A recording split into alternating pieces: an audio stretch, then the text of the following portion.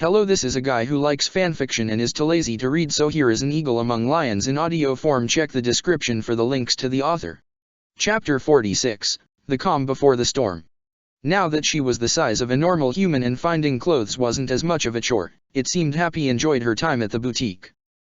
Or, at least, she certainly seemed to be enjoying having Hilda and Dorothea guide her through a wide array of dresses and accessories more than Ingrid would have. Ingrid stood by, eyeing the boutique's wares with faint unease, as Happy tried on outfit after outfit. At least Ingrid was in good company, though. Leonie was just as out of her element here, surrounded by frills and laces and voluminous petticoats and layered skirts. "I can't believe Happy's enjoying herself," she commented to Ingrid and Edelgard. "It's a novelty for her," Edelgard explained. The first time she'd ever seen Happy, she certainly hadn't been wearing the finery one might expect a noblewoman's daughter to wear. Cornelia had possessed no interest whatsoever in making her look as though she fit in with high society. Since Cornelia took her in, she's been trapped on the periphery of noble society, surrounded by its decadence yet forbidden to taste its fruits. Leonie squinted at her. "How much did you have to drink this morning?" Edelgard watched Happy show off a lovely dark green dress that perfectly matched the olive tone of her skin and the brilliant red of her hair. "That looks wonderful on you, Happy," she said.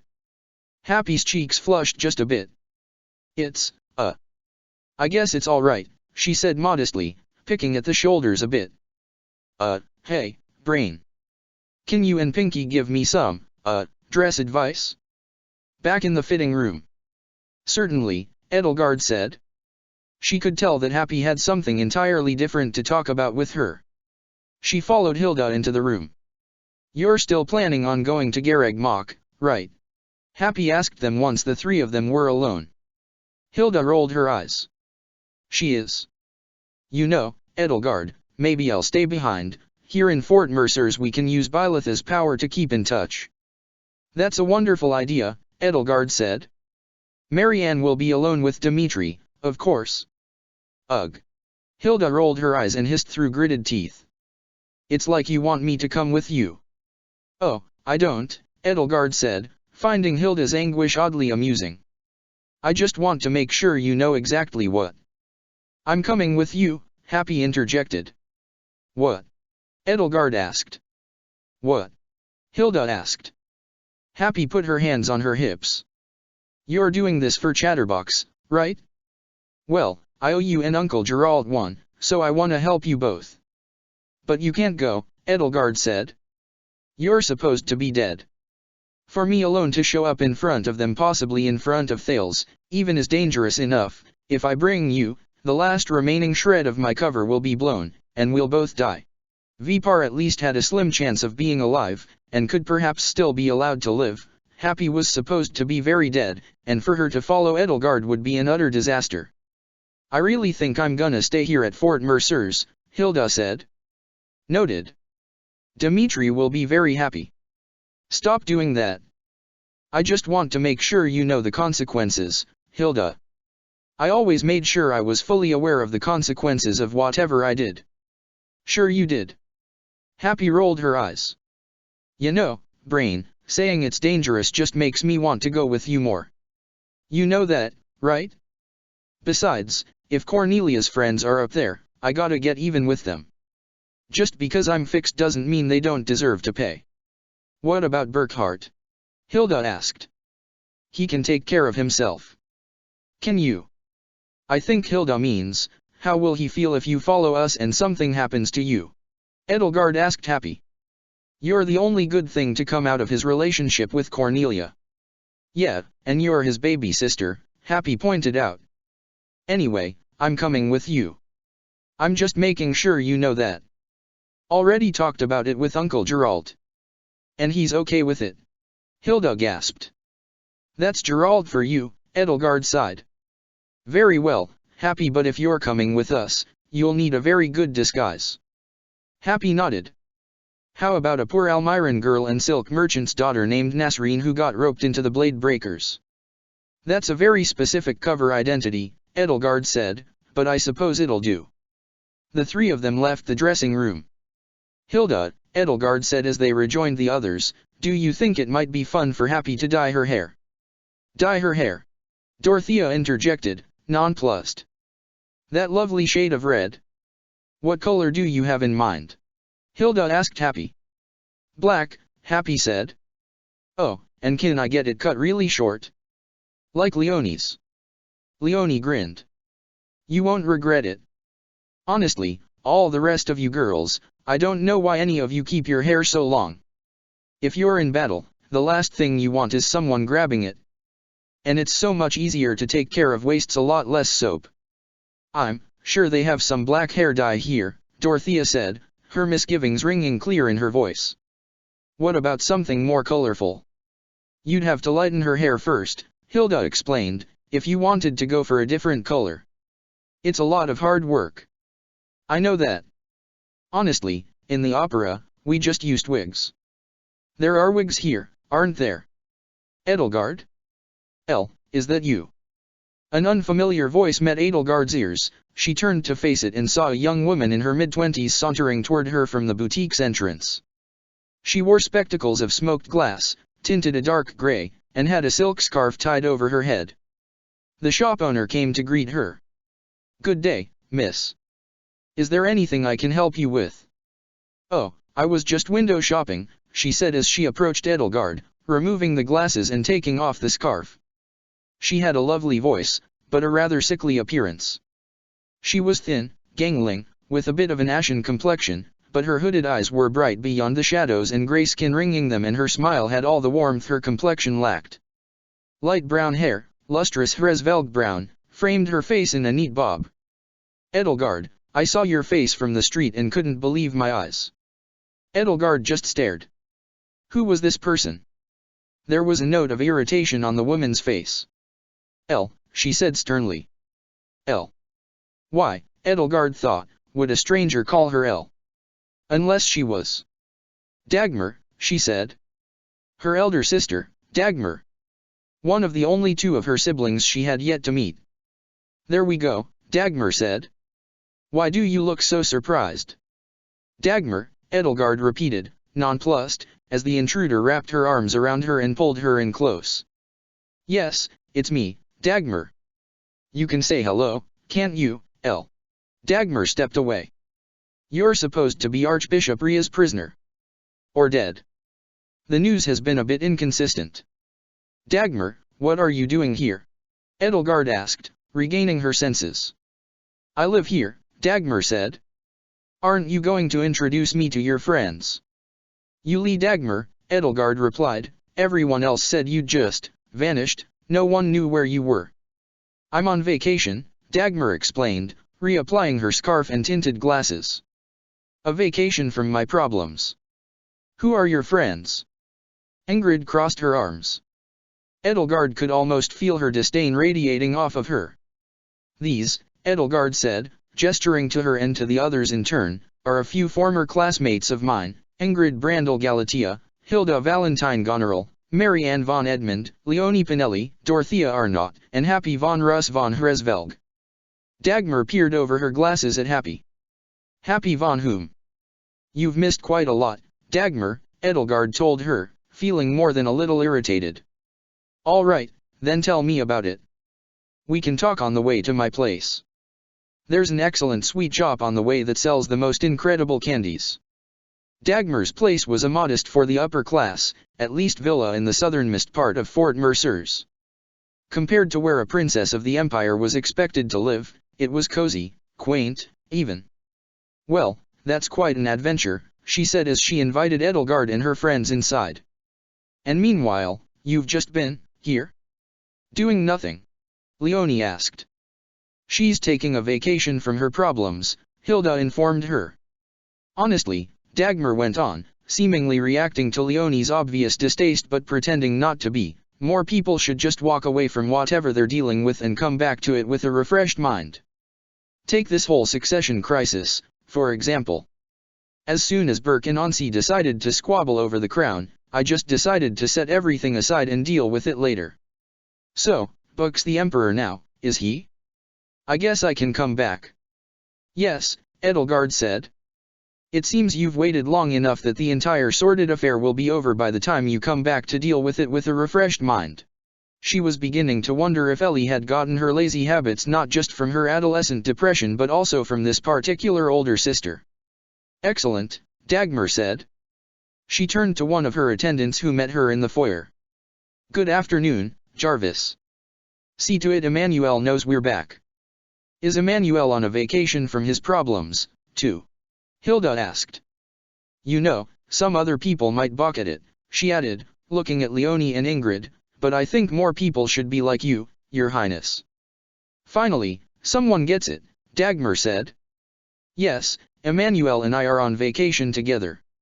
It was his idea, actually. When the news reached us, he and I were working so hard to look good in front of Count Bergliez, you know. Justine was gunning for the same position and we decided, no. We weren't going to waste our energy dealing with family squabbles. We would stay above it all. We would abide." "Abide," Ingrid repeated skeptically. A man entered the foyer. As nicely as he dressed, his fashion sense was also remarkably modest. It was utterly indistinguishable from the average man who lived in the city, a far cry from what a wealthier person would wear, or would expect their servants to wear. He had a scraggly beard and scraggly brown hair, though, that instantly made his clothes look shabbier by association than they were. He was also very tall. "Hey, Elle," he said with a casual wave of his hand. "Daggy." Once again, Edelgard was dumbfounded. "Emmanuel. What's up, Elle? Everyone says you're dead or a prisoner. There's a nice song going around about you." "I am neither. Everyone says you've been missing," she answered him. "Instead, you've been here, abiding." "Yeah, abiding," he said. "You know, just as one does." He looked to her friends. "Oh, are these your friends from the academy? Thought they shut that place down." "They did, actually," Hilda said, "sort of. That's why we're here." "Dag, you didn't tell me you were bringing guests over," Emmanuel loudly whispered to Dagmar. "All right, you girls go wait in the parlor, I'll have some tea made." "Or what about coffee? Any of you into coffee?" "Well, Edie," Dorothea sniffed after Dagmar ushered them all into the parlor and went to join her brother, "I'm beginning to see where you got your lazy attitude from." Edelgard shrugged and sat on the sofa next to Ingrid. Soon afterward, Emmanuel and Dagmar returned and they were all served tea. Edelgard shouldn't have been surprised that they'd made bergamot tea, her favorite, but somehow, it did. She didn't have many memories of those two. What she did have, though, were very vague memories of their deaths. Dagmar had been the most fragile and sickly of them all, and yet somehow had not been the first to die. She'd always been praying. Fever had killed her. As for Emmanuel, he'd always screamed the loudest, and one day the screams had just gotten quieter and quieter until they had stopped. "So," Emmanuel said, "you girls like the rug? Really ties the room together, huh?" Everyone looked down at the rug. It was a nice rug, Edelgard supposed. Nothing special. "So," Ingrid said, clearing her throat. "Prince Emmanuel, Princess Dagmar says you're taking a vacation from your problems." "Yup." He cracked his knuckles. "Oh, and don't bother with the prince thing. I'm just a guy for now. Actually, it's sort of a working vacation." "A working vacation?" "Yeah. Most days I go out and, mingle a bit, see if there are odd jobs that need doing here and there, just get to know people outside of Empire stuff, come to understand people not as commoners and nobles but as people." Emmanuel sighed. "Because you get it, Elle, right?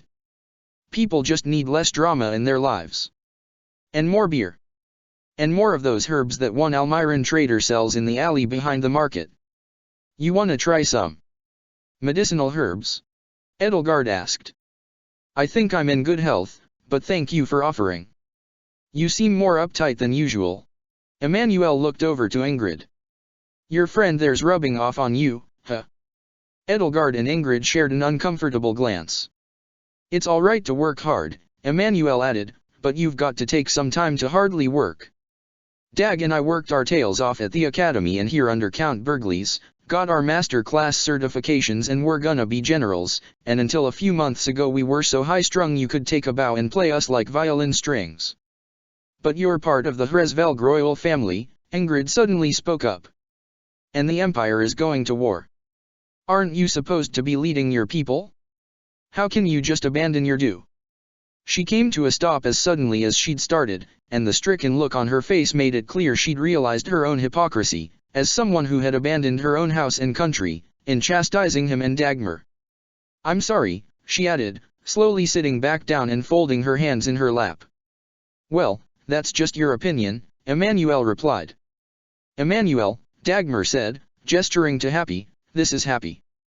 She's Buck's adopted daughter. We've got a niece. We do. Emmanuel's eyes lit up. Hey there, Hap. So, how'd you end up getting adopted by someone like Burke? Happy told them. Dagmar and Emmanuel listened in rapt silence, their jaws hanging slack. Fuck, Emmanuel said. Don't tell Justine I swore, he told Dagmar. You want, how'd you say Cornelia died, again? Ingrid blew her up, Happy said. What, with a fire spell or something? You know magic, Ingrid. Ingrid shook her head. No, it was some kind of clay of some sort. You'll have to ask Edelgard. I think it was Almiran technology, Edelgard hastily lied. Something like that, black powder I hear they use. Emmanuel nodded. Huh. So you were a cat for a while, Hap?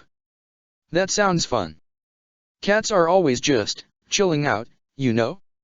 They're living their lives and don't care what anyone else thinks. It had its perks, I guess, Happy said with a shrug. Dagmar leaped out of her chair, her teacup rattling precariously. That reminds me, she cried out, hastily steadying herself. Emmanuel, don't you have something for Elle? Oh, yeah, right. Emmanuel set down his tea and stood up. Elle, I've got something for you. Come with me. Edelgard followed him out of the parlor, upstairs, and to his bedroom, where he brought her to his writing desk. Emmanuel's room was a testament to his hard-working, pre-vacation self. The slim, curved single-edged blades of a mortal savant were mounted along the wall in addition to pieces of ornate Strangish armor. An assassin's daggers rested on a bookshelf along with rows of well-read and dojarred black and dark magic tomes and tactical treatises. Papers were piled atop his writing desk in a haphazard heap, but among those papers was something that made Edelgard's blood run cold.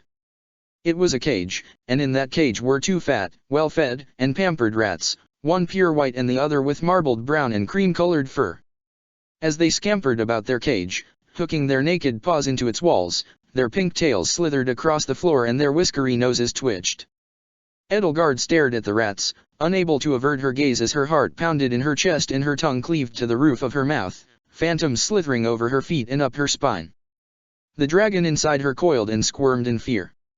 You were so upset about leaving poor Lycian behind, so I took him with me after you left. I figured he was getting on in years, and I was worried he might, well, you know, before you came back, so I went and got a second little mouse to keep him company, kinda like a little brother. So, what do you want to name him? Much to her embarrassment, Edelgard fainted.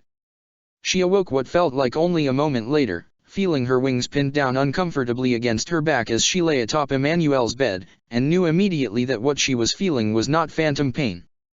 Emmanuel stared at her, bemused. Weird, he said, surprisingly casually.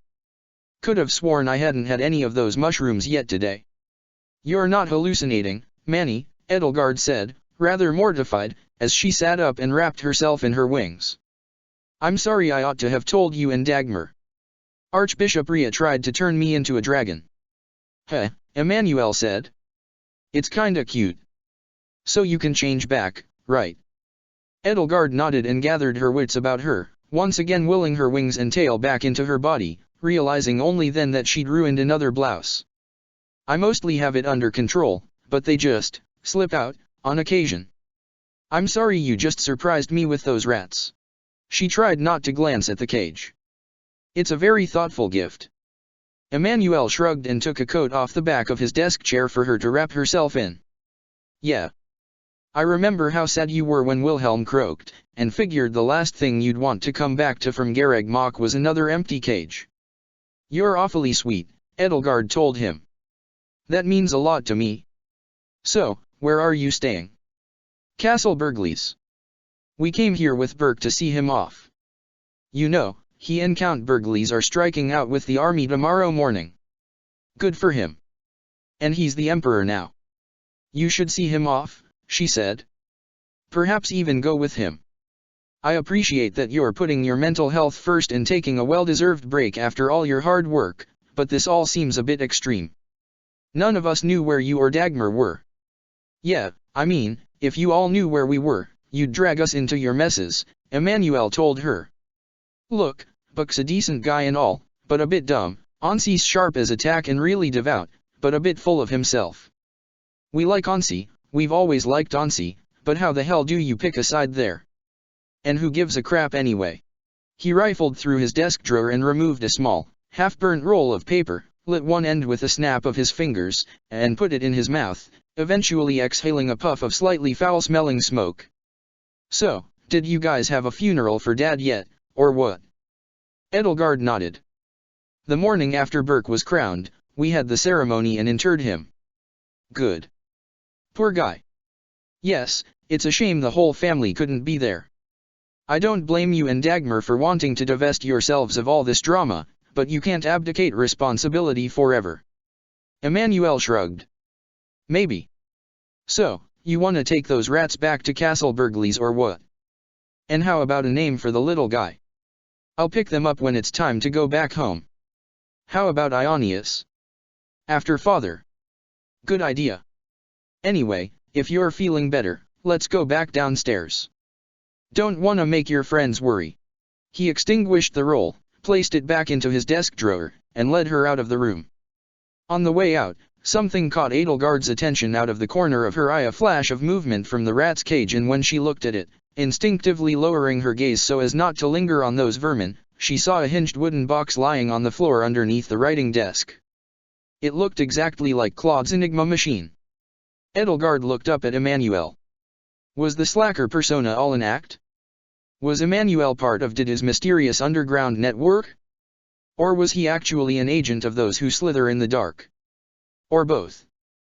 The idea that this man, her elder brother Emmanuel, might be a replicant in disguise and she, with no knowledge of how he was supposed to act, would have no way of knowing filled her with such a sudden and severe sense of nausea and revulsion that the dragon inside of her almost leaped all the way out this time, if not for her self-control forcing it back down before so much as a feather could break free of her skin.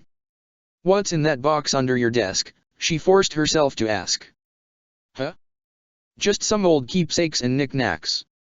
I've seen a box like it before. Its contents were, she braced herself.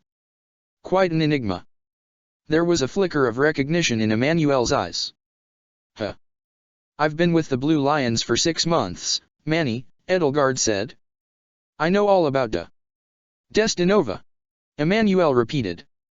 Edelgard supposed she shouldn't be shocked that a commoner from Dusker was not the public face of his network's leadership. So this Destinova persona, whoever he was, filled that role as well? Yes, she lied. Dimitri's been in contact with him as well. But he always kept the details vague. What is it, exactly, that you do? Emmanuel patted her on the head. First rule about secret societies, you don't talk about secret societies. We just, do things for people here and there. It's kinda like, there's the church, but there's a second, smaller church inside the church, like one of those nesting dolls. But I'm probably saying too much. Edelgard was a bit taken back. Emmanuel seemed rather genuine, though, of course, it could all be an act. She decided to probe just a bit further. Does the name Men in Black mean anything to you? No. Why? What does it mean to you? Nothing, Manny. He was just going to keep stonewalling her, she could tell. Could you not tell your second, smaller church friends about my little condition? Why, is it embarrassing? Yes. He shrugged. Sure. So, do you want to stay for supper? We were gonna keep it simple and just have some sandwiches, maybe play a bit of cribbage or pinochle. Actually, she said, thank you for your hospitality, but I think it's time for my friends and me to leave. He pursed his lips thoughtfully. Is it a dragon thing? Yes, she said. It's, a dragon thing. I'm sorry. Perhaps I'll stop by again tomorrow when I'm feeling less, beastly. All right. He patted her on the back. Don't be a stranger. She and her friends left the villa that afternoon, and all the way back to Castle Burgleys, Edelgard ruminated on the possibility that in a best-case scenario Dido, and in a worst-case scenario Thales, would soon know definitively that she and Happy were both still very much alive. With time quickly running out before she would have to leave, Edelgard sat at the writing desk in her bedroom as the sun descended to the horizon, racking her brain for the right words as she tapped her quill pen absent-mindedly against a blank sheet of paper. Finally, she dipped the nib into her inkwell and put pen to paper. Dearest Ferdinand, Joachim, et al. By the time you receive this letter, I will have already left Fort Mercers. I am on my way to Garreg Mach. I am aware that doing so may be dangerous, but it is something I must do, for my own sake and for that of my friends in Faergus. We have all known the Officers' Academy at Garreg Mach well, some of us more well than others. We have all witnessed in our own times there how the Church of Ceros enforces its authority across Fodlan by the blade of a sword. We have all been made to watch those who oppose the Church suffer either by the hand of its elite knights or by our own. This past year alone, my friends in the Blue Lions were forced to assist the Knights of Ceros in murdering their own countrymen, all to teach them that the Church of Ceros is unassailable. Put simply, I believe in His Majesty King Dimitri's manifesto. The Church of Ceros is an anti-human organization that must be opposed. I also know the dangers of such opposition. My friends, the people I have fought with, laughed, cried, and mourned with are taking the greatest risk of our age, and I must see them off. When Archbishop Rhea captured me and subjected me to her nightmarish experiments, I was robbed of a chance to say a proper goodbye to all of the wonderful and close friends I have made among the Blue Lions. It is a matter of duty that I find my own opportunity, on my terms and mine alone, to set that right. You may think I am abandoning my family, but nothing could be further from the truth. On the contrary, I am doing this for family's sake. When my mother was exiled 10 years ago, she secretly wed the then King of Faergus, making Dimitri my half-brother by marriage on my mother's side. I have an ethical duty as his sister to see him one more time, knowing as he embarks on this most perilous of ventures that it may be my last chance. Goodbye, all of you. I promise to take good care of myself. I promise that I will return promptly and in one piece. Please do not follow me. I ask you instead to have faith in me and patiently await my return. Edelgard von Hresvelg. By the time Edelgard was done writing, the sky had begun to darken outside her window and her desk was covered in crumpled balls of failed drafts. At last, though, she was satisfied, and set aside the pen and inkwell, leaving the note on the desk where it could easily be found. With dusk quickly darkening into night, it was nearly time for her, Ingrid, Happy, Hilda, and Marianne to rendezvous with Geralt and Leonie. All the preparations were complete. She had everything she needed, and so she left her room, intent on never returning. As she traversed Castle Burgleys halls, she found Dorothea chatting animatedly outside her bedroom door with Joachim in her usual flirtatious way. The two of them stopped as they caught sight of her passing by. "Hey there, Elle," Joachim said. "Is something wrong?" "I suppose I'm worried about Burke and the others," she said. "But no, aside from that, I'm fine.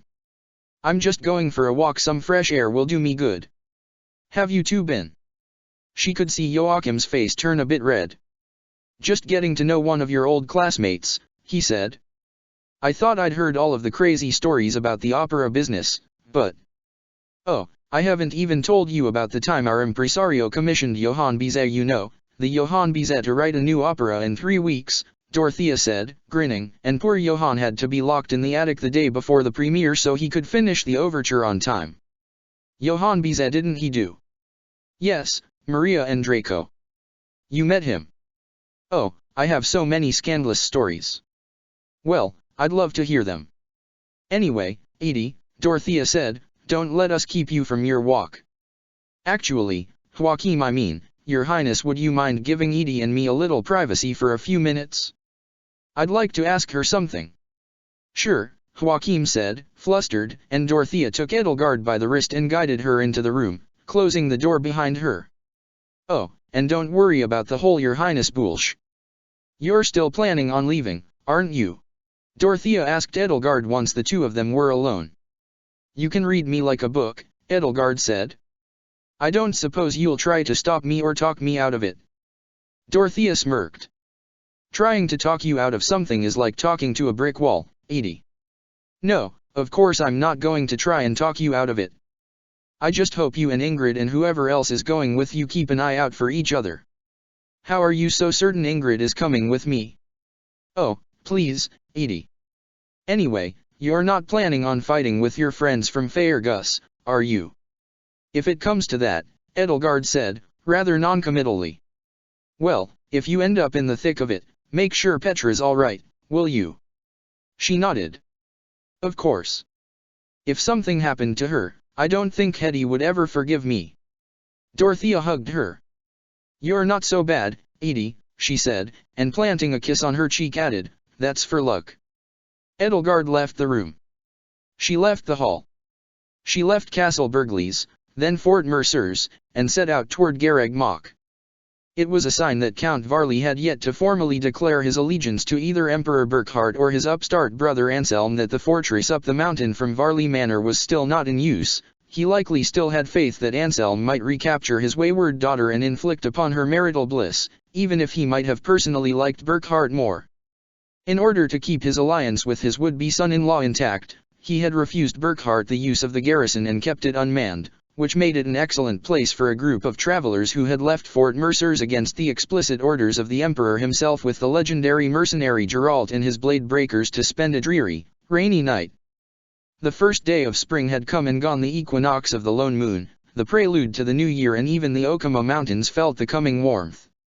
A soft yet persistent rain fell from the black sky, a misty curtain like the billowing spray from the base of a waterfall that made the air itself so saturated it felt as though it were part ocean. The fortress keep, fortunately, offered ample shelter from the rain. Edelgard still had trouble sleeping. Her anxieties continued to haunt her dreams, and to make matters worse, this kind of rain stirred in a dark corner of her mind the nonsensical, primitive fear that she might find herself drowning on dry land. She took her leave of the others as they slept and, passing by the big bay window which overlooked the fortress grounds on her way upstairs where she could be alone with her thoughts, noticed that the rain had abated, filling the air with the rich and distinct earthy scent of petrichor. Now only cool and fresh air slipped through the keep's airy windows, brisk and invigorating, and so Edelgard could avail herself of the refreshing breeze by perching on the stone windowsill. She kept a small flame in her cupped hands, a single candle light to guide her way and to focus her thoughts. She wasn't alone for long before Geralt came up the stairs, the contours of his stony face lit fleetingly by the candlelight. "Hey, kid," he said. She gave him a polite nod. "Good evening, Dad." "A bit awkward, but you're getting the hang of it." He sat next to her on the ledge. "Can't sleep either, huh?" Edelgard shook her head. "I've got a lot on my mind." "Yeah. I bet you do. It's been, what, 6 months for you now?" She nodded. "I told you 4 months was the worst, but 6 months in wasn't much better," Geralt muttered grimly. "You must be worried about Byleth." "Of course I am. And if you're right. Damn. 5 whole years, huh?" "Yes. And you never lost faith?" "Not in front of my friends, no." Edelgard sighed. "Knowing what I know now, though, I should count my blessings she was only asleep for 5 years and not 5 centuries." "I bet she does, too," Geralt said. "It's Byleth on your mind, too, huh? Or is it Ingrid?" Struck dumb, she quietly opened her mouth as though waiting for it to respond on her behalf. "Ingrid, huh?" he asked. "I can be worried about both of them." "Yeah, I know. So what's the deal with her?" "She's a good, strong young lady, fights well, takes care of herself," he shrugged. "Straight as a lance." "I know," Edelgard said defensively. "I just worry about her. I worry I'm too close to her. This past month, she's had so much taken from her. The more she loses, the more she turns to me for comfort, and I'm not going to be here forever. What's going to happen when I tell her the truth? She's lived these past few months surrounded by people she trusted, keeping horrible secrets: Dimitri, the Hurricane King, Mercedes, the Death Knight, Glenn, Cronia. Her father is dead, she's buried her fiancé twice now, she's left all of her other friends behind. You came to this world by accident, Gerald summed up, and got caught up in all its madness by accident. What else is there to say? It isn't like you meant for any of this to happen. That she'll never see me again, she said. That I'll never see her again. He was silent for a while. You've really fallen for her, huh? She shook her head. No. No, I haven't. I can't. I shouldn't. There's nothing to be gained from it. And she's straight. Yes. Of course. Edelgard felt her heart leap into her throat. No, I don't feel that way about Ingrid at all. There was a skeptical narrowing of Gerald's eyes that made it clear he'd picked up on the subtle quaver of her voice. I wouldn't dream of being unfaithful to Byleth, she defensively added, feeling pierced by his gaze. Hey, look, kid. People can't control how they feel. No one's ever made me feel like Citri did, but that's got everything to do with me. I mean, your old man had all those wives. What, 10 of 'em? One wife, Edelgard corrected. 8 consorts. Burkhard and Gerland, as well as Joachim and Heidi Marie, were fraternal twins. Emperors don't marry for love, anyway. You said your old man met your mom at the Goddess Tower. Yes, after he'd already married for political reasons and taken 5 other consorts. You think he loved her? Yes, I believe it. I don't have much evidence to go on, but I believe it. What about the others? I don't know. Each consort he took was a quid pro quo between him and a noble house. Even my mother was given to him in exchange for House Arundel's favor, for as long as that lasted. And the big-shot nobles still tried to overthrow him, after all that favor he curried, Gerald muttered. Sorry for speaking ill of the dead, kid, but it doesn't sound like your old man was all that good at his job. I'll overlook your lese majeste this one time, but no further, Edelgard said, trying to keep her tone light enough that he'd know she was joking. And your big brother said he loved those 3 girls he took on. What's their faces? Constance, Monica, Althea. Well, he was drunk. Which means it was even more likely he was telling the truth, huh? You understand that if I had sincere and earnest romantic feelings for Ingrid, she said, growing frustrated with Gerald's roundabout questioning, that would only make things worse, right? Yeah. Gerald shrugged. Every time Ingrid draws close to me, every time she bares her heart to me about everything she's lost, I become more certain that when she learns the truth, when I find a way back home, I'll be tearing away the last pillar of support she has left. And, if I did indeed feel that way, then I would go back to Byleth, knowing I've broken the heart of a woman I loved to do so. So you do love her? No. You said? Hypothetically. Gerald thought for a moment. So, kid, if you don't mind me asking, what do you like about Byleth? Edelgard nearly laughed. What do I like about her? Yeah. Let me know what I've got to be proud of, in case there's anything I don't know. At first, Byleth's eyes came to mind, those beautiful, piercing, steely blue eyes, followed closely by tempestuous sea of her hair as it tumbled down to her shoulders, the soft pillow of her bosom and the curve of her thighs, the warmth of her lips, and of course the sonorous rhythm of her hard-won heartbeat. None of which, of course, she felt comfortable expounding to Byleth's own father about. She collected her thoughts. Because we're the same, deep down. The 2 of us lived in human lives, the Ashen Demon and the Flame Emperor, and were nothing more than vessels for another's will. We fought together to impose our own meanings upon our lives and to make a world where our choices mattered. She was the one who made my heart feel something for the first time in 5 years, and she stood by me no matter what happened, no matter what threatened to come between us. No matter how loathsome I felt or the depths to which I had sunk, she stayed with me. She believed in a better me than I thought was possible, and so I believed in her. I wanted to help her be what I was certain I could not be. We lifted each other up. We became the flames in each other's darkness, and burned for each other, and now she shines upon my life, just as we work to be the light which shines over FO. Did you really call yourself the Flame Emperor? Gerald, this probing is unnecessary, Edelgard said, realizing she'd never talked about that part of her life to him before. I'm your dad, I gotta do it. So, this Flame Emperor was someone else's tool, just like how Rhea wanted to use my kid? Kinda like the Hurricane King. She nodded. And Ingrid hates the Hurricane King. She nodded again. Just hates the shit out of him. Totally, utterly, completely loathes him. It was much harder for her to nod to that, but she did it. So that's what's bothering you? Yes, she answered huskily. Well, Geralt said, I bet there's an Ingrid in your world, too, who's totally fine with. He trailed off as he watched her face react to that statement. Sethleen's tits. What happened? Edelgard collected herself, though she had to admit it was much harder to hear that curse without feeling nauseous now that she knew who Saint Sethleen really was. We weren't friends to begin with. We hardly knew each other at the academy, we never really talked nothing further than an occasional exchange of pleasantries, at least. When the war started, we were on opposite sides. When we met in battle, we met as all we had ever been, strangers. She fell silent. You cut her down, Geralt finished. Yes. That's rough, buddy. It meant nothing to me until I came here, she said. And now it means everything. Ingrid needs me. But the truth will destroy her. And you need her, too, huh? Well. Are you worried that when you go back to your own world, you'll miss her too much? That it'll get in the way of what you've got with Bai. I already miss her, Edelgard said, pressing one hand to her heart to ease its sudden ache. But I digress.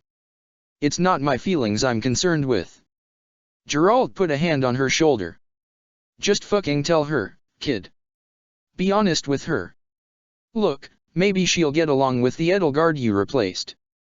Hell, maybe she'll like her better than you. But don't surprise her with it when you find the way back home. I know. But I don't know how. Well, you can start with the words, I'm a time traveler from a different world who took this world's Edelgard's place, and see where things go from there. Suddenly falling silent, he glanced down the staircase. When Edelgard followed his gaze, she found Happy looking up at both of them. It's all right, Happy said, ascending the staircase. She sat next to Edelgard on the sill. Brain told me her whole deal, too. Geralt laughed and slapped Edelgard on the back. Saint fucking Sickle, kid, who's next? Are you gonna tell everyone except Ingrid? Edelgard felt her face turn red. So, what's eating you, Happy? He asked. Happy yawned and scratched at her head, her fingers brushing through her dramatically shortened and darkened hair. Dunno. Just can't sleep all that well. I guess I've spent so long expecting bad things to happen to people who are nice to me that I'm just stuck waiting for the other shoe to drop, all the time. Are you worried about Burke? Edelgard asked. Or myself? Yeah, both, I guess. Your family's been so nice to me that I guess I'm just scared fate's painted a huge target on all your backs. And now we're all walking right into an archery range. There is no fate, Happy, Edelgard said, taking her hand, but what we make for ourselves. Thanks, whatever that means, Happy said, patting her hand. So what's this about Ingrid? Edelgard's fallen for her, Geralt said before Edelgard could answer on her own behalf. She laughed. Tell me something everybody doesn't know. Edelgard could feel her cheeks turn redder. Everybody. I guarantee you if we asked everyone you know, they'd all say that you've got the hots for her. She sighed, frustrated. Oh, all right, then. Yes, I have.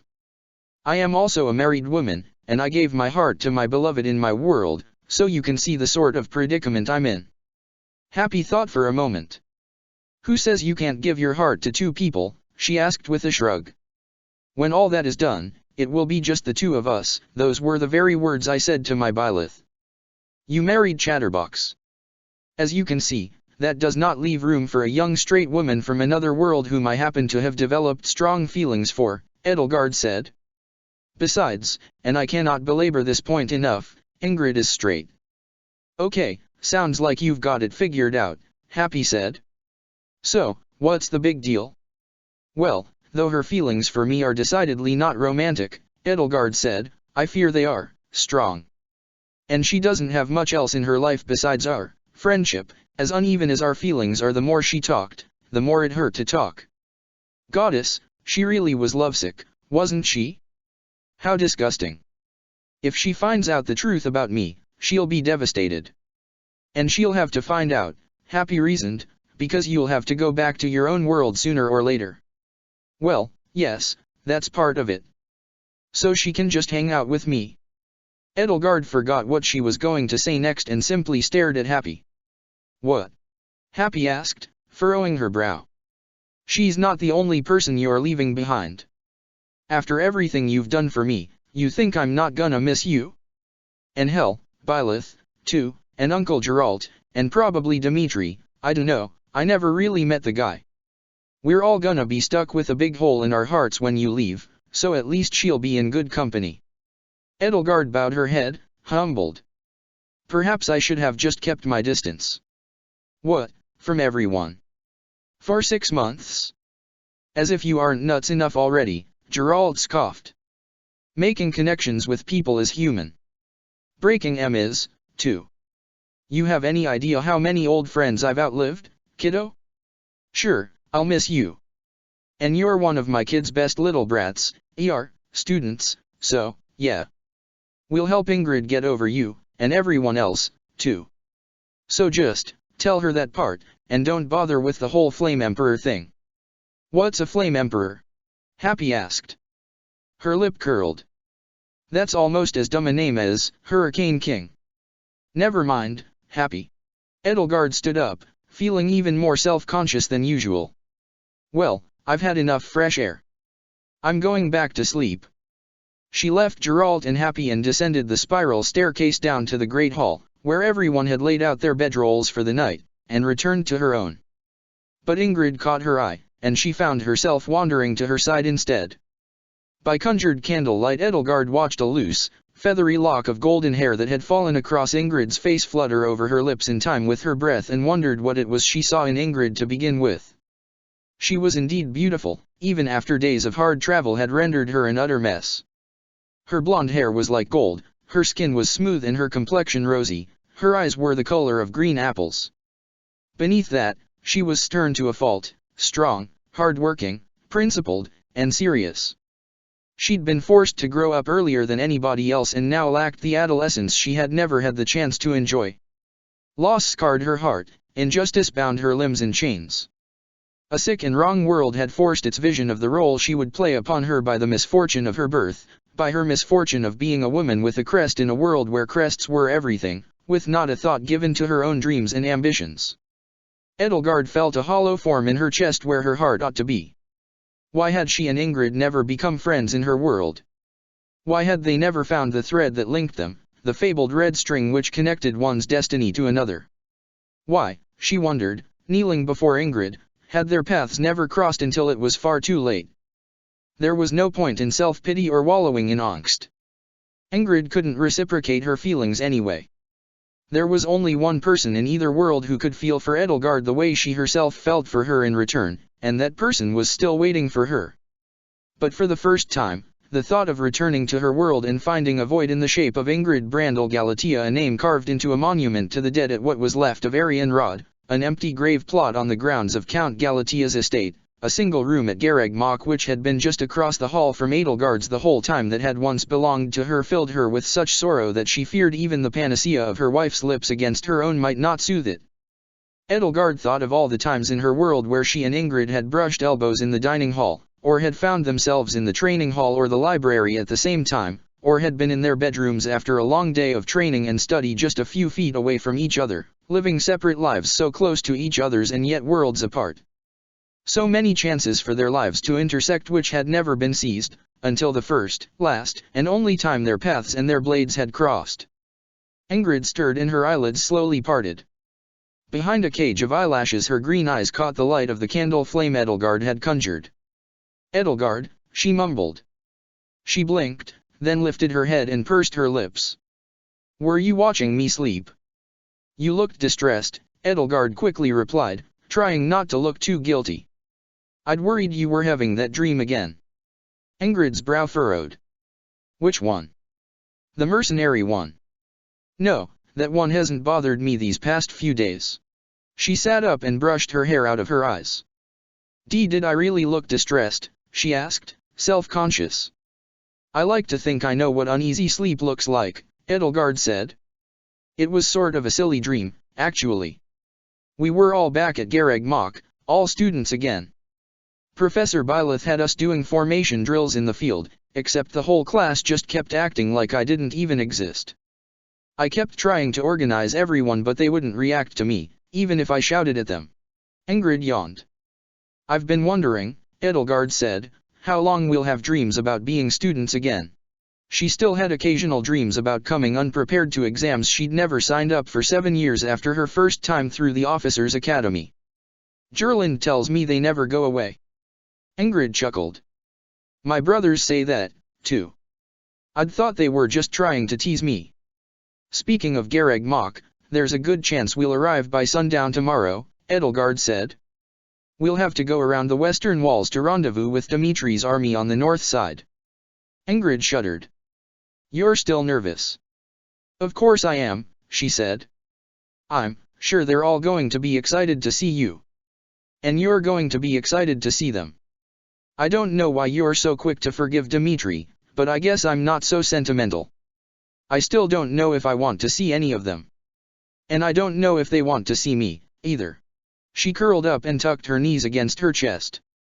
Do you trust me? Edelgard asked her, knowing full well that she shouldn't. Ingrid nodded. I suppose, she said. But also, if you're wrong, you'll need someone to protect you. Edelgard knew she had a point. After all, Didu had tried to have her assassinated. Who knew how he would react to her return? You're worried, too, aren't you? Ingrid asked her. You've been strange these past few days. I suppose I am. Is there a part of you that's afraid of the Hurricane King? That his madness might have passed on to our friends? No, Edelgard said with a stern shake of her head. I believe that if anyone can keep the light in Dimitri's soul alive, it's our professor. As long as Byleth is with him, I can have faith that he's put that wickedness behind him.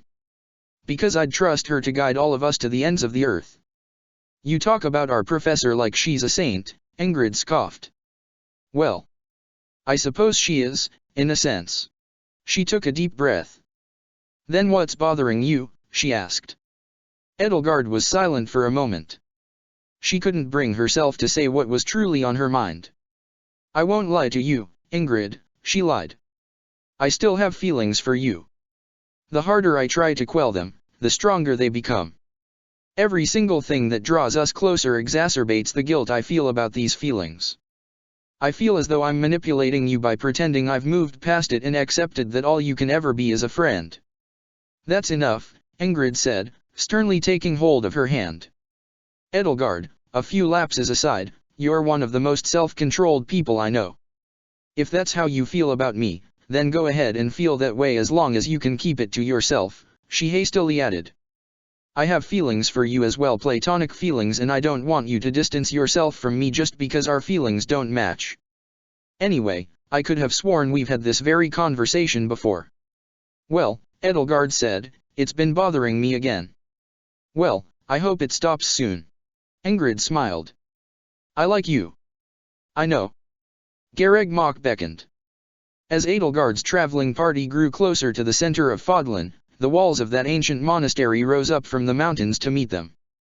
The sight of Garreg Mach no longer seemed so welcoming, now its spires and crenellations seemed to bristle like the spines of an angry hedgehog, and the Pegasi and wyverns circling its tallest towers even at a distance proved a much more menacing sight than usual.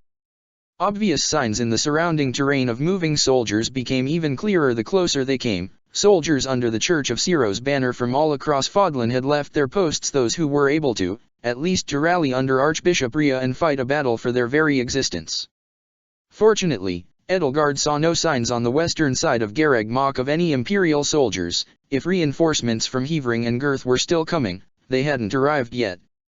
It took another day of travel to reach the monastery. While remaining a healthy distance away from it, the monastery and the town in its orbit were both teeming with soldiers, and another day to travel around it to reach its northern side, where Dimitri's army would be approaching from. In what was either a bold statement of confidence or of hubris, the northward path which snaked into the Okama Mountains from Magdridway and Gaspard territory, the road Lonato had once aimed to take his own army down in his ill-fated insurrection against the church, was Dimitri's road to conquest. "I don't know why I agreed to come with you," Hilda moaned quietly as she and the others tramped as quietly as they could through the forest in the dim and cold light of the early dawn, all disguised as members of Geralt's Blade Breakers. "We've gone around in one big circle. I gave you the choice to remain behind in Inver," Edelgard reminded her. "Do remember that you chose not to choose it." Happy hissed at them.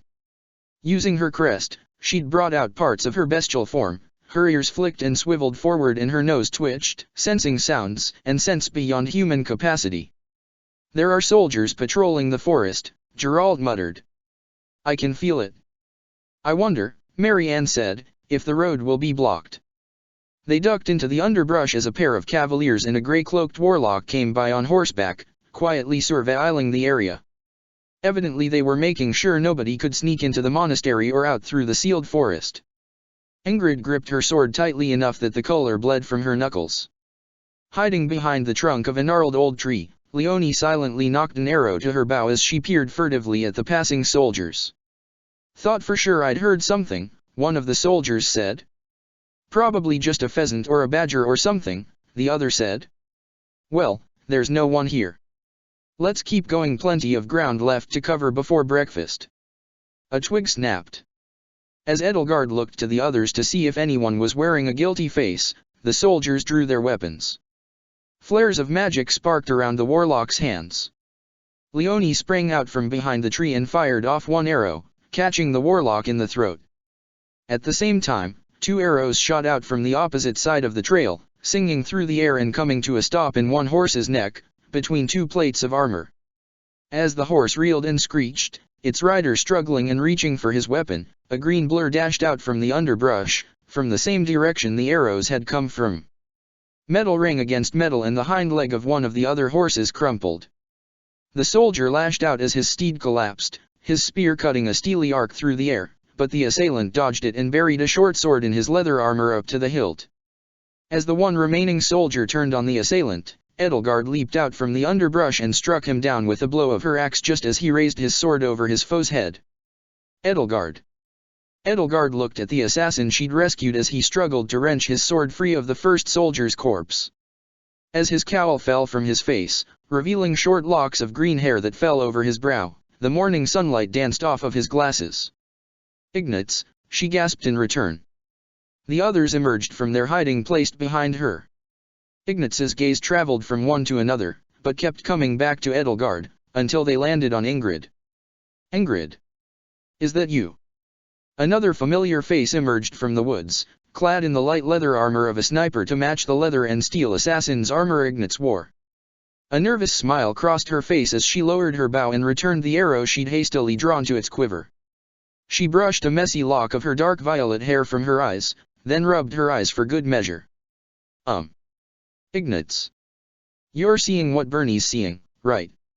Ignatz nodded as he wiped the blood staining his blade onto the grass. "You're here. And Leonie, too, Hilda, Marianne, where've you been?" "Around," Hilda sighed. "I'm assuming you're here on King Dimitri's orders?" Geralt asked. "How about my girl? Is Byleth around?" "Professor?" "Why yes, of course, Captain Geralt. We're all camped out just about an hour's walk northwest of here, down the road. I still can't believe it." Edelgard. "Ingrid. You two won't believe how excited everyone's going to be to see you two again. We've all been so worried." Ingrid looked taken aback. "Worried? Ignatz?" Bernadetta asked, glancing pointedly to the felled warlock. "Oh, right," he said, dropping to his knees beside the fallen foe and rifling through his robes. "It's gotta be here somewhere." "What are you doing?" Ingrid asked, her lip curling as she watched one of her former classmates loot a dead body. "Claude and Albus planted some sensitive information on the church's mage corps' positions on him," Ignatz said. There was a fraught look on his face as he did the grim deed, perhaps it was the first time he'd slain a soldier in wartime. "Bernie and I have been tracking him to steal it back." That sounds pretty convoluted, Hilda said. Couldn't they just use an owl? Bernadetta vehemently shook her head. We've been trading encoded messages by owl, but if they sent the plans, too, and the church intercepted it, Albus would get in so much trouble, and Claude, too, she added, glancing nervously at the former Golden Deer students. Got it, Ignatz said, removing a parchment scroll from the warlock's satchel and stuffing it under his cloak. Let's get back to the camp before any more soldiers show up. Good idea, Ignatz, Leonie said. We can talk later, once we're safe. There's just one thing I'd like to know before we go, Edelgard said. Ignatz, Bernadetta, do either of you know Lord Frildarius' whereabouts? Rodrigue. Ignatz thought for a moment. Honestly, we haven't seen much of him. Dimitri, His Majesty's been having him speak to members of the Alliance Round Table to bring them over to our side. Actually, Hilda, he's been spending a lot of time in Goneril territory. I thought you might have heard something about it from your parents or Holst. Hilda looked vaguely disgusted for a moment and tried to hide it. She muttered. Edelgard recalled that the southernmost point of Goneril territory, where it bordered Hrym, was directly adjacent to the entrance to Shamhala and contained a direct route to it. It was simply prudent to have House Goneril on friendly terms. He's not here with the rest of the army, then, she asked, just for confirmation. He's supposed to arrive tomorrow, Bernadetta said. I think. Edelgard was relieved. At least she wasn't walking headlong into Thal's grasp. All she would have to contend with was Didu, and she would have to contend with him in front of Dimitri, Byleth, and everybody else. Well, the sooner the better, she lied. I can't wait to meet him. Have either of you heard anything from the Empire? Well, they're gathering on the east side, Bernadetta said. Prince, or, Emperor B. His Majesty wants to meet with His Majesty tonight to coordinate. Oh, and we got his message that you were safe at Fort Mercers. So, what are you doing here, Your Highness? If you don't mind me asking. You do mind, don't you? And never mind, then. Don't worry, Bernadetta, Edelgard assured her. Technically, I'm not supposed to be here at all. But I have a very urgent and important message for our professor, and I couldn't risk sending it in a letter or by courier. Speaking of, we should get going. Following Ignatz and Bernadetta's lead, the Blade Breakers moved swiftly through the forest, and eventually they found themselves in front of Faerghus' army. In the distance, masses of soldiers, infantrymen, cavalry, pegasi, and wyverns, mages and warlocks were gathered, stretching onward down the road and across the rugged moorland and fields of heather of the Okama Mountains' northern slopes for what seemed at first glance like infinity. As far away as they were, they still appeared as a sea of blue against the heath, massed around a city of tents and clustered around dozens upon dozens of cerulean banners emblazoned with the kingdom of Faerghus' coat of arms. Edelgard had grown accustomed to the sight of such massive armies.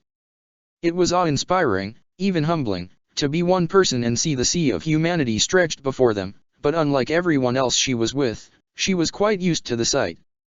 Faerghus' forces were indeed small, perhaps only a little more than half the size of the army Edelgard had once brought against Garreg Mach in her own world, but to be one person standing in front of them made them seem infinite and insurmountable. Ingrid quietly forced down a lump in her throat. The others are all down there, then, she asked, her voice small.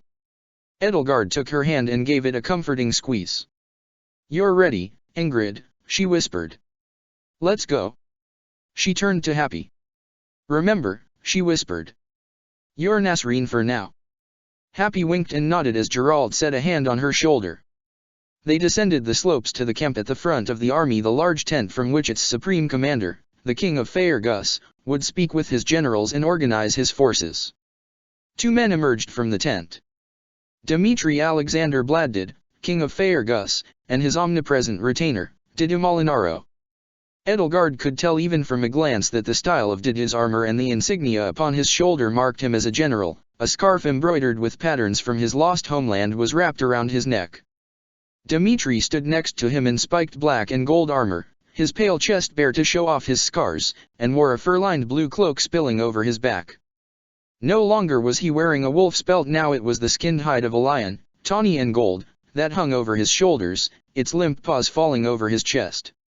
He grasped in one hand the hero's relic Eredbar, just as he once had at his coronation. He simply stared at them for a long while. His hand fell slack and Eredbar fell from it to the ground as he took slow, halting, hesitant steps toward them. His gaze was fixed on Edelgard, especially, but drifted between her and Ingrid. Ingrid, he gasped. For a moment, he seemed utterly lost, looking for all the world like a child who'd tried to dress up in his father's clothes and didn't know what to do with himself next. Do you really stand before me here, or is this but a trick of my senses? Edelgard stepped forward. Seeing him, she couldn't help but smile. I promise, she said, that I am not some fragment of an underdone potato. He drew even closer and rested a hand as gently as he could against her cheek. His blue eyes shimmered as a weary, worn smile grew upon his face. As he came closer to her, Edelgard could see faint ragged scars crossing his cheeks and brow, long since healed ghostly claw marks barely shimmering almost silvery against pale skin. It's really you, he cried out, and he threw his arms around her and held her to his chest, pressing her cheek against his chest as he wrapped her in his fur cloak. It's really you, El. And Ingrid, you. He reached out to her, she flinched, and he slowly withdrew his hand. I thought for sure, he said, that you had defected to the church. On the contrary, she infiltrated the Knights of Syros to rescue me, Edelgard told him. Ingrid hastily looked to the others. Well, Geralt, Leonie, Hilda, and they put the plan together. I only did my part.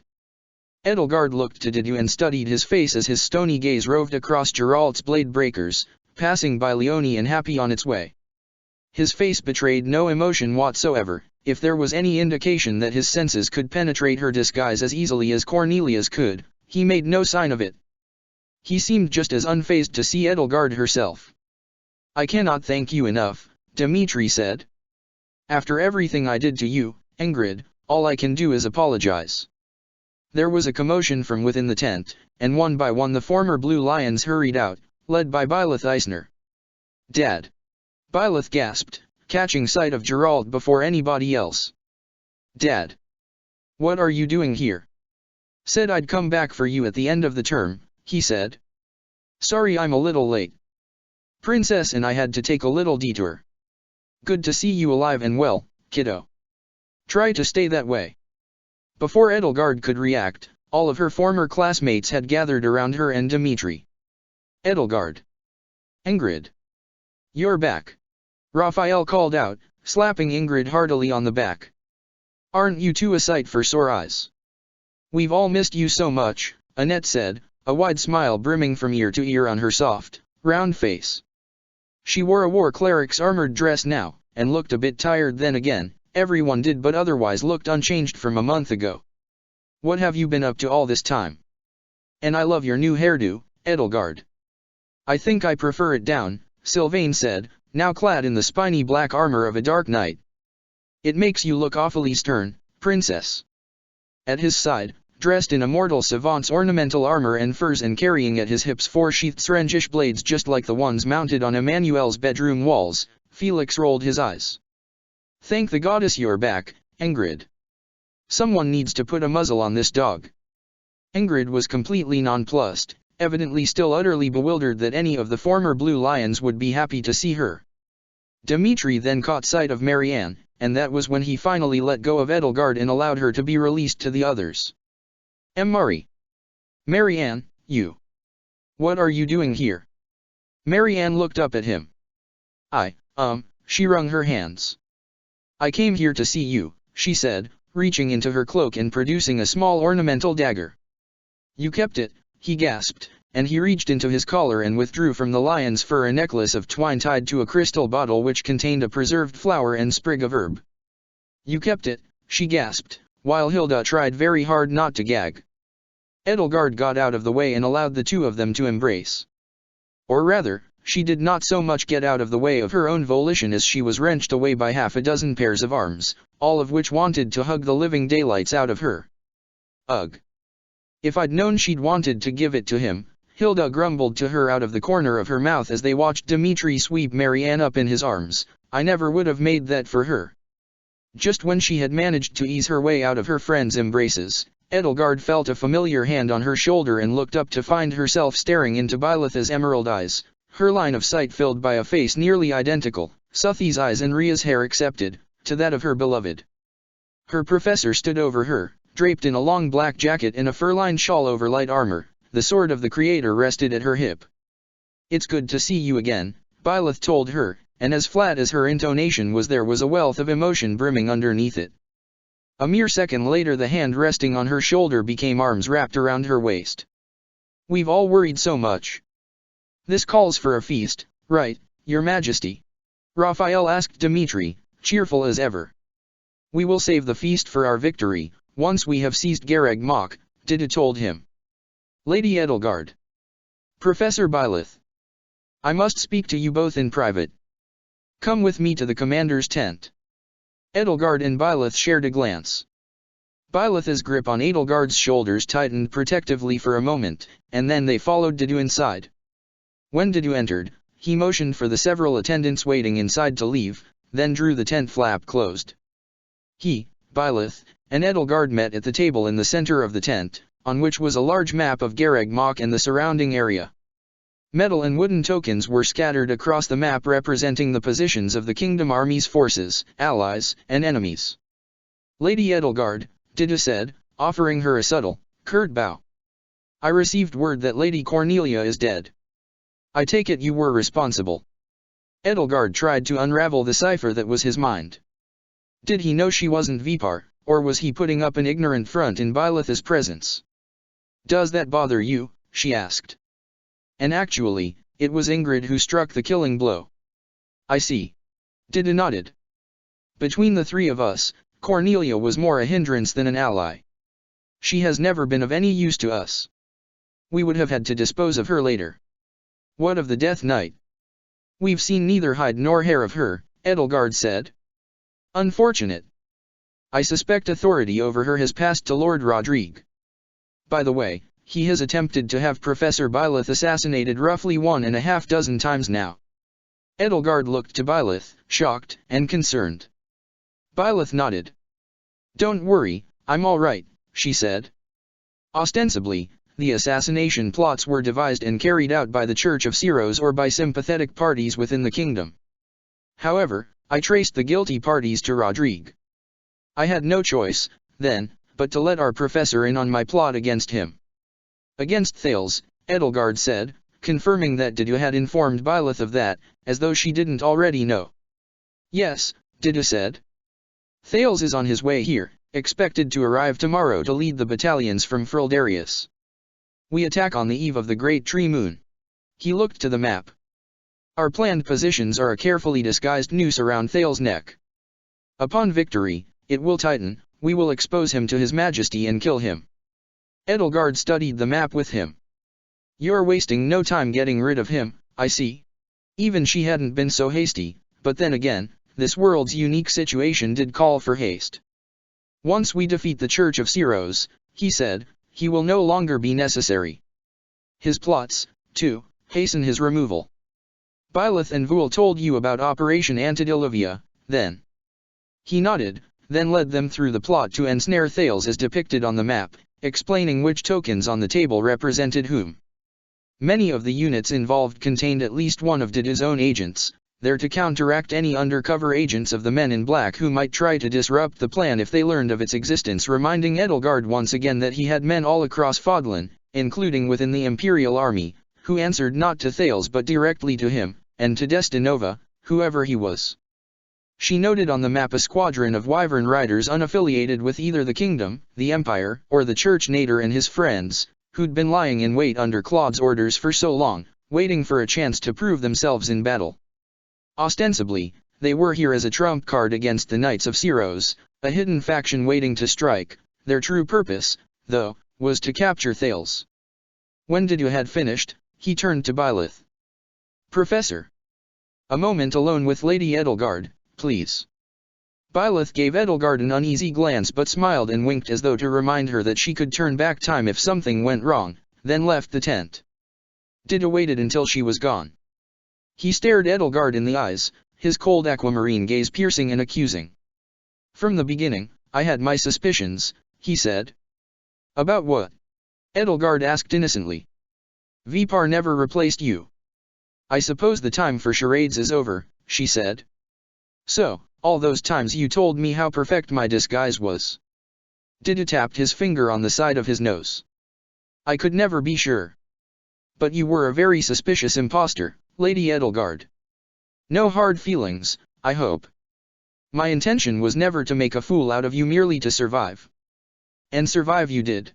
A rare smile crossed his serious face, softening his grim and stony countenance. It worked out for the best. You ceased to be a thorn in my side when I needed it the least.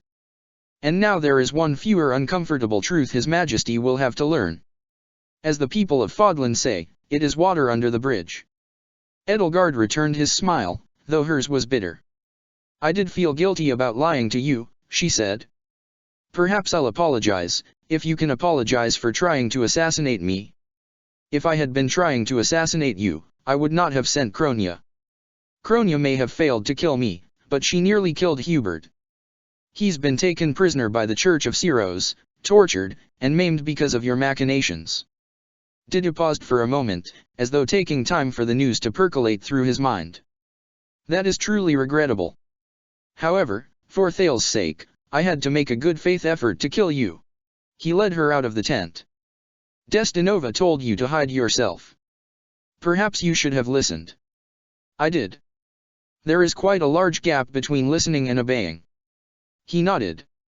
You have made that clear. Yet again, you have created new difficulties by coming here. Consider us even, then, for the myriad difficulties you have caused me. Does Thales suspect me? Not at all. I must commend you for that. He will simply think you are another loose end he failed to cut, or rather a loose end I failed to cut on his behalf. That sounds like a slight improvement, though it does end with me being cut down either way, Edelgard said.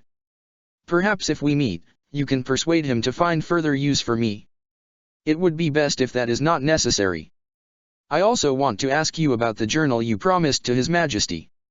He told you about that? Of course.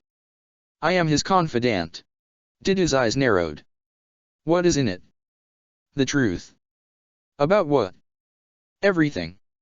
Thales. Everything. He held his hand out. Give it to me, he said. I will pass it along to him once Thales is captured. He will believe the truth when it comes from you.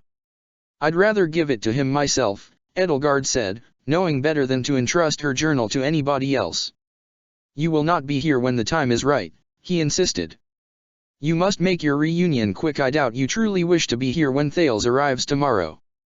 Especially, he added in a quiet, stern tone that made Edelgard's blood run cold, considering what you have become.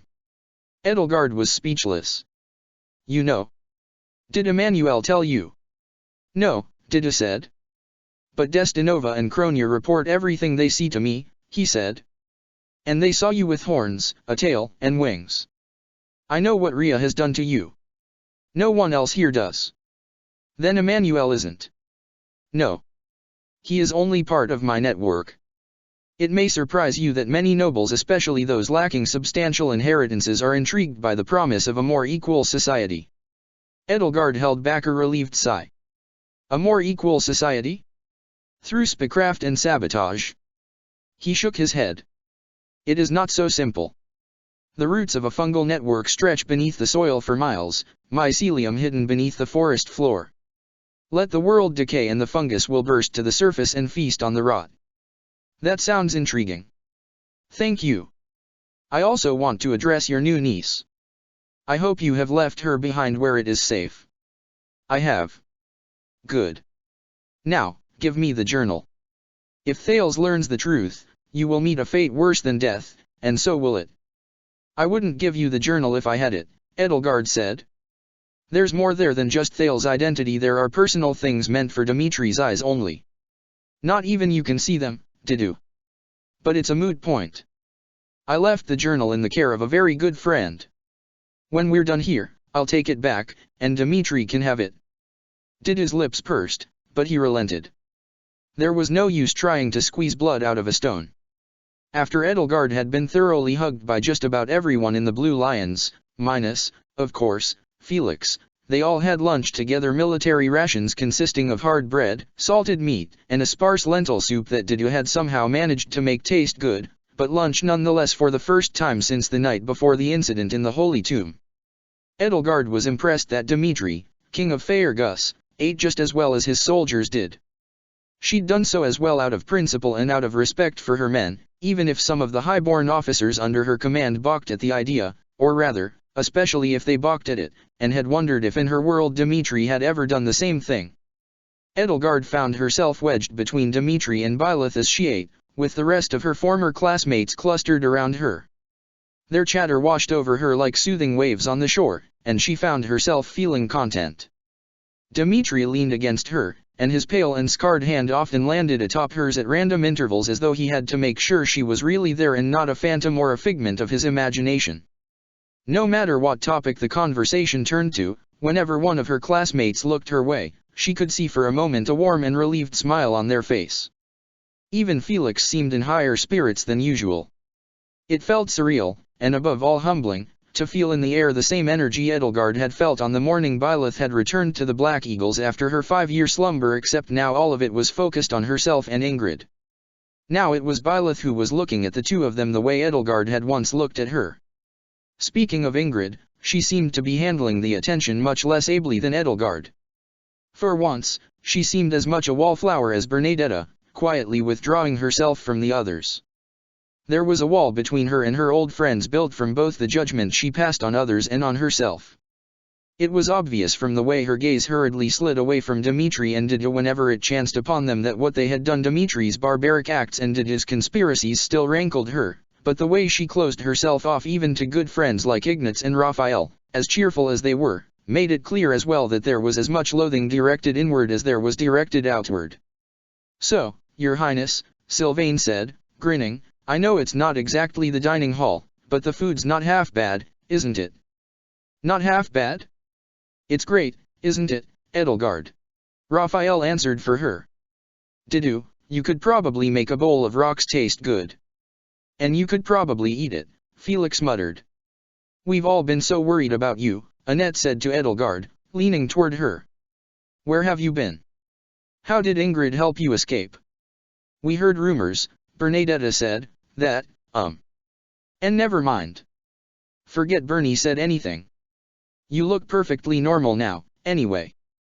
"Don't ask too many questions at once," Dimitri said, defensively grabbing Edelgard by the hand and giving it a surprisingly gentle squeeze. He smiled at her. "It was around 2 weeks after the Holy Tomb," Edelgard said. "Hubert and a few of the other students coordinated with Geralt and Ingrid to help me escape." "Where is Hubert, by the way?" Ignatz asked. "He's almost never too far away from you." "He didn't make it," Edelgard answered flatly, her mind's eye envisioning the stump of a severed wrist. Ignatz's face fell, and so did everybody else's. "Oh, goddess," Annette mumbled softly. "We're all really sorry for your loss, Edelgard." "He isn't dead," Edelgard said.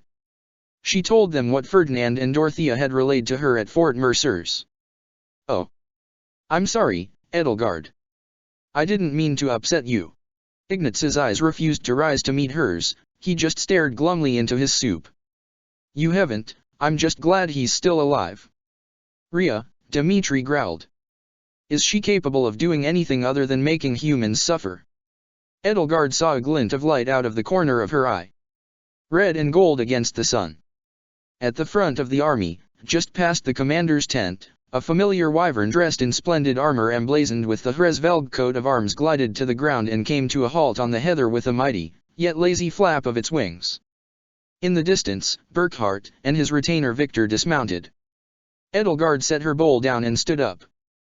"Professor," she asked Byleth, "can I see you in private? It's a little urgent."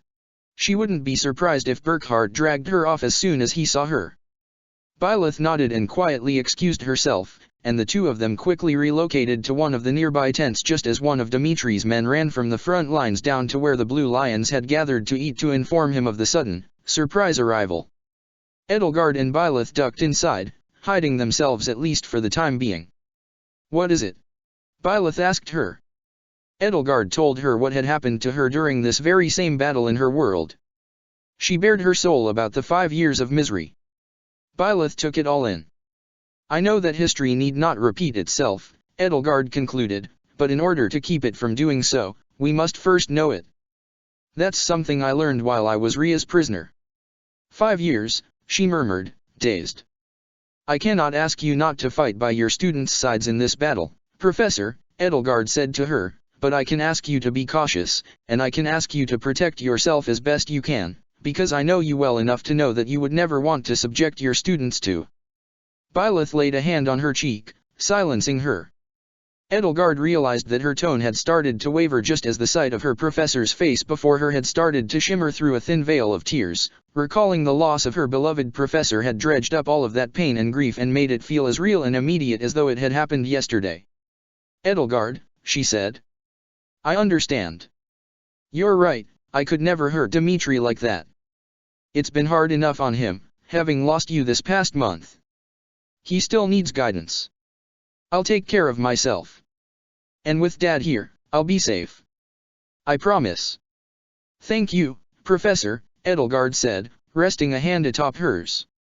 When this battle is over and we've captured Gareg Mach and Thales, we'll be free to find a way for Hilda and me to return to our own world. I wouldn't want to say goodbye to any of my friends here, especially not to Ingrid or Dimitri, if I wasn't sure they would still have you to guide them. Byleth smiled. I'm proud of my other self, she said. It sounds like she taught you a lot. Everything worth knowing, Edelgard said, returning her smile. She sighed, then wrapped her arms around her. Oh, I've missed you, Professor. I've missed you, too, Byleth said, patting her on the back. The tent flap was drawn aside again and Happy slipped inside, followed by Hilda and Geralt. So, you told Chatterbox yet, Brain?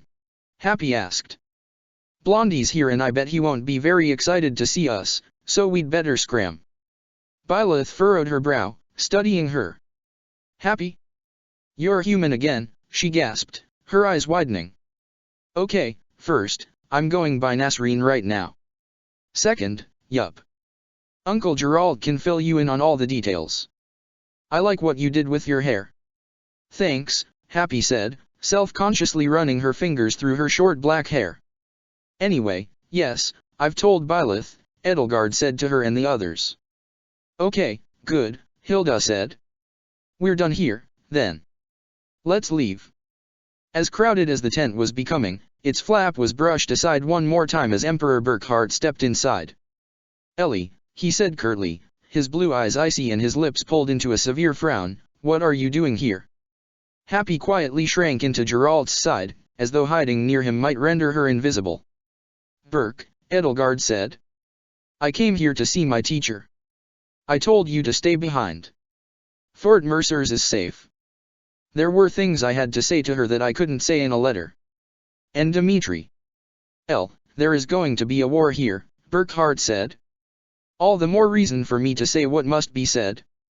These are my friends, Burkhart, she replied, and I wanted to make sure I saw them, just in case I might never see them again. I'm glad you've become more confident, he said, but you are still my little sister. As good a student as you were, he looked to Byleth. Professor Eisner, can't you dissuade her? Dissuade who? Dimitri asked as he followed Burkhart inside. The king and the emperor shared a wary glance. Burkhart said, as your eldest brother and your emperor, I command you to turn around and go back home. Go back home. Dimitri repeated. Emperor Burkhart, has only just arrived here. There was a sour look on Burkhart's face, as though he wasn't accustomed to hearing strangers speak so familiarly about his baby sister. Against my wishes, he told Dimitri.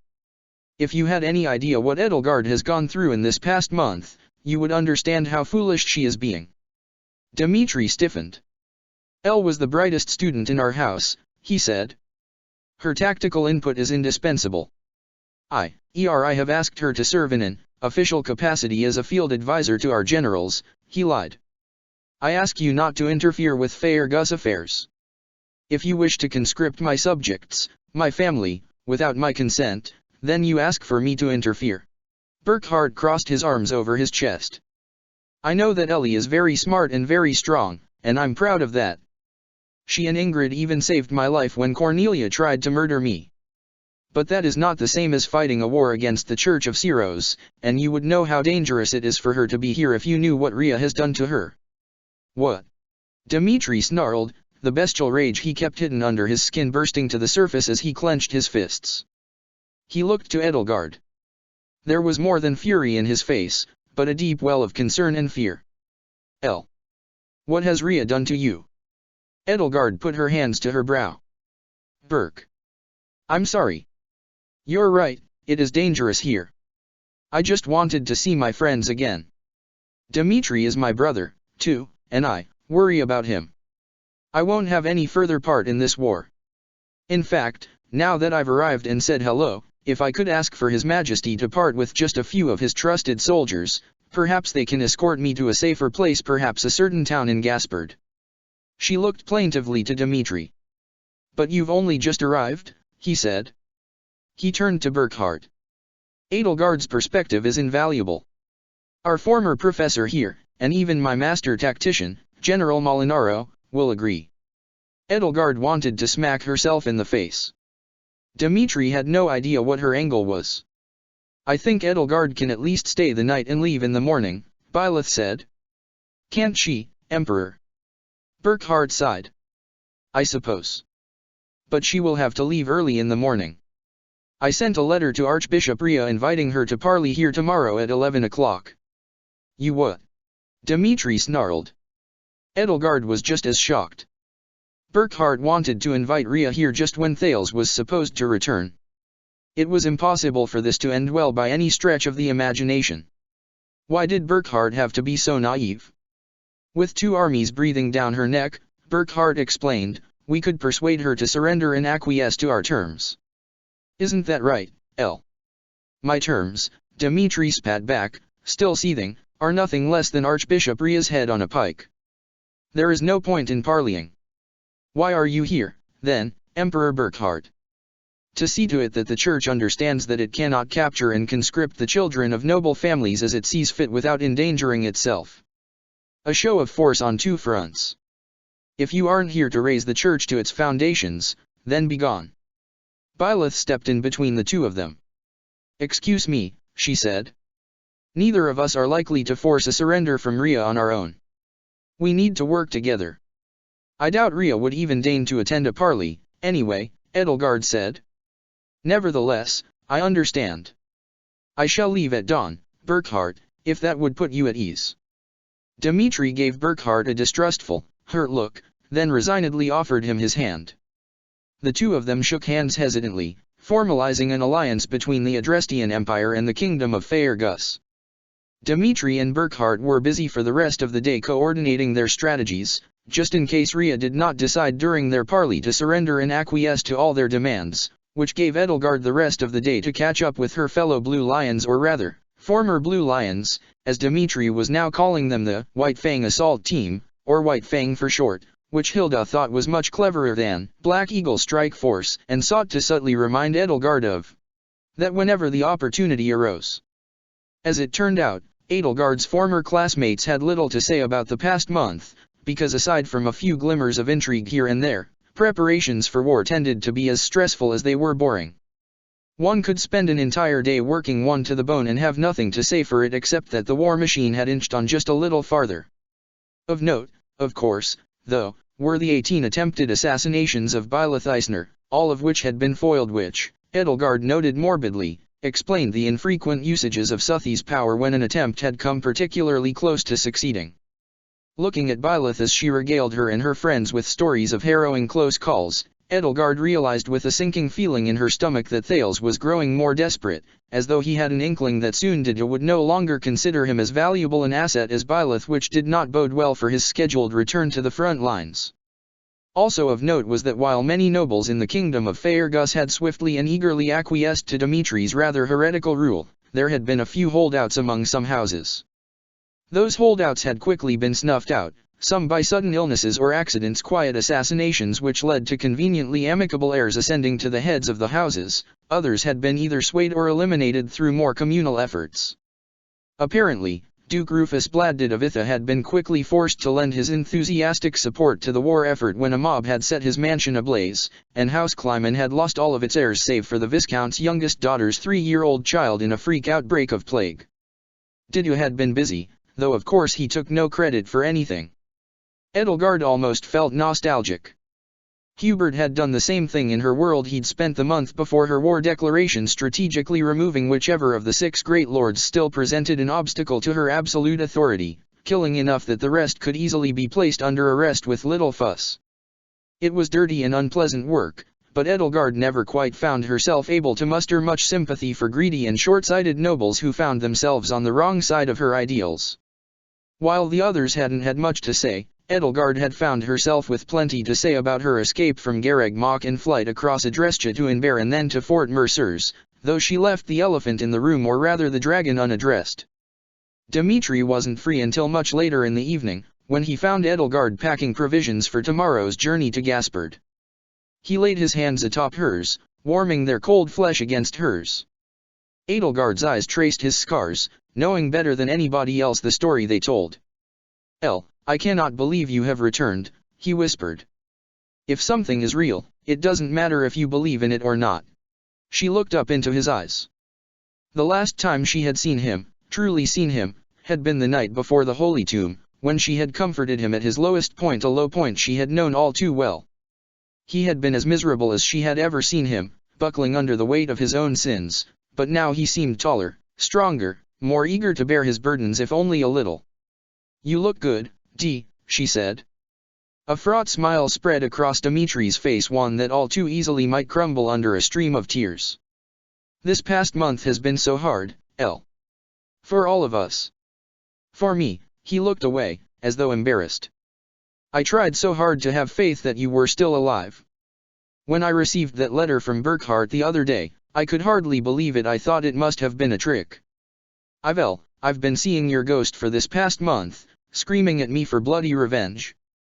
"Well, that's how you know the ghosts aren't real," Edelgard consoled him, threading her fingers around his. "I am quite alive. I've been alive this whole time. And I intend to stay that way." "What did Burkhardt mean," he asked, "when he said that Rhea had done something to you?" Edelgard looked away. "Well," she said, deflecting, "I was her prisoner for almost 2 weeks. She was not the best captor I've ever had, to say the least." "What did she do to you?" His hands gripped hers tighter, sterner, as though they could squeeze the truth out of her. She saw the worry in his eyes and felt almost afraid to tell him, if only because she knew how much it would enrage him. "I'm lucky compared to Hubert." Rhea severed his hand and ear. "Nevertheless, I don't want to talk about it, Dee. There have been rumors. I have heard that in your captivity, you had sprouted horns and scales, that you were fed bloody raw meat like a beast." Edelgard laughed. "Raw meat? Good heavens, Dee, your soldiers have active imaginations. Where did they hear this from?" His cheeks flushed, embarrassed. "Rumors they may have been, and silly ones at that, but how they've haunted my nightmares. Elle, the last person who deserves to be reduced to a beast is you." "Well, I can tell you not to put your faith in rumors," she said. "Anyway, my time as Rhea's prisoner was bleak.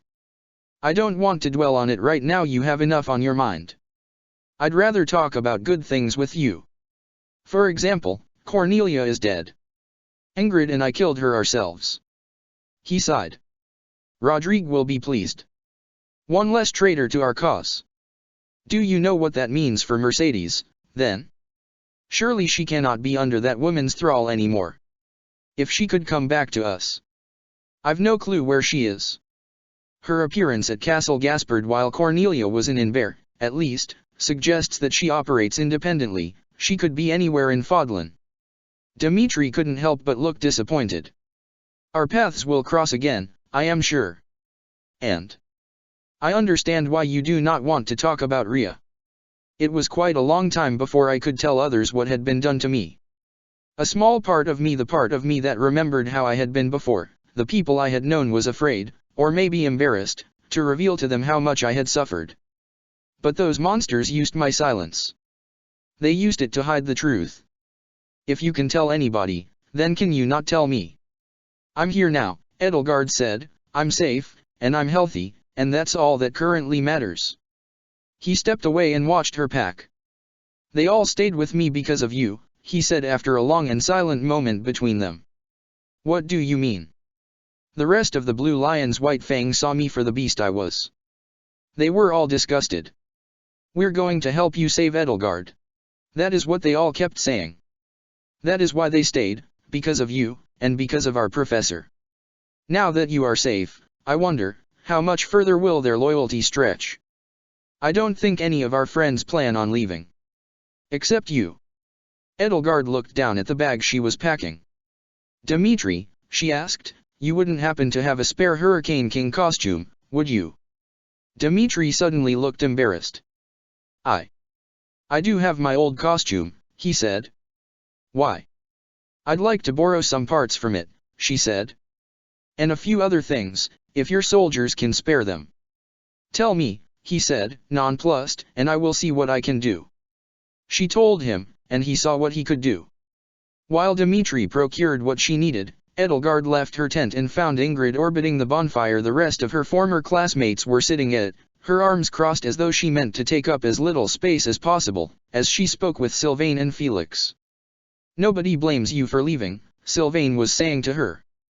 Hell, all of us thought about it more than once.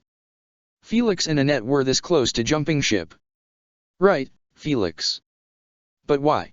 Ingrid asked him. How can you not? Oh, come on. Do you want us to blame you? Felix asked her, scowling. Good grief. Honestly, the boar actually started behaving himself after you left, so I think you did him some good. Managed to knock some sense into that thick skull of his. Are you three getting along? Edelgard asked, prompting Ingrid and Sylvain to nearly jump out of their skins. Phew. We've gotten used to not having you around, Princess, Sylvain said. You can't sneak up on us like that anymore, you'll scare us. It's good to see you again, too, Sylvain, Edelgard said. Can you talk some sense into Ingrid? Felix asked her. She thinks we're all supposed to hate her or something. I told you your friends missed you, Ingrid, Edelgard said, offering her a smile. Ingrid, after all, had been alone for far too long, alone with no one but her friend Edelgard, a friend she would not have for much longer. If Ingrid was going to make do without her, she would need more people who could support her and give her a cause to strive toward. Isn't it good to be back? Ingrid smiled back, though it was obviously forced. It was a smile that seemed to plead, don't leave me here. Can I talk to her alone? Edelgard asked Felix and Sylvain. What, like you haven't done enough of that? Felix asked as Sylvain elbowed him in the ribs. Sure, you can talk alone, Sylvain said, with the kind of tone that suggested he would not actually be leaving them alone, as he dragged Felix away with him. Are you all right? Edelgard asked Ingrid. Ingrid let out a sigh. I wish you didn't have to keep asking that, she said. Well, are you? She didn't answer. Our friends haven't changed a bit, have they? Edelgard asked. No, they haven't, Ingrid said wistfully. I told you they'd be glad to have you back. She looked away from Edelgard. I don't know why you've been so insistent about bringing me here.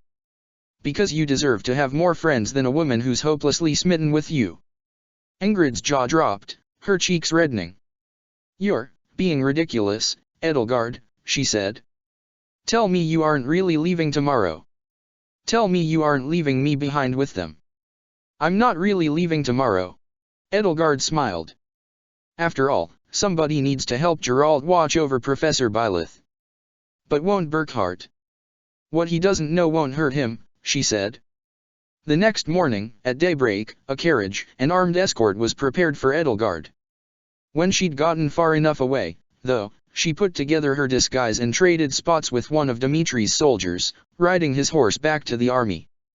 A long, dark cape and scarlet fur cloak over Valkyrie armor, a knight's helmet, and a mask from the Hurricane King's costume equipped with the Agarthan device both Dimitri and Edelgard herself had once used to alter their voices beyond recognition made her unrecognizable, and a healthy dash of one of Hilda's perfumes would hopefully disguise her scent in front of Archbishop Ria. It wasn't quite the costume Edelgard was used to wearing, but for something cobbled together out of whatever she had been able to find, it was a decent enough facsimile of the Flame Emperor, and so there was something almost nostalgic about it. Once more, it would be a shield of anonymity over her deeds. She could only hope that it would be enough. Chapter 47, Field of Revenge. The sun was climbing higher in the sky, slowly approaching its zenith. Late in the morning was Buckhart's proposed time for parley. Faerghus' army and the Empire's envoy alike waited with bated breath, some anticipating the worst, some wondering if Ria would even show up. Worse, Thales had just arrived. Edelgard studied him from afar as he conversed with Dimitri and Didu and was brought up to speed on the current situation. Her disguise felt like a shield made of eggshell around him, but she forced herself to remain calm. As far as he knew, she had left that morning and was en route to a safer location, and he was no doubt planning to send someone over to make that location no longer safe. The only thing that would give away her identity was the possibility that she might be unmasked, or that the dragon inside her might accidentally force its way out, or Operation Antediluvian. A chill ran up her spine.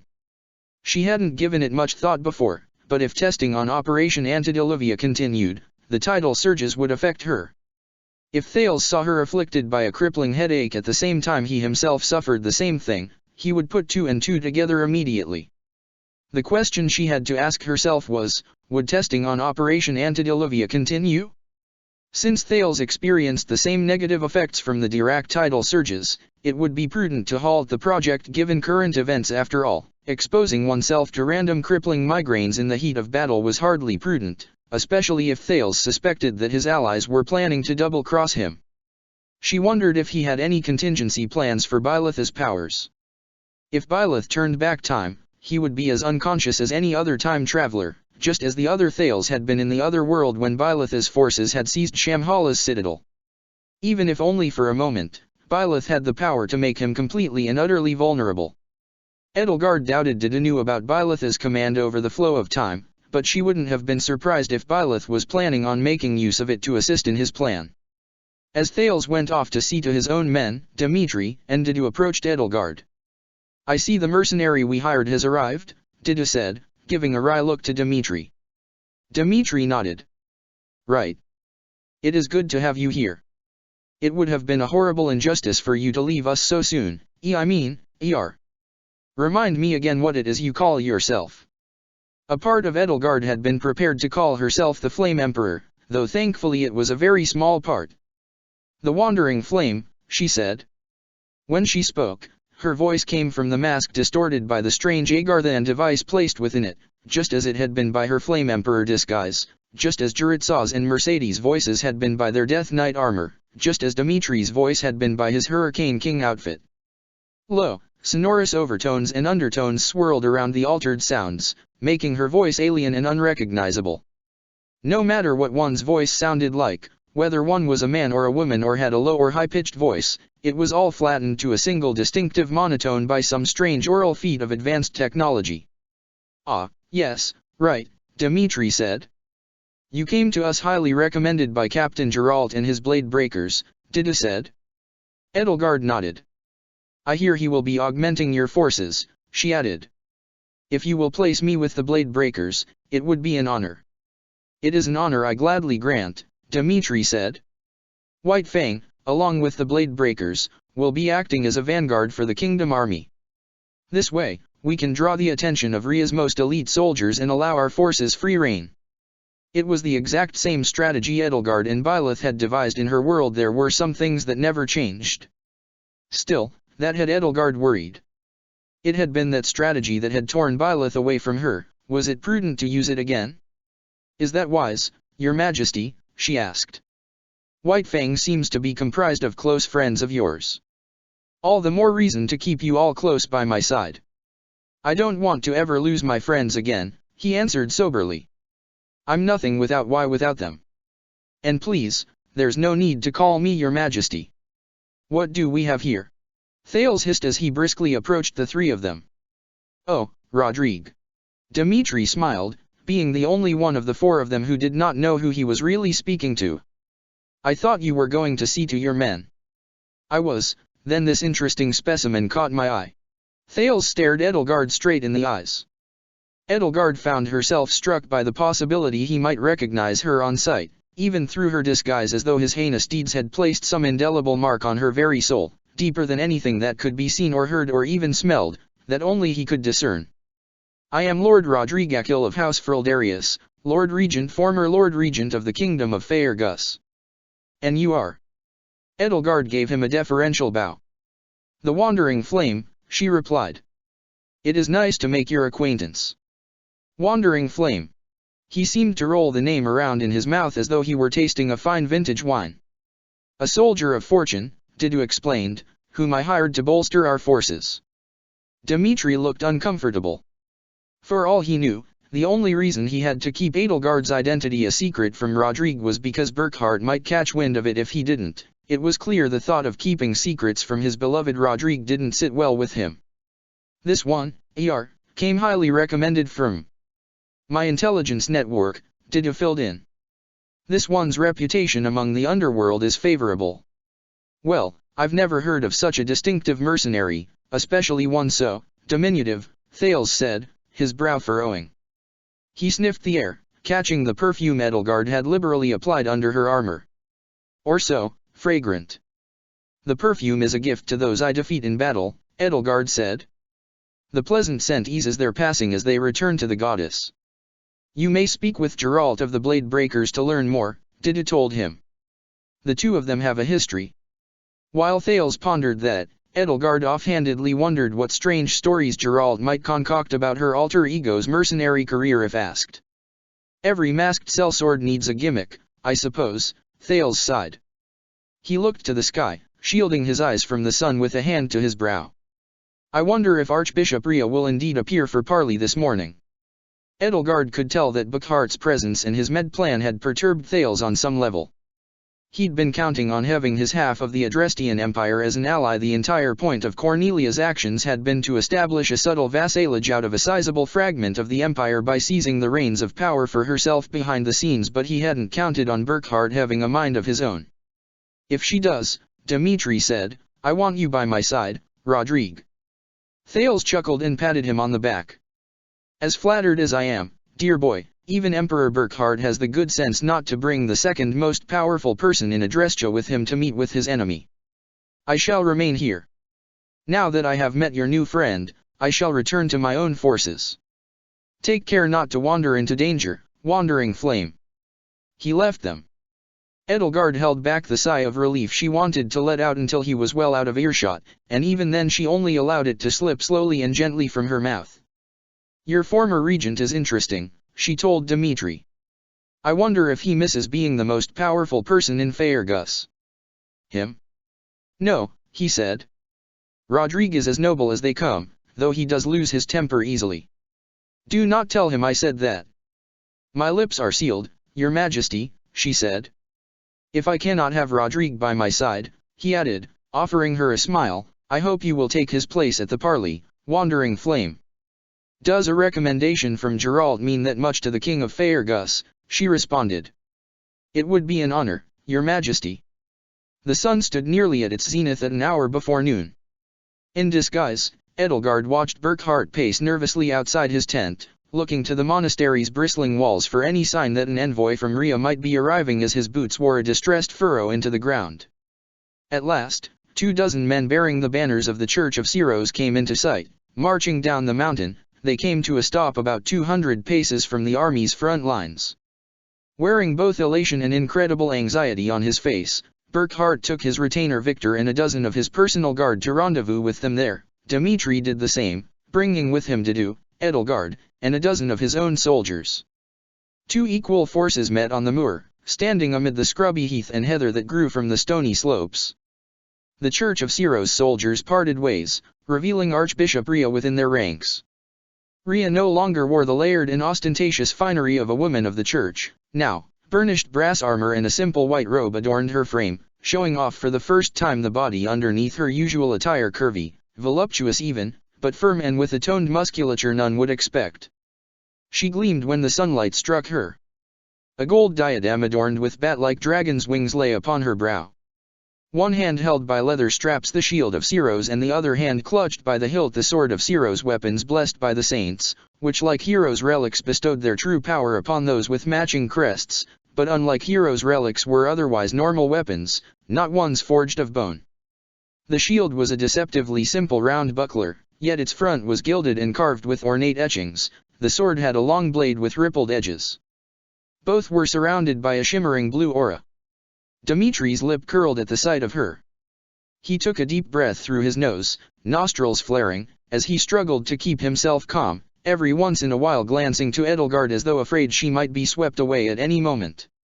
He kept Eredbar on him, resting its haft against his shoulder. Its bony blade glowed as though set aflame, raging and violent as though to mirror his own inner thoughts. Among his own men, Burkhard stood in his crimson and gold armor, his golden crown nestled in his golden hair, and at his side he held a mighty double-headed battle-axe. Burkhard stepped forward. "Thank you, Archbishop Rhea, for meeting me here.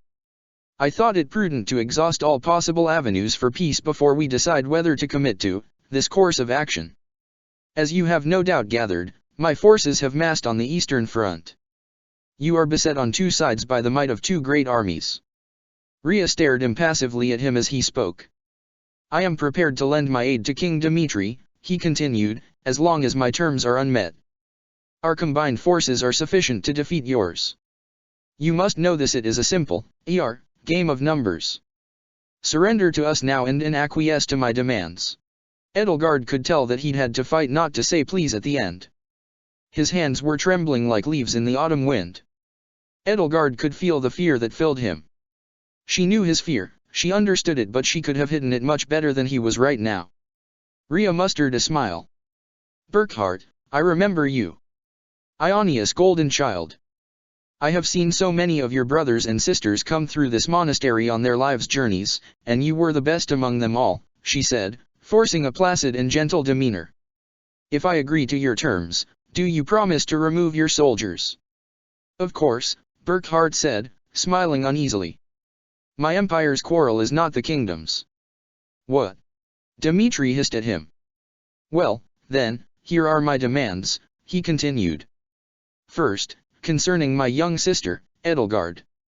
Rhea's hand curled around the leather-wrapped hilt of her sword so tightly that the leather audibly creaked in her knuckles, widened from the pressure, cracked. "Where is she?" she hissed. Edelgard felt chills run up her spine as Rhea's gaze drifted from Burkhard and roved around the entire joint kingdom and imperial envoy. She sniffed the air, her nostrils flaring, as her eyes narrowed into suspicious slits. Edelgard wondered if the perfume was enough to hide the scent of Nabatean flesh and blood from the most ancient of Suthi's progeny. Now was the moment of truth.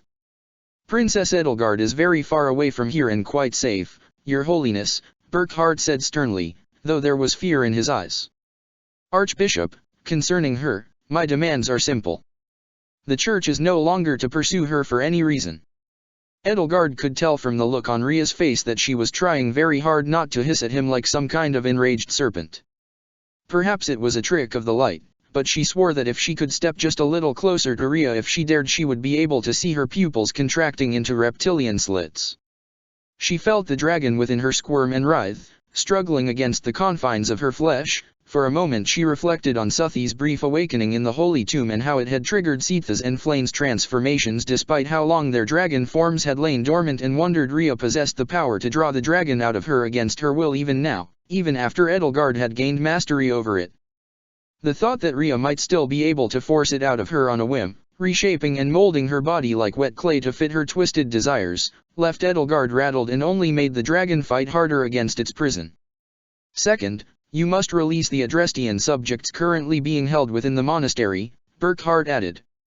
"By which I mean both Hubert von Vestra, whom you have maimed and imprisoned, and also Linhard von Hevering and anybody else who has been conscripted into your defensive forces against their will."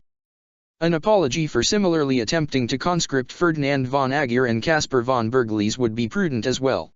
He swallowed a lump in his throat and nervously wiped his brow. "Third, House Ordelia requests the release of Arcturus von Ordelia as well. My fourth and final demand is for you to step down from your position as Archbishop of the Church of Syros and my only demand, Dmitri butted in, is that you allow me to tear your wicked head from your shoulders and reduce your church to rubble, Rhea. And I will do it, he added, glancing at Burckhardt as though incensed by his list of demands, with or without the Emperor's help. You will pay for what you did to me and so many others in Duskur. I did nothing in Duskur, you stupid, delusional boy, Rhea spat at him. How dare you call yourself a Bladdid, a scion of Lug the King of Lions? I created your kingdom. I gave you your freedom. You gave us invisible Monocles, Dmitri said through a clenched jaw. You created us only so you could more easily control a divided Fodlan. And what you did to me and to the people of Duskur cannot be denied or forgiven. Edelgard almost felt sorry for Rhea. For as many sins as could be laid at her feet, Dimitri's most pertinent grievance against her was something she truly wasn't responsible for, not directly, at least. True, she was responsible for the obsession with crests which had prompted those awful experiments, and a host of other slights against the human race, but that was a much more abstract and nuanced form of responsibility than Dmitri, who always saw exactly what was right in front of him and nothing more, for better or for worse, was suited to grasp. I read your manifesto, Rhea retorted. The Church of Syros had no part in the tragedy of Duskur whatsoever. You are a mad fool, and a fool marches to his death. Turn back, or I will remove your bloodline from this earth. This was the same mad, frenzied Rhea Edelgard had spent 5 years fighting. Her voice was as cold as the northernmost mountain tops and more venomous than the deadliest viper. The kindly and matronly facade had once again fallen away. Rhea and Dmitri weren't too dissimilar, she mused. Both of them were filled with an awful, venomous, murderous rage against their perceived enemies which both struggled to fully restrain. Dida spoke up.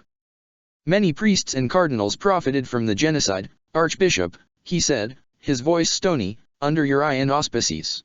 Edelgard could see how tightly his fists were clenched. Claim ignorance if you must, but ledgers across Faerghus can attest to it. My people's blood drenches your hands. Beneath the lies and false grievances Dmitri ignorantly voiced were true crimes of the Church, crimes of insensitivity, callousness, idle cruelty, both intentional and unintentional. To have a genocide laid at her feet, her, of all people, must have rankled Rhea beyond all sense, and yet she took a deep breath to calm herself and it seemed to work. Burckhardt von Hresvelg, she said, looking away from Dmitri and focusing her gaze back upon an increasingly nervous emperor.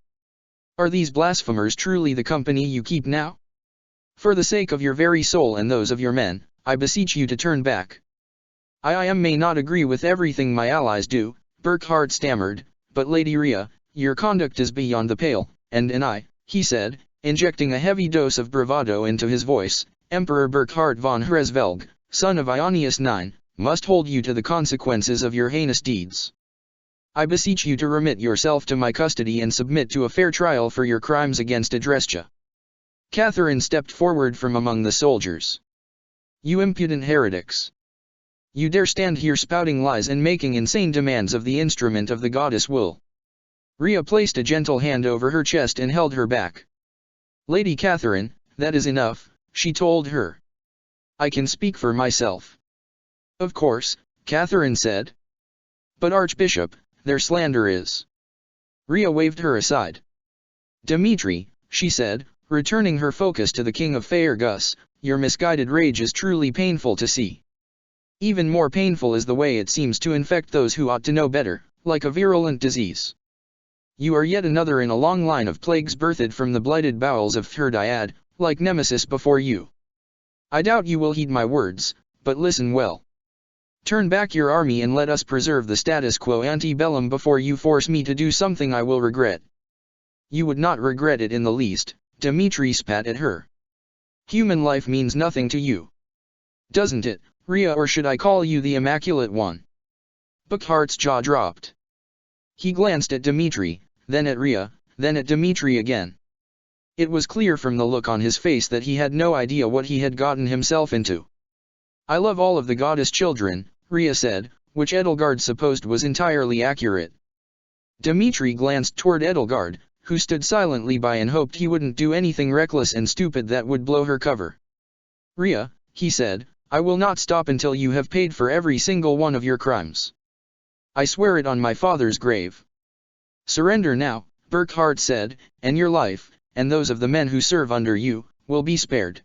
He ignored the way Dimitri indicated quite clearly through baleful scowl alone that the last thing Faerghus wanted was for Rhea to be alive at all. Justice will be done in a civilized manner. What do you apes know of civilization? Rhea retorted, her tone growing colder again. You are merely. The familiar sonorous whistle of a longbow firing into the air cut through the wind. In a flash, Rhea's arm snapped up and a blur lancing through the air froze into the quivering shape of an arrow clenched in her fist, the sharp tip of the arrowhead just barely grazing the tip of her nose.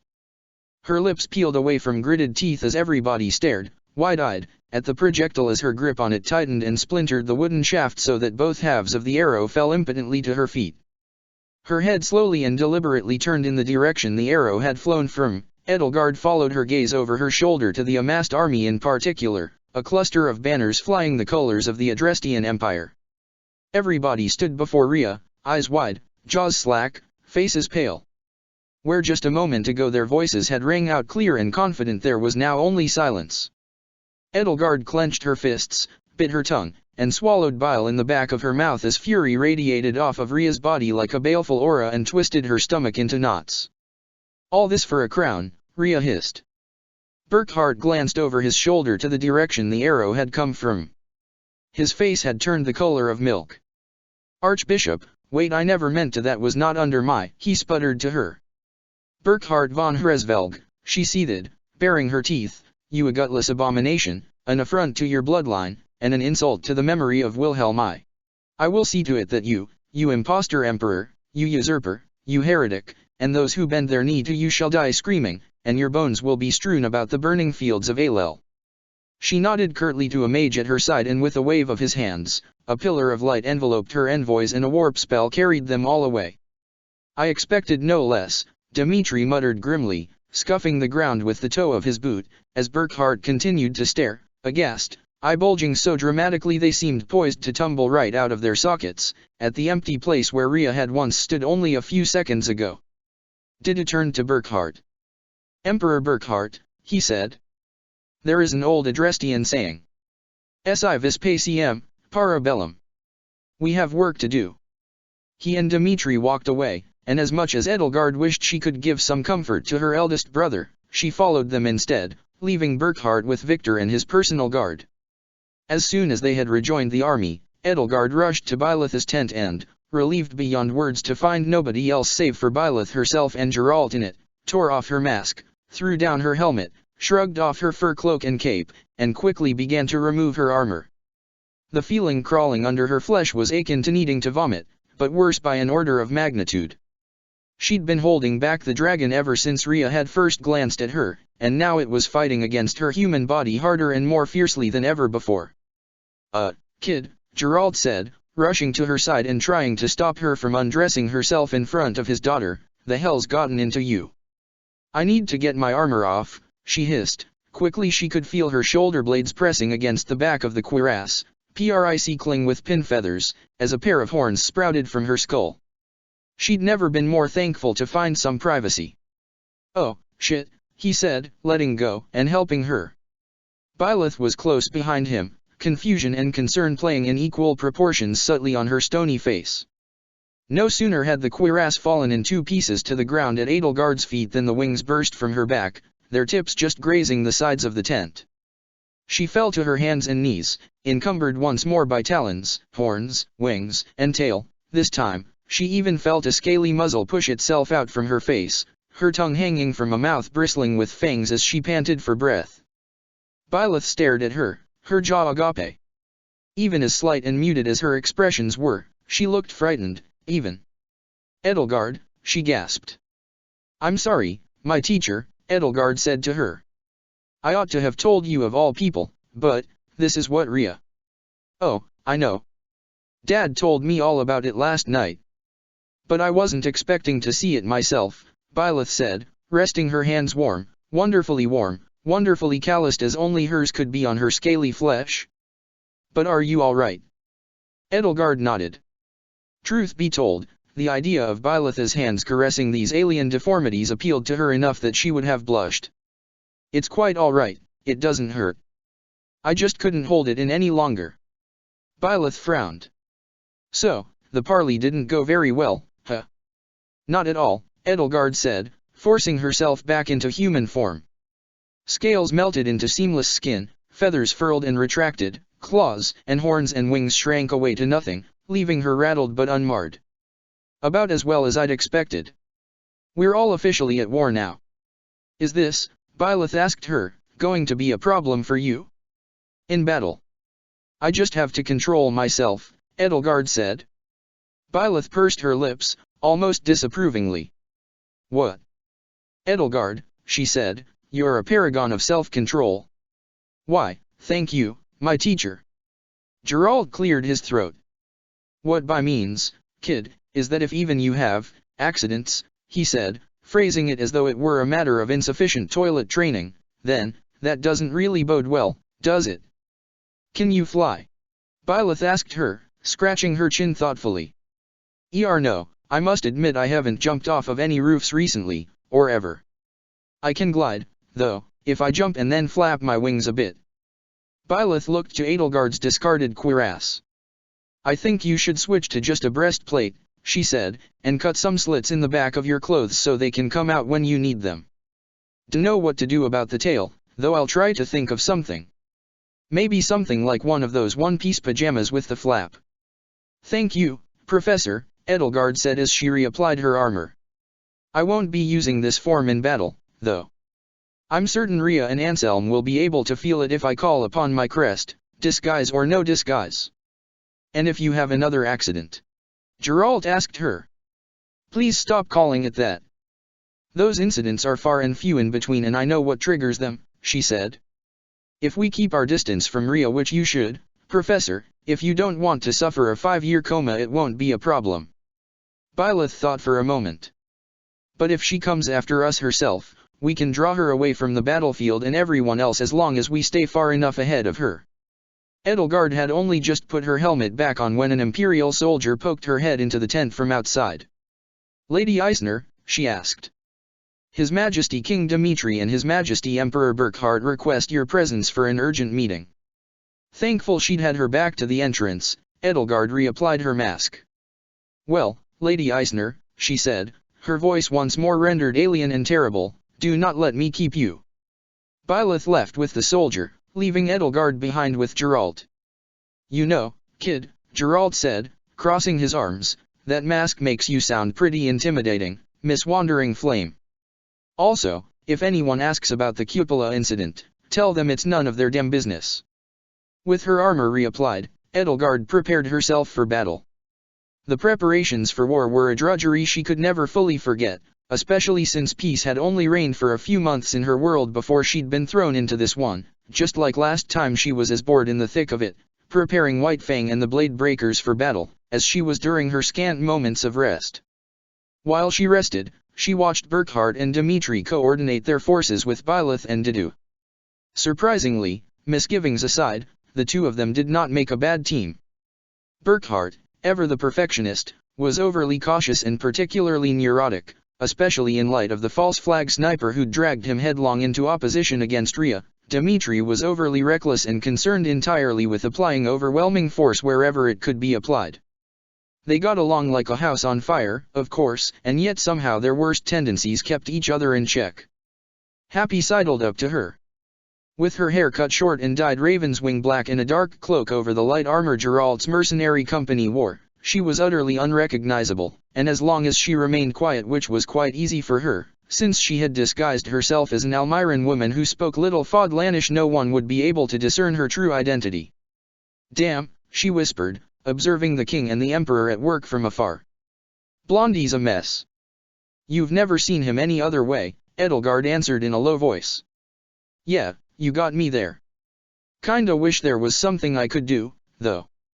Like, give him a hug, or something. You're as much in disguise as I am. You can't reveal yourself to him, or he'll see to it you're on the first carriage back to Fort Mercers." I know. Happy sighed and crossed her arms.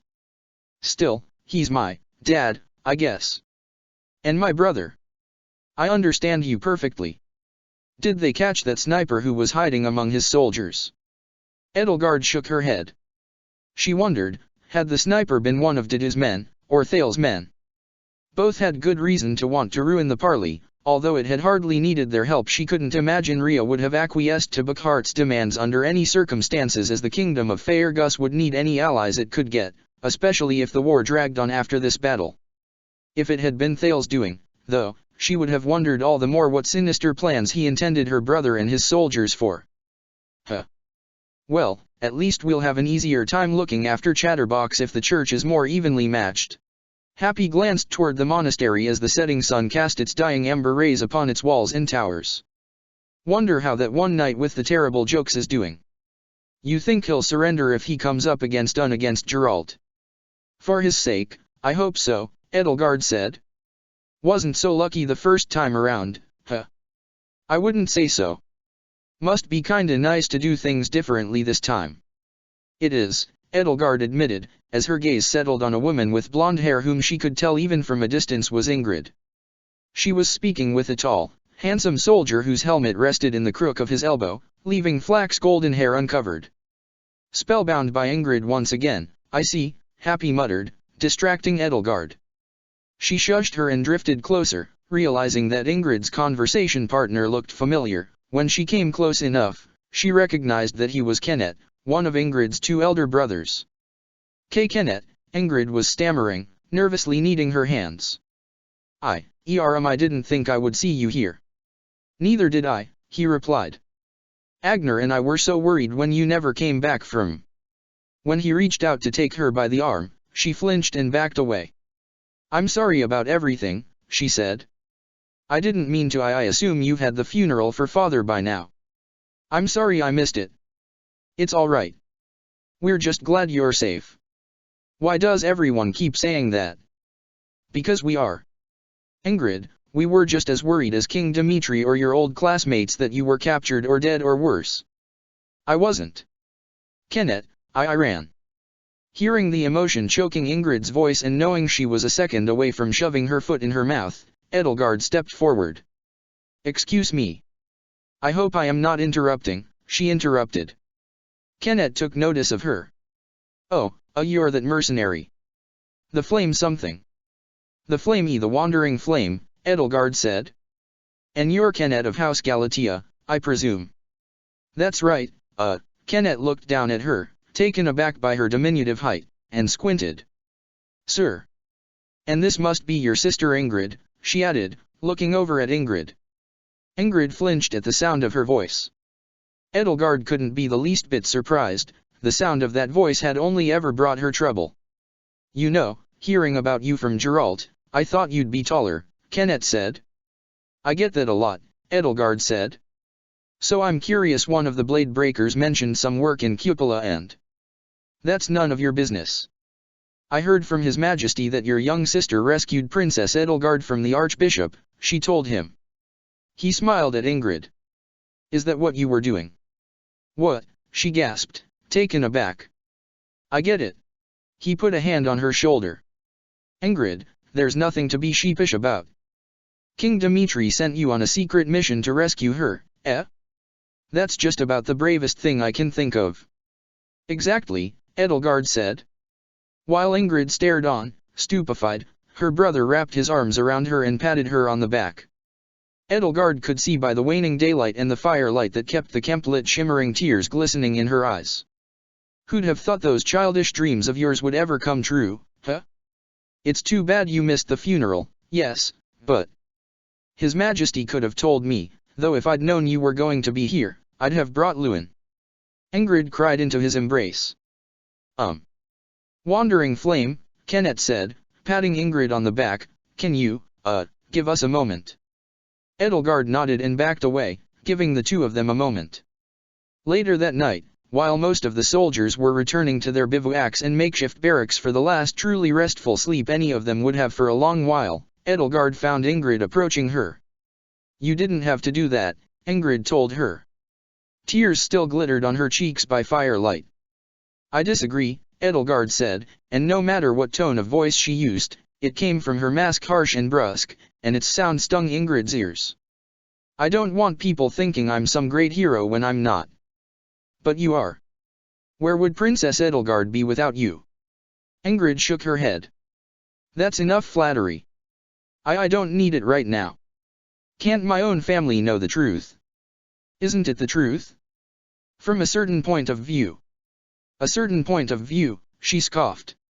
You may have been aimless when you first left Dimitri and the others, but it didn't take long for your sense of bravery and chivalry to guide you to where you were needed. Edelgard looked around, made sure the coast was clear, and furtively removed her mask so that she could speak as herself, not a ghoulish phantom wreathed in the shadows and slithering in the darkness. Is it so bad for your friends and family to see you the way I do? As somebody who deserves better than to wallow in her own shame. You've always been pushing me to reflect upon my flaws and be a better person. That's what I've always liked about you.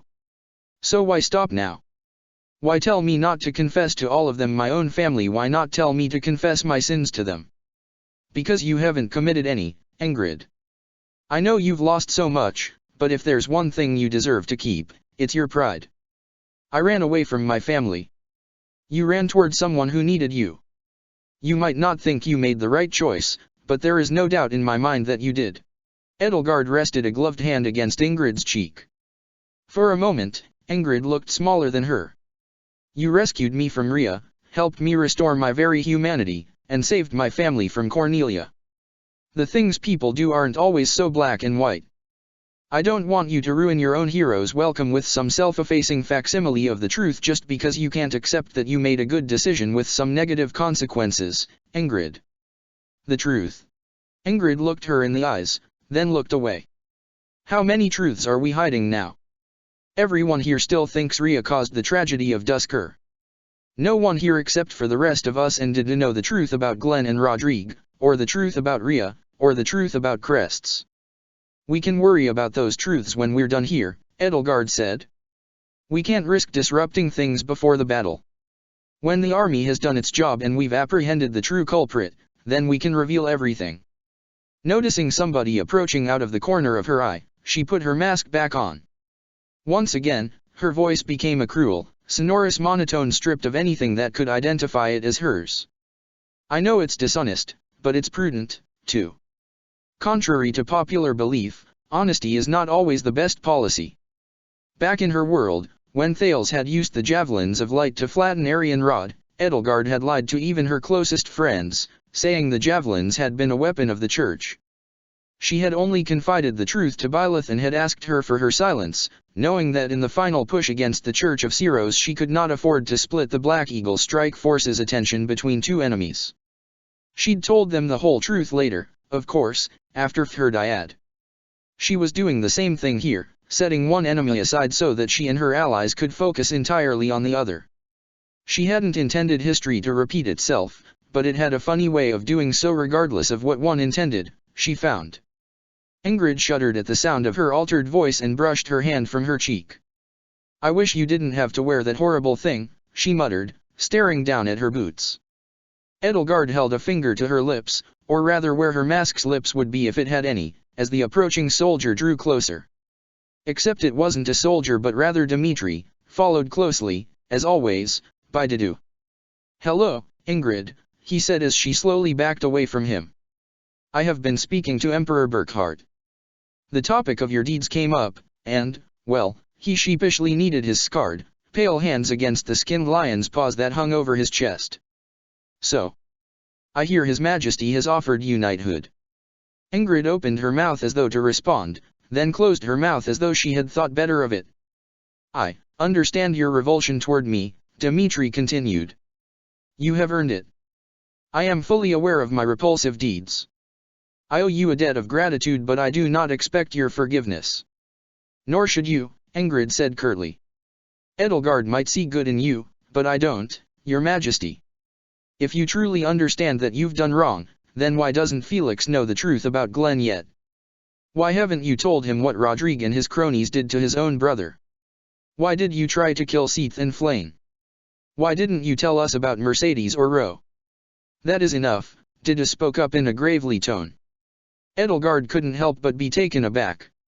It felt odd to hear Ingrid speaking so frankly to Dmitri, but unlike Felix, she couldn't hide her feelings quite so convincingly as he could. She couldn't help but sound not only hurt but wounded. "Your Majesty," Dida said once Ingrid had fallen silent, "go on."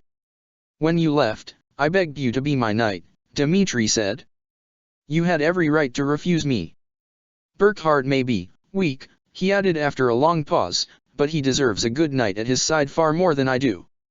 If you will fight in this battle, fight among his forces on the Eastern Front if you wish.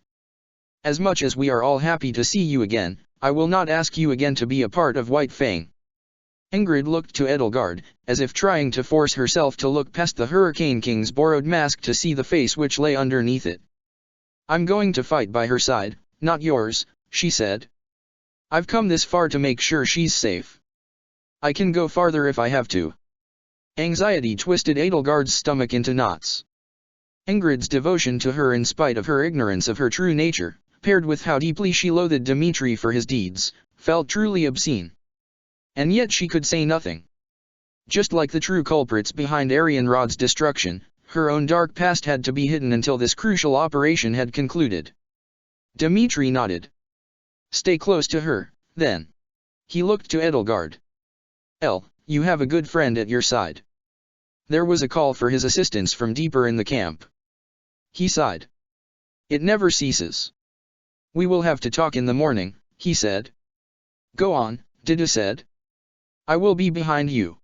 After Dmitri had left, he looked to Ingrid, looming over both her and Edelgard and wreathed in shadows. "You know the truth, then?" "Yes," Ingrid said with a slow, hesitant nod. He looked to Edelgard. "You told her?" "Not everything, but quite enough," she answered. "In fact, there are things she now knows that even you might not know. The true nature of crests and heroes' relics, for one." He raised an eyebrow. "If you insist on hiding the truth about Rodrigue," she continued, "until the moment is right, then I must insist on doing the same." He nodded. "Of course. This is a delicate operation.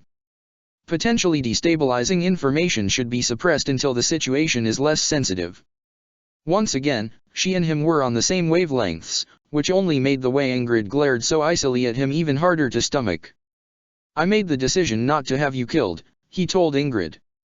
"I am glad to see it was the right decision. Continue to look after Lady Edelgard," he said, and then he turned his back to her and walked off. "Wait," Ingrid said. He stopped. "I'm sorry," she said, "about the tragedy of Dusker. About what we did.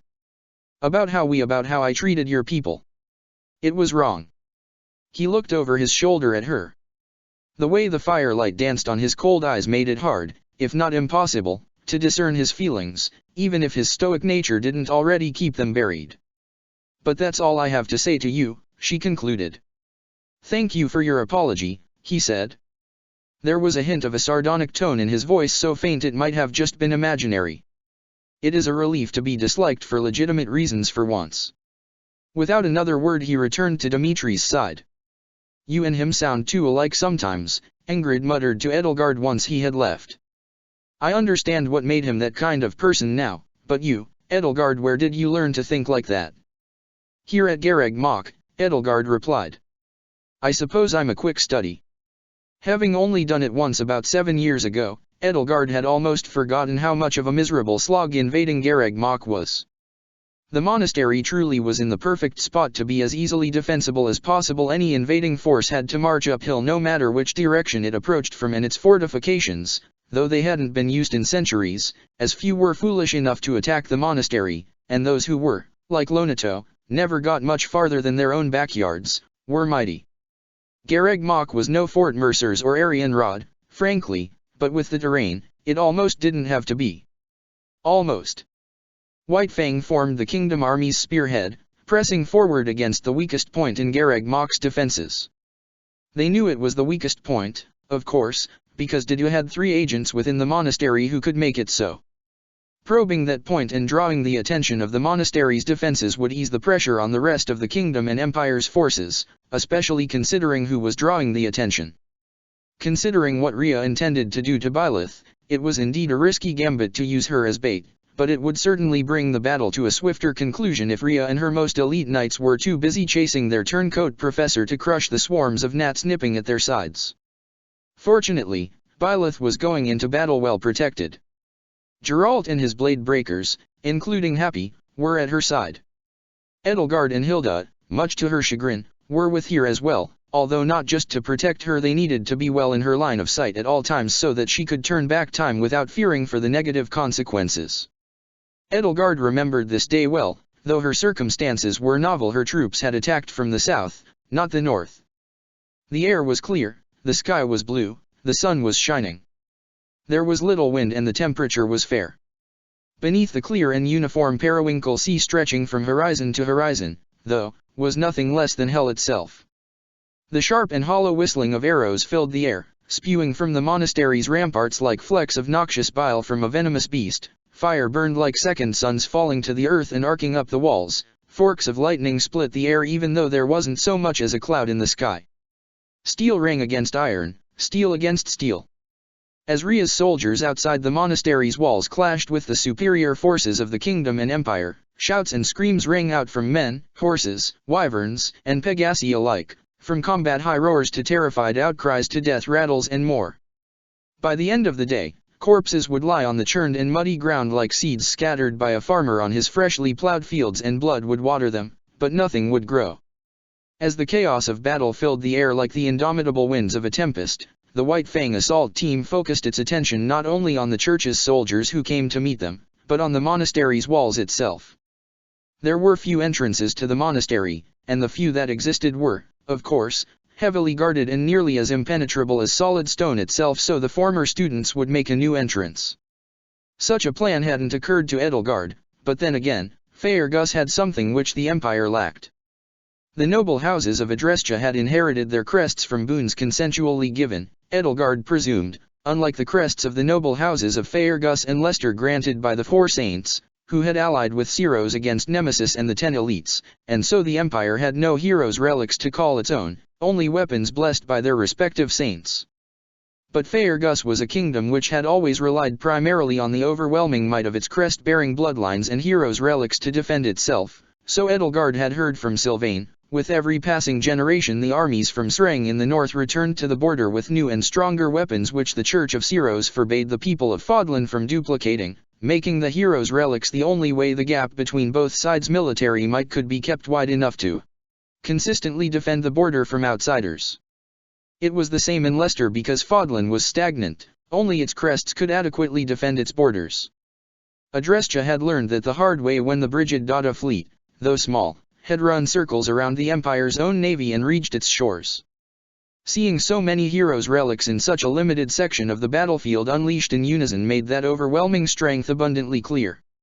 Dimitri was a terror striking from the skies, weaving through the hail of arrows on his wyvern, a single sweep of Eridbar, burning as though the sun itself was trapped within the eldritch metal of its blade, could throw a dozen men from the ramparts to their deaths, provided they lived long enough to hit the ground, and scored ragged gashes in the sturdy and venerable stone. Sylvain, clad in black armor and riding on a black horse, conjured fire in his left hand and dug trenches in the ground with a single strike from the lance of ruin in his right. With Crusher, the relic of House Dominic, Annette could scatter a legion of men with a single blow. Edelgard had never seen Annette use that weapon in battle, as House Dominic had refused to hand it over to her in her world, and to see it now in gentle Annette's hands was almost unnerving and crushed the strongest stone to dust. And of course there was Byleth with the sword of the Creator, weaving the whip-like blade to strike at enemies both near and far. Edelgard found herself wishing she had Aimer with her. While she was uniquely experienced among her peers, everyone here had fought to the death before plenty of times, many of those times by her side, but none of them except her knew firsthand what a war, a true battlefield, was like without even the grotesque mock relic Thales had made the weaponsmiths of Shambhala craft for her at her side, let alone the Emperor's splendid golden and crimson armor she'd grown so accustomed to. She felt dreadfully inadequate, as though she were having one of those dreams in which she'd arrived at class for a written examination without her quill pen or any clothes save for her underwear. But one went to battle with the resources one had, not the resources one wished they had. And today Edelgard's resources were a cobbled-together faux Hurricane King costume, a battle-axe, her horse, and the spark of magic burning within her. Hidden beneath all of that, remarkably behaved after its little outburst the previous day. The dragon lay in waiting for the crest running through her veins to carry it from the depths of her flesh up to the surface of her skin. As the morning dragged on, like flies to honey, the Church of Siro's most elite defenders began to appear to block White Fang's assault, and much to Edelgard's surprise, among the first wave of them to engage with the attackers was none other than Prince Anselm von Hresvelg himself, clad in gleaming white and gold holy knight's armor already speckled with dirt and blood. He and Sylvain clashed at the front of the spearhead like light against shadow, and despite the arms gap between them, it was quickly apparent that Anselm's strength and fighting skill, let alone his ferocity, exceeded Sylvain's. On top of that, Edelgard could see that Rhea had allowed him to borrow the shield of Siro's, which easily absorbed the blows from even the Lance of Ruin. Edelgard could feel Anselm's crest of Siro's like a hum in the air. As her soldiers became entangled with the enemy, Byleth made a quick assessment of the battlefield and then turned to Edelgard. "Wandering Flame, will Anselm be a problem for you?" "No," Edelgard said. "Good. You and Bernadetta, back up Sylvain." Bernadetta's already pale face turned ashen as she looked first to her former fiancé and then to Edelgard, seeing only her terrible mask. She gripped the reins of her mount nervously. "Why me?" Are you sure, Professor?" "Keep your distance," Edelgard said, riding ahead, "and fire a warning shot across his nose. Once he's distracted, I'll do the rest." One strike of Anselm's lance and Sylvain's right arm fell to his side. He could only barely keep his grip on the Lance of Ruin as blood poured down from his shoulder where the blade had wedged itself in a gap between his black armor. "Your ilk shall pay dearly, first for assaulting this holy place," Anselm told him, ripping his lance free and riding in a slow arc around him as Sylvain began to retreat, "and second for poisoning my fiancé against me. Tell me, where is the Duscurite?" Edelgard rode ahead as Bernadetta arced around them and took aim. If Anselm wanted to gloat over his disarmed opponent and treat him as a cat treated a mouse, more power to him. It was yet another reminder that very few of the combatants here had any experience in fighting a war. For all the banter, part of him must have still thought he was at Gronderfield even while he struck to kill. However, there was not just Anselm to contend with but also the soldiers under his command, and though Edelgard could strike them down even without aim, it slowed her progress and Bernadetta's as well. Sylvain laughed as he caught sight of Edelgard and Bernadetta coming to his rescue and changed course to lead Anselm into them, stowing away the Lance of Ruin and using his good hand to hurl fire spells at anything in his way. "The Duscurite," he called back. "Hate to break it to you, pal, but I've been in the bathhouse with Dedu, and he's as average as they come. Sorry you can't measure up." With an enraged swing of his bloody lance Anselm unhorsed Sylvain, throwing him to the ground, and circled around him aiming to trample him under his horse's hooves. Anselm's moment of white-hot rage presented just the opportunity for Bernadetta's arrow to strike him in the side, the arrowhead glancing off his breastplate. With Sylvain momentarily forgotten, his gaze followed the arrow's arc back to its source. "Bernadetta," he shouted out, abruptly changing course. "Lay down your bow, dismount from your steed, and surrender. You don't belong with these curs." As he approached, Bernadetta kept shooting at him as quickly as her nimble hands could knock arrows to her bow. "Just get away from me already. I don't like you, I've never liked you, and I never will like you, so stop hurting my friends and leave me alone."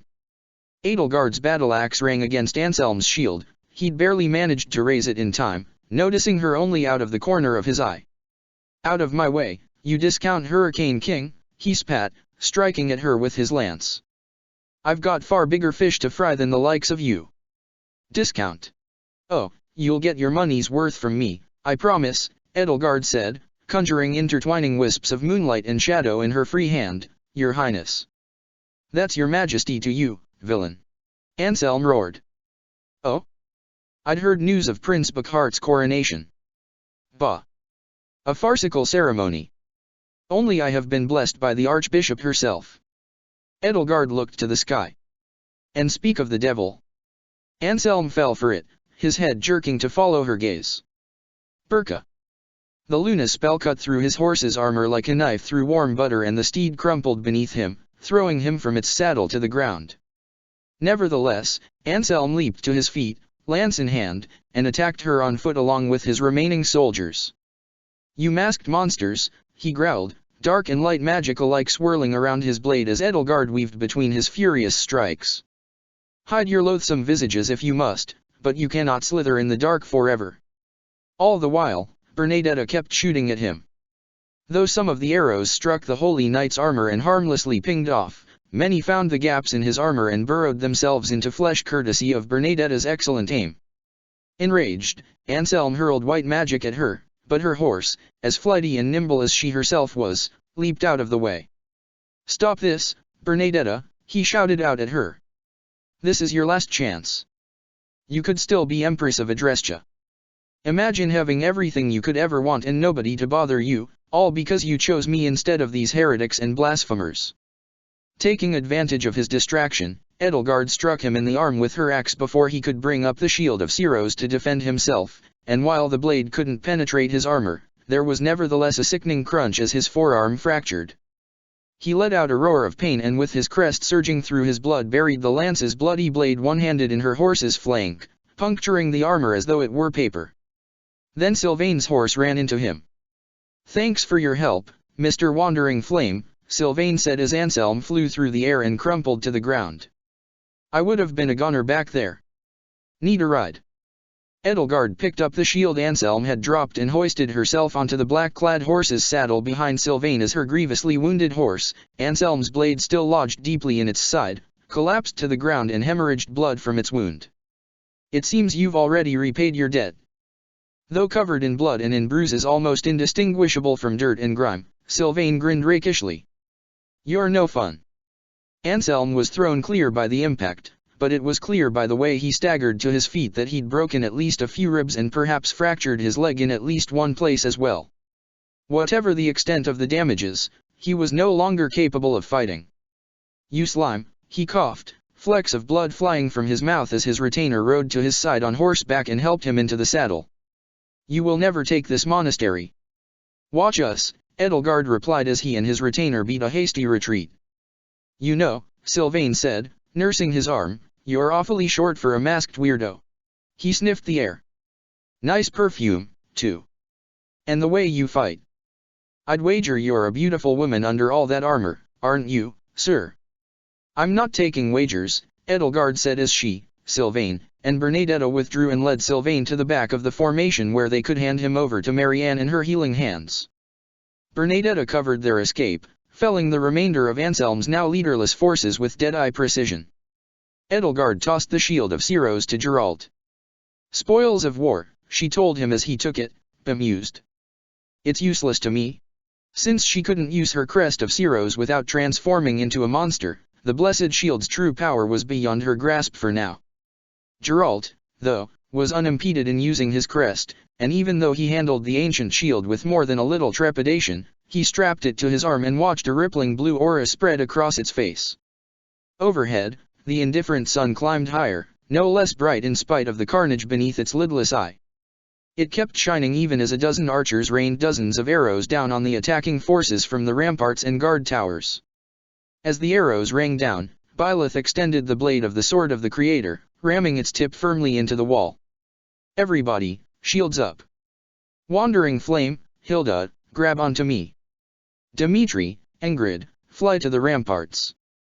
We're going to clear out the archers." Hilda gingerly took hold of one of Byleth's arms as Edelgard did the same. "We're going to what?" she asked before the blade contracted and threw the three of them into the air. They landed on the ramparts, scattering archers and swordsmen in surprise, as Ingrid and Dimitri flew to their position and dismounted. As Hilda caught her breath and gathered her wits about her, Edelgard looked over the opposite side of the ramparts. There before her stretched one of Garreg Mach's killing fields. Once these fields had been for drills and small-scale training exercises, now they were death traps, surrounded by impenetrable walls that loomed claustrophobically overhead and archery emplacements on all sides, in which large fighting forces would be easily penned in and made short work of. Whitefang was not, fortunately, a large fighting force, nor one that could be easily penned in. "The three of us will go right," Byleth said to the two of them, "and the two of you will go left. We're taking out the archers and preventing reinforcements from arriving." Professor Ingrid protested. "Hilda and Edelgard need to be with me, and Dimitri needs someone with him." "Yes, Professor," she said, relenting, though she couldn't help but nervously eye Dimitri. Edelgard couldn't help but wonder if Byleth was enjoying forcing them to work together. She always had enjoyed figuring out interesting ways to pair her students together, especially the ones who weren't quite so fond of each other. They went their separate ways. As Byleth led the charge with the blazing sword of the Creator cutting down foe after foe, Edelgard and Hilda backed her up, slaying the soldiers who stood in their way with swings of their axes. Edelgard had to admit that Hilda possessed a certain acrobatic grace on the battlefield and that fighting by her side wasn't an entirely unpleasant experience. She was thankful, almost, that Hilda had come with her from her world to this one. At least, her slightly more mature older self was certainly less of an annoyance than her younger self would have been. "Professor," Hilda asked, "doesn't all this bother you? These people were your friends just a month ago." Edelgard recalled asking her the same thing 7 years ago. Even she'd been a little frightened by how easily and readily Byleth could cut down the Knights of Syros when so many of them were people she'd trained with and drank with. One might have thought that cold and indifferent resolve was a remainder of her grim past as the Ashen Demon. Byleth's answer in this world was the same as the answer she had once given Edelgard. "My students are my friends," she said. "I don't care who I have to cut down to protect them." Edelgard pressed forward into the nearest guard tower ahead of Byleth and Hilda, and as she climbed the spiral staircase switched her axe to her left hand to better deal with the defenders. "I've got this one," she said, leading the other two up the stairs as the guards clambering down to meet her met instead the blade of her axe. She climbed to the room at the top. A trio of archers aiming through the narrow slit-like windows at the army stretched out beneath them whirled around and trained their arrows on her, but before any of them could so much as fire off a shot, she struck them with a burst of flame, scorching the walls. One dodged the blast with only singed armor and managed to loose a single arrow. It struck Edelgard in the side. Before he could knock another arrow to his bowstring, Byleth came up and with a wave of her hand incinerated him just as Edelgard had done to the other two. "Are you all right?" she asked Edelgard, setting down her sword and crouching beside her. Edelgard nodded, wincing as Byleth ripped the arrow free and closed the wound with healing magic. "You don't feel any scalier than usual?" Byleth asked, wearing the same almost smile Edelgard had once fallen in love with. "No, Professor," Edelgard said. "I told you, I'm in complete control." Hilda caught up with the two of them, panting for breath. "And I'd thought defending this place had been hard."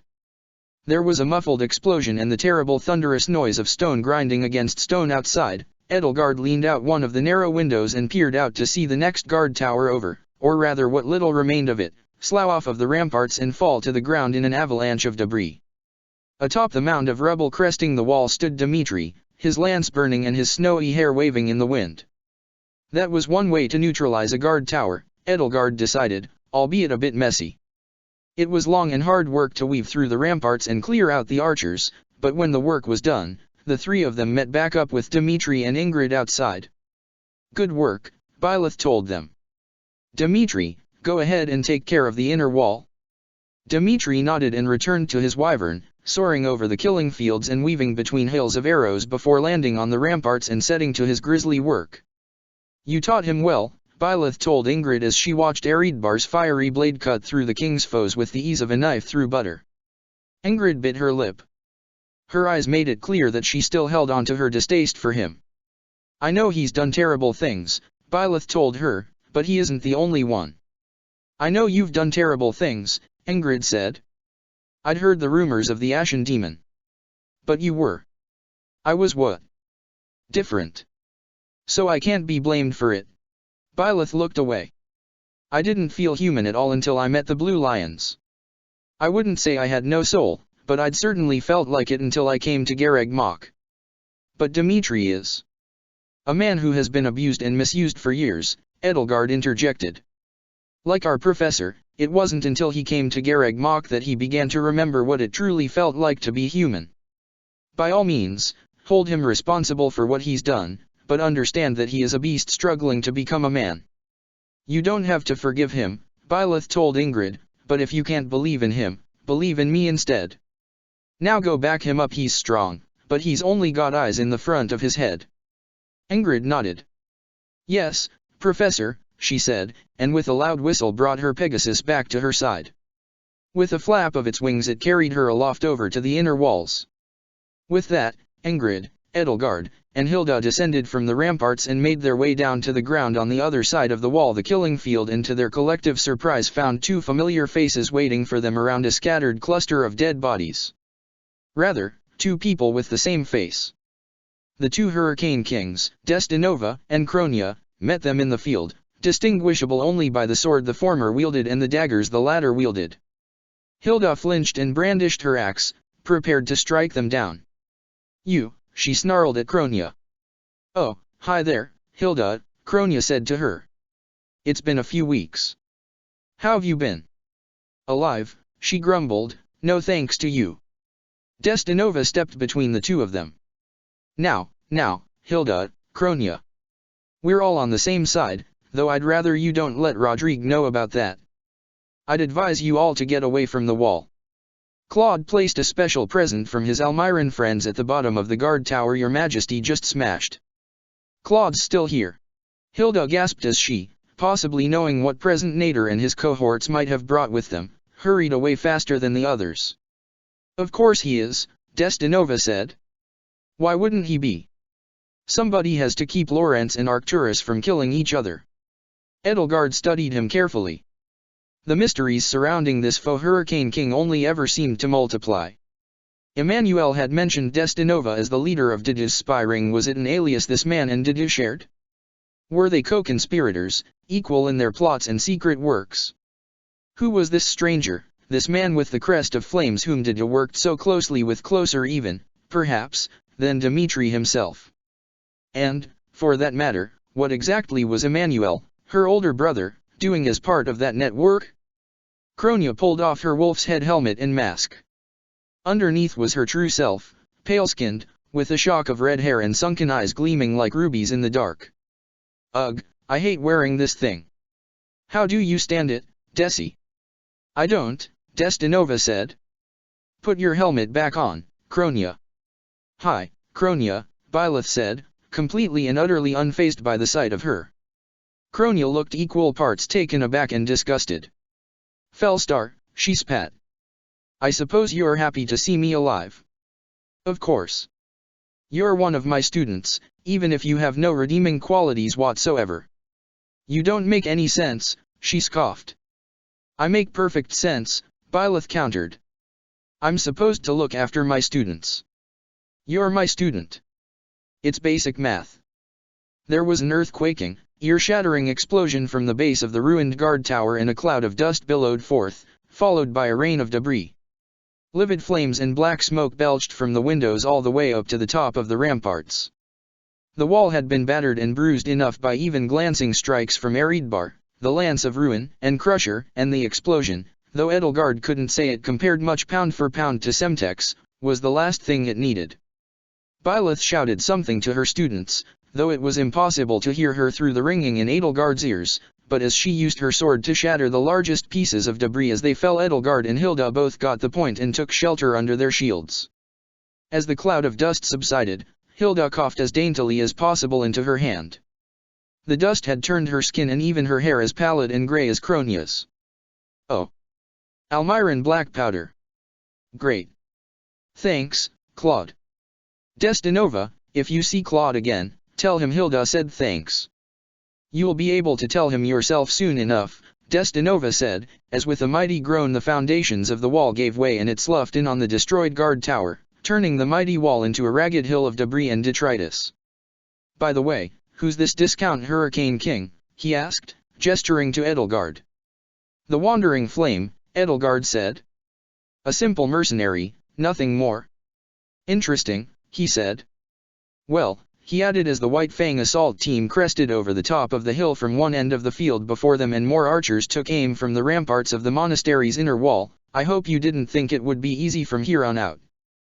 Under the rain of arrows and the sun which shone merrily on in spite of the unusual precipitation as it began to descend from its zenith, White Fang clashed with the Knights of Syros.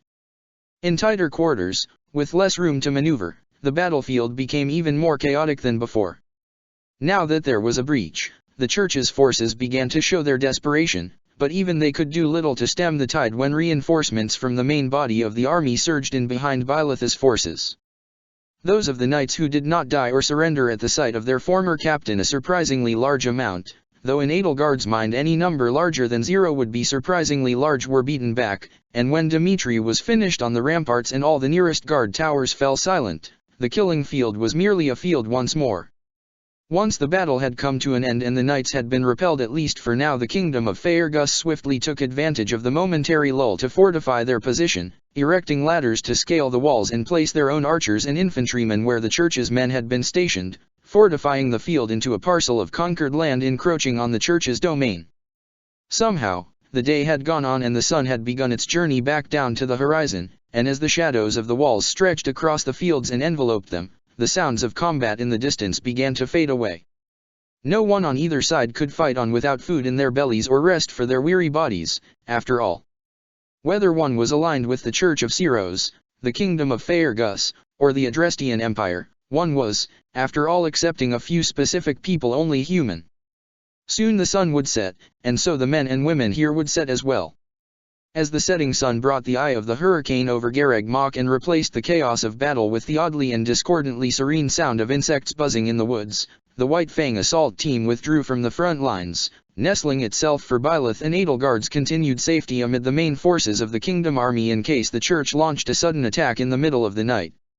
Night combat was rare and logistically difficult but not impossible or formally forbidden by any rules of engagement, and typically favored the attacker. It was more likely that Dmitri or Burkhard would send some force to attack the monastery's defenses at night than it was that Rhea would do the same to the kingdom or imperial army, though Rhea was cornered and desperate and thus more unpredictable than usual.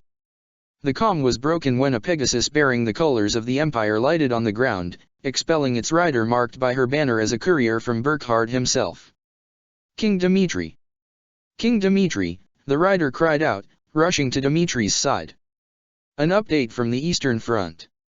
Lady Rhea has issued an ultimatum to His Majesty. If Emperor Burkhard does not withdraw his forces by dawn at the latest, she will begin executing her hostages. Dmitri gritted his teeth. Hostages. He looked to Edelgard, recalled Hubert's situation, and turned pale. He knew as well as Edelgard did that even after both the inner and outer walls were breached, the kingdom of Faerghus wouldn't be able to capture Garreg Mach on its own. The tide would quickly turn if the alliance failed and he suddenly lost half of his fighting strength against the Church's forces, especially if reinforcements from Anselm's loyalists arrived from the west. Byleth turned to her former students. Felix, Ignatz, Bernadetta, go on ahead. Rescue Hubert and whoever else Rhea's taken prisoner. Got it, Ignatz said. At his side, Felix grimly nodded. Hubert? All right, Bernadetta said, kneading her hands as she glanced nervously at Felix. We'll be as quiet as mice, Professor. With that, the three of them were off to pass over the wall and slip into the monastery. Good luck, Iggy. Raphael called out, waving to him as he and Bernadetta and Felix made their way to the walls. Sheesh. Executing hostages? Rhea's already getting desperate, Sylvain said as he nursed his broken arm. Stripped of his Dark Knight's armor, he somehow seemed almost naked. Though he'd been sent to the back of the formation quickly after his spat with Anselm, he looked just as dirty, tired, and ragged as everyone else. A little more pressure and she'll crack like an eggshell.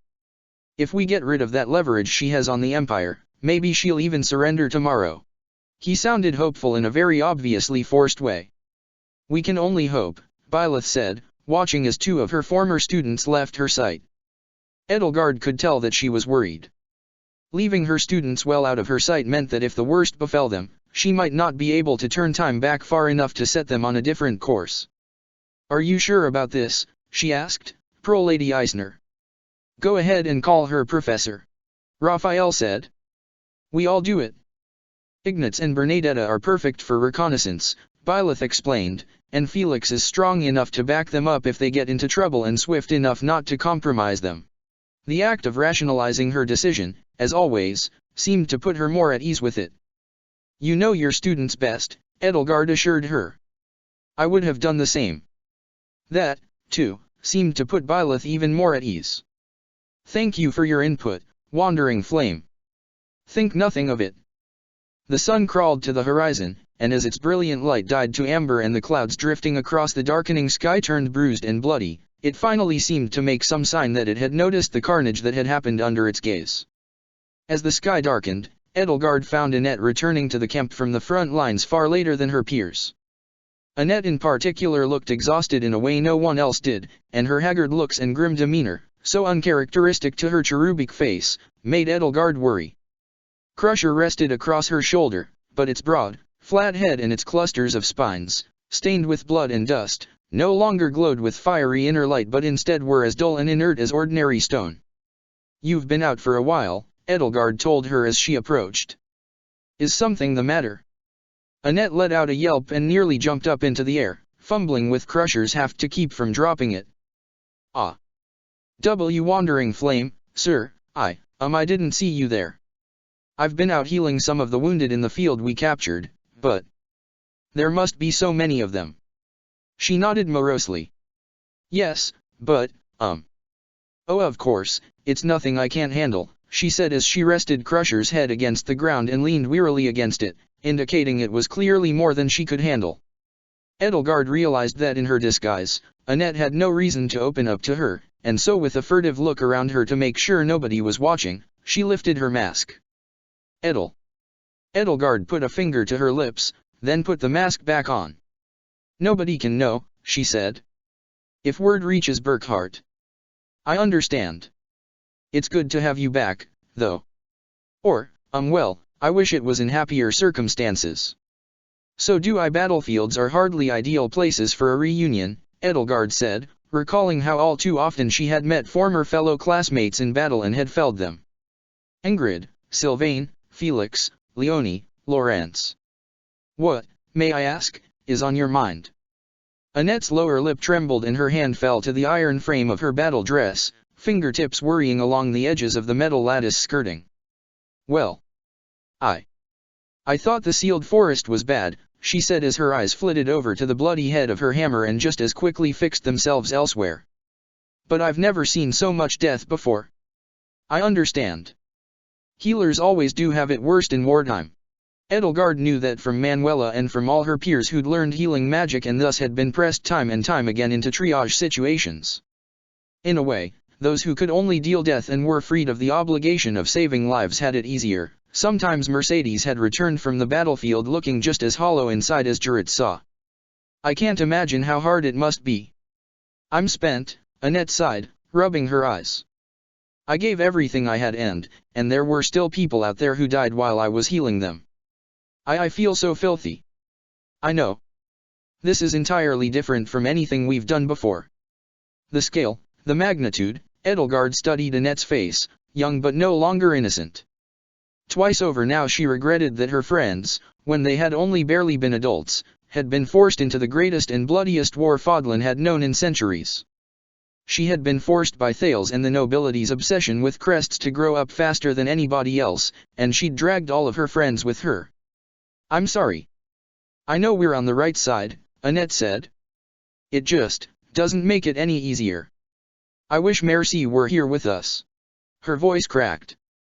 If Cornelia's dead and she is dead, right, then do you think, wherever she is, if we find her she can be with us again?" "I hope so," Edelgard said, resting a hand on her shoulder. Taking the hand as an invitation, Annette wrapped an arm around her waist and pulled herself toward Edelgard in a one-armed embrace. "Thanks, Edelgard. Actually, I think I'll feel a lot better tomorrow knowing you're fighting on our side." She pulled away. "But if you see my father..." Edelgard's heart sank.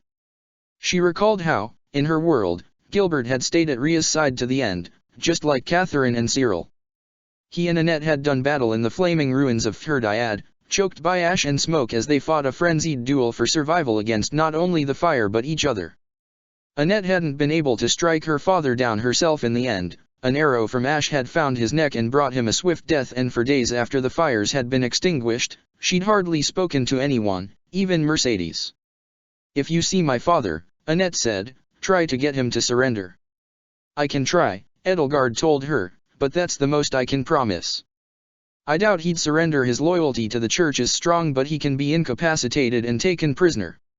I sent him a letter ahead of the army, she said, telling him that Dmitri was on his way and I was with him. I begged him to leave the monastery while he still could. My mother is still waiting for him. She still loves him, even though she hates him, she still loves him. Tears welled up in her eyes. I begged him to go back to her. So I hope he left. If I find him lying among the dead, I don't know what I'll do. Or Mom. Whatever happens, Edelgard assured her, reaching out to wipe away her tears, you have your friends here to help you. Remember that. The Knights of Syros attacked with doubled fury and frenzy just before dawn the next morning, refusing to allow the kingdom's conquered parcel of land to remain in enemy hands. At once yesterday's attackers became today's defenders, pressing their forces against the borders of the field they had taken for themselves. White Fang was quick to travel to the front lines and found itself embroiled immediately in the fight of its life. Edelgard's former classmates, young and inexperienced, were still weary and sore from yesterday's arduous combat as much as they were all in excellent shape and had plenty of experience fighting and killing. Such pitched battle easily took its toll on those who were unused to it. It was worse in the darkness, where the chaos of battle made it hard to discern friend or foe. The hero's relics had to shine as beacons in the dark until the first light of the sun passed over the walls. Edelgard quickly found herself winded. As much as she'd improved this body over the past 7 months or so, there was still a gulf between it and the body she'd had 5 years ago in her world, during her own assault on the monastery. And here she was further limited. The dragon writhed under her skin, seeking its freedom, but as long as her crest remained dormant within her, and the power it granted her as well, it was trapped. Yet, no matter how weary she found herself, she pressed onward, and as the sun rose over the mountains there was a welcome ebb to the tide of battle. This won't last long, Geralt pronounced as White Fang and his mercenaries regrouped, speaking as though he were a grizzled sailor whose keen and time-honed senses could detect a coming storm. There'll be another wave soon. He wiped the bloodied blade of his lance on the trampled grass. Is it too early for a truce? Hilda whined, mopping the sweat glistening on her brow. Dmitri sat down, propping himself up against Eredbar, as Marianne tended to a bloody gash on his arm. There'll be time for a truce, he muttered. When Ria's dead, okay, I got it. She rolled her eyes. I hope Claude has more of that Almiran black powder. We can't get through that inner wall soon enough. Your Majesty. A courier ran to Dimitri's side. Sir, word from the Eastern Front. The Imperial forces are retreating. Edelgard felt a pit open up in her stomach. Bernadetta, Ignatz, and Felix hadn't returned yet. If Buckhart's army was turning back, then it meant they hadn't delivered Hubert into their hands by dawn. What had become of them? Had they been captured or killed behind enemy lines? She had to hope for the best. Byleth always put her faith in her students' ability to survive without her clucking over them like a mother hen, and Edelgard had done the same with her Black Eagle strike force. But it was different the second time around, somehow perhaps because she was older and more mature. She now saw all of her classmates in this world for the inexperienced, naive young adults barely out of their adolescence they really were. Dmitri rose to his feet, clutching the wound as though that would keep it closed. Damn them, he growled, and the fear in his eyes made it clear despite his otherwise furious countenance that he was afraid for his friend's safety. Damn their cowardly hides. Byleth looked just as perturbed, her emerald eyes wide and face ashen, and Edelgard knew she was just as worried for her students. Marianne whispered to him, Your Majesty, please, the wound. Dmitri acquiesced and sat back down, allowing her to finish her work. Sir, the courier asked, what shall I tell our forces? Should we retreat? And let Ria think she's won?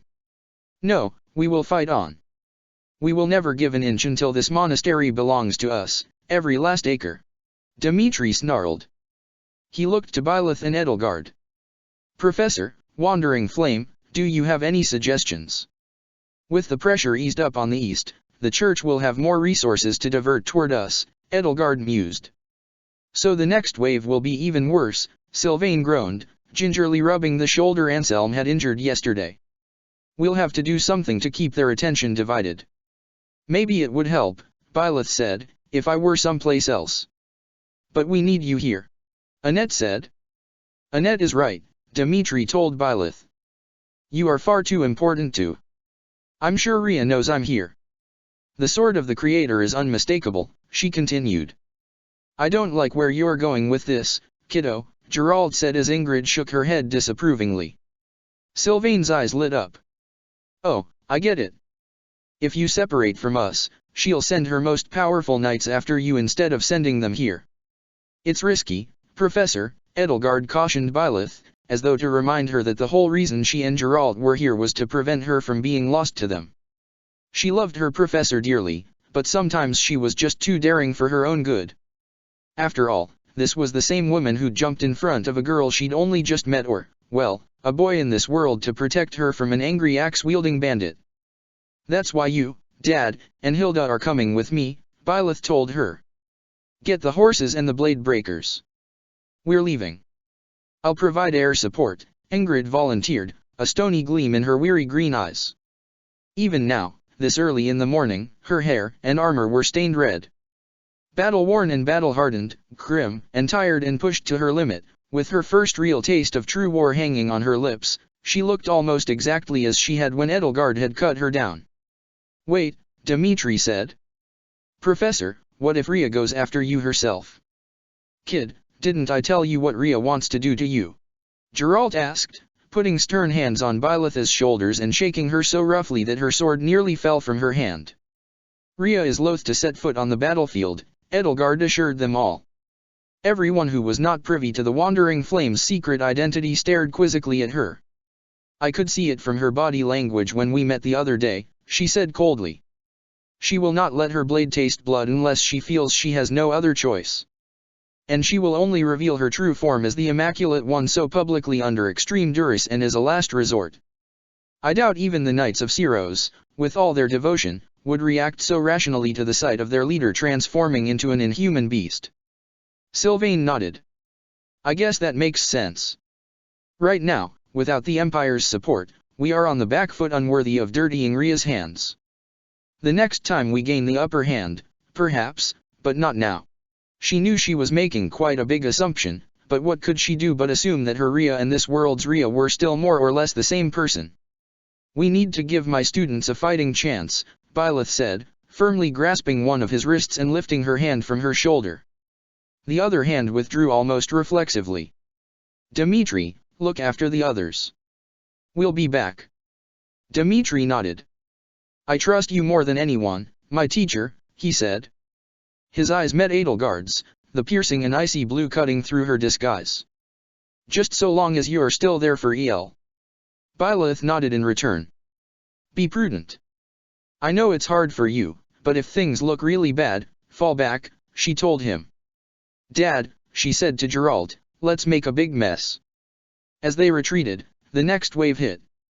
Edelgard felt Happy grab her by the wrist and pull her roughly aside as a bolt of lightning and a lashing tongue of flame struck the ground, scattering White Fang across the killing field. Among the soldiers were two warlocks, red-haired Arcturus von Ordelia and violet-haired Lorentz, wielding long staves with elegant flourishes. Seems you're much more eager to apply yourself, Arcturus snarled at his counterpart, when it's not Imperial soldiers in front of you. I haven't a clue what you are talking about, Lorentz replied, and I prefer to ignore whatever implications you may be making. I show no preferential treatment to those who wish me dead. I slew just as many as you did yesterday. Well, at least you are better than Claude, abandoning us no later than the first light of dawn like that yesterday. Yes, indeed. What has become of the great House Regan that it may produce such rank cowardice? Ugh! Hilda shouted as she hurried behind Edelgard and Byleth.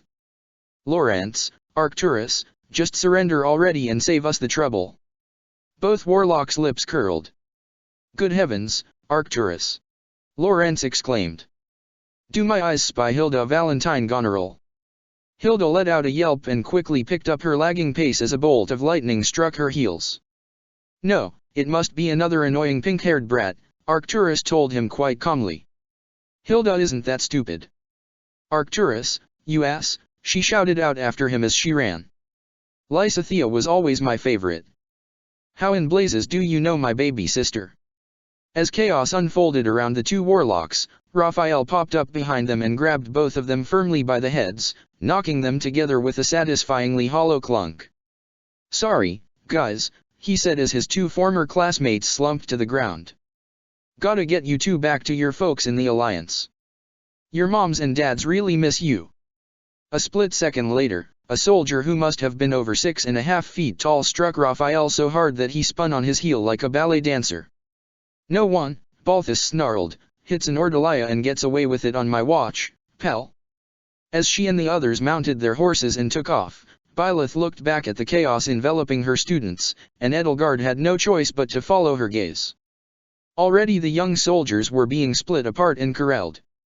"You've chosen this path, Professor," Edelgard told her. "It's time to let them walk theirs." The distant baying of dire wolves, and lots of them, rang out from down the hill, mingling with the shouts and screams and clashing steel of battle. "Don't worry," Happy said, a proud, cat-like smile on her face. As the beams from the rising sun hit her face and lit up her olive skin, her pupils contracted into slits. "I called in some reinforcements." Edelgard accompanied Byleth, Ingrid, Happy, Leonie, and Geralt's blade breakers along the circumference of the monastery's outer walls to its eastern front, where the Empire had retreated from. On her Pegasus, Ingrid kept a watchful eye on them from above as they caught the church's attention. Byleth made sure to brandish the sword of the Creator, its blade aflame with an inner glow, to all of the sentries they rode past. As it turned out, their distraction worked far too well, far too quickly, because it wasn't long until Catherine, captain of the Knights of Syros, led a miniature army of her own against them. The kingdom of Faerghus was not the only faction in this battle with the power of heroes' relics on its side. Catherine, a descendant of House Cairn's bloodline, wielded the ancient sword of Cairn, Thunderbrand. Its broad blade was marked by 6 distinct prongs, 3 jutting out on each side, that could trap swords and lances and snap them like twigs, and that was discounting the incredible power the sword possessed when wielded by one with a matching crest. Technically, since House Cairn was part of the kingdom and had pledged its fealty to Dimitri, Thunderbrand was the kingdom's property. Asking the Church of Syros to give it up, though, would have been an exercise in futility. The typical response to seeing Thunderbrand's fiery blade drawing nearer was fear, but Edelgard was just glad that Catherine wasn't coming anywhere near the rest of her friends today. Besides, the swarm of soldiers which roiled around them like ants spewing from a disturbed anthill or hornets from a disturbed hive proved a much more immediate concern. Edelgard struck down foe after foe with magic and steel alike, commanding her segment of Geralt's mercenaries against Catherine's forces with such a well-practiced and honed sense of authority that it seemed almost as natural as breathing. The temptation of the dragon within her, its sharp claws, its capable wings, rested in the back of her mind, but she restrained herself. It was enough to have Byleth as bait. If she revealed herself as well, things would go out of control far too quickly. Happy was less restrained, cutting through her enemies with wickedly curved claws as animal features crept across her human form. As the spearhead of his men, Geralt's lance probed Knight's weak points with practiced grace born of a century of experience, and Leonie, his greatest apprentice, did her best to keep up. Byleth, now that the sword of the Creator had done its job as a beacon, switched to a sturdy steel blade to better conserve her strength, using her magic to compensate for the loss of range. Hilda fought with unorthodox grace, drawing her enemies closer, lowering their guards, and striking with her axe. In the sky, Ingrid dealt with pursuing Pegasus knights and wyvern riders, occasionally swooping down when able to strike at any enemy which entered her allies' blind spots. They continued to press onward, forcing their enemies to pursue them farther and farther away from the front lines.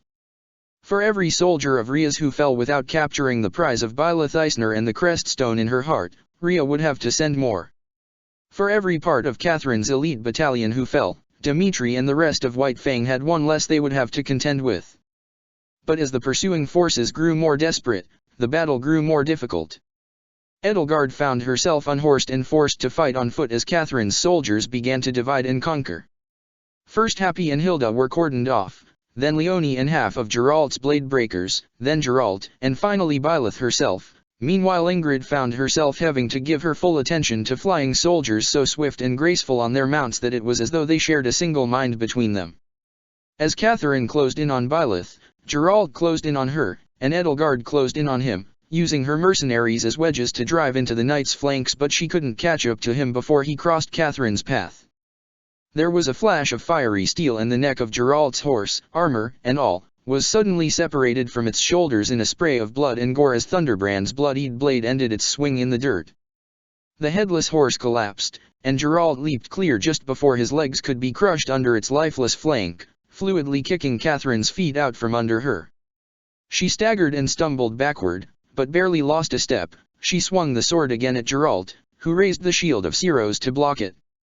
All of Thunderbrand's might was dispersed by the shield's rippling magical aura as his crest activated.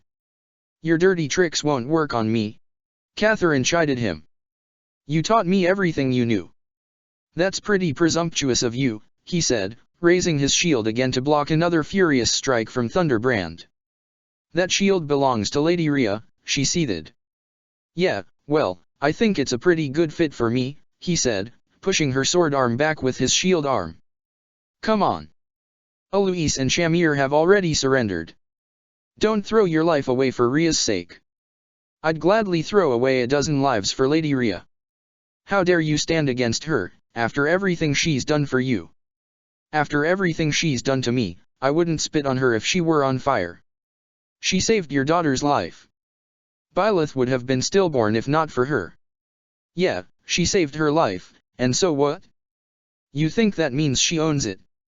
One of Geralt's blade breakers struck her from behind with an axe, but Catherine noticed at the last moment and swung Thunderbrand. A moment later the mercenary found himself holding half an axe, and a moment after that found himself looking up at the rest of his body from the ground. The distraction was just what Geralt needed, though, to crack the side of his lance against the side of Catherine's head. "Lady Rhea gave me everything," Catherine growled, fighting no less furiously even as she stumbled from what surely must have been a severe concussion. Edelgard closed in on them, breathing fire along the blade of her axe in a poor facsimile of a hero's relic's iconic glow. "She saved my life twice over. She took me in when I had nothing, when I had nobody. When the only path left in my life was villainy and thievery, she showed me a better path. She did the same for you, Geralt." "Come on," Geralt said, staggering under repeated blows from the formidable relic. The shield of Siros could only take so much abuse, and he could only keep channeling the power of his crest into it for so long. Without the crest of Siros bringing out its true power, it was more durable than the average steel shield, but most definitely not Thunderbrand proof. "Take a look around you. Rhea just threatened to execute hostages. She's getting crazier by the day. There's nothing mad or senseless about Lady Rhea. If she seems mad to you, it's only because the rest of the world is mad. Lady Rhea is righteousness personified. You and I, we're nothing." "Speak for yourself," Geralt growled through gritted teeth. He jabbed at her with his lance, only for her to catch it on one of Thunderbrand's prongs and snap it in half. "She's really done a number on your brain, huh?" Just as Catherine brought Thunderbrand down against his shield again, Edelgard swooped in and struck her, fire and steel raking across her back. Catherine cried out and stumbled forward, giving Geralt the opportunity to wrench her sword arm away and bash her in the nose with his shield. Catherine stumbled back and raised her blade to parry another strike from Edelgard's axe, the glow of Thunderbrand's forked blade sputtering and flickering like a dying flame as a twist of its blade shattered the axe's blade. Blood poured in a river down her chin and stained her throat and collar. "Not everyone is as bereft of self-confidence as you, Thunder Catherine," Edelgard intoned as Catherine turned on her. She narrowly dodged the furious swings of Thunderbrand. "If all you can do is submit to the will of others, then stop trying to cut down those who can stand tall on their own." "Another Hurricane King," Catherine snarled. "Is this who you're associating with now, Captain Geralt? To think I had any trust in you, you blasphemous degenerate." Edelgard hurled a fireball at her, and then another, keeping her distracted while Geralt grabbed a halberd off the ground and probed the openings left by her faltering defenses. Fire singed Catherine's armor as Geralt's polearm left dents and welts in the steel plating. Finally, she found an opening, though, and although she seemed too weary to channel the full power of the Crest of Karen into Thunderbrand anymore, she had more than enough strength herself to gore Geralt in the side on one of the sword's 6 prongs and snap his halberd in two. With a pained, gurgling outcry, Geralt slammed the edge of his shield against her wrist, shattering it. While the two of them were locked in their deadly, hateful embrace, Edelgard grabbed a sword off the ground and brought it down on Catherine's head with all of her might. Catherine wrenched herself away at the last moment. Edelgard's blade managed only to tear a notch from her ear and dent her armor enough to break her clavicle and deaden her sword arm.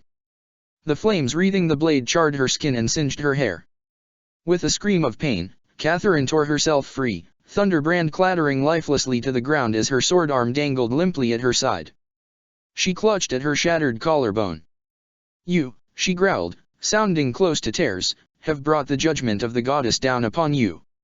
Looking upon her, Edelgard couldn't help but, for once in her life, feel sorry for her.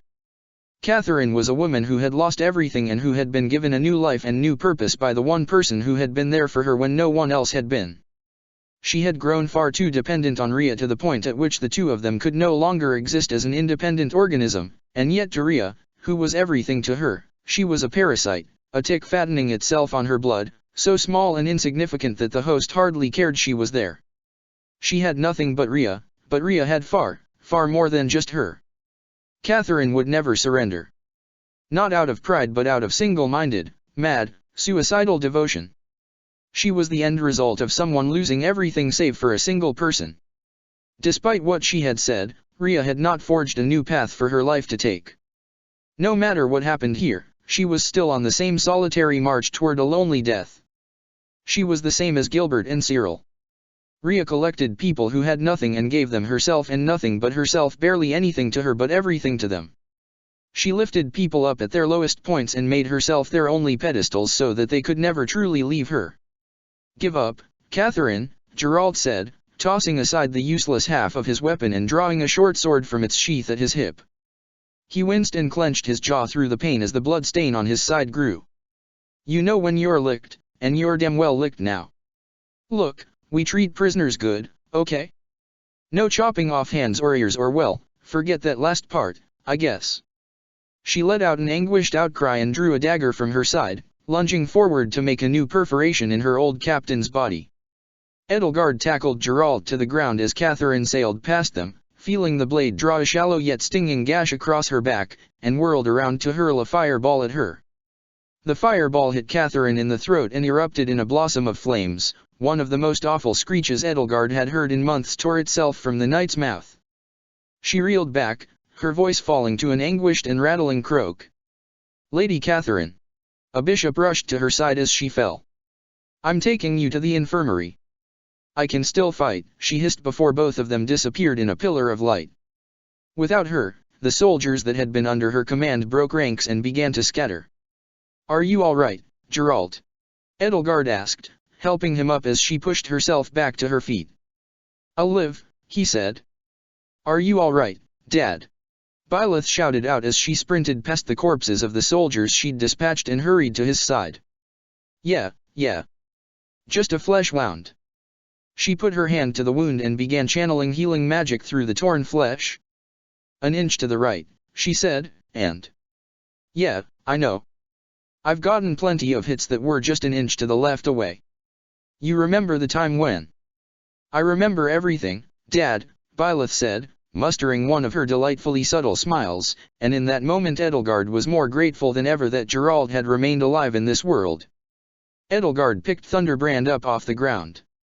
While she had a crest, which meant she wouldn't have to fear being transformed into a monster like Miklon if she wielded the blade, she couldn't use it as she would aim her without the crest of Karen. In her hands, it would be a formidable blade, but only slightly more so than any other. Still, perhaps the intimidation factor of a heretic wielding Thunderbrand would be a benefit in its own right. The relic sword shuddered and pulsated in her grasp, the crest stone in its pommel flickered like a blinking eye.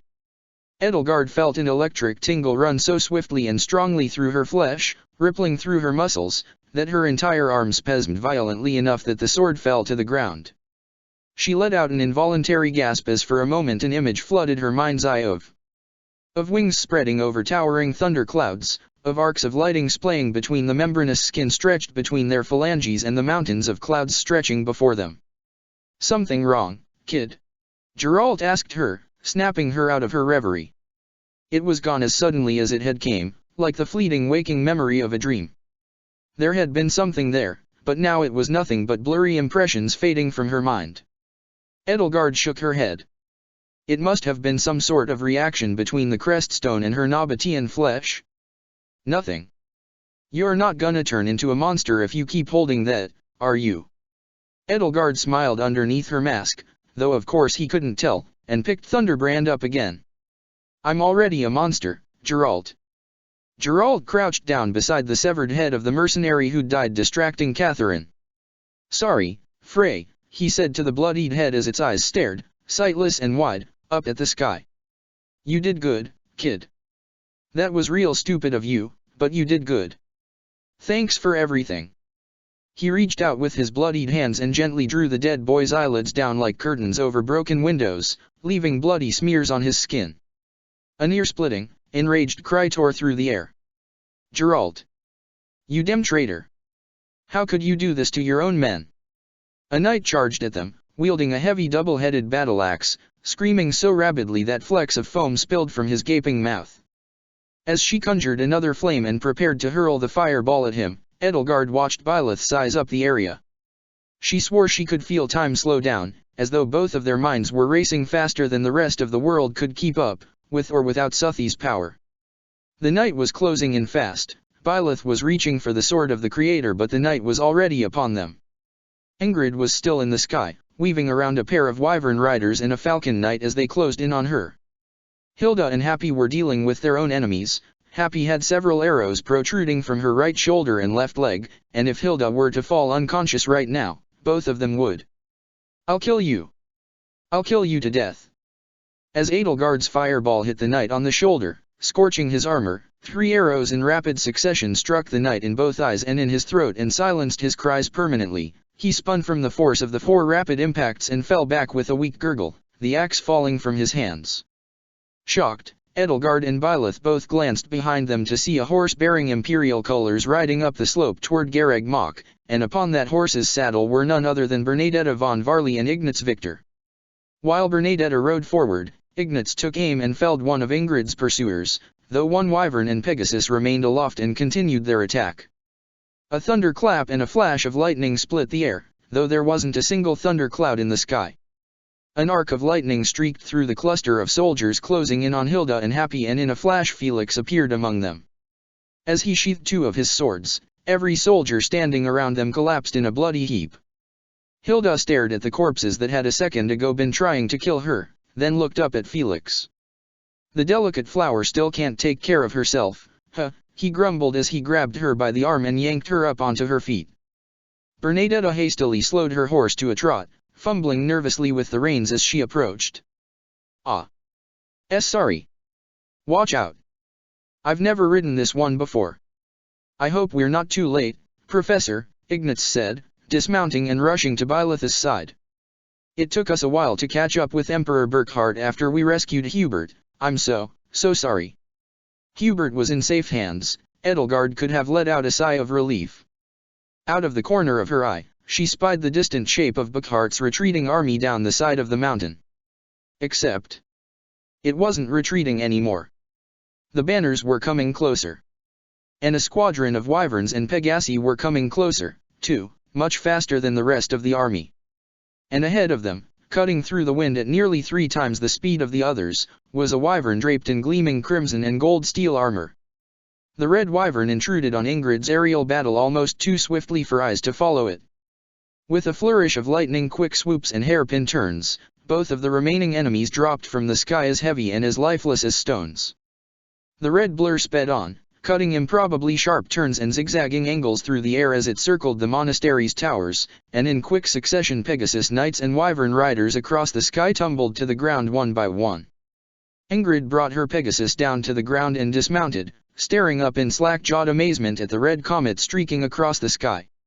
Happy pumped her uninjured fist into the air. "That's my dad," she shouted out. With the return of the Empire, the tide of the battle turned almost instantly, though when the inner wall was breached, that was when the battle truly began in all its fury. The Church of Siros knew true desperation as soldiers from the kingdom of Faerghus poured through the breaches in its walls and marched onto the monastery's grounds and fought with all of the grit and fanatical zeal their situation demanded. No quarter was asked, no quarter was given. The fighting had been grueling before, but now it had become something far beyond that. If it had made beasts of men before, now it made monsters.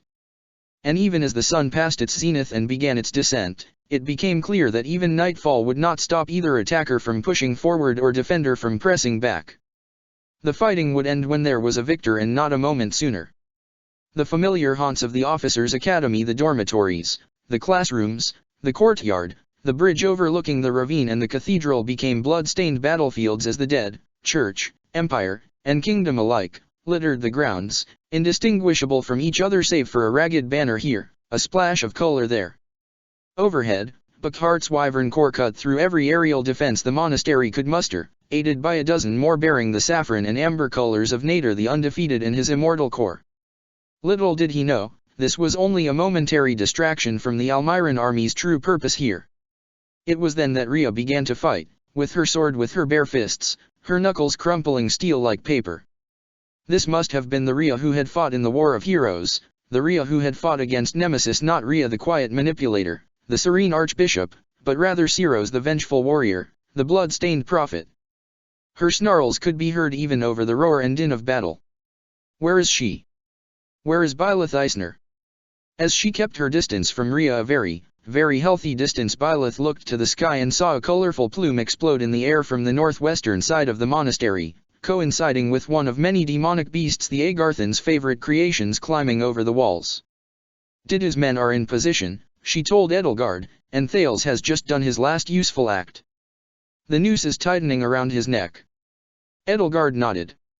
Will you be turning back, then? She muttered back. For how long? An hour from now, just to be sure. Once you and Hilda are in safe hands.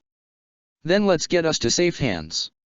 You might end up having to turn back time sooner, Hilda pointed out as she, Edelgard, and Byleth fled across Garreg Mach, fighting a skirmish here and there as they struggled to keep as much distance as possible from Rhea. Maybe, perhaps, now. I can't turn back time to before the signal, Byleth said. They pressed onward.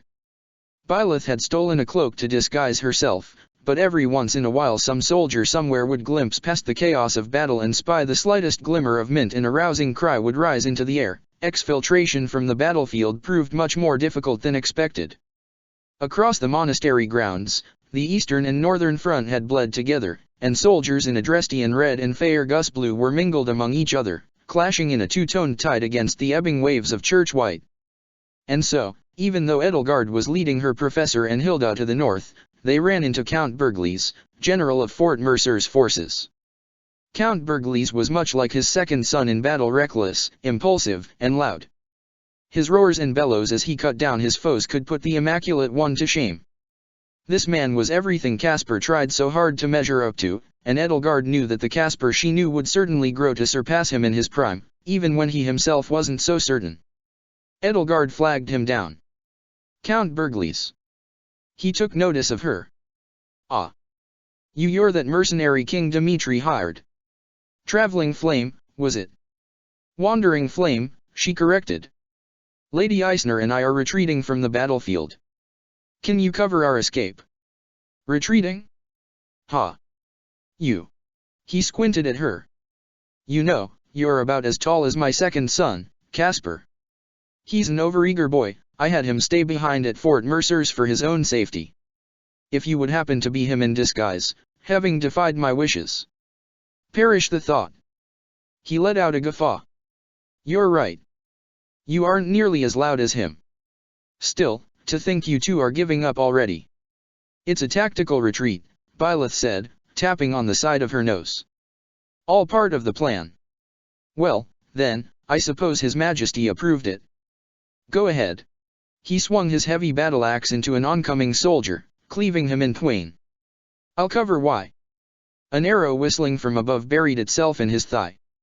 As the enemy closed in, sensing a momentary distraction they could take advantage of to fell the renowned master of Mercers, Byleth, Edelgard, and Hilda took to a three-point defensive formation around him. A wyvern circled overhead, its rider loosing a one-man volley of arrows at Count Berglis until Edelgard felled it with a blast of fire. The rider dismounted with a familiar athletic grace as the wyvern fell from the sky, tossing aside the bow and arrow and drawing a sword. As he plucked the arrows from his flesh, Count Berglis looked nonplussed until the fallen rider began to draw closer, revealing sun-kissed bronze skin decorated with bright tattoos and lustrous magenta hair tied back in ornate braids. His mustache bristled. I have studied your language with care to be saying this properly, the rider said, bearing down on the injured count. Hello.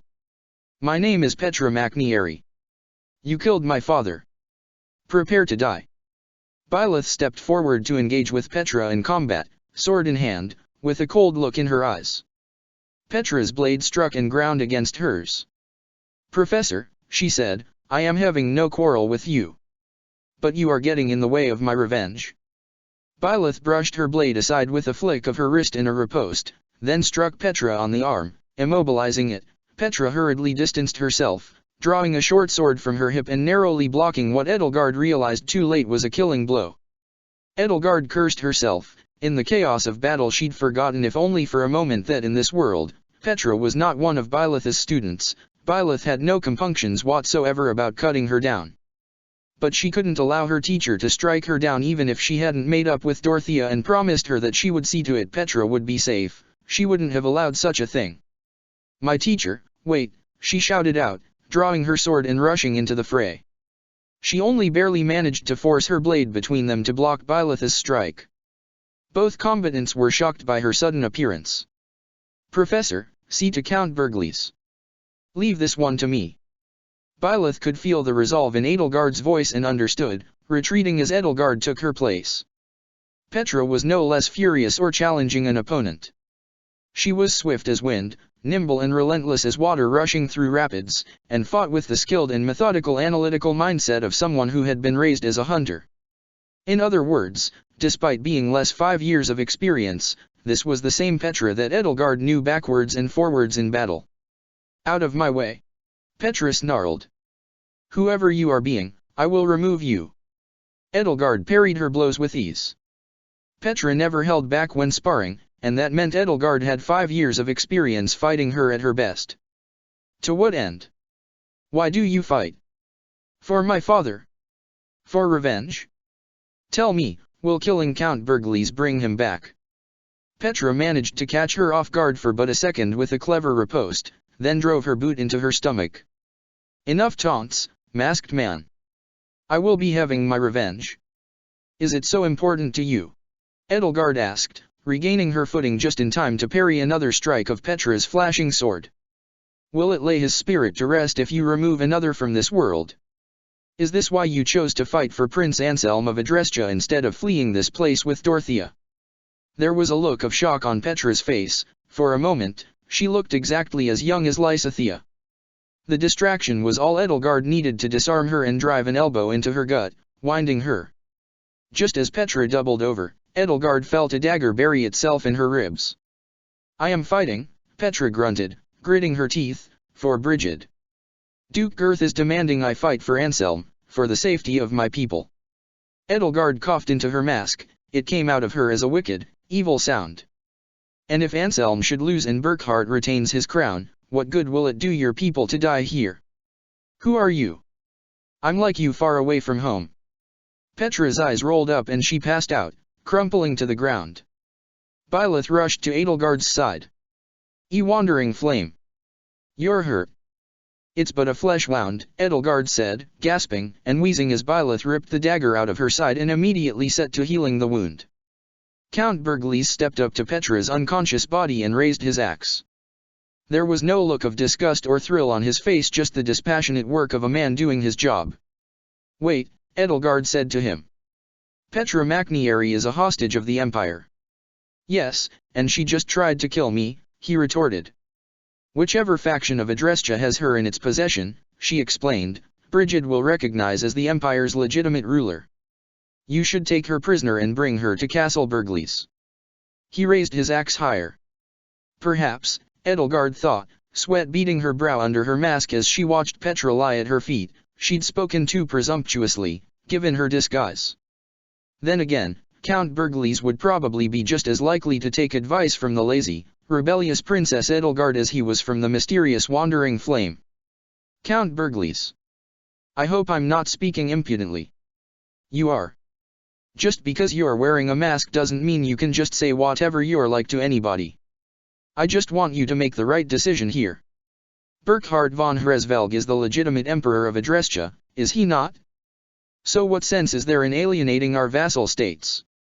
Well, for starters, he said, and Edelgard could see the muscles under his sleeves tense impatiently as his axe trembled in his hands, they're vassal states.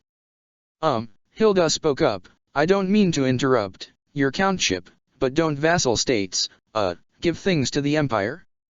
I thought that was the definition of a vassal. Count Berglis raised a bushy eyebrow at her. I drove back Brigid's soldiers from our shores almost single-handedly, Miss Goneril. Brigid has nothing to offer anybody. He looked down at Petra and readied his axe. Perhaps you should talk it out with His Majesty, Edelgard said. From her vantage point, Petra could have been sleeping. You know he is a man who likes to deliberate over his decisions. Yes, but I don't. She wondered if she could fathom striking Count Berglis down to save Petra and realized that she could fathom it quite easily. A shame, he and Petra had actually worked out their differences, somewhat at least, in her world. Count Berglis, Hilda said with a coquettish flutter of her eyelashes that, despite her being bruised and covered in blood and soot, managed to make her look intensely vulnerable, there's been so much death and destruction today. I don't know if my delicate constitution can take the sight of a pretty girl like that meeting such a horrible end. Count Berglis lowered the axe about an inch, but no further. Hilda's charm could only go so far. Count Berglis, Edelgard insisted, this girl is far more valuable as a prisoner than a corpse. I think King Dmitri would be interested in her, Byleth spoke up. On his behalf, I'd like her sent to the kingdom army. Count Berglis furrowed his brow and squinted at her. I'm his chief tactical advisor, she told him. I know how he thinks. Also, she can tell us things about Prince Anselm's allies. He lowered his axe. All right, then, Lady Eisner. You win. Take the girl. He directed his men to carry Petra's body back to the kingdom army's camp and drove himself headlong into the fray once more, letting out a resounding battle cry as the blade of his battle axe chewed through his foes. Edelgard let out a relieved sigh. Thank you, Professor, she told Byleth. And Hilda. Let's go. The battle raged on. Dimitri's white fang had pierced the church's neck, and now his army's jaws were clamping down and lapping at its blood while the beast writhed and struggled and drew as much blood with its talons as it could. At last, at her most desperate moment, the Immaculate One rose above the fray. The sunlight danced off her marble scales and as Rhea let out a bone-chilling roar, a beam of light spewed from her mouth and carved through the air like a saber. Where the beam crossed ancient steeples or the monastery's venerable clock and bell towers, stone melted and flowed like water, glowing as hot as steel in a blacksmith's forge.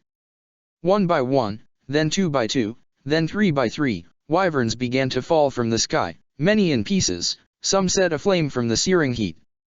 Edelgard and Hilda only just managed to get Byleth out of the way of one of the collapsing buildings as they began to retreat back to the main body of their forces, where they would be safely ensconced beyond the front lines.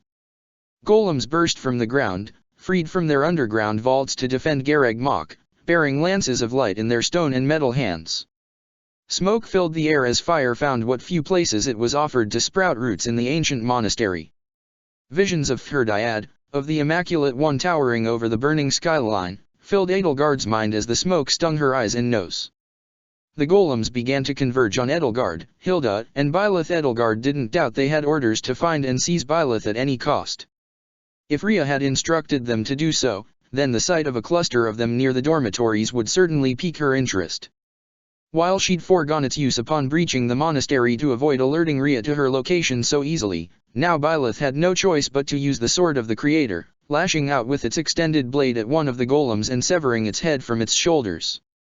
The golem swayed and jerked sharply and fell into one of its peers, who roughly shoved it aside. Edelgard once more, for the umpteenth time, wished she had Aimer with her. It may have been a horrible, misshapen abomination, one Thales had given her while gleefully telling her how much she had in common with it, but it had been a powerful, horrible, misshapen abomination.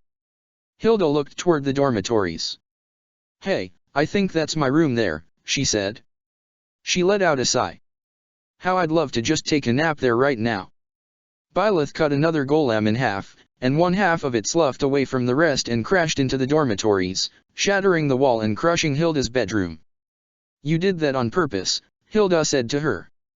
"Professor Eisner, you traitorous dastard." Edelgard whirled around, axe in hand, to see a furious knight charging with lance in hand at Byleth while she dealt with one of the golems. She swiftly moved to intercept and, every inch of muscle in her arms burning as though acid had been poured into her veins, cut his lance and him in half with her axe. More knights and soldiers converged, filling the gaps left by fallen golems. Edelgard and Hilda made as short work of them as they could while Byleth busied herself with the massive automatons. Only the apocalyptic power of a hero's relic could stand against Rhea's strongest guardians now. Separated from everyone else, Byleth alone would have to fight against them. "I suppose you miss having free Kugel with you now," she said to Hilda. "Ugh. I never liked touching that disgusting thing," Hilda scoffed. "Especially now that I know where heroes' relics come from. The way they pulsate," she retched. "I guess you miss that weird crab claw one." "I suppose it did look like a crab's claw," Edelgard said. Somehow, as inappropriate as it felt, banter seemed to soothe her aches just a little, just enough, as she and Hilda cut through their foes to protect Byleth. "You're only just noticing. I didn't exactly commission the design." "Oh, I thought it was part of that whole lobster aesthetic you had going on." "Lobster? You looked like a lobster." "I thought that with Inver being a coastal city and the whole abolishing the nobility thing, the lobster was some kind of symbol of your ideals." "A lobster? Byleth Eisner?" Rhea's roar shook the monastery to its foundations as the shadow of her bestial form fell over the three of them. Her green eyes smoldered under her scaly brow. Edelgard felt the dragon inside her squirm fiercely, just as it had during the ill-fated parley. The scales and feathers seemed to prickle and tickle the underside of her skin, the layer between it and the flesh underneath.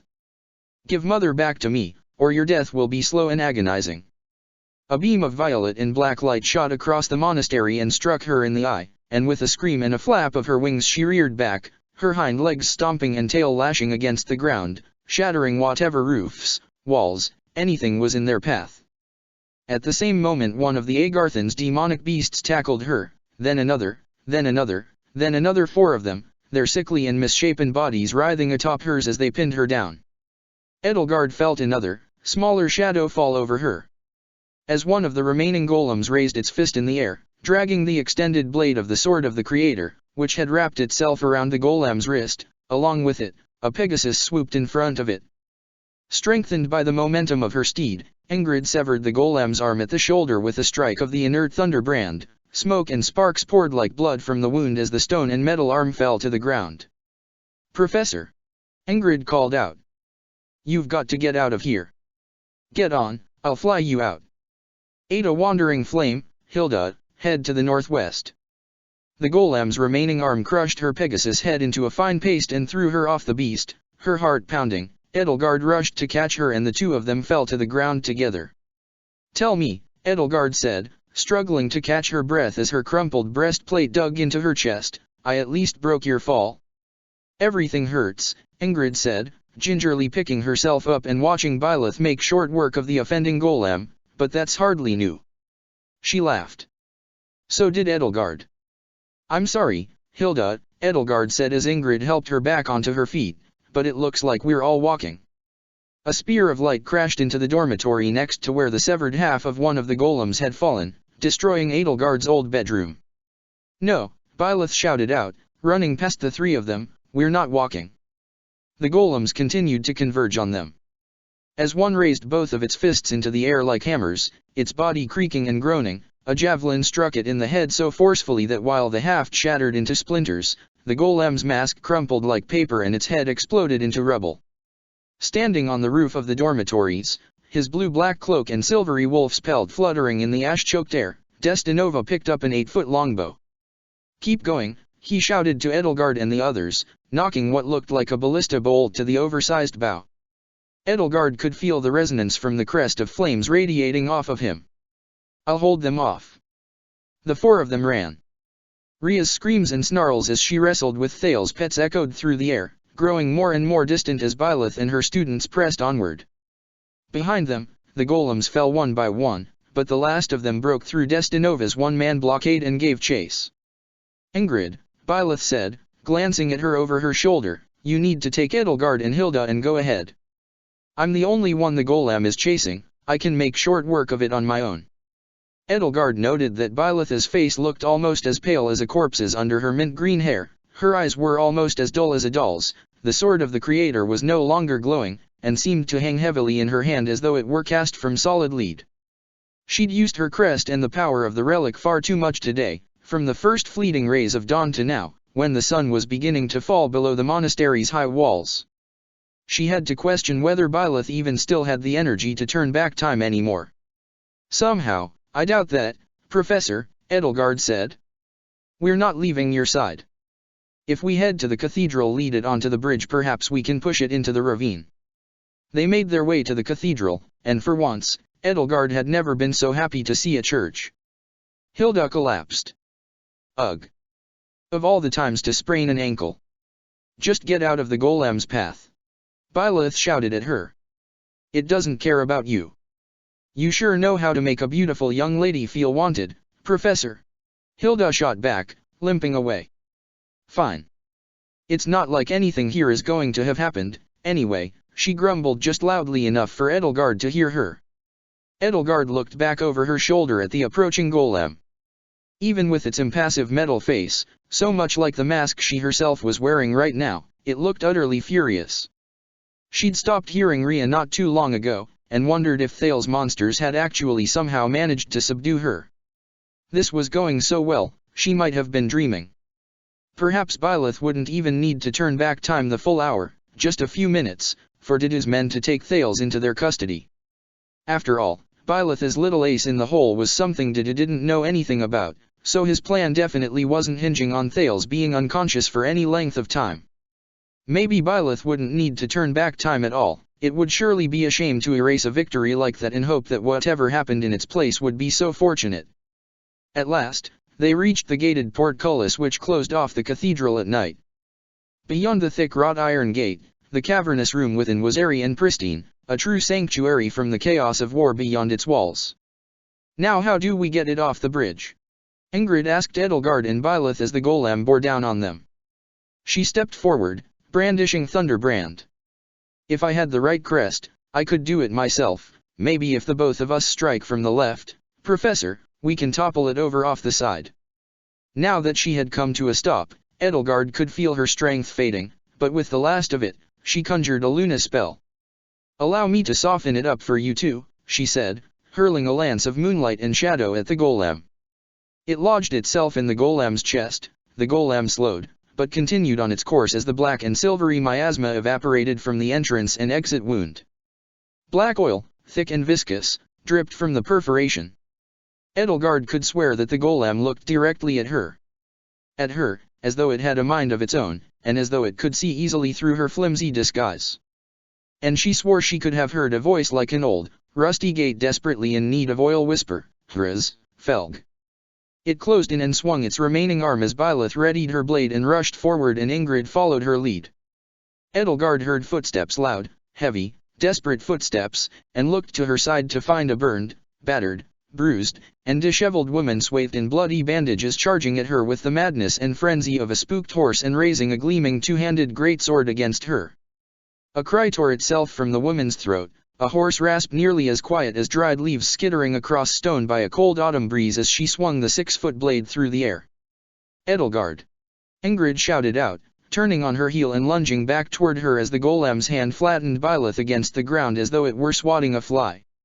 Two blades flew past each other like two ships passing in the night, but only one tasted flesh, and Edelgard felt Ingrid fall into her arms. And as she stumbled back from the unexpected weight, Edelgard felt something sickeningly warm wash down her legs and pool around her boots. She looked down and realized that while her arms were wrapped tightly over Ingrid's chest, tightly enough to hold her steady, she was only holding onto half of her. The other half lay at her feet. It lay amid her entrails and viscera, warm and slick, unspooling like thread from both bisected halves of her waist, lying on the cobblestones amid a growing pool of blood. The heavy blade, swung with the superhuman or subhuman force born of overwhelming desperation, had torn through steel and flesh and bone with nearly equal ease. The bandaged woman stared at them both, and at her sword now covered in blood, with hollow eyes, mouth agape, as though she were amazed or possibly horrified that she had done such a thing. Too shocked to even scream, Edelgard felt her legs give out and crumple beneath her, and she and Ingrid fell to the ground together. For a moment, her mind couldn't process what she was seeing. Ingrid looked up at her, resting her head against her breastplate, her skin already turning pale, her lips already turning blue. Short, shallow gasps came from her mouth in ragged spurts. The breath caught in Edelgard's throat. She'd seen far worse in her world, far more gruesome, and yet here she found herself struck dumb by the sight. Ingrid was so beautiful on the outside, but on the inside she looked just like everyone else, just meat, bone, and blood. With a trembling hand, Ingrid reached up and curled the tips of her fingers around the edge of her mask. Edel, she gasped, her voice as weak as her grip as the strength drained from her with every inch the pool of blood beneath her grew by. In a single instant 1,000 incoherent thoughts ran through Edelgard's head. No, finding her voice at last, but finding her mind too numbed to send to her tongue anything but the simplest words and thoughts it could produce, Edelgard took Ingrid's hand and squeezed it. Even through her glove, she could feel the warmth leaving it. It felt as cold as ice already. "Stay with me," she heard herself mumble, as stupid and fruitless as it was to say such a thing. "Don't go." Time crawled by. It must have been minutes already. Why hadn't the world come to a stop yet? Why did flecks of grey still fall from the sky like snow? Why did Ingrid still draw breath after shuddering breath, each one slower and weaker than the last? Was Byleth okay? Was she still capable of turning back time? Edelgard found herself afraid to look away to see what had become of her, afraid to miss any of the last few lingering moments of life the woman dying in her arms had left. Edelgard. I want you to know. I mean. Don't talk. I want you. Save your strength. Don't talk. It's cold. I'm here for you. I'm cold. There. Ingrid. With the last of her strength, Ingrid separated the mask from Edelgard's helmet and let it fall to the ground. As her beautiful green apple eyes fixed themselves on the sight of Edelgard's bare face, she smiled. It was a simple smile, reflexive, mindless, with no thought or purpose behind it, like the smile of an infant. "Oh," she whispered. "L." Then her gaze fixed itself on something far off in the distance, far behind Edelgard, far beyond her, as though she could see all the way to another world. A veil of tears fell over her face, transforming the grisly sight into a shimmering curtain of red and gold blurs like watercolors running and bleeding on a wet canvas. "Don't go." Edelgard held her tighter. Without her mask, her voice sounded quiet, soft, and as fragile as glass. "Please, don't leave me again. Just hold on. I still need to tell you." Ingrid's body grew heavier in her arms. "Glenn. Ash," every word came out quieter than the last. "Papa." Edelgard held her even tighter, as if she could keep the last few sands in an hourglass from falling to the bottom if only she willed it. "Please. Not again. Don't." All the words she brought to her lips turned to ash as they touched the air. All that could come out were simple, impossible pleas, when all she really wanted to say was that she couldn't bear the thought of there being not one but two worlds where Ingrid Brandel Galatea no longer existed. "Please stay. Please." Reality stared her in the face with lifeless green eyes. Even through her tears, Edelgard could see that the spark in those eyes had been extinguished. Yet time dragged on. Edelgard laid one hand on Ingrid's cheek. It was still warm, but only barely, and the warmth was fleeting. "I'm not the real Edelgard," she told her lifeless body. "Ever since I met you, I've just been pretending to be her. I've been lying to you. I'm somebody you would have despised with all your heart if you'd known who I truly was." There was no answer. Ingrid only stared at her, silent as a grave. Sobbing, she curled up against her. Every last ache and pain in her body, bruised muscles and bones, cuts, scrapes, all faded to a dull, numb, almost gentle throb, save for the white-hot ball of agony that had taken the place of her heart. The bandaged woman continued to stare at them both, dumbfounded, then raised the sword over her head to deliver a killing blow to both of them, faltering as the blade's tip scraped against the ground behind her. Edelgard felt her wings burst free from her back. Her talons, tearing through her gloves and boots, curled firmly and protectively around Ingrid's body as she pressed her to her chest, and her scales and feathers tore her clothes and armor to ragged shreds as she coiled herself protectively around what little remained of her friend Ingrid, loyal to the bloody and bitter end, for better and for worse, as a bird might brood over its eggs or a cat over its young, as though hoping that there might still be some spark of life buried in that ruined body that could grow into a flame if only it was properly nurtured. She bared her fangs and let out an anguished roar, pain, anger, fear, sorrow beyond anything mere words could express, which traveled up her throat and burst from her mouth like a stream of bile. She felt herself rise high above the murderous woman standing before her, her throat so raw from screaming that she felt as though it were bleeding. In the shadow of her unfurled wings the woman stared up at her, awestruck and horrified. The sword in her hand slipped from her grasp and clattered to the floor. Tears streamed down her cheeks. Just before the world turned to stone and burned away, Edelgard felt blood fill her mouth and spill down her throat, flesh tear between her fangs, and bone crunch between her jaws. Edelgard felt herself awaken and found herself sitting on a chair in the palace greenhouse as dusky sunlight streamed through the tinted glass panels. The scent and taste of death and fire was gone, and blood lingering only as a phantom sensation in her mind underneath the myriad floral scents filling the humid air. "Are you awake, Ellie?" she heard Hilda whisper softly into her ear. She looked over her shoulder and found Hilda standing behind her, her hands resting on two handles built into the back of her chair. Handles, on a chair? Her mind had yet to catch up with the rest of her. For a moment, her hands curled in her lap, kneading the blanket draped over her legs, trying fruitlessly to find Ingrid. "You fell asleep on our evening walk, so I figured I'd take a little bit of a break," Hilda said, stifling a yawn. "Goddess, Hanuman, and Manuela were right about how tired that treatment would. What the fuck just happened to you? I heard you scream and saw you turn into a dragon over by the cathedral. What? You saw her? Edelgard stared at Hilda as she and her counterpart sputtered over each other. "Ingrid died," she said, and both of them shut up. "Oh," Hilda said. Edelgard felt her heart ache so fiercely it was as though she had been stabbed with a poisoned blade. She'd watched Ingrid die in her arms while she'd held her powerlessly, just like Pascal or Hedwig and she'd be alive when she returned. She let out a relieved, shuddering sigh. Ingrid's death was nothing any more consequential than a nightmare. Byleth had undone it. Surely Byleth had undone it. Yet, still, tears sprang to her eyes. "Well," Hilda said, "at least it didn't happen." Edelgard nodded. "Yes. It didn't.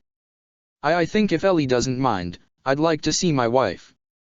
She tried to stand up, but her legs could barely move. When she braced her feet against the ground, the prospect of lifting the rest of her body up immediately felt as impossible as lifting all of Garreg Mach off the ground.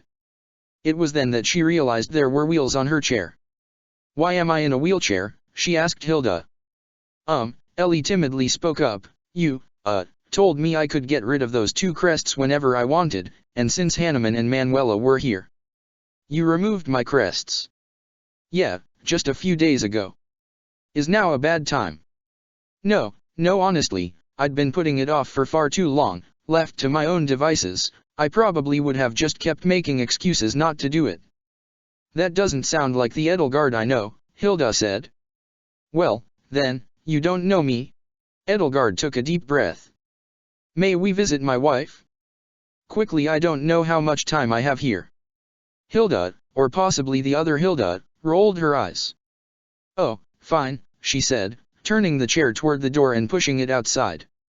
With every bit farther the chair took her, Edelgard felt her heart fall deeper into her stomach. She hadn't felt so awful since Fhirdiad, since she'd frantically searched Byleth's body for a pulse as they had lain in front of the Immaculate One's corpse. She hadn't felt this awful since she'd lost the one woman in the world she'd loved. And she was going to talk to her wife about it.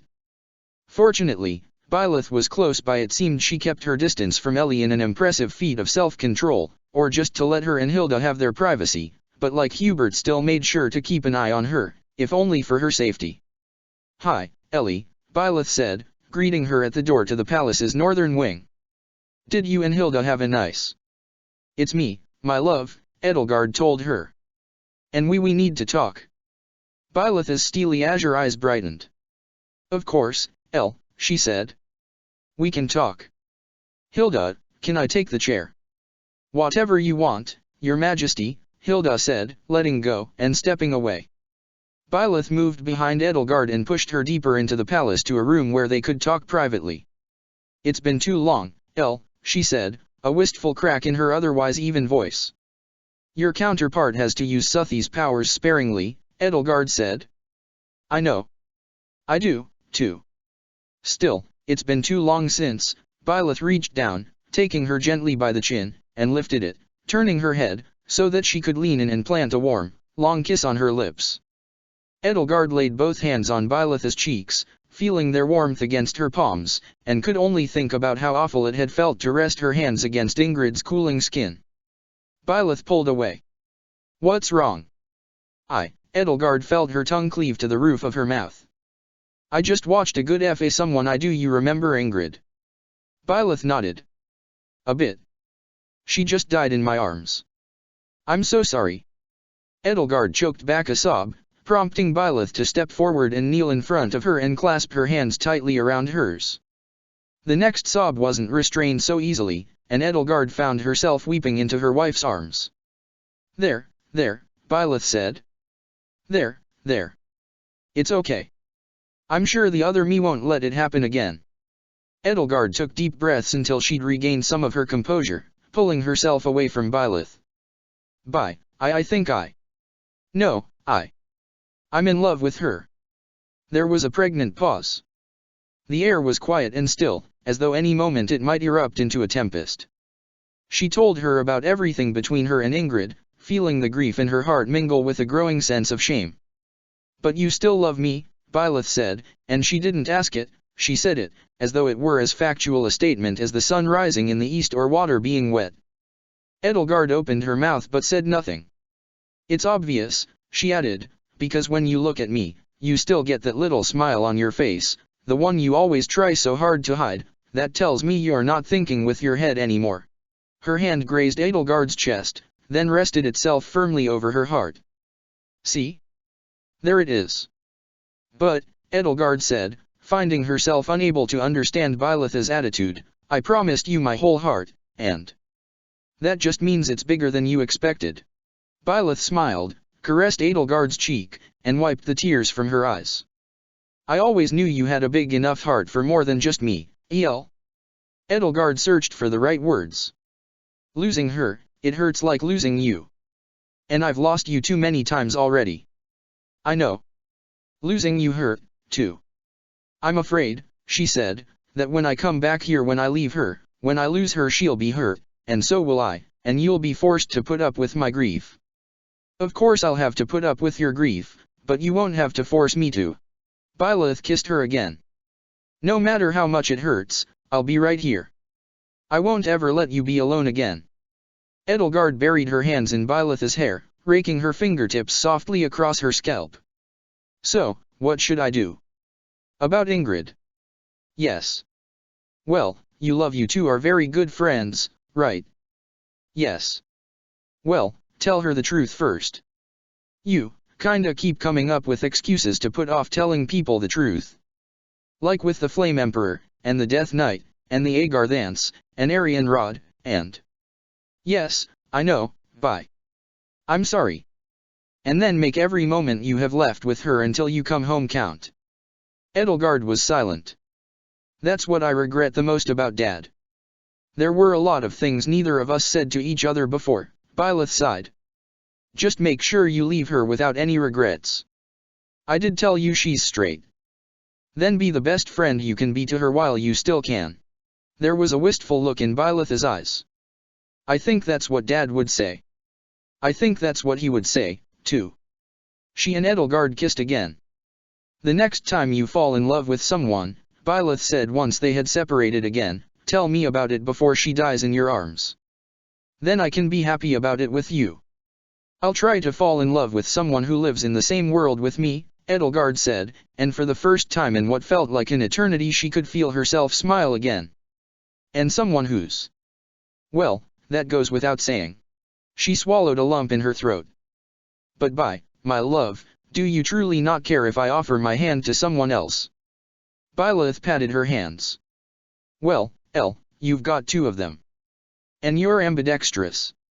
So 3 might bother me. But 2's fine. I swear, you sound more like your father every day. Hubert intruded on the both of them. Ah, your majesty. He bowed to Edelgard.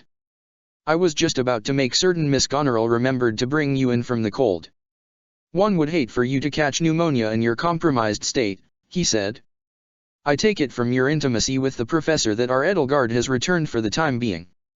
It's good to see you as well, Hubert, Edelgard said. An iron lump of guilt formed in her heart as she gazed upon him and recalled what Rhea had done to the other world's Hubert. An idea came to her. Perhaps Dido already knew where the physical disengage for Thales's disguise was, but it certainly would be convenient if she knew as well, and she couldn't think of a better person to know it than her Hubert. I'd like to ask you something about our guest in the dungeons, she said to him. Hubert shook his head. I am afraid your uncle remains catatonic, so we have had little luck extracting much useful information from him, voluntarily, at least. Well, perhaps something has come up in your physical examinations. Is there a place on his body that, if pressed on, removes his disguise? Hubert's pale yellow-green eyes lit up. Why, Lady Edelgard, how fortuitous. It just so happens my men discovered such a point just the other day, completely by accident. It seems if one presses on the outside corner of his left eye, right on the bone of his eye socket, the guise of Volkhard von Arundel immediately vanishes. You are plotting something with the other world's Thales, are you not? Edelgard nodded and watched him grin. Well, as Dorothea would say, he said, break a leg, your majesty. When Edelgard awoke, she found herself in one of the common rooms for the Academy's 3 houses. She couldn't tell which one it was at first glance, as the house's banners had been taken down. She was still wearing her armor, mask, and all, and had been lying on a bedroll hastily placed on the stone floor. As the kingdom's forces had washed over the monastery, the common rooms had been converted into makeshift infirmaries for commanders, generals, and other high-ranking persons including, of course, White Fang who had become injured in battle. And Ingrid was kneeling over her, shorn of her armor, a roll of bloody gauze circling her brow and covering one eye. She was alive. Wonderfully alive. There was color to her cheeks and a spark in her eye. You're awake, she said. It's the strangest thing you and Hilda both passed out at the same time. Edelgard lifted her head and surveyed the room.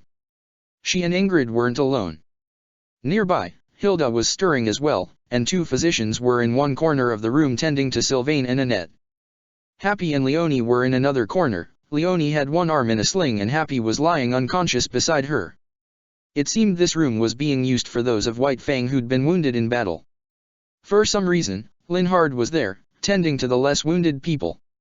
If Edelgard knew him well, and she did, he must have decided that surrendering to the Kingdom Army and allowing them to force him into providing his healing services was less effort than doing as his father had told him and fighting on Anselm and Rhea's behalf to the bitter end.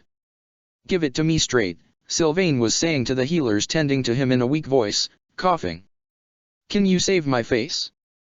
Or, do I need to ask Dimitri and his buddies where they get their masks? Ingrid rolled her eye. Incorrigible, she muttered. We're in the old Blue Lion's classroom. Byleth had me bring you and Hilda here after you 2 fainted. Is she all right? I led her back to Geralt on my way here, so he's got her. And are you all right? I'm fine. Thanks. She scratched at the gauze. Oh, it's nothing. Nothing at all. It's fine. Just a scratch. She quickly faked a smile. Ingrid. Okay, it's a little deeper than a scratch. But it's nothing to worry about. Edelgard threw her arms around her. Excuse you, Ingrid stammered, pushing her away and forcing her to lie down. If you're going to be so affectionate, then at least take that awful mask off first. To think the infamous mercenary, the Wandering Flame, would be so affectionate. Edelgard laughed. It came through her mask booming, cold, and sinister. You will find this mercenary to be full of surprises. The doors to the room swung open and Dido walked in, his armor clanking, with an unconscious Bernadetta cradled in his arms. One of the physicians stood up and rushed over to him, gingerly taking Bernadetta from him. Both legs are broken, he told the physician, patting Bernadetta gently on the head as she exchanged hands. She may have a concussion, but no other serious injuries. Thank you, General Molinaro, the physician said, finding space for Bernadetta on the floor and laying her down to work on her. Are you injured? Scrapes. Scratches. Bruises. Nothing, a few days' rest will not heal. Dido walked past the physician and made his way to Edelgard and Ingrid. Rodrigue, he told them in a low voice, has been taken prisoner. I received word from my contacts just now. It seems in the chaos of battle, and with all those demonic beasts of his stomping around, a wyvern bearing no faction's colors snatched him off the ground like a worm after the rain and nobody noticed. There was almost a smile on his lips. It must have been quite easy, Edelgard said. Like picking a sleeping man's pocket. Somehow, though, she felt a queasy sense of unease slithering within her, ruffling dormant feathers. She didn't want to impugn Dido's meticulous planning or Byleth's powers, but could it really have been that easy? Dido nodded. There were no problems. So now we can tell Dimitri the truth? Ingrid asked. Yes. Does it worry you how he might react when he finds out how long you've been deceiving him? She asked. You let him, and all of us, fight this war under false pretenses, for those monsters' sakes. And those monsters, he said, are decapitated. From now on, our actions are on our own terms, and no one else's. That doesn't change the fact that you've been lying to everyone. It does not. But what it does change is that we are alive and winning. Without Rodrigue's assistance up to this point, standing on equal footing to the Immaculate One would have been impossible.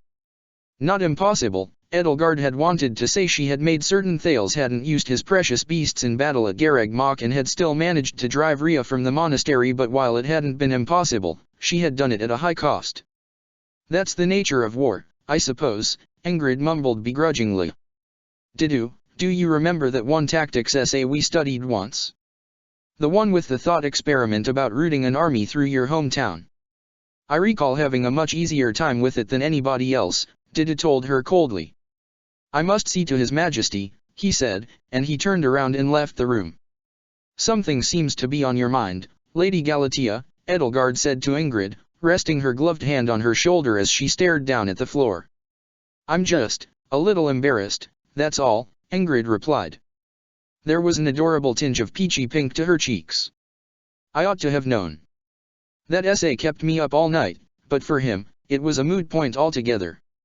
Anyway, do you remember when we talked about it? That was after we found out about Voul, wasn't it? Another man who'd been deceiving us all for quite some time. She nodded. As I recall, you said something about how it depends on whether your end goal is righteous. Something to that effect. I recall having something else to say on that subject, that you should fight for ideals, not other people, Edelgard told her. And what ideal are we fighting for right here? A world where neither Rhea nor Rodrigue can keep doing to humans as they please, for starters. I think that, in the broad strokes, we are quite aligned with Dimitri and Dido for now. If that changes in the future, then so be it. Ingrid thought for a moment. What do you want to fight for? Edelgard asked her. She shook her head. I don't know, there are just certain things I think are right, like honesty, and respect, and... Wandering Flame, sir, this is quite a philosophical question coming from a mercenary, she loudly said as one of the physicians walked by. Philosophy exercises the mind, which ought to be kept as limber as the body. I've told Geralt as much many times. The doors to the common room swung open and Dimitri stepped inside, bruised, battered, and bloody. The golden lion's pelt he'd worn over his shoulders had turned scarlet and black from blood and burns and was ragged and torn. Dido, Byleth, and Geralt were accompanying him. Following him were the rest of White Fang. Ignatz was being helped inside by Raphael and Marianne, his glasses bent, one lens was cracked and the other was shattered. Felix nearly collapsed as soon as his boots crossed the threshold, as though his body had sensed the moment he was out of danger and relaxed itself accordingly. Once everyone had settled in and happy, Annette and Bernadetta had woken up, Dimitri stepped to the front of the room, to the same place where Byleth had stood every weekday morning for nearly a year, and cleared his throat. He steadied himself at Byleth's podium, looking somehow smaller in front of it. The twilight sunbeams pouring through the windows brought an almost gold color to his snowy hair, what little of it was not covered in bloody red blossoms. "My friends," he said, "I thank you all from the bottom of my heart for all your sacrifice. I know you have all suffered greatly these past 2 days. You have all endured terrible pain, risking death, and drenched yourselves in blood." His gaze lingered on those of his close friends and allies who had yet to awaken from their slumber. "I want you all to know first, that Rhea and Anselm have fled the monastery. Their soldiers are scattering and their knights are retreating." Raphael started to clap, noticed that no one else was clapping, and stopped. A brief smile flickered on Dimitri's face, though it was interrupted by a wince, as though someone had just shouted in his ear. "We came here," he continued, "to crush the church in one swift motion, to kill the beast which has caused the kingdom of Faerghus, and indeed all of Fodlan, such suffering. She yet lives. However, consider what we have done.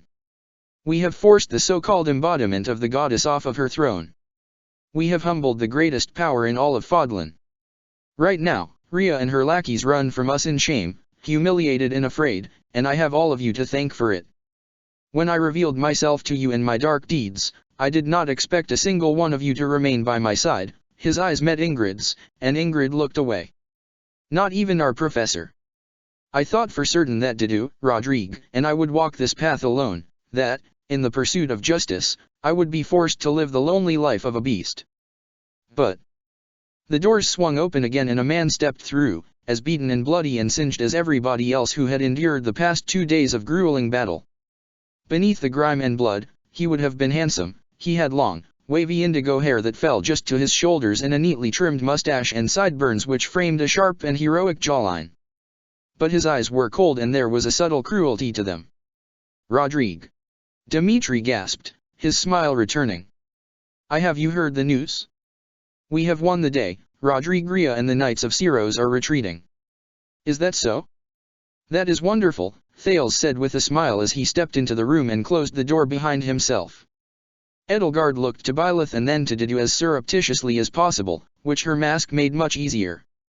Both of them were using their natural stoic demeanor to their advantage to hide how perturbed they must have been, but she could tell from even the subtlest twitches of their brows that neither of them could fully explain what they were seeing.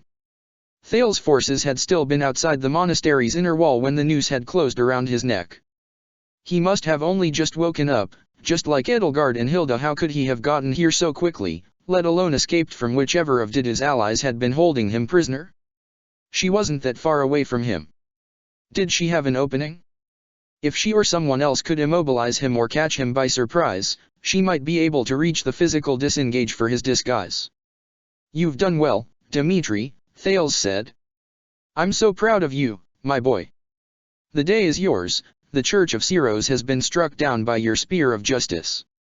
It's just a shame what a devastating blow Rhea's forces managed to inflict upon our kingdom as she fled."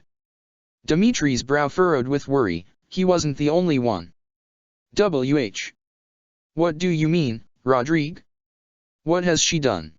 His fingers clutched the podium so tightly that the wood splintered as his eyes frantically darted from one friend to another as though making sure all were accounted for.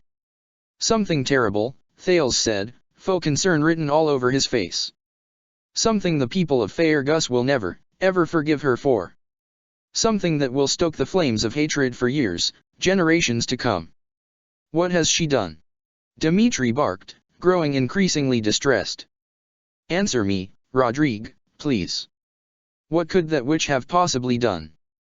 Taking quick stock of who in the room looked well enough to defend themselves or put up a fight if the worst happened, not very many. Edelgard looked across the room to Byleth and, catching her attention, gave a subtle jerk of her head toward Thales. "Why, she's killed you, your majesty," Thales said. Pillars of red light filled the room, dissipating to reveal half a dozen black-clad assassins, and, wreathed in spiny black armor and with an eternal macabre grin affixed to a death's head mask, the Death Knight. "You and every last one of your friends. And if you'd like to know why, then you should ask Dido while he still draws breath." Edelgard spoke up. "Left eye, outer corner," she called out to Byleth, and in the moment between time coming to a stop and turning backward, she could savor the look of abject terror frozen on Thales' face as he realized that in spite of his miraculous escape from the hangman's noose, it was all over for him. Chapter 48, After the Battle. Edelgard regained consciousness and returned from her world, back to the makeshift infirmary in which her former fellow Blue Lions were convalescing from their injuries sustained in battle, and found herself greeted by an impossible sight. The Death Knight and 6 well-armed assassins, black-clad, blocked the doors. And in the middle of the room stood Thales, wearing the handsome face of Rodrigakil Frildarius, with one arm outstretched and its hand curled around Byleth Eisner's throat. Flickering black fire and violet miasma burned and wavered in his other hand, around fingers curled like talons, strands of dark magic like puppets' strings arced from his fingers and pinned Dmitri to the opposite wall as he looked on in horror and confusion. Many of the other able-bodied victims were similarly ensnared. Rodrigue Dmitri gasped as the glistening black strings wrapped their unearthly lengths tighter around his throat. "Why are you doing this?" "Tit for tat, your majesty," Thales sneered. "Turnabout is fair play." He looked to the Death Knight and the assassins as Byleth writhed in his grip. "Well, what are you waiting for? I'm holding them in place to make it easier for you.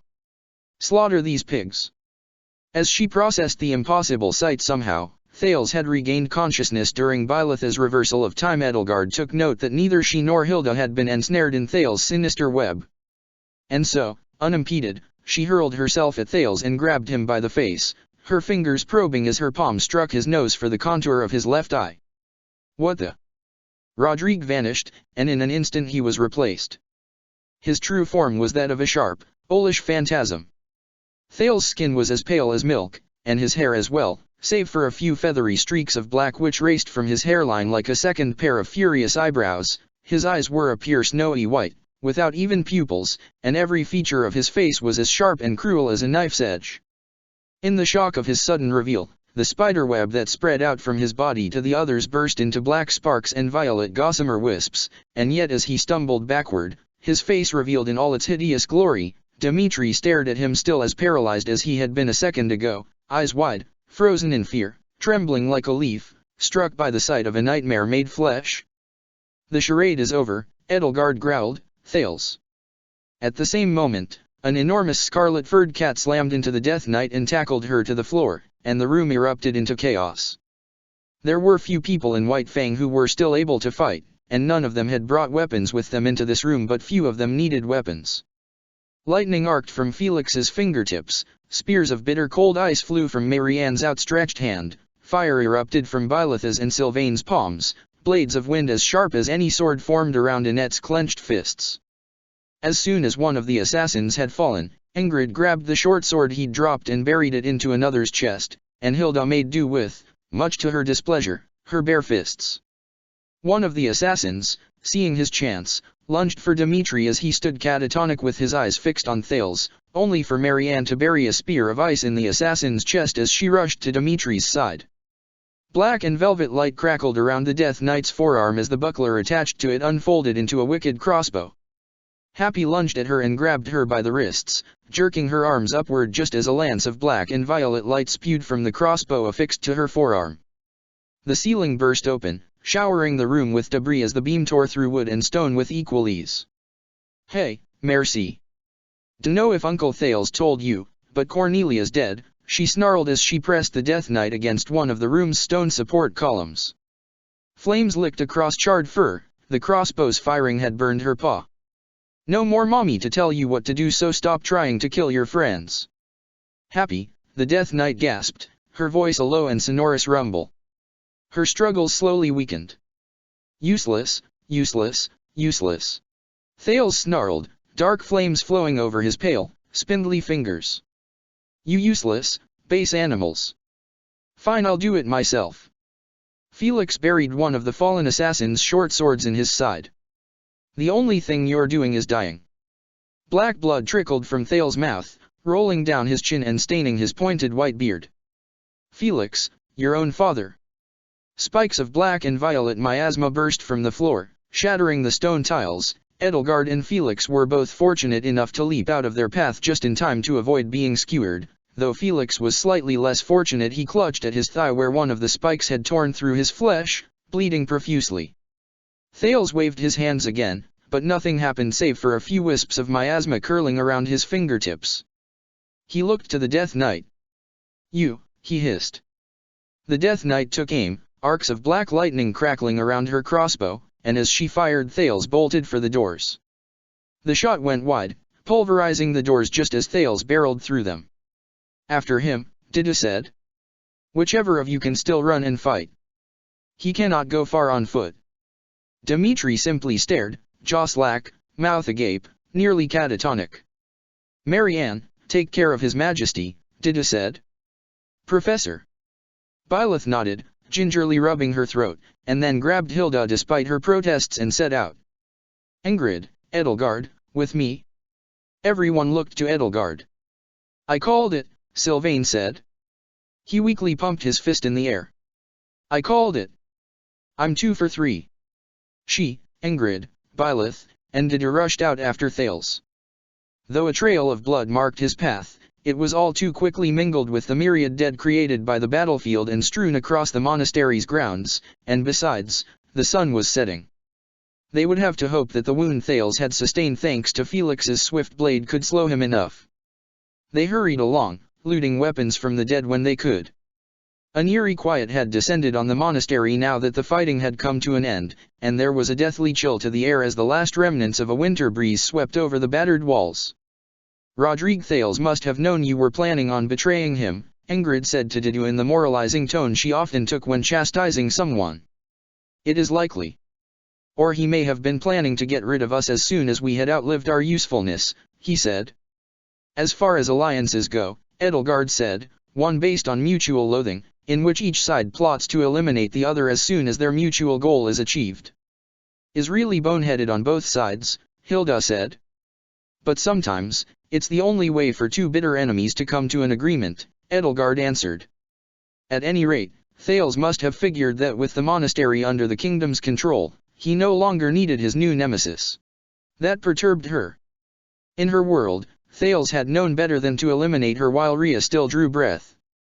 Perhaps he'd learned from his mistake in keeping her alive, but somehow that rationalization didn't sit right with her.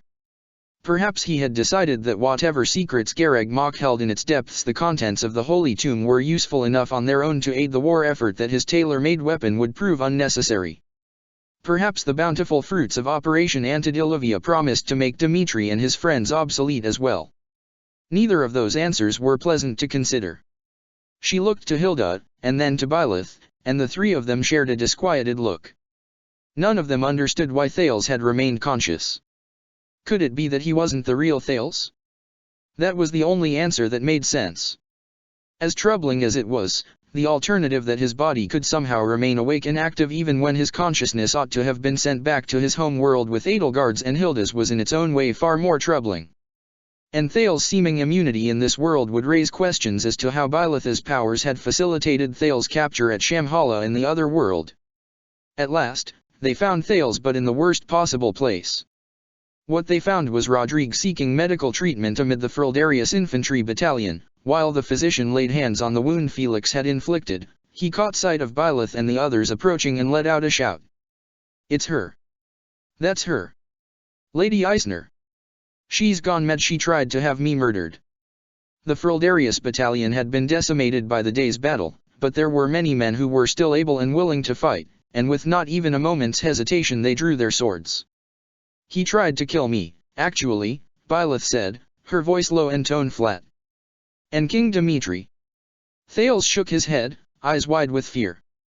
"Don't listen to her. Her, the Duscurite, the Masked One, and Lady Galatea, they're double agents for the Church." Dida's frown tightened grimly. "Lord Frildarius is lying. I am here on His Majesty's orders to seize him." "Let's all just think for a moment," Hilda spoke up. "Come on. Does a pretty little thing like me really look like the double agent type?" In Edelgard's opinion, a pretty little thing like her looked exactly like the type of person to become a turncoat if it demanded less effort, but there was no point in voicing that opinion. "This is ridiculous," Ingrid said. "Lord Frildarius just tried to murder us all a few minutes ago. He nearly choked the professor to death." "Hand Lord Frildarius over to us," Dida said to the gathered men. "This is an order from His Majesty." "I don't see His Majesty here," one of the soldiers spoke up. "That's right," another said. "All I see is General Molinaro. He pronounced Didu's rank like a slur. The hint of a smile returned to Thales' face as his men closed ranks around him. A smile that told them all that they were in over their heads. "Tell me, Lady Galatea, Miss Prodigal, why would any of my men believe you over me? You abandoned His Majesty once already. How can we be so certain which side you're truly loyal to? Lady Eisner is known to have significant ties to the church, the Duskyrite here goes without saying, and you, Miss Wandering Flame, what exactly are you hiding behind that mask?" "This is pointless," Edelgard said. "King Dimitri is on his way here," she bluffed. "If you cannot trust us, then will you trust him?" Rather than rattled as she'd expected, Thales looked irritated, if anything. He wasn't worried about Dimitri showing up and ruining his plan. Edelgard figured that this whole exercise was just a way for him to bide his time until the sealing spell the Death Knight had cast on him wore off and he was able to warp himself to safety. If Thales successfully vanished, if he threw aside his disguise as Rodrigue Frildarius and concocted a new identity far out of the reach of Didu's intelligence network or anything else, he could lie low for years, or perhaps for an entire lifetime or two. Agartha and replicants were long-lived and patient. She couldn't let him run away so easily. Frildarius' men stepped forward and Byleth gave them a stern and vicious glare that made them all step back. They may have been beholden to their lord, but they had also spent 2 days watching Byleth slaughter dozens of people with the sword of the Creator, and while she wasn't currently burdened with the relic, they knew she was both highly skilled and utterly merciless in battle. They also knew she was exhausted, but none were confident enough to risk pitting her deadliness against her weariness and seeing which won out. Didu gritted his teeth and set his jaw. Edelgard could tell that he was just as aware as she was that Thales was winning this battle of attrition. If they tried to attack him, Rodrigue's loyal soldiers would leap to his defense. "Oh, for fu," Thales snapped. "Just kill them, already. Your lord commands it. Strike them down." Edelgard felt as much as heard something large and heavy fly between her and Byleth. Thales' left shoulder exploded in a shower of gore. One of the soldiers behind him flew backward, blood spewing from the 4-foot-long ballista bolt that had buried itself halfway into his chest.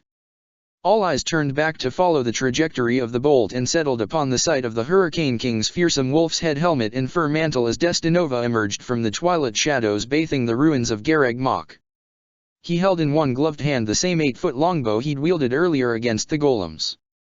"Thales," he called out, "dead or alive, you're coming with me."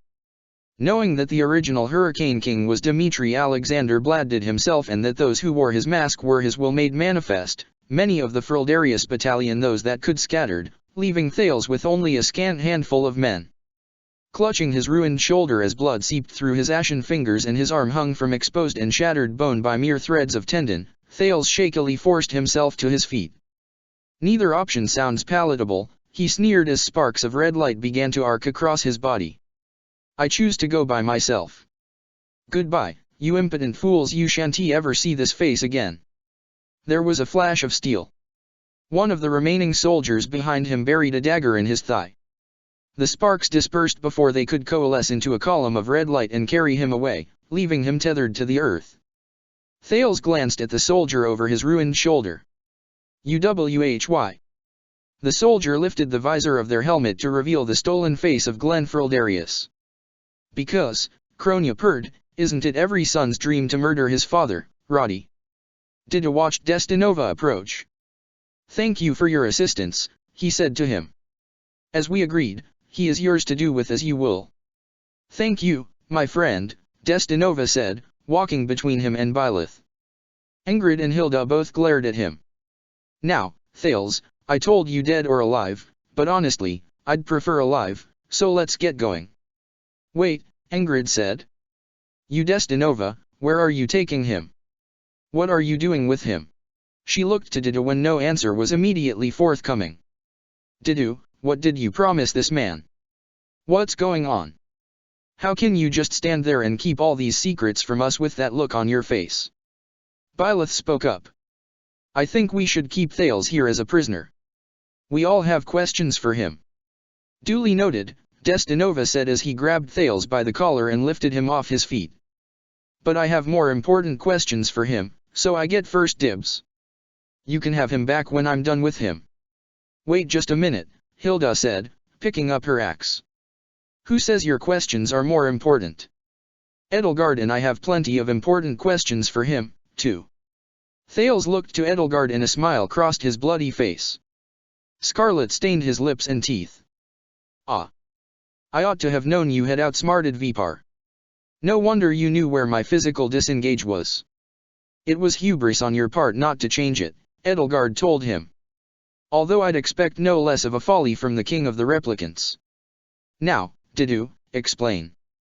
Are you certain about giving Thales over to Destinova like this? And how do we know this is even the real Thales and not some impostor? He must have had great faith in Destinova to be handing over the leader of the Agarthans to him so readily. But no one else here shared that faith. Oh, I'm quite real, Thales purred. Perhaps I can tell your friends all about a certain Flame Emperor, if it'll help you believe me. That proves nothing, Edelgard said. It was impossible for this man to be the real Thales. The real Thales could have simply told him anything he might need to know. Although why would he have bothered telling a potential duplicate about her secret past if he'd thought she'd been killed and replaced up until now? Destinova, what are you going to do with this man if he turns out not to be the real Thales? Destinova looked up at Thales. Well, that depends on how useful he is. Anyway, yes, my friend Didu here is indeed certain about our little agreement. Didu nodded. I'm not, Ingrid said. Her grip on her spear grew tighter, her knuckles whitening. Whoever you are, Destinova, you're not taking Thales away from us. He killed my father, Dimitri's father, Felix's father, Glenn. We have a duty to see him answer for all of those crimes. Well, I don't want to make a competition out of it, Destinova said to her. Don't worry, I'll give him back in one piece. He slung Thales over one shoulder. Come on, Glenn. Let's mosey. Wait just a minute, she shouted out, lunging at him with her spear. That man is responsible for every wicked thing that's ensnared our lives. Though she had been aiming for Thales, the spear hit Destinova instead at just the right angle to knock the helmet, mask, and all, from his head.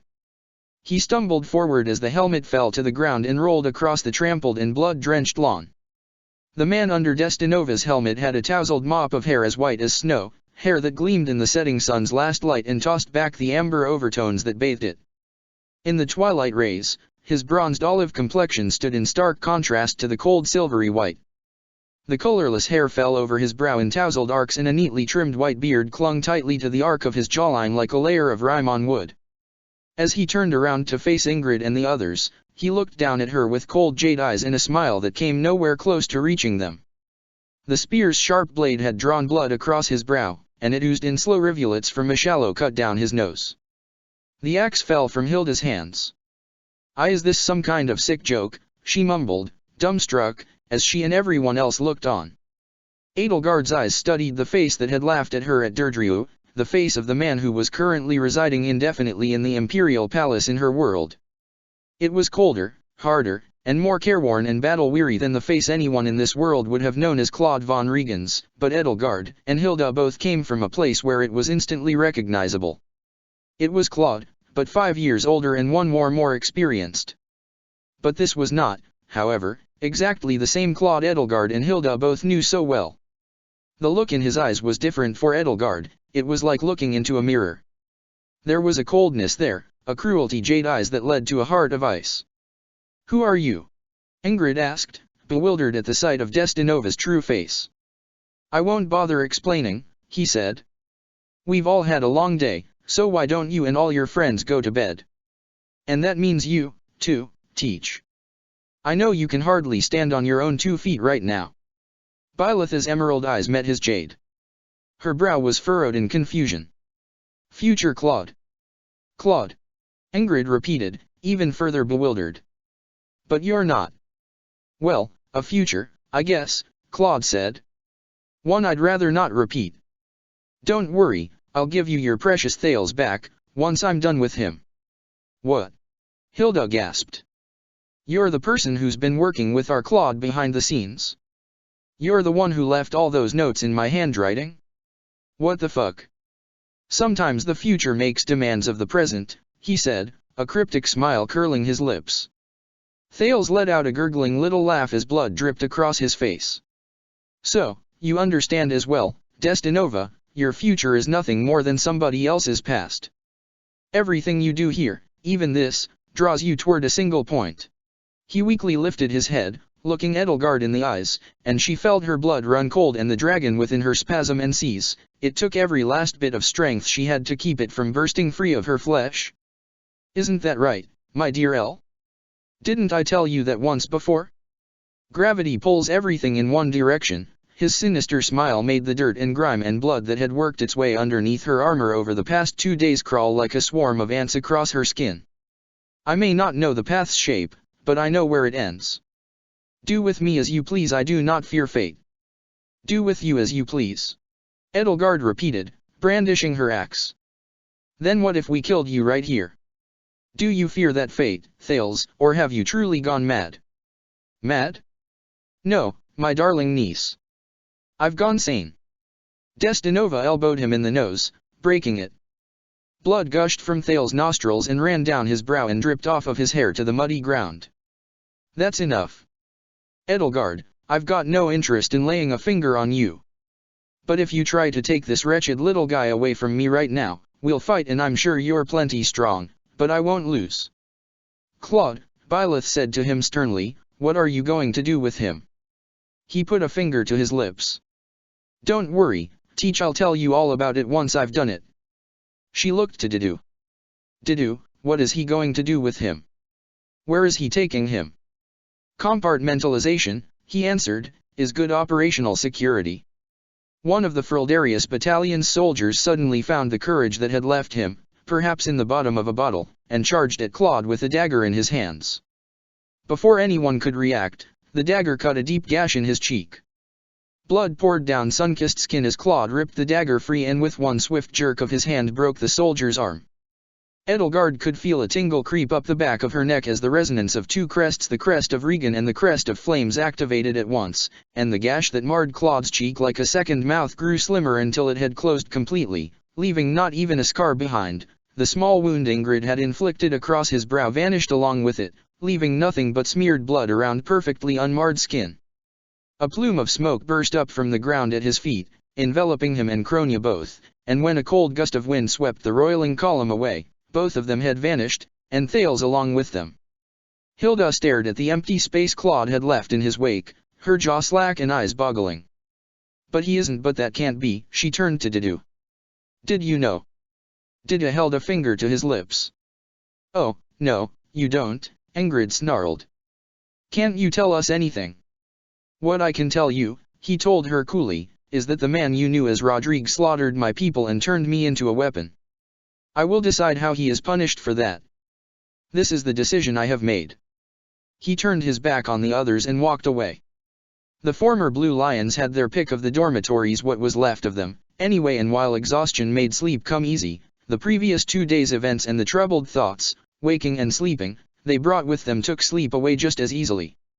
All through the night, the occasional sound of feet padding and shuffling across the floors of bodies as restless as the minds which inhabited them sometimes broke the eerie silence, and when those sounds ceased, there was a tension in the air that made it clear that at least one person, at all times, was lying awake, too weary to rise from their bed yet too disturbed to rest. Edelgard was not like the rest of her former classmates, new to the horrors of warfare, accustomed to killing but nowhere near prepared for the mass death of a true battlefield, but Ingrid's death haunted her as stubbornly as any other trauma. The sight of her lifeless face, of her organs slipping out of her one by one, of the pool of blood beneath her growing by the second, swam before her mind's eye, coalescing out of the shadows spanning the ceiling of the bedroom she'd taken. The way Ingrid had reached out to her so tenderly with the dying flame of her life grazed her cheek like the phantasmal fingers of a restless spirit haunting the room. Once all of the excitement of combat had fled from her body, leaving it acutely aware of every ache and pain that made merely the thought of movement feel so impossible, and from her mind, she was left with the fallout of that moment. And what Byleth, her Byleth, had said to her. She forced herself out of bed, stricken with longing. A part of her wanted to find Ingrid, wrap her in a tight embrace, as though worried if her grip loosened that something might slip away, and hold her as long as it took to remind her, firmly and permanently, that what had happened had never happened. She'd felt the same way after Ferdiad, clinging to Byleth so closely as though to remind herself that the moment, the interminable moment, those few seconds that had seemed to stretch on into an eternity in which that body had felt utterly lifeless, had been fleeting. She'd spent her nights from that point on basking in the warmth of her breast and immersing herself in the steady rhythm of her heartbeat, a novelty to her, and even more so to Byleth herself. Byleth's words rang in her mind. While she was here in this world, she couldn't waste any of the time she spent at Ingrid's side. She had to leave with no regrets. Perhaps it was time now to tell her the truth. Before she knew it, Edelgard found herself in the hallway. On the second floor of the dormitories, the damage was extensive, but fortunately Edelgard's room had been left intact, and she'd opted to take it for the night. Ingrid's, too, was undamaged and lay just across the hall from her, mere feet away. The roof had caved in from the impact of a destroyed golem and showered the rest of the hallway from that point onward in debris, rendering all of the rooms on the second floor past those two inaccessible beyond the pile of debris and the battered and twisted hulk of one of Rhea's enormous humanoid weapons which lay atop it. The hall was exposed to the open air, and that open air had a touch of humidity to it. The first floor had fared much better, and the rest of White Fang had taken up residence there, some bunking two to a room if they needed to, or even if they didn't, Seath would have thrown a fit if he'd known. With the ceiling torn asunder and the outside air leaking inside, Edelgard could tell that rain was on its way. She remembered that the day after the monastery had fallen in her world the skies had burst open and rained down a torrent as mighty as the rainy season monsoons in Brigid, or so Petra had said. It had been as though the heavens themselves had been weeping for the lost Byleth Eisner. The upcoming day, despite Dimitri's victory, would drown the world in tears even if there was nothing to cry about. What was being mourned tomorrow? A death that never was, or the revelation of a death that had happened years ago. When her eyes, adjusting to the brighter darkness of the open air, found the outline of the stairs, her thoughts turned from Ingrid to Dimitri. He had to have been having the most difficulty tonight than anyone else, and so she put her own selfish desires aside for just a moment to walk carefully downstairs to the first floor of the dormitories. Her body ached with every step, every movement awoke sore muscles yearning for rest. The damage was far less extensive here on the ground. In some places, the awning had collapsed under the weight of more of Rhea's fallen mechanical servants, but none of the rooms were damaged and none of the doors were obstructed. If she remembered correctly, the night had been a whirlwind after Thales' attempted assassination. Dimitri had opted to share a room with Marianne. The stone path under the awning was cold against her bare feet as she carefully counted the doors until she reached what she recalled was Marianne's room and knocked on the door with the gentlest of brushes of her knuckles, just to see if either she or Dimitri were as restless tonight as she was awake. There was no reply. Perhaps if she'd arrived earlier, or perhaps if she'd arrived later. Either way, if both of the room's occupants had finally found sleep, it would be cruel of her to divest them of it so suddenly. Logically, she thought, Dimitri should be the first person she told the truth to. All the other times she'd tried empathizing with him about his situation, he'd been quick to point out how unique he was, not knowing what experiences lurked in her mind behind the face of an idle noblewoman. He needed to know that she had more than empty platitudes and unfounded arrogance, even if it came from a place of empathy. Especially now, he needed to know that he was not alone, because she knew firsthand how hard it was to watch a beloved family member transform into an avatar of evil and have no one.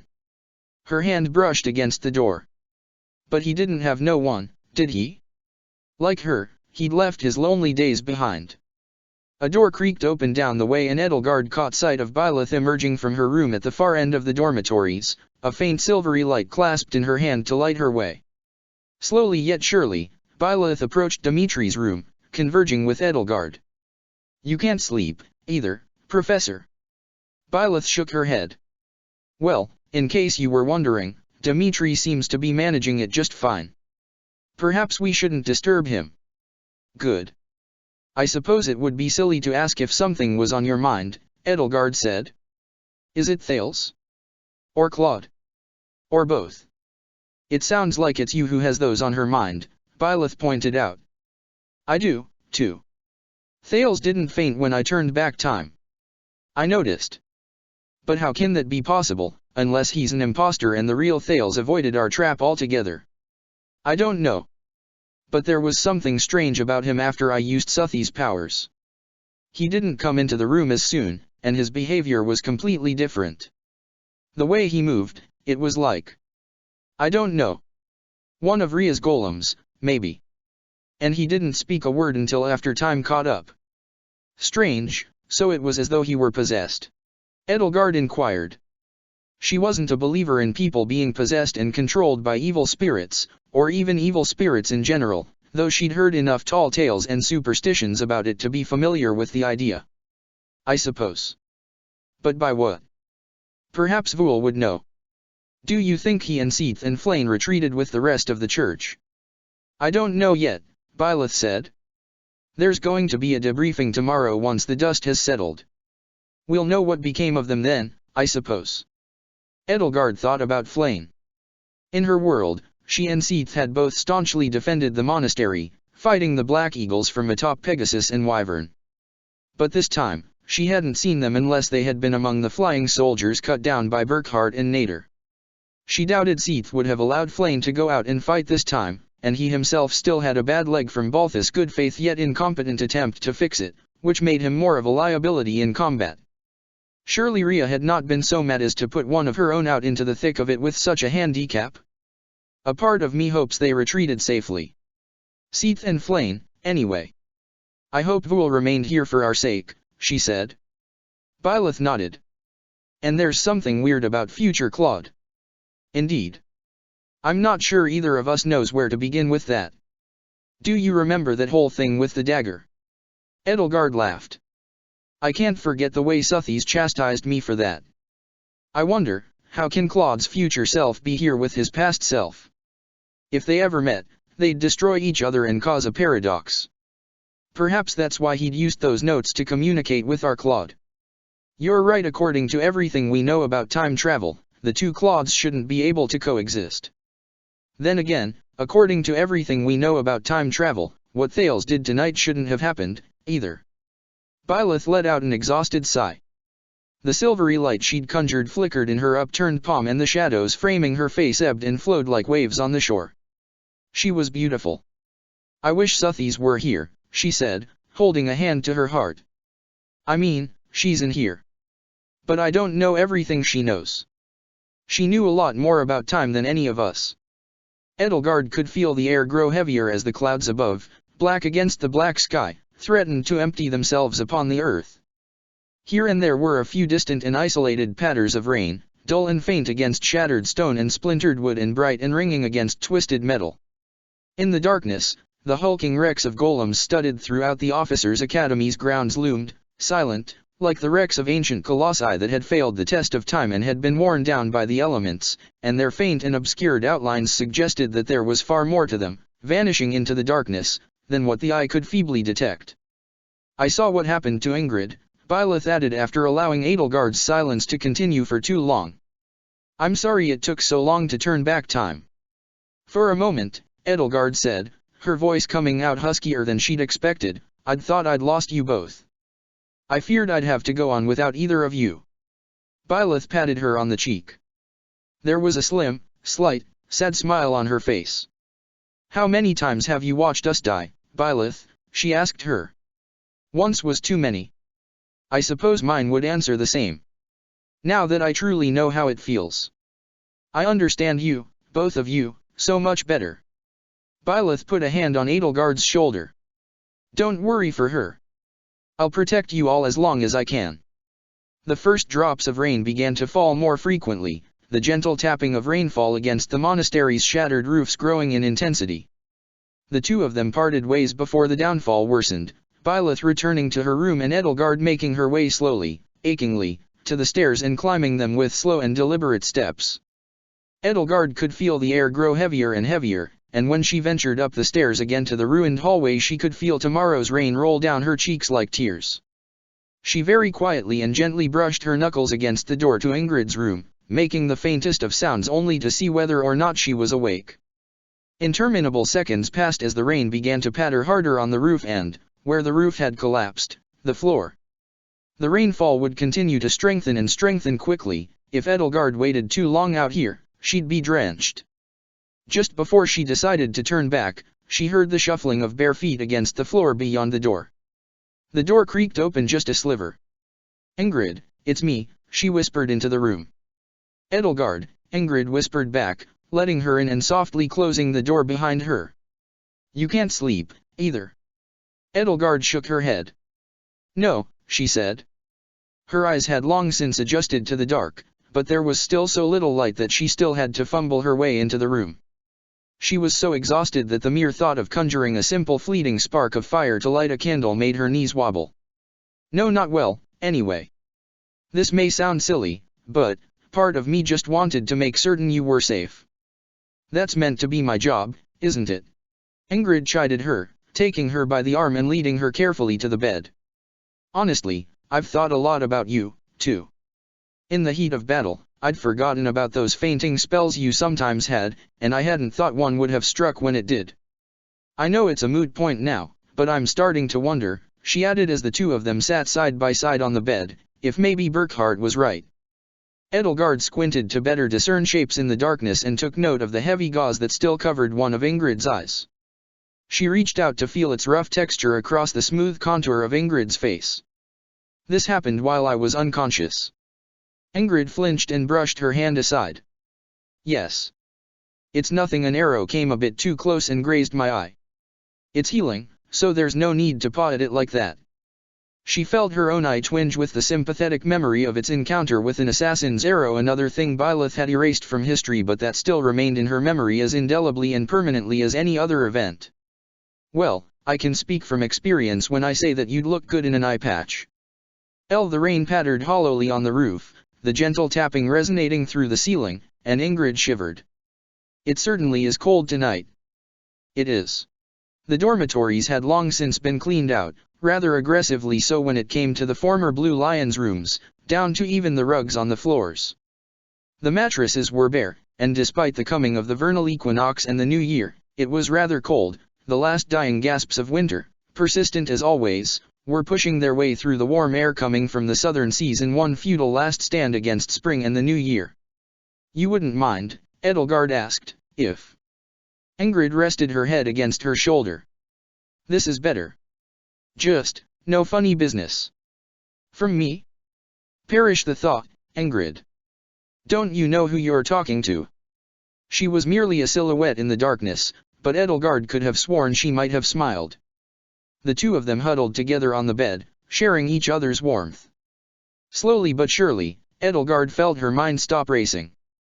They both were caked in filth and blood and reeked of sweat and death, but at the moment, neither hardly cared. Ingrid still shivered, though, her breath leaving her lips in shuddering gasps that sent Edelgard's mind to morbid places, and before either of them knew it an ebony wing had draped itself over her shoulders. Edelgard felt her crest burn through her veins, throbbing like a fresh bruise. Does this count as funny business? She asked her.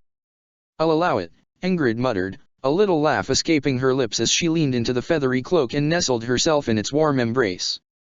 I thought I'd be used to cold winters. The cold is harder to withstand when it comes from the inside. Yes. Yes, it does. Edelgard, I'm glad you're still here. I'm just as glad, Ingrid, Edelgard said. Things were very close. You're telling me.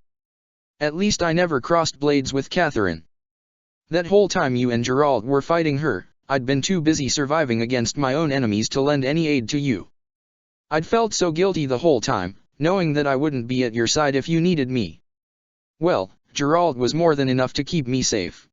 She held Ingrid closer, basking in her warmth as a cat might bask in the path of a sunbeam. She'd been right. The one thing she wanted right now more than anything in the world was to be reminded that her dearest friend was alive, well, warm and full of vitality. Just as she had once clung to Byleth to indulge in her heartbeat, the proof that she was alive and human and above all her own, she now clung to Ingrid to indulge in the warmth she had mere hours ago felt vanish from this world entirely. I hope you don't still feel guilty. You had your own battles to fight. I did, but if I'd dealt with them more handily. You did as well as you could. People aren't their best selves on the battlefield. No matter how well you typically perform under pressure, there's no pressure quite like war. You always talk as though you're so knowledgeable about these things, Ingrid said to her. She stifled a fatigued yawn. I used to just think you were pretentious. But you don't anymore. Oh, don't get me wrong, you're quite the know-it-all. But you mean well, and you're as skilled as you sound, she said, failing to stifle another yawn, so you're remarkably sufferable. Thank you. I'm happy to be sufferable. Honestly, you're more than a friend to me. Sometimes, even though I'm a few months older than you, you feel like the older sister I never had. Oh. And sometimes you feel like, well, and never mind. She leaned in closer to Edelgard, laying her cheek against her shoulder as the wing draped itself over her. I'm just glad you're a part of my life. And that we're both still here right now. All the while you were fighting Catherine, every time I had to turn away and focus on my own enemies I'd imagine her blade cutting you down, and I can still see it when I close my eyes. It's almost as though I saw it happen. That makes two of us. And then Rodrigue Thales L., what the hell is going on here? Was that really the man who caused the tragedy of Duscur? How did he know you? And Destinova, why does he look like Claude? Why does he look like Dimitri? What were Hilda and Byleth talking about? Edelgard felt Ingrid's arms curl more tightly around her and her fingernails dig into her skin like blunt little knives. She needed answers Edelgard had been preparing unsuccessfully for what felt like weeks now to give her, and at this very moment Edelgard felt just as ill-prepared to give them to her as she ever had. As tired as she was, butterflies still found the energy to flutter in her stomach. Now was as good a time as any to tell Ingrid the truth, and yet the prospect of revealing her secrets left her as nervous and full of dread as the typical encounter with Thales. She'd never liked hiding painful truths from people or sparing them bluntly honest advice. Better to live in reality, warts and all, than live by comforting lies and platitudes, she'd always thought, and yet Byleth's exhortation to make the most of what little time with Ingrid she had left flew in the face of that. If the truth caused her pain, soured her memories of her, drove a stake through the very heart of their relationship. The crux of the problem, she figured, was that she was just too used to keeping secrets. It was as natural as breathing. It had been since she'd been 12. She'd had nearly half her life to become so practiced in duplicity that she spoke it like a second language, and she'd only started relearning how to speak the language of sincerity a few years ago. As common sense wisdom said, it was far easier to develop a bad habit than a good habit, and far more difficult to break a bad habit than a good one.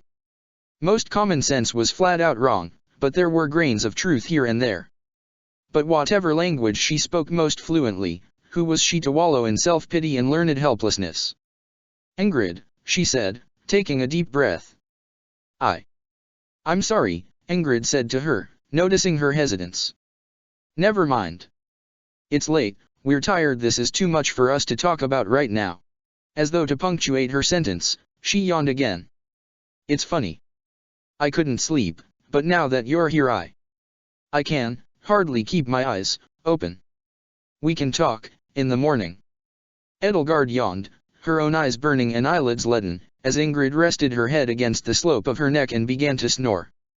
Oh, for Suthy's sake, she muttered, but once she'd wrapped her arms and wings around Ingrid and laid the both of them down on the bed, she found slumber to be just as inescapable. She curled up and pressed herself against her tail firmly coiling around her legs like a serpent around its prey. As the strengthening rainfall serenaded her and Ingrid both with its heavy yet gentle drumming on the roof, hypnotically rhythmic, slowly, subtly, Edelgard exchanged waking for sleep. The morning came, bringing with it the driving and bitter cold rain Edelgard had expected. The downpour turned the new battlefields to swaths of slick muck and made the work the Imperial army had to do of fully securing the monastery even more miserable. It was going to be a long, thoroughly wet, thoroughly unpleasant day, but it didn't have to begin that way. Dida commandeered the kitchen early in the morning, and although the fleeing Knights of Syros had taken with them almost everything they could carry, they hadn't been able to carry away everything, and so he managed to make a breakfast for his former classmates that was far better than the fair soldiers typically ate, delightfully warm and filling after the past few days of battle and travel. The mood at their table in the dining hall was strange and fraught an uneasy melange of nostalgia, relief, discomfort, and weariness that permeated the atmosphere like too much of a bitter herb in a savory broth. Dimitri had dark crescents under his eyes, it looked as though he'd hardly slept at all last night, and Marianne at his side looked just as tired. Both of them still bore fading scars and healing wounds underneath their bandages. Just looking at Dimitri made Edelgard feel a sick and guilty swirl in her stomach, he must have been dwelling all night on the horrible sight that had presented itself to him the past evening, of his closest remaining family transforming into his chief tormentor before his very eyes. Felix wore a grim look on his face. For all his vitriol against the man pretending to be his father, for all the distance he'd put between the two of them, it was clear to see that the moment all of his suspicions had been confirmed had brought him no satisfaction. Next to him, Sylvain wore a glum look on whatever part of his face wasn't swathed in bandages. His nose was crooked, looking as though it had been broken in two places and left to set before a healer could attend to it. Hilda was more of a mess than Edelgard had ever seen her before, and wore a thoroughly miserable pout on her face beneath the grime and dried blood, though Edelgard wanted to tell her that she looked much more mature and sensible with her hair down instead of tied up in those stupid pigtails. She was more subdued than ever before, too, as though the sight of Claude's future self, if that was indeed who Destinova truly was, had deeply disturbed her as much though she'd seen a ghost, or her own grave. Raphael and Ingrid ate as though they hadn't eaten in weeks, though that was hardly new, and Byleth and Happy both matched their appetites. Ignatz, though, picked half-heartedly at his food. The light caught the cracked lenses of his glasses unevenly as he made a token attempt to feed himself.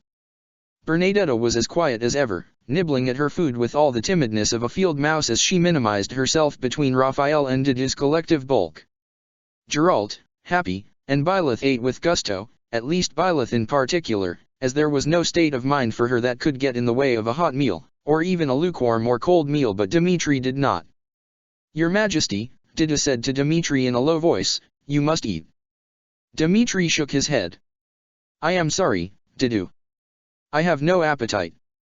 "Please," Marianne plied him. "He's right," Ignatz said, sliding his bowl of lentil soup and a heel of bread toward him. Here. You can have the rest of mine, too. I'm not hungry anyway, and it's more important for you to be well fed. Just eat the damn food," Felix growled to both of them. "They're right, Dimitri," Edelgard said. "You might not think you have an appetite, but when was the last time you ate?" "Yesterday morning before dawn. We all need food to live, no matter how we might feel." Galvanized, Dimitri ladled a single spoonful of broth into his mouth. "Thank you," he said, his voice barely a croak.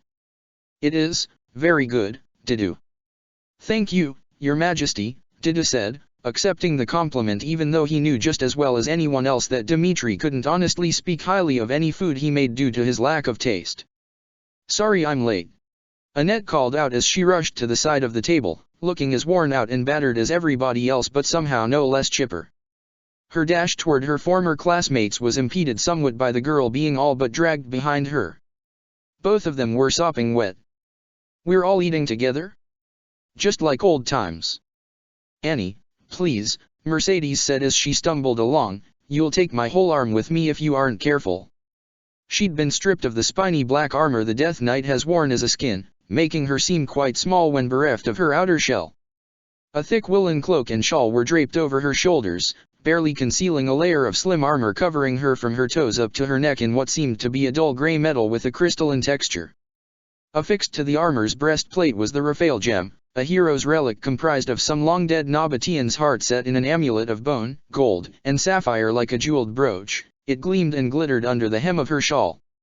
Her long ghost-white hair had been cut short, barely falling to her chin at its longest, and her face was pale and gaunt and etched with deep and weary lines, but her violet eyes still sparkled and her lips still curled into a smile at the sight of her old friends. "Ah, it is just like old times. Hello, everybody. I'm dreadfully sorry for all those times I tried to kill you all." Everyone stared at her. It seemed her introduction had fallen just a little flat. "I mean, you only tried to kill us once, really," Sylvain said, trying to muster a roguish smile through the bandages marring his face like big white scars. "So, what do the rest of you say? Water under the bridge?" Ignatz slowly raised his hand. Mercedes? Didn't you once say you'd die if you weren't wearing your armor?" "Oh, it's not the outer layer that's important," Mercedes assured him as Annette dragged her over to two empty spaces and Didu went to get 2 more bowls of soup for them. "It's this inner layer that keeps me alive. All those spines and spikes are just for show. Annie spent half the night taking them off for me." No wonder Annette looked particularly exhausted. The bags under her eyes were so dark that she looked like a ferret. Felix stared at her. Someone who didn't know him well might have suspected he was glaring at her, but that was just how he looked when he was studying something. You were wearing that at Gronder Field, he pointed out. When he noticed everyone else's bemused stares, he turned to Edelgard. Don't you remember, Edelgard? She was shot in the chest and the arrowhead broke. Oh, I remember that. Annette said.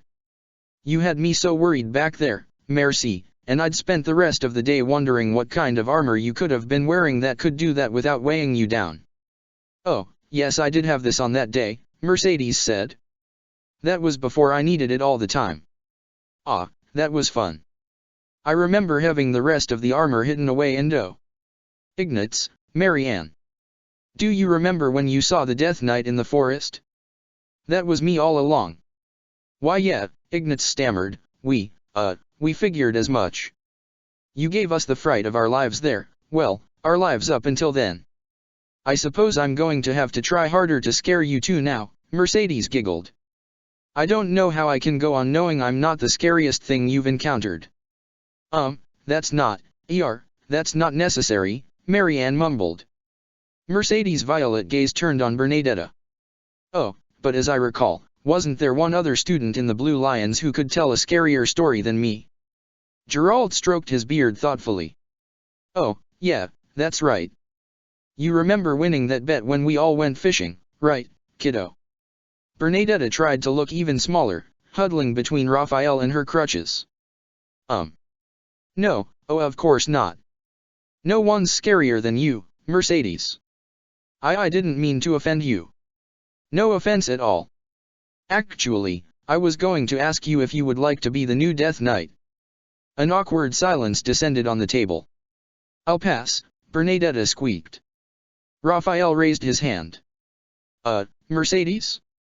If you have to wear that thing all the time now, how do you take a bath? Doesn't it get sweaty under there? Oh, I can take it off for almost an hour every now and then, Mercedes said to him, coughing into her elbow as Didu returned with food for her and Annette. She dug in with gusto. Didu, I can't tell you how much I've missed your cooking. And you remembered how I liked it. Yes, Didu said, wearing a hint of a smile. As you always said, intensity is for stories, not food. It could be hotter, Byleth said. Professor. I gave you my entire bottle of dried peppers. I know, she said, shaking a few more flakes from a small glass bottle into her soup and stirring it all together. Could be hotter. Oh, and happy. Mercedes said to her adoptive sister. You don't look much like yourself anymore, but you certainly do look happy. Happy glared at her as she noisily and deliberately slurped her soup. It's good to see you freed from that witch, Dimitri said, and the sight of Mercedes at the table seemed to galvanize him into eating more of his own meal. At last, the Blue Lions are whole again as they will ever be, his eyes finding an empty spot where Ash might have sat. Ingrid had little to say and watched Mercedes with a skeptical eye. Perhaps she had noticed just as Edelgard had that Mercedes' cheery and casual act seemed just as forced as Annette's. Edelgard didn't doubt that the two of them were happy to have each other back and earnest about sharing that good cheer with everyone else, but it was obvious they were both not just earnest but desperate to force their good moods upon themselves and everyone else. There might have been a quiet note of judgment there, too judgment that Mercedes had switched sides so quickly and so easily. Happy was quiet, too. Although she'd been directly responsible for Mercedes' change of heart last night, there was still an unspoken bitterness, albeit perhaps one-sided, between her and her adoptive older sister. Mercedes had been Cornelia's golden child, front and center like a diva on stage, while Happy had been relegated to the dark corners of their lives, and though Mercedes had spared her moments of kindness here and there, it seemed that she had never questioned the incuriosity Cornelia had fostered within her about her other sister. There was a part of Edelgard that wondered, too, whether Mercedes' sudden turn against Thales had been too serendipitous. Ferdinand, ever the optimist, had always told her and Hubert never to look a gift horse in the mouth. And Edelgard did have to admit that without Mercedes, Thales might have easily slaughtered her, Byleth, Dimitri, and everybody else. That said, though, there was something wrong here. She just couldn't put her finger on what was wrong, but Mercedes' actions last night simply seemed too good to be true. Which led her to last night's most perturbing mystery: if he was the real Thales, then how had he remained conscious during the period of time Byleth had erased? And if he wasn't the real Thales, then where was the real Thales? The door to the dining hall from the Great Hall swung open and Emperor Burkhard entered the room with his retainer Victor and Count Berglis at his side. Gerland, Justine, and their retainers followed behind him. Justine was the most battered of the 7 of them, maneuvering on crutches. Her retainer had a broken arm. Count Berglis walked with a limp he tried very hard to hide. Burkhard looked quite well composed, but his crimson and gold armor was battered, heavily dented, and charred nearly black in places. Edelgard hurriedly reapplied her mask and became the wandering flame yet again as her eldest brother and company approached. Happy snickered at her. "What were you thinking, Leopold? I know there is little love lost between you and that girl, but you need to think about our vassal states. She did try to kill me, Your Majesty. You need to be less impulsive. Primitive as they are, Brigid is an important trading post and I do not want them to." Burkhardt's train of thought came to a halt, along with himself, as he reached the table. "Ah! King Dmitri. I had heard I would find you here, cousin." Dmitri looked up at him from his soup. "Ah, Emperor Burkhard.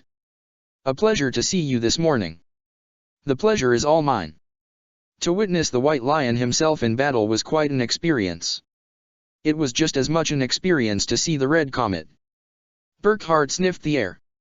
"Your breakfast smells delicious. It was a good tactical decision on your part to seize the kitchen so early."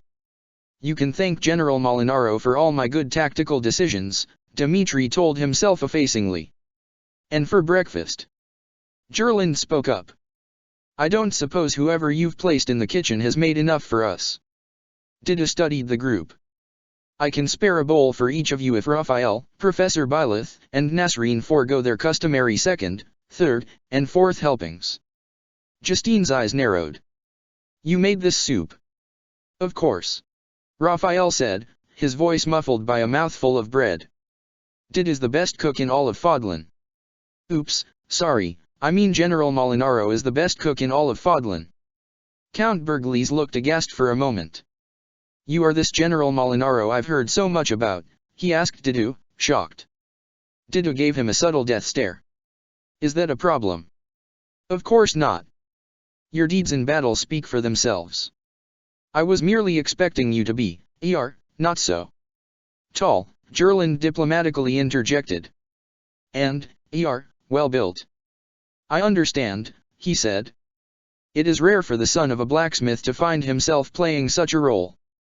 "Ah, a blacksmith. That explains it."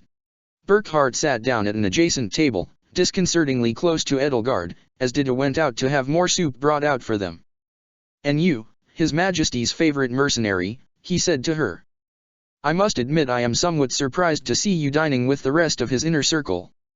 "The Wandering Flame," Dmitri said, "is as trusted as any of White Fang." "No, what I mean is," Burkhard raised his eyebrows. "Mr. Wandering Flame, how in blazes do you eat with that mask on?" "Carefully," Edelgard growled as Happy snickered at her. "You there," Justine said to Happy, a dagger-like look in her eyes that made it seem as though she recognized her new niece behind the disguise. "You're one of Gerald's mercenaries, are you not? What was your name again?" "That's Nasreen," Gerald spoke up. "She's from Almira, and I'm afraid her grasp of our language is lacking." "I was asking her," Justine snapped at him. "Almira? Has she met Nader and his immortals yet?" Burkhardt's eyes lit up.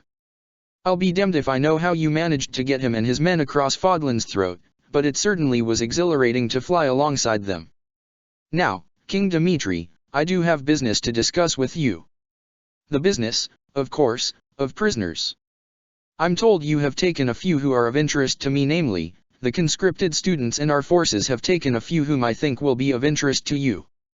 As a few of Dida's impromptu kitchen staff returned with soup for the imperial contingent, Edelgard accidentally raised a spoonful of soup to her lips and didn't realize her error until the spoon clinked against the false mouth chiseled into her mask. Mercedes let out a girlish giggle. "It looks like you're having trouble eating with that mask on, Edelgard," she said, being the only person at the table who hadn't gotten the memo regarding Edelgard's secret identity. Edelgard. Burkhart shot up to his feet, and in a flash rivaling the speed of his wyvern he pulled the mask from her face. A symphony of emotions played on his face before settling on disappointment. "Ellie," he asked, "how could you?" "Mercedes, you idiot," Happy sighed. "This is why you were stuck being Cornelia's lapdog while I was off being a cat." Mercedes looked shocked. She'd never heard Happy speak so many words to her before. Or any, for that matter. Burkhart looked shocked, too. "Happy? You, too?" Happy looked up at him. Sorry, Dad. Won't happen again." "You too," he sighed and pinched the bridge of his nose. "It shouldn't have happened the first time. Edelgard, I thought King Dimitri sent you off to stay with those Gaspard children. And you, Happy, you're supposed to be at Fort Mercer's with Joachim and Professor Hanneman. Handles cramps my style." He looked just about ready to start pulling out his hair. "Happy, I knew it would not be easy to be your father, but you do not have to make it even more difficult on purpose." "Father." Annette piped up. "He took Cornelia's kids in the divorce," Justine told her. The custody battle was explosive. Judging by the expression on Annette's face, Justine's explanation did absolutely nothing to enlighten her. "Don't you dare make light of this, Justine," Burkhart said, wagging a finger in her face. "That's right, merci," Happy said to Mercedes. "You've got a new dad now." "What?" Mercedes gasped, looking bemusedly at Burkhart. "What?" Burkhart gasped, looking bemusedly at Mercedes. "Great," Justine muttered. "Another freak of a niece." "Anyway," he said, "Edelgard, Ellie, darling, I'm so disappointed in you. How could you put yourself in harm's way like this? Heaven only knows what Ria would have done to you if she'd found you, as if turning you into a dragon wasn't enough for her." A bowl of soup spewed its contents across the table as Dimitri shot to his feet, and when his fists met the wooden surface of the table every bowl, plate, and piece of cutlery jumped at least an inch into the air. "She did what?" "Edelgard," Burkhart continued, grabbing her by the arm, "as soon as Hubert is well enough to travel, you two and Happy are both going straight back to Fort Mercer's." Edelgard pulled herself free from his grasp. The bewildered stares of the rest of White Fang bored into her. "Burkhart, you're... I'm what? Embarrassing you? Ellie, do you have any idea how embarrassing this is for me?" "You're overreacting," she told him. "The two of us were quite safe and capable of handling ourselves, and we had no shortage of support on the battlefield. There's no need to lecture me as though I were some kind of petulant child." "Well, you're acting like one. You haven't matured a day since you were 11. Your Majesty, sir, what was that?" Ignatz piped up, "about her being a dragon." Burkhart addressed his siblings and their attendant Vestras. "Gerland, Justine, Victor, bring Edelgard and Happy to our camp and prepare them for travel, now." Normally it was Joachim who tried to tone down the behavior of his older siblings, but Joachim being absent, it was up to Gerland to calm her older brother down. "Berkey," she said, tugging on the hem of her rain cloak, "we're not leaving at least until the weather turns. Anyway, let Elle and Happy spend the day with their friends." "Hey, Your Majesty," Gerald spoke up. "Hope you don't mind me being a little frank with you, but I was with these two on the battlefield yesterday. Look, I know how it is. You're too used to looking at Edelgard and seeing a little girl, but it wasn't a little girl who fought Thunder Catherine to a standstill with me." At first, Burkhart wrinkled his nose as though he'd been subjected to an offensive odor, but at the mention of Catherine's name he turned as white as milk. "You what?" he hissed at Edelgard. "Geralt and I fought Catherine together and won," she coolly explained, rankled as she was. She still wasn't used to being treated like somebody's baby sister. True, Dorothea and Mercedes had been something like older sisters to her, but they had focused far more on a sisterly sort of moral support and good-natured teasing than any sort of overprotectiveness. It was no wonder Ellie grew tired of her older brothers and sisters so easily. "Do you think you could have done the same, Burke?" Her retort came out a bit icier than she'd expected, but that mostly had to do with the way everyone else was still staring at her. "If you are grateful that Catherine was kept away from your forces," Didot told Burkhart, you have your younger sister to thank. Justine's retainer drank in the drama as gleefully as the broth from her soup. I suppose, Burckhardt relented. I suppose I do. She was also responsible for seeing to it that Count Bergliez did not put us in hot water with Brigid, Gerland reminded him, eager to further soften her brother's disposition. Hot water with Brigid? Count Bergliez protested. Brigid is insignificant. All of our coffee beans come through Brigid, Justine snapped at him, and if you'd fucked up that supply line by killing some primitive jungle. Language, Burckhardt and Gerland both chided her in unison. I swear, Gerland said, you're almost as bad as Joachim and Emmanuel sometimes. I think we can all agree that I've contributed quite a lot to our victory, Edelgard said. Burke, I understand your displeasure. But I had told you I was needed here, and as it turned out, I was. Justine, freshly chastised, sipped her soup less pleasurably and rolled her eyes while making an obscene gesture with one hand.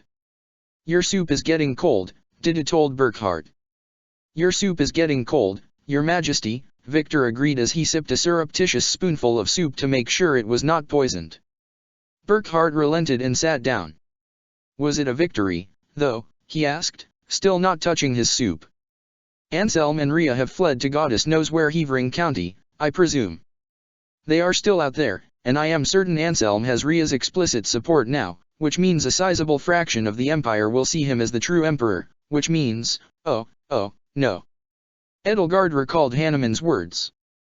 Burckhardt was a man who always sought perfect victories, and while this had been far less Pyrrhic than it could have been, it was far from perfect. Gerland patted him on the shoulder. Calm down, Burke. You're spiraling again. Shut up. Dmitri barked, clutching his brow as though he wanted nothing more than to crack his skull open like an eggshell and scoop out whatever offending portion of his brain had been screaming at him. It felt as though he hadn't actually been addressing anybody in the room, least of all Burckhardt. Yes, we won. Gareg Mach is ours. We control the center of Fodlan. We won. We won. We'll deal with Rhea and your upstart brother later, Burckhardt. That is, if you're still amenable to an alliance. Of course, Burckhardt said, taking a deep breath to calm himself. He took a careful, tentative sip of soup. This is good. After breakfast came debriefing. Dmitri and his White Fang, along with Burckhardt and those of his siblings who had joined him in battle, Count Bergliez, Nader, and several Faerghus nobles who'd acted as generals in the kingdom army, congregated in the great hall adjacent to the dining hall to go over the outcome of the battle, many of them as drenched and waterlogged as drowned rats. Rhea and Anselm had indeed fled the monastery, along with their remaining forces, traveling west along the mountain path which went past Riemeyer into the Empire. Some of their forces, though, had also escaped south into Varley territory, though it was not known whether or not the acerbic and curmudgeonly head of House Varley would be amenable to them. The backup forces from Count Havering and Duke Girth Burckhardt had worried about had never materialized, which initially pleased Burckhardt as it meant his plan to threaten their food supply had apparently worked, although Dmitri was quick to point out that if he'd taken Edelgard's advice and sent soldiers to Riemeyer, they could have blocked Rhea's retreat. On the northern front, the kingdom army had subdued and taken prisoner all of the conscripted students Lawrence of House Gloucester and Arcturus of House Ordelia from the Golden Deer, and Linhard of House Havering and Petra MacNieri from the Black Eagles. In addition, of the Knights of Syros, they had forced surrenders from Alois and Shamir. On the eastern front, the Imperial army had captured from the battlefield Balthus of House Albrecht, who, though he had been sent out against White Fang's vanguard initially had fought his way all the way down to the Empire's forces, and Professor Manuela Casagranda, who was now acting as physician to wounded Imperial soldiers. The Empire had also captured Seath and Flayn, whose Pegasus had been shot down while the church had retreated. Hubert and several other prisoners of Rhea had been liberated into the Empire's custody. Mystifyingly, Claude, though ostensibly conscripted into Rhea's forces, had not been seen by either kingdom or imperial forces at all across the 2 days of battle. According to Lawrence and Arcturus, he'd deserted just before dawn, and everybody else's testimony seemed to corroborate theirs, much to Hilda's chagrin. An exchange of prisoners was yet to be agreed upon. Afterward, thanks to Burckhardt, Edelgard had no choice but to address the elephant in the room. She brought Dmitri and the others to one of the unused common rooms, as the Blue Lion's classroom had a sizable hole in the roof thanks to Mercedes and as a result now featured its own waterfall. She took a deep breath. "So," she said, "as Burkhardt has made you all aware, Ria has turned me into a dragon." The rumors were true, she heard Bernadetta whisper with a mix of hushed awe and fear. "Are you a big dragon?" Raphael asked. "Like Ria?" "No, actually, I'd say I'm quite small," Edelgard told him. "You're very brave for admitting that," Sylvain said, though his humorous quip sounded far more forced and awkward than usual. "I suppose you'll want a demonstration," she continued, removing her helmet and letting her hair down, then stripping off her armor piece by piece. "After all, right now I look perfectly human." As the last of her armor fell to the floor, she felt an unusual and painful pang of self-consciousness. True, many of the people gathered here with her, Byleth, Ingrid, Marianne, Hilda, and Gerald, had seen her as a dragon and had seen her in far more demeaning situations, but it was Dmitri she was most worried about. He already bore the weight of witnessing so many frightful transfigurations, and a part of her worried that after seeing Rodrigue transform into Thales, the shock of seeing her take the form of one of Ria's ilk might break him. But she had to have faith in his inner strength. Would anything less not be disrespectful? "This might shock you," she told her friends. "But I want to assure you, however monstrous my appearance, my mind and heart remains human through and through. Ria may have shaped my body like clay, but she had no power over my soul." With the help of an encouraging nod from Byleth, who else could spur her so easily to take a leap of faith, she took a deep breath and felt for her crest. Today her body ached even more than it had last night, as all of the soreness had finally finished working its way into every last muscle in her body, and though she hadn't used it at all throughout the past 2 days, the crest of Ciro's ached nearly as much as it had when she'd pushed it to its limit on the boat ride to Inber. At the last moment, though, she felt herself hesitate. When she pressed on her crest, something else deep within her pressed back a deep revulsion, a sickening memory of flesh and bone and blood between fangs, and though her hands and feet became wickedly curled talons, scales and feathers blossomed from her skin, wings unfurled from her back, her tail with its feathery plume snaked out behind her, and horns curled outward from her skull, the transformation went no further. She was left in a chimeric form. "I think this is enough," she said, noting the slack jaws and bulging eyes of her friends. She didn't force herself to meet their eyes. Just as it had been when she had revealed her scars and the truth about her crests to her black eagles, she withered under their combined shock and intolerable sympathy. "There's no need to see any more." Behind her, she felt her tail lash to and fro like that of an irritated cat. Happy didn't mind having a signpost sprouting from her backside that announced to the whole world exactly how she was feeling at any given time, but Edelgard didn't care for it one bit. "You think that's cool? I can turn into a giant cat," Happy told the others. "As big as an Albinine moose. I can do it right now if anyone wants to see."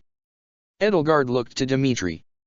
He stood, still as a statue, as petrified at the sight of her as he had been last night at the sight of Thales, and she began to worry that he might feel just as betrayed and abandoned. "Get out," he growled to everyone else. Dmitri started. "Get out. Every last one of you."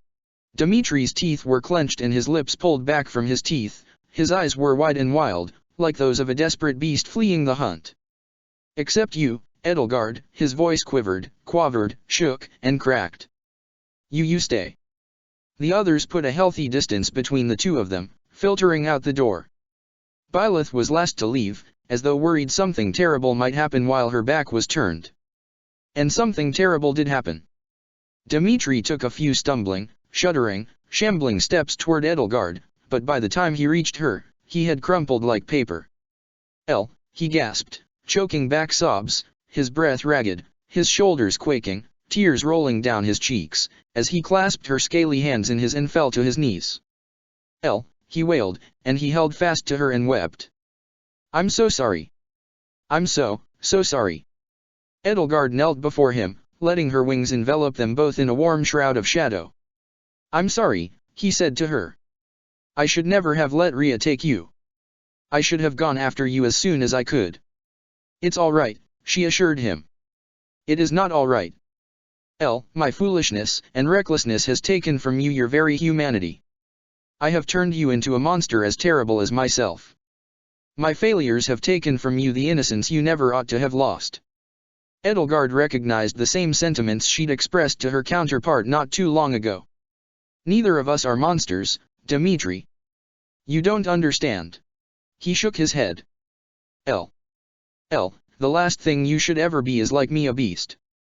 A victim of that wretch's twisted experiments. The next words she spoke came out of her unbidden.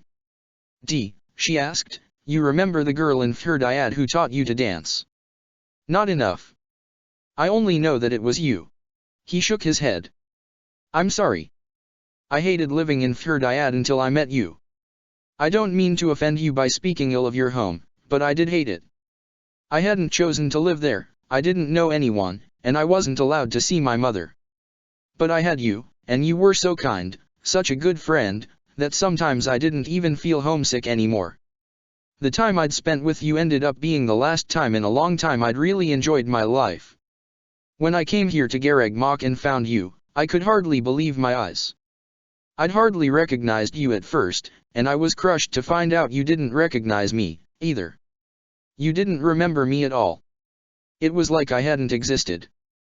The part of me that had enjoyed my life felt like a dream. I'm sorry. That's not what I mean, though, Edelgard said, sounding quite a bit sterner than she'd meant to, irked by Ellie's sudden and unexpected intrusion. What had happened to giving warning? It isn't your fault you forgot those days. Ellie said. I'm sorry for my lack of tact, Edelgard added while Ellie searched for her train of thought. Mentally, I'm a little, fragmented. What I mean, Ellie said, is that I'm glad we're friends again now. Because it means those days we shared still mattered to both of us. And it means that you're still the boy you were before all those horrible things happened, just like me. Edelgard still wished she had the privacy to chastise Ellie for what she'd just done, but at least she had done a decent job recovering from her faux pas. And it had given her an idea. She said, curling her scaly hands around his. Would you like another lesson? The corners of his lips quirked upward into a smile. There was a flicker of warmth in his moonstone eyes. Yes, he said, as Edelgard stood and lifted him to his feet. For a few minutes, they turned the empty room into a makeshift ballroom, moving in slow and swaying arcs across the floor. It was quiet save for the drumming of the rain on the roof, but Edelgard kept her own time and held Dimitri to her tempo, moving slowly and carefully to compensate for her changed body. Suffice to say she was in no condition to teach, but that hardly seemed to matter. Occasionally Ellie interjected to help her keep her balance, though she tended to do just as much hindering as well. It was Ellie who drew Dimitri closer and rested her head against his shoulder, though, and it was Ellie who curled her wings around him as the two of them brought their dance slowly to an awkward stop and their elegant movements devolved to simply swaying gently in place. I'll never let you go, Elle, Dimitri whispered to her. I'd like that, Ellie said. Edelgard let the rest of her dragon parts retract into her body, and Dimitri raised a hand slowly, carefully, and gingerly to the side of her head as though handling a priceless ceramic vase, letting the tips of his fingers graze gently over the sharpened tip of her ear. These don't go away, he asked. I'm afraid not, she said. She felt a chill run up her spine as her memories carried her back all the way to her first encounter with the Hurricane King all those months ago, and she recalled the way Dimitri's blade had grazed Flame's cheek as she'd laid unconscious, how it had gently pulled aside the locks of emerald hair that had hidden those inhuman points to her ears with the slow grace of a cat toying with its prey. What was it that flickered in his eyes now? Disgust?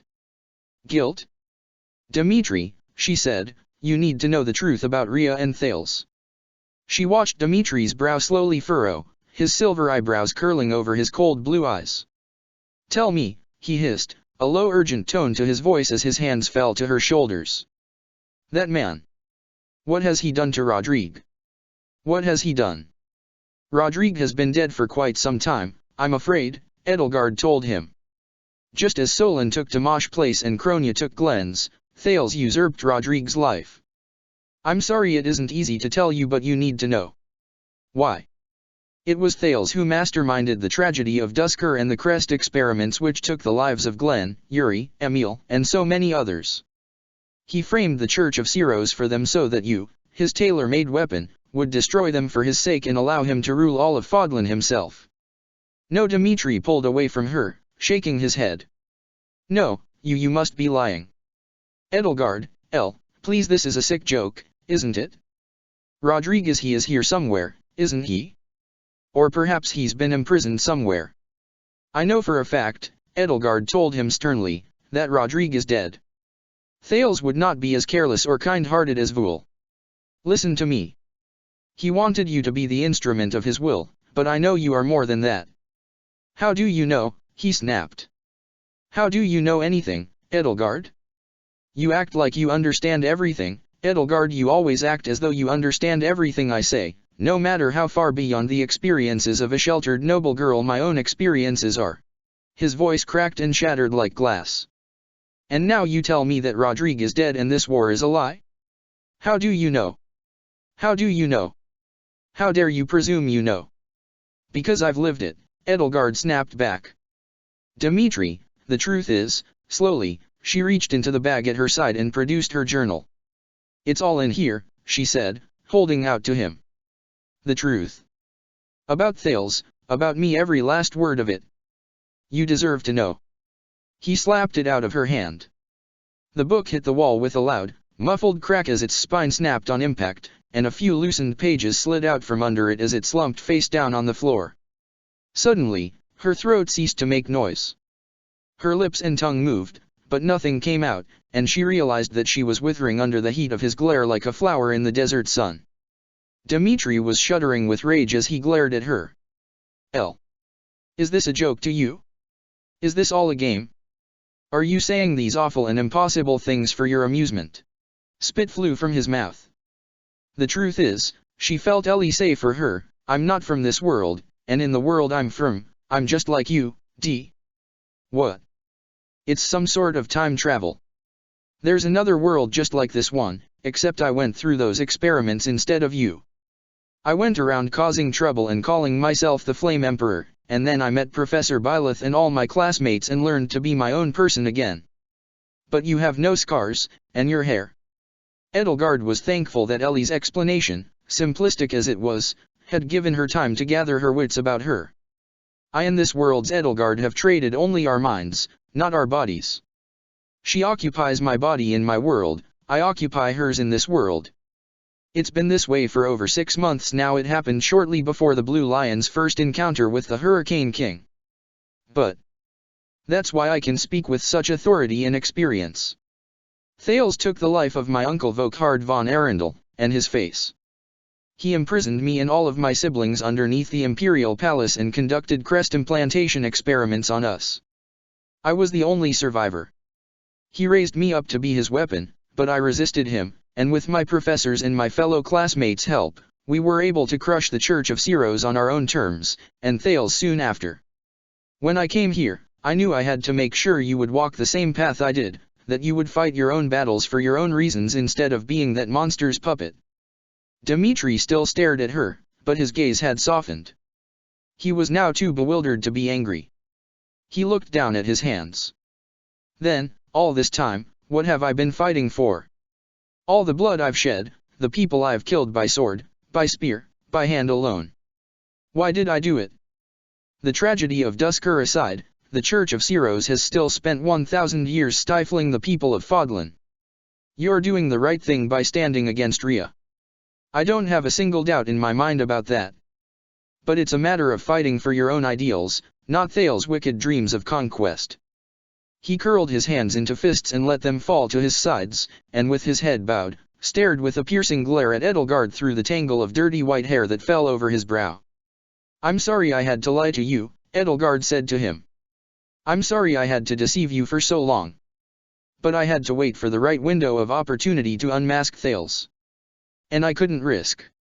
Without a single word he stormed out of the room, his sodden cloak swirling behind him as the doors swung shut with a deafening slam.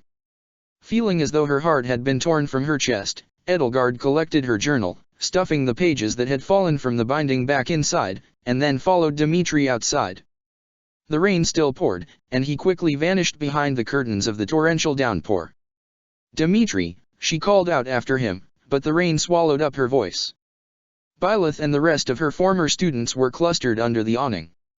He didn't take it well, did he? Ignatz asked. I'm so sorry, Edelgard. For what it's worth, Bernadetta said, leaning forward on her crutches as Raphael steadied her, I'm not frightened of you or upset at you at all, Edelgard. Didu broke away from the others. I will see to him, he said, heading into the downpour in Dimitri's direction. I'm sure he just needs time to process this, Annette assured Edelgard. Edelgard didn't feel so certain. After all, no one here knew what she had actually revealed to him. All this time, she had been the most worried about telling Ingrid the truth, but it turned out that Dimitri's heart had been the first one she'd broken. Despite the heavy curtain of rain that blanketed the monastery that day, work continued to restore it to a livable place under the dominion of the kingdom and empire. The blood would wash away, the bodies, though, needed carrying. If there was any dignity to be afforded to the dead, it was that the persistent downpour kept away any scavenging birds that might have picked at the feast presented to them. The familiar haunts of the Academy's students had been rendered strange and monstrous by the damage both sides had inflicted upon them. The neat hedges in the courtyard were ragged and fire-blackened in places, the familiar white gazebo under which so many students had spent lazy Sunday afternoons was sagging under the weight of a roan Pegasus bloodied and arrow-speckled corpse, its domed roof cracked. Some of the greenhouse's windows were shattered, allowing the cool wind to seep into the humid arboretum. The pond where Byleth had gone fishing so often, to the extent that she had to carry buckets of fish from the nearest river to repopulate it so that she could keep fishing, had turned from a clear blue to a murky reddish-brown, though the gray skies made it just look gray. The monastery's bell tower had collapsed, its top shorn off and fallen into the ravine. No bells would ring out to mark each passing hour, lending along with the clouds which blocked the sun an eerie sense of timelessness to the day. The marketplace just outside the monastery's front gate was abandoned, the blacksmith's forge was cold, the merchants who had hawked their wares were absent and their stalls silent. The goddess tower stood like a lone and forlorn sentinel adjacent to the cathedral, its untouched spire now making it the tallest structure within Garreg Mach's walls. All around stood the remains of Rhea's army of golems, dotting the landscape. In the daylight, meager as it was, their hulking and inert forms were sharply defined. Edelgard found Bernadetta with Ingrid at the entrance to the great hall, surveying the damage as she stood at the threshold just beyond the reach of the rain with her crutches. Bernadetta had broken both legs last night, but one had been fractured much more badly. Her right leg had been more or less completely healed, but the left was still heavily bound in a splint. To think this was our home for a year, she said as she watched the rain pelt the marketplace and dampen the empty spaces where traders and merchants had once done business. Her voice was quiet, low, small, and mousy. It looks so different now. It does, Ingrid agreed. Do you think it'll ever go back to normal? Fortresses and cities get repaired all the time. As long as there's will. It would be a shame, Edelgard interjected as she drew nearer, if this place became just another abandoned fortress. It was a beautiful place. 5 years after the war, Garreg Mach still remained a shadow of its former self. While the return of the Black Eagles and their professor had hastened efforts to make the monastery livable again, reconstruction efforts had only truly begun in earnest after Rhea's defeat at Fhirdiad, and even now they were stymied by fierce debates between factions of the United Fodlan regarding what should be done with its holy places or religious artwork and iconography. She wanted to reopen the Officers' Academy at some point, but it might be years before Garreg Mach was ready for it. Bernadetta shivered and hunched herself over her crutches. Hi, Edelgard. Are you okay? I mean, I don't want to presume that you're not. I'm fine, Edelgard lied. As fine as I can be, I suppose. She'd gotten a waxed rain cloak to keep herself dry, but still felt sodden from head to toe. A part of her had considered letting her wings out just to keep the rest of herself dry, but even if her secret was out among her friends, she didn't want to frighten any of the rank and file by revealing such monstrous features. Anyway, I know it's hard to see Garreg Mach like this.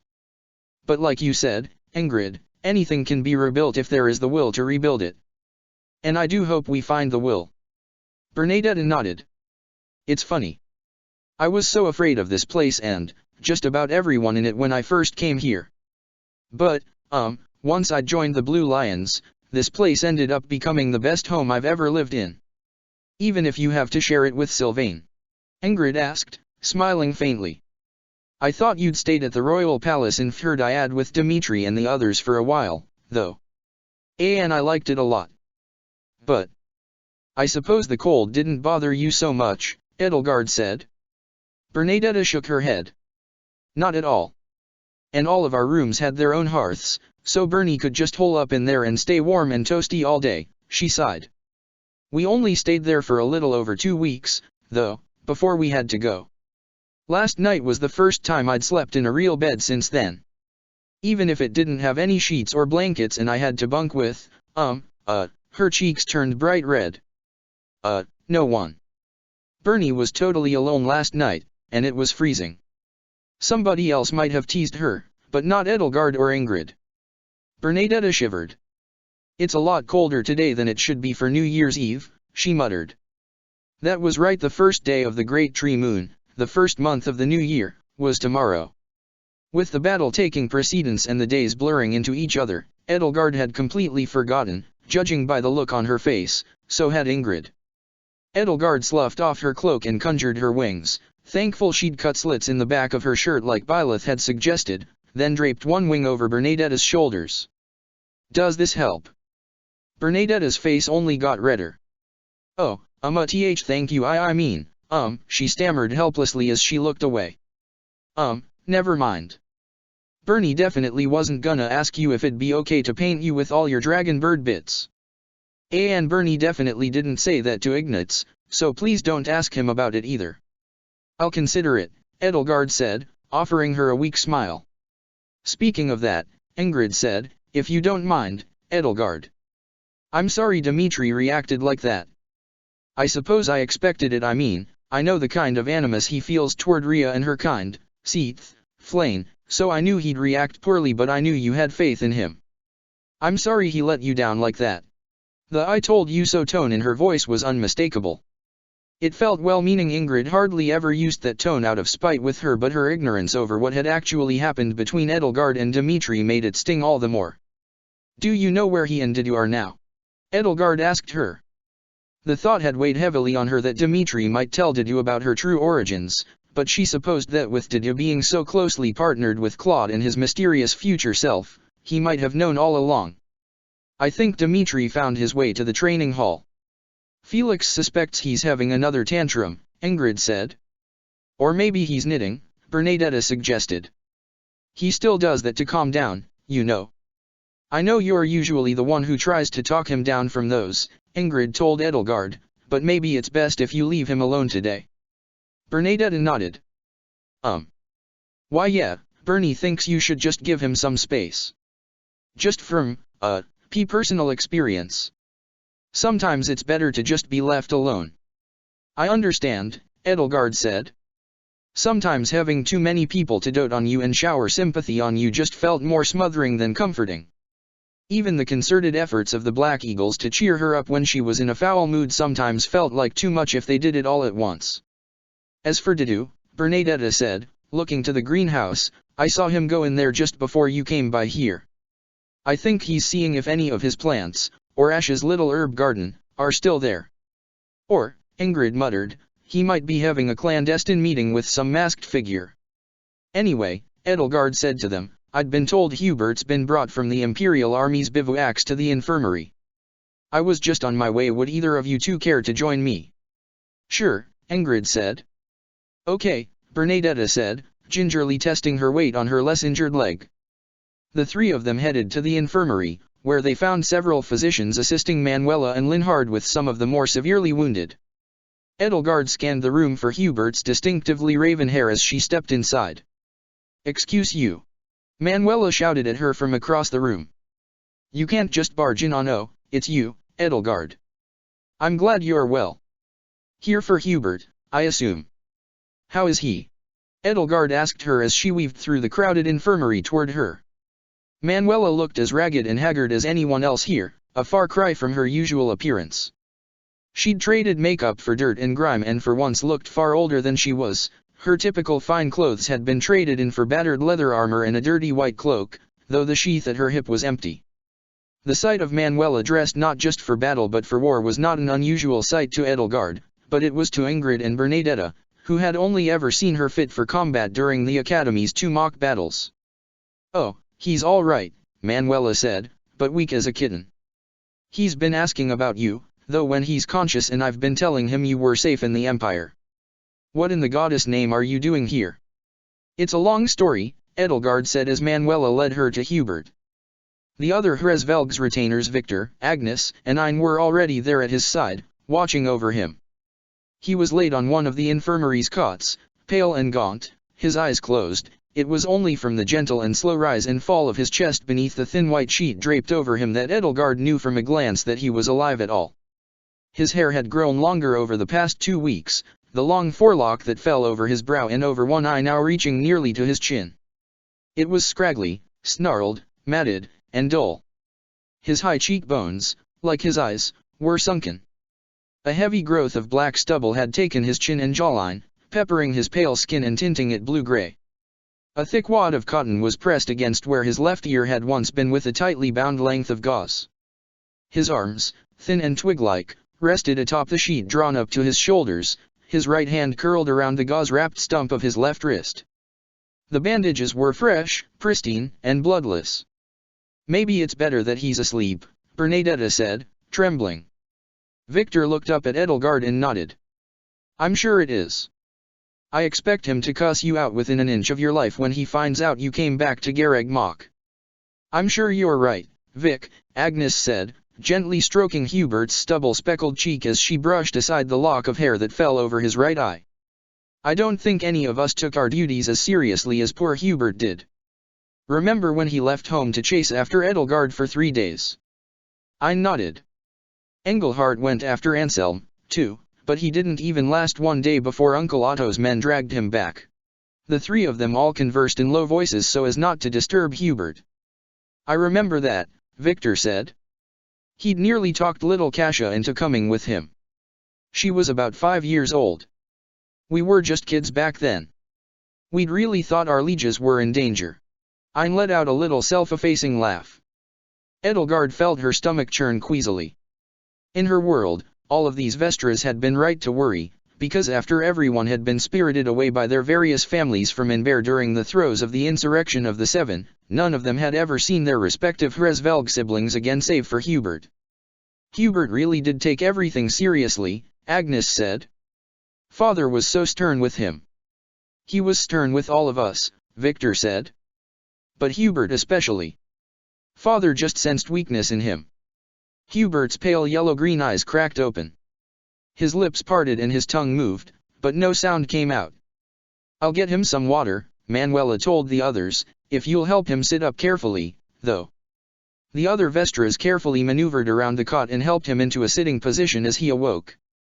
His eyes glossed over them, though, and settled quite firmly on Edelgard.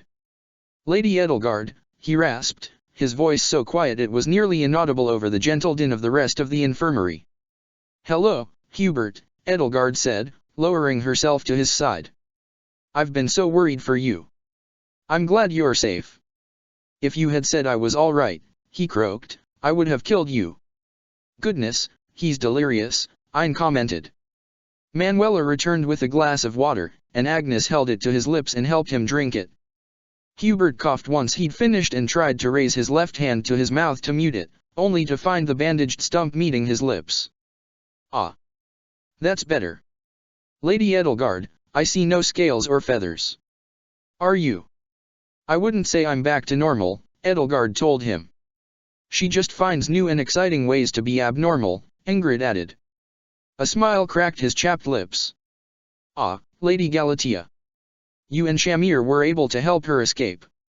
She did your job as well as she could, Edelgard told him. I'm certainly no Vestra, Ingrid said, but I did my best. Then why, pray tell, he asked Edelgard, narrowing his eyes to slits, are you still here at Garreg Mach? Why wouldn't I come back for you, Hubert, she asked. Especially when I learned what Ria had done to you. Foolish. You forget, he scolded her, that you hold 2 lives in your hands. Everyone stared at Edelgard. You're pregnant. Ein gasped. Could Ferdinand really not wait just a few more months? But you're not even showing. Edelgard watched Hubert's pale face turn red and felt her own do the same. He was speaking metaphorically, she snapped at Ein. Tell me at least, Lady Edelgard, that the battle is not still ongoing. Tell me at least that you were not out there, Hubert said to her. The battle is not still ongoing, Edelgard told him. It ended last night. We won. Rhea and Anselm are long gone. Hubert puckered his lips, then looked to Bernadetta. You rescued me? Well, Bernadetta said, withering under his gaze. I had some help from Felix and Ignatz. Thank you, he said. He shuddered. I did not want to die. Edelgard folded her hands around his right hand. His skin was cold, but not deathly so, there was a warmth in the bones, even if the skin felt clammy and icy. I'm so sorry, Hubert. All this time, I've been forcing you to take risk after risk for my sake, on my behalf. You never chose to be loyal to me. I've taken far too much advantage of that. Victor laughed a little. No more than any other Hresvelg. Hubert was silent. It doesn't matter, he finally said. I am proud to serve you, Lady Edelgard, though, perhaps, he looked down at his missing hand. Perhaps I am not so useful to you anymore. Lady Galatea, perhaps you can fill in for me just a little longer. You will be fine, Hubert, Victor assured him, patting him on the shoulder. There is plenty you can still do with only one hand. I nodded.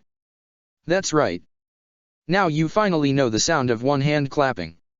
You were always my least favorite cousin, Ein, Hubert spat.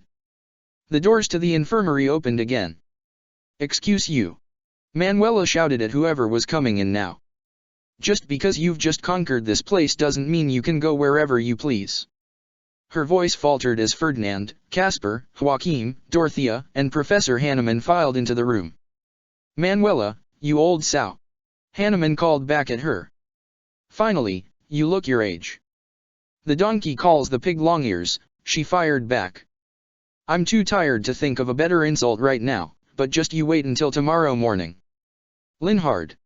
Caspar shouted out from across the room, loud enough to leave a ringing in everybody's ears, as he waded into the infirmary and shoved aside whoever got in his way on his way to his friend. I knew you'd make it out okay. What about Petra? Where's she? Caspar, Ferdinand sputtered, trying to grab hold of him before he made a mess. You cannot simply shove your way through an infirmary, there are injured people. Eventually, with Dorothea, Joachim, and his retainer Marta trailing behind him, Ferdinand found his way to Hubert's side. Hubert looked up at him with a worn, weary, yet smoldering gaze. You, he said, are late. Ferdinand gave Edelgard a stern stare. Edelgard, my darling, we are going to have a long, stern talk about this, he said before diverting his attention back to Hubert. Hubert. I came as quickly as I could. You always do, Dorothea muttered, and Joachim covered his mouth to stop himself from laughing as Ferdinand's cheeks turned the same color as his carrot-red hair. Dorothea, this is why you get in trouble with nobles, Ferdinand muttered to her. Hubert. Hubert, my friend, are you well? I need a bath and a shave, Hubert grumbled, scratching at his stubble with his hand and wrinkling his nose in disgust. But first and foremost, a pot of coffee, yet Professor Manuela insists I am too delicate for it. Ferdinand knelt down beside him and planted a kiss on his rough cheek. Well, dear friend, I agree with you about a bath, but these whiskers are not so disagreeable. You are not the one who has to disagree with them, Hubert said, his cheeks reddening. Edelgard knew he preferred a close shave. He treated facial hair the way a fastidious person would treat dirt. She'd never seen him with this much facial hair, it made him look almost like a completely different person. Hubert. Caspar shouted out, again temporarily deafening everybody. It's so good to see you're all right.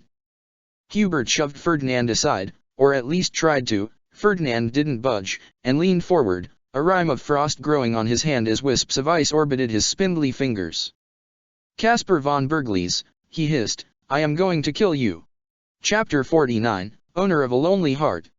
The torrential rainfall had ceased by the next morning and the clouds had broken, bathing the ruined landscape of Garreg Mach in golden sunlight. Work to restore the monastery was slow going, and the damage to the buildings might take months or even years to fix even with a concerted effort. Any of the more severe structural damage to the buildings and walls would require skilled masons and bricklayers. For now, All the kingdom and imperial armies could do was shore up gaps in the walls with wooden scaffolding and spread spare canvas and tarp over holes in the ceilings. There was plenty of work for the kingdom and imperial armies to do and plenty for White Fang to do beyond fighting. There was rubble that needed to be cleared away, grain storage silos and cellars that needed to be inventoried, chicken coops to see to and pastures to manage both within the walls of Garag Mach and in the town beyond its outer walls. As she helped clear rubble from around the knights' quarters and cloisters, which the soldiers were eager to repurpose as living spaces but had suffered significant collateral damage from the combined assaults and counter-attacks of golems, Thales beasts, and the Immaculate One, Edelgard found Happy sprawled in the middle of one of the monastery's winding cobblestone paths. She laid atop a ragged bedsheet, basking in the sun like a cat.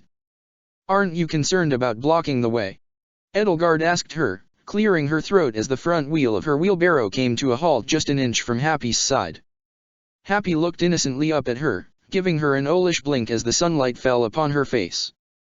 "If I'm in anyone's way, they can go around," she said. "What's up?" "Well, as you can see, I'm working. As you should be right now.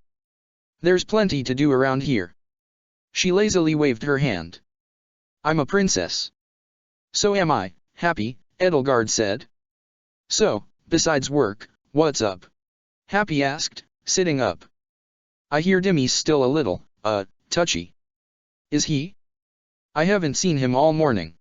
Edelgard lifted the wheelbarrow by the handles. "Anyway, if you won't help, you can at least stand aside." "Why should I move?" "You're the one standing up. Just go around me." "Happy." "Okay, I'll move if you tell me what's eating you." "Eating me?" "Nothing's eating me."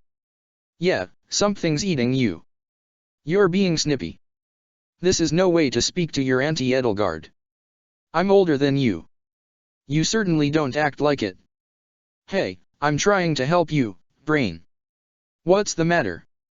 "Besides having my path blocked by an indolent young lady who insists on being more cat than girl." "Yeah, besides that." "Kman, spill it." "I'll just go around." Before Edelgard could move her wheelbarrow even an inch farther, there was a flash of flesh and fur. She suddenly found a horned cat the size of a moose blocking the way instead of a human-sized young woman. Happy stared at her with slitted scarlet eyes and purred smugly. Defeated, Edelgard set the wheelbarrow down and knelt on the grass next to her. "It's Dimitri." Happy returned to human form beside her and sat down, wrapping herself up in the bedsheet. "I figured he wouldn't take the dragon thing well.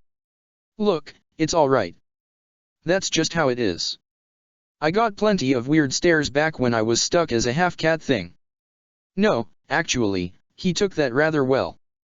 It was the truth about where I'd come from that has so soured his mood." "Oh." Happy sat up, brushing her fingers through her hair. The rain yesterday had stripped much of the black dye from it, returning it to its natural scarlet save for a few stubborn streaks. "That's too bad. I was hoping, perhaps foolishly, that he'd handle the truth about as maturely as you had," Edelgard said. "I'm still shocked you accepted such a mad story so readily." "Well, I've heard and lived through a lot of weird stuff. And I guess I'm not used to getting worked up about things. I'm like, what was that word Emmanuel used? I abide, I guess. I suppose you do. If only Dimitri and Ingrid were more like you."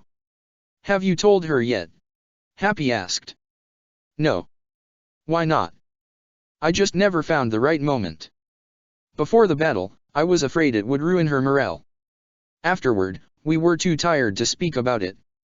Now that I've seen Dimitri react to the truth." "You're afraid to tell her?" "Some would. I suppose. It's for her sake as much as mine," Edelgard said. Happy rolled her eyes at her. "Look, if you're scared, but you gotta have more respect for horse feathers. She's not just some delicate flower you need to worry about trampling."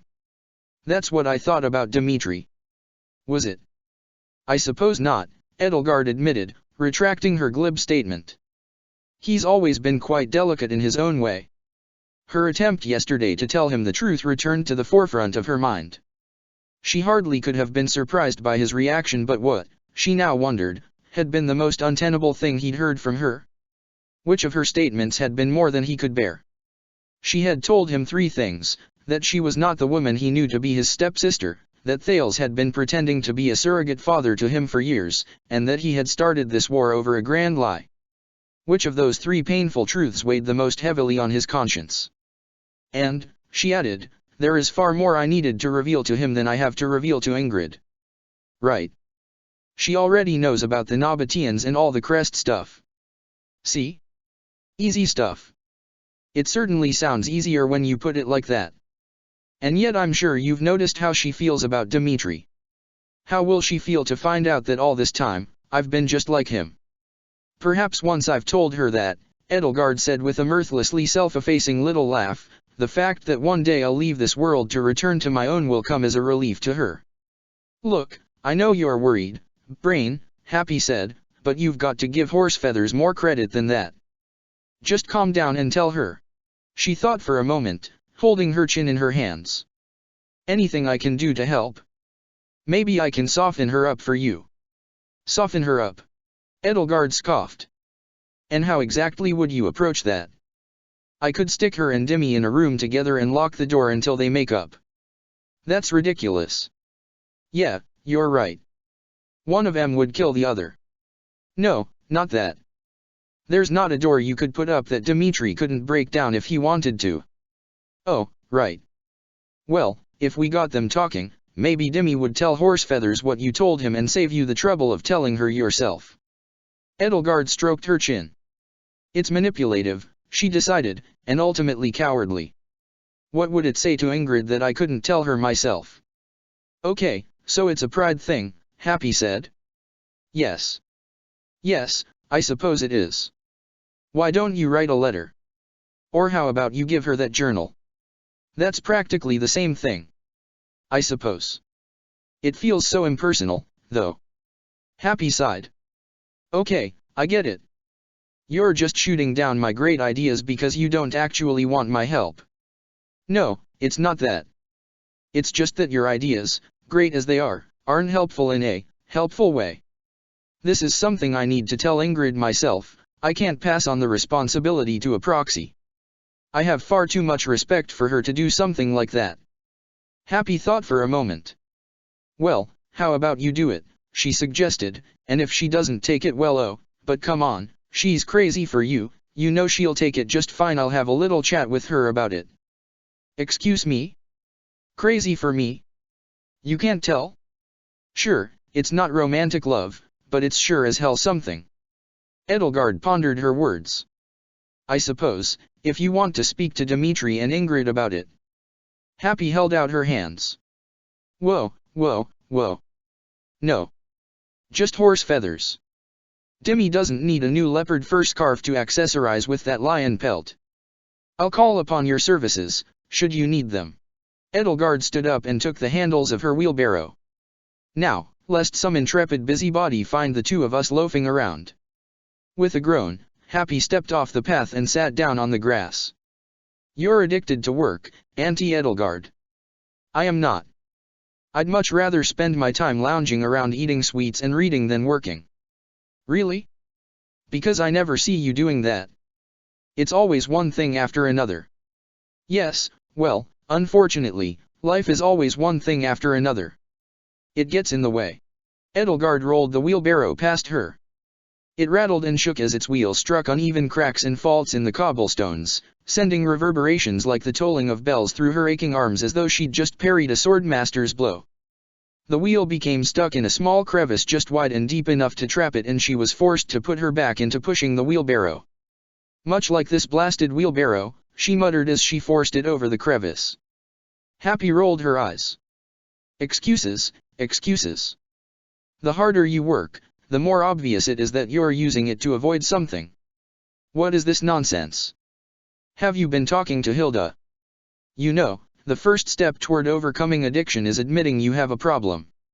I don't have a problem. The rest of the world has a problem. It gives me far too much to do. Now why don't you go find yourself some new clothes? You just ruined a perfectly good tunic and pair of trousers all for the sake of turning into a cat for 10 seconds. What if I like being naked? If you insist, then turn into a cat again so nobody will mind. Lady Edelgard. Did his low voice cut through the still air of the courtyard like a knife. Edelgard glanced over her shoulder to see him approaching her from behind. As always, his steps were whisper quiet, as though he were padding across a thick rug in slippers instead of treading upon stone in heavy boots. General Molinaro. To what business do I owe the pleasure of your address? Edelgard asked, setting down the wheelbarrow yet again. At this rate, it wouldn't reach its destination until noon. I cordially invite you to brunch, Your Highness, he said. When? Now. Now. The timing is not up for debate. You must be hungry. Breakfast was at dawn, and you have been carting away debris ever since. Edelgard stepped away from the wheelbarrow, realizing only then how much her entire body ached. She knew the feeling well, too much exertion with too little rest in between, but her body was less accustomed to it, having not yet endured 5 years of grueling warfare. Happy, see to it this gets to the north inner wall. I'm taking a short sabbatical, she said as she followed Didu away from the courtyard, into the main hall, and up the stairs to Geralt's office. Geralt's office was cleaned out. Edelgard had to wonder if Catherine or Rhea or some other knight had trashed whatever Geralt had left behind in it in a fit of pique after the revelation that he had helped spirit Edelgard away. However, there were piles of documents stacked precariously on the table, a sight Edelgard knew all too well and found all too familiar, almost even comfortingly so, in a perverse way, along with 2 bowls of steaming soup waiting for her and Didu on the desk. Take a seat, Didu said as he sat in Geralt's chair. Edelgard took a seat and sat at the desk across from him. She looked down at the soup. Wispy tendrils of egg swam in a rich yellowish-brown broth with vegetables and rice, with wrinkly dried peppers with skins as red as old blood floating in it like boats in a lake. You've been making soups quite often lately. They are easy to make. I expect it's as hot as I can possibly stand it, she said, taking a spoonful and blowing gently on it, as though that would tame it. All the better to have a frank conversation, he said, raising a spoonful to his lips and eating it quite casually. Of course, it's nothing to you. Why is Dusker cuisine so hot? The only food I've ever had that comes close is from Brigid. Our food is hot, he said, because the winters are cold.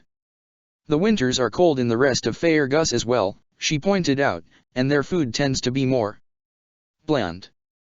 I would not say bland. I would. Didu took another sip of broth. I suspect it is because the people of Faerghus have very sensitive mouths, despite the foulness of their speech sometimes. Go ahead. Eat. I suppose we're here to talk about Dimitri. And, naturally, you want me to be too distracted by the intensity of your food to be able to speak anything but the truth. Edelgard put a spoonful of the soup in her mouth and, to her amazement, found that the only heat it had to offer was its temperature. It was quite possibly the least spicy thing she had ever eaten. She removed the spoon from her mouth.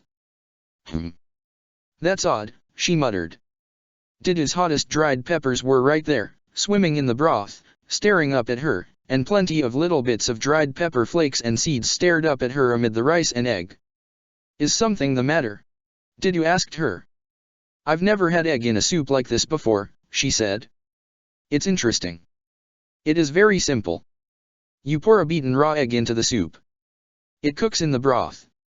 Edelgard took another spoonful. She had to admit that she did miss some of the spiciness a little bit, but at least she could pay more attention to the rest of the flavorings without breaking out in a sweat or feeling her eyes water. So, she asked, how is Dimitri? He will not speak to anybody. He has shut himself in the Archbishop's quarters. He allowed the door to open long enough for me to bring him breakfast, but did not admit me entrance. Didu had more of his soup.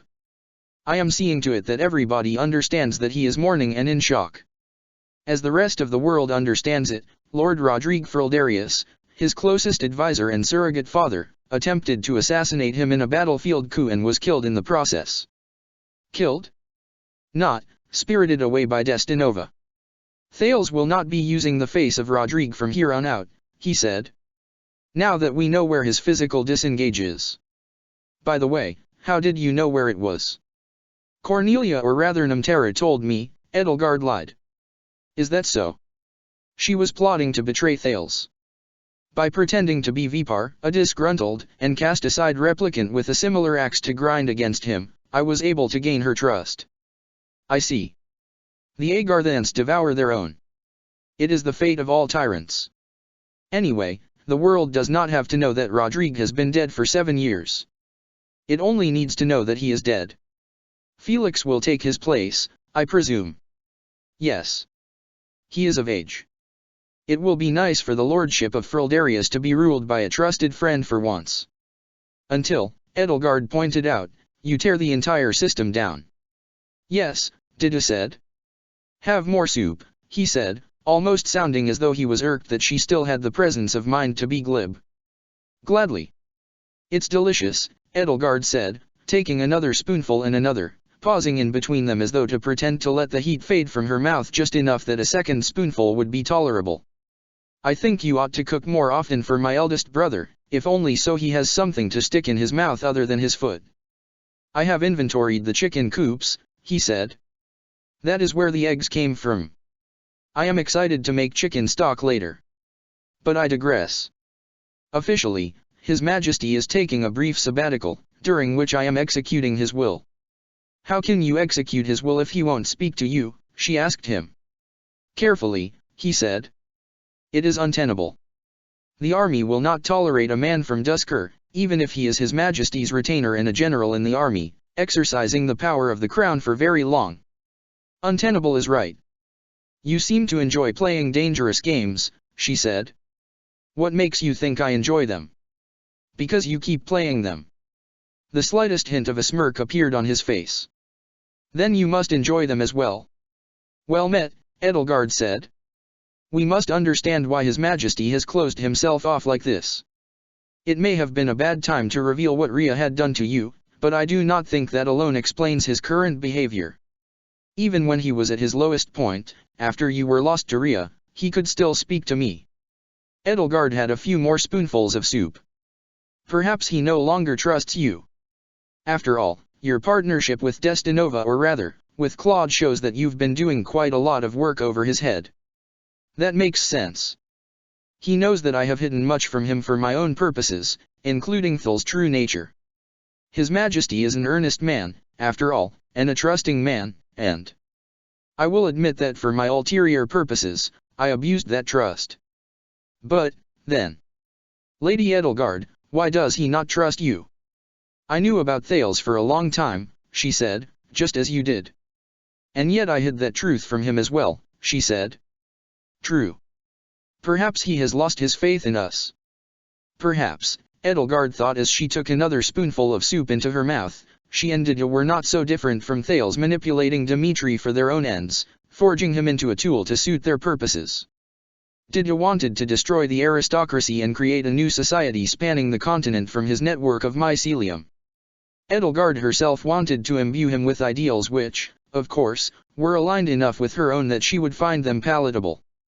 Perhaps Thales' wickedness and his years of torment and abuse had stained them both irrevocably with his detestable essence the way red wine stained white linen, making them both into mendacious manipulators who couldn't help but see others as tools to grasp.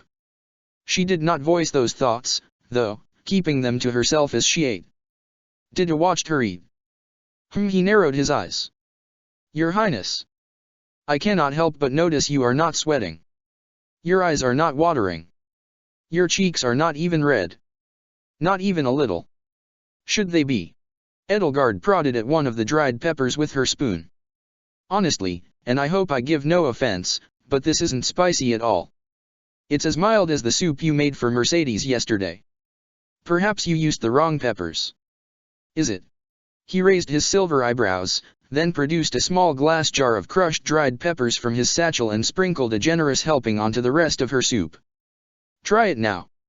Am I meant to assume you wouldn't poison me? She asked, staring at the soup.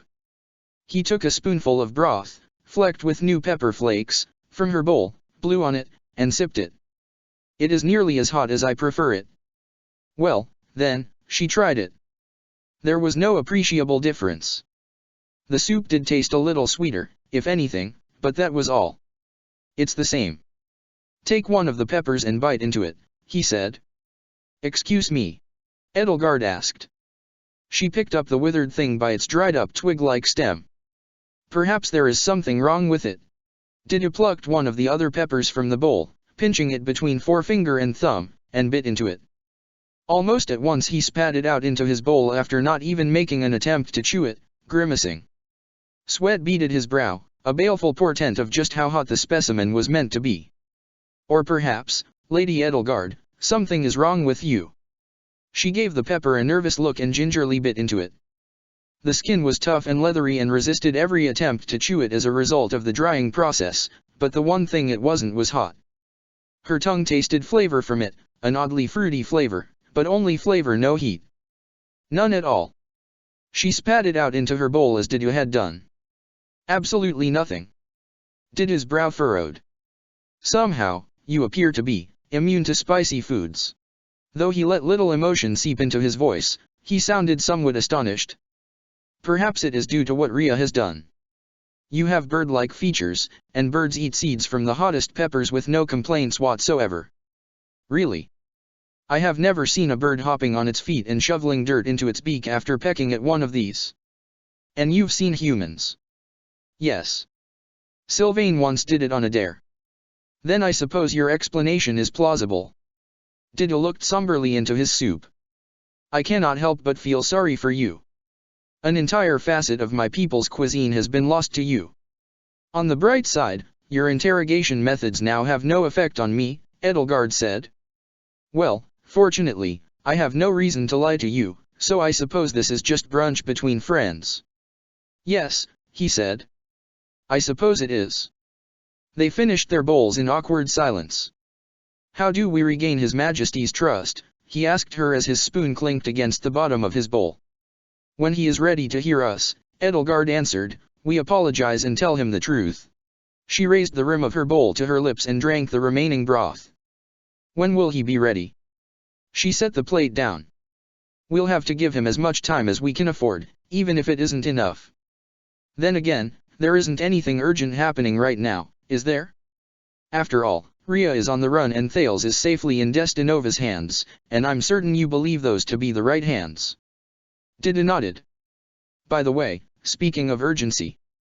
Didu, now that we're friends again, I've been meaning to ask what was it you said about my mother a few months ago. He blinked. My mother, Anselma, who went missing and was presumed dead after the tragedy of Duscur. Were you hoping I would forget? No, he said. He thought for a moment. There is a small archipelago just off the eastern coast of the Duscur Peninsula. She was placed on one of the most remote islands under close surveillance.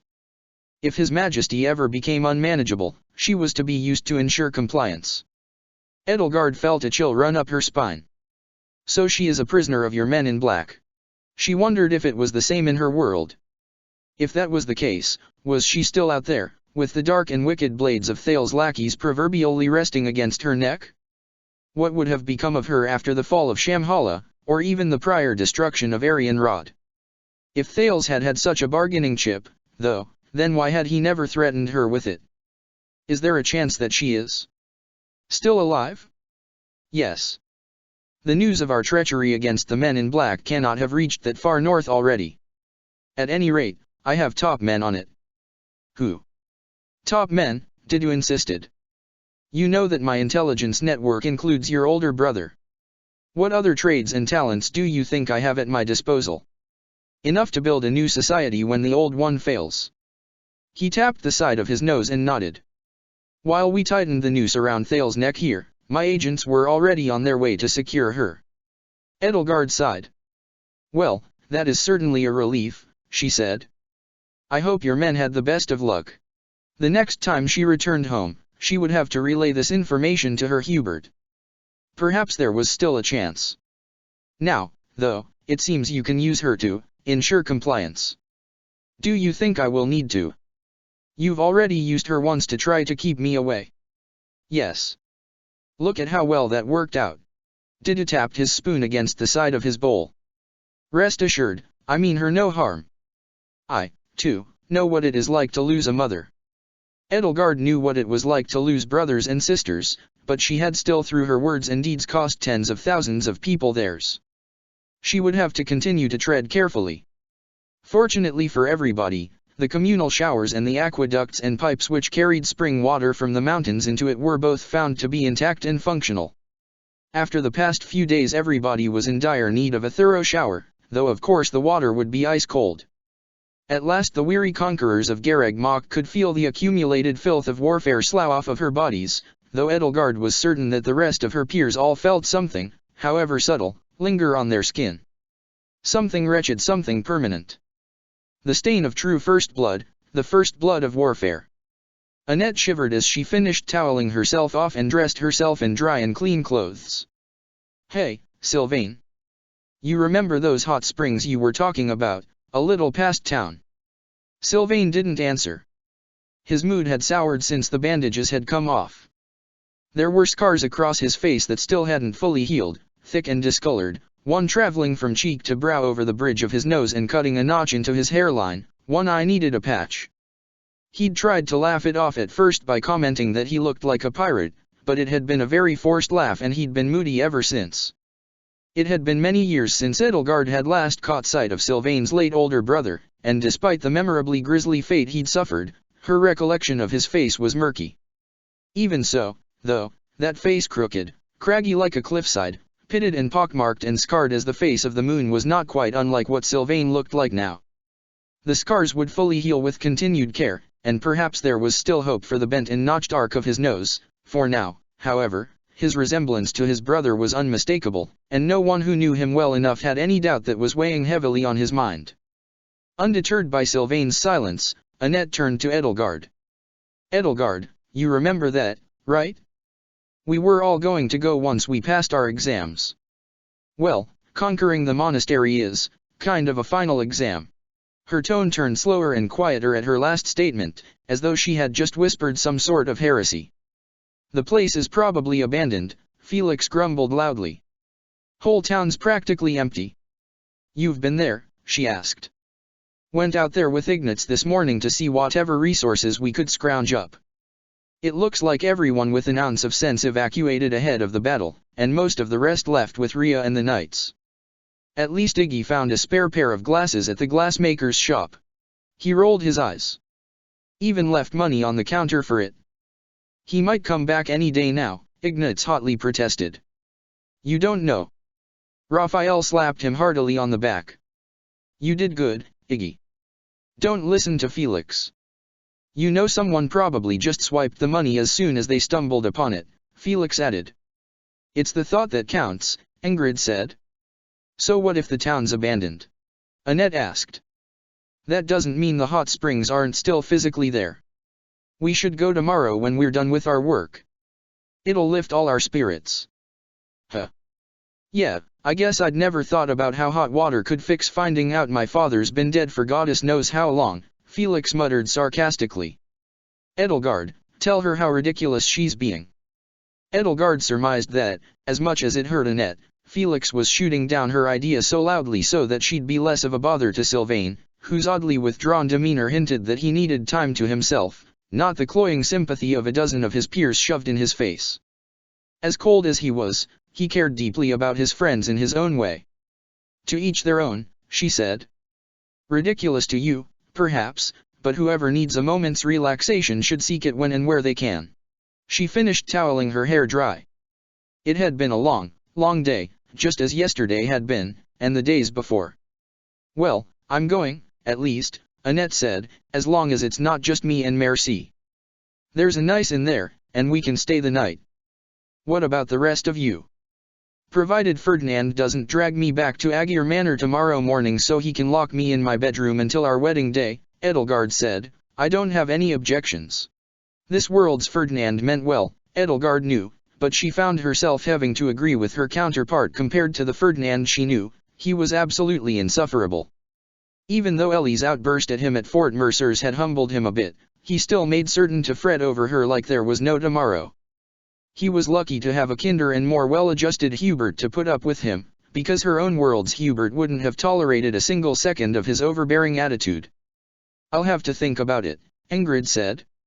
"Like Edelgard said, to each their own," Leonie said. "The only relaxation I need is lying down on something soft after a long day of hard, honest work." "I'll ask around and see who else wants to come," Annette said. "Felix, are you sure you're not interested?" "Positive." "Well, tell me if you change your mind. Don't worry, I will, he said, making it clear that he didn't have any intention of changing his mind. Once they'd finished washing up, Edelgard and Ingrid left the showers with Annette trailing close behind them. It was getting late, the sun was setting on the western end of the Okama Mountains and the shadows of the monastery's western walls now engulfed its fields. I've never seen Sylvain so down in the dumps, Annette said as she followed the others. I just wish there was something I could do for him. And Felix. I can't imagine how he's feeling right now, after all that with his father, or that man we thought was his father.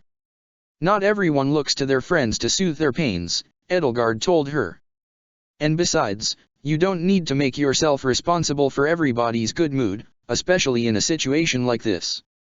Edelgard's right, Ingrid said. There's only so much responsibility a single person can bear. I thought you spent years being responsible for those two, Annette replied. Yes, which is why I can say it's a bad idea, Ingrid retorted. Sometimes those two need someone to rein them in, well, most of the time. Now they seem to want to be left alone, and honestly, if they do, then I'm happy to oblige them. I guess. Annette's eyes were downcast, her expression turned glum. Poor Felix, though. I was worried all this time about having to fight my father, but what he went through with Rodrigue, or what did you say his name was? Thales, Edelgard said. Thales. I can't imagine how it must feel, losing his father like that. At least I know my father is still himself. Annette sighed. And poor Sylvain.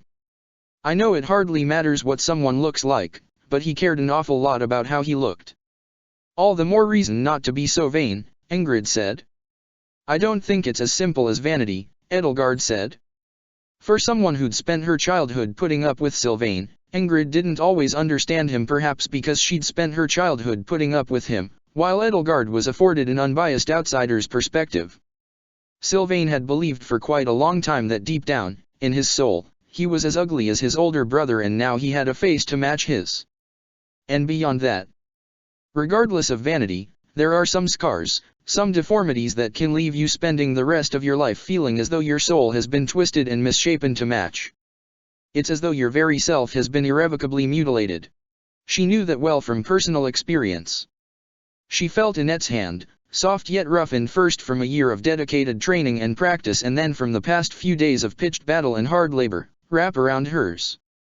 I understand, Annette told her. I'm sorry, Edelgard. For what it's worth, I think your horns and wings and tail are cute, and there's nothing twisted or deformed about your soul. Thank you, Edelgard told her, watching the smile return to her face, even though that hadn't quite been what she'd been talking about. It isn't about that though, these past few days have scarred all of. Annette kept talking, though. I hope Dimitri gets over it. When I was helping Dida take inventory of the chicken coops this morning, he mentioned that Dimitri wasn't even talking to him. He's never been in such a foul mood that he won't make time for Didu. And Marianne. I was in the stables with her and she said he won't even see her, either. Or even Professor Byleth. If he can't accept Edelgard for what she is, Ingrid said, then I can't muster any sympathy for him. I've had a hard enough time feeling any sympathy from him before, but this is the last straw.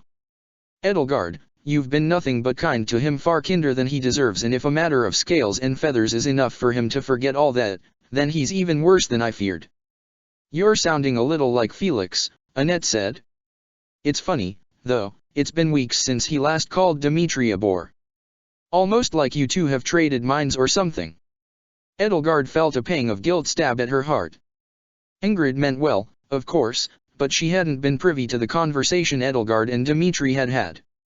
It hadn't been the feathers and scales that had disturbed Dimitri so, but the truth about her origins, that she was not who she had claimed to be, that she had been lying to him all along, misleading him, that she was just like Thales' deceiver, imposter, manipulator, tricking him into fighting her own battles on her behalf with deception and obfuscation. In the dying light, Edelgard noticed a flash of emerald green in the corner of her eye. Annette saw it, too, and her head turned in concert with hers. Is that Seath and Flame? She asked. It was. In the distance the two of them were being frog-marched across the lawn by a group of soldiers clad in Adrestian red toward another group of soldiers clad in Faerghus blue. Seath and Flame were both easily identifiable by the green shades of their hair, and Seath even more easily by the way his bad leg struggled to hold up his weight as the soldiers marched him onward. It was a prisoner exchange. I have a bad feeling about this, Ingrid said as she watched the Imperial soldiers leave the two of them and one other prisoner. Edelgard caught a flash of golden hair in the rays of the setting sun and surmised it might have been Vul in his human disguise with the kingdom soldiers, who swiftly enveloped them as though too impatient to wait until night to hide them away from prying eyes. Edelgard had a bad feeling about it, too. Let's go, she said, and she, Ingrid, and Annette hurried toward them. The kingdom soldiers were clustered tightly around Seath and Flame, but glimpses of the two of them could be seen in the gaps between their new captors. As Edelgard approached, she could hear the occasional raised voice from among the crowd.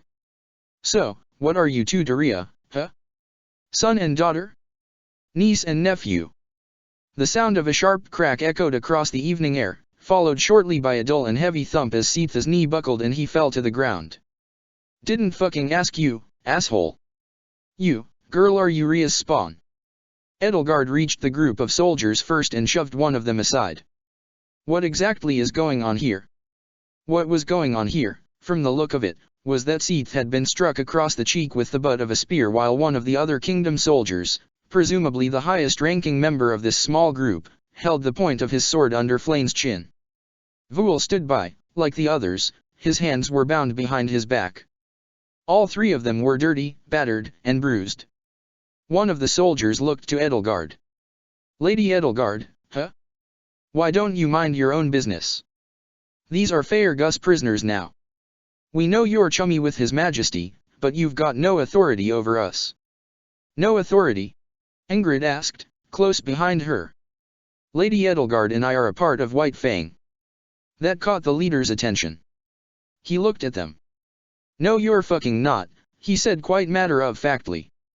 Turning his attention back toward his prey, he then used the flat of his blade to push Flame's chin up and force her to look him in the eyes. We all saw your mommy turn into a monster before she turned tail and ran. Can you do that, too, huh? Can you turn into a monster, too? Go ahead. He withdrew the blade and rapped his knuckles tauntingly on his breastplate. Go ahead. Turn into a big, snarling beast. Bite all our heads off. I'm waiting. What are you trying to accomplish here? Edelgard snapped at him. What is taunting helpless prisoners meant to achieve? Is this how Faerghus brave soldiers conduct themselves when there are no battles to fight? Inwardly, she was disgusted and more than a little ashamed. If Seath and Flame had ever been captured on the battlefield in her world, would her own soldiers have treated them with the same feverish hatred, and would she have been responsible for inspiring such animus? One of the soldiers pushed her back. Get lost, Your Highness. Your big brother gave us these prisoners and we can do whatever we want with them. Flame looked up at the leader of the pack, her eyes watering and jaw set. We are not beasts, she muttered defiantly. Oh, yes, you fucking are. You Central Church monsters killed King Lambert. We slaughtered those Dusker rats for that, when it ought to have been you all along. You have any idea how fucking pissed that makes me? He raised the blade. You know how many fucking hovels I burned down over that shit? Flame. Seath cried out, blood spilling from his mouth down his chin as he struggled, like a turtle turned over on its back, to right himself with one leg crumpled uselessly underneath him and both hands firmly tied behind his back. Do not lay a hand on her. Do what you will to me, but... Edelgard, Ingrid, and Annette pushed their way past the soldiers. With the power of her crest surging through her veins, Ingrid crushed one man's wrist and broke another's nose, but the soldiers were still larger and stronger than her and could push her back.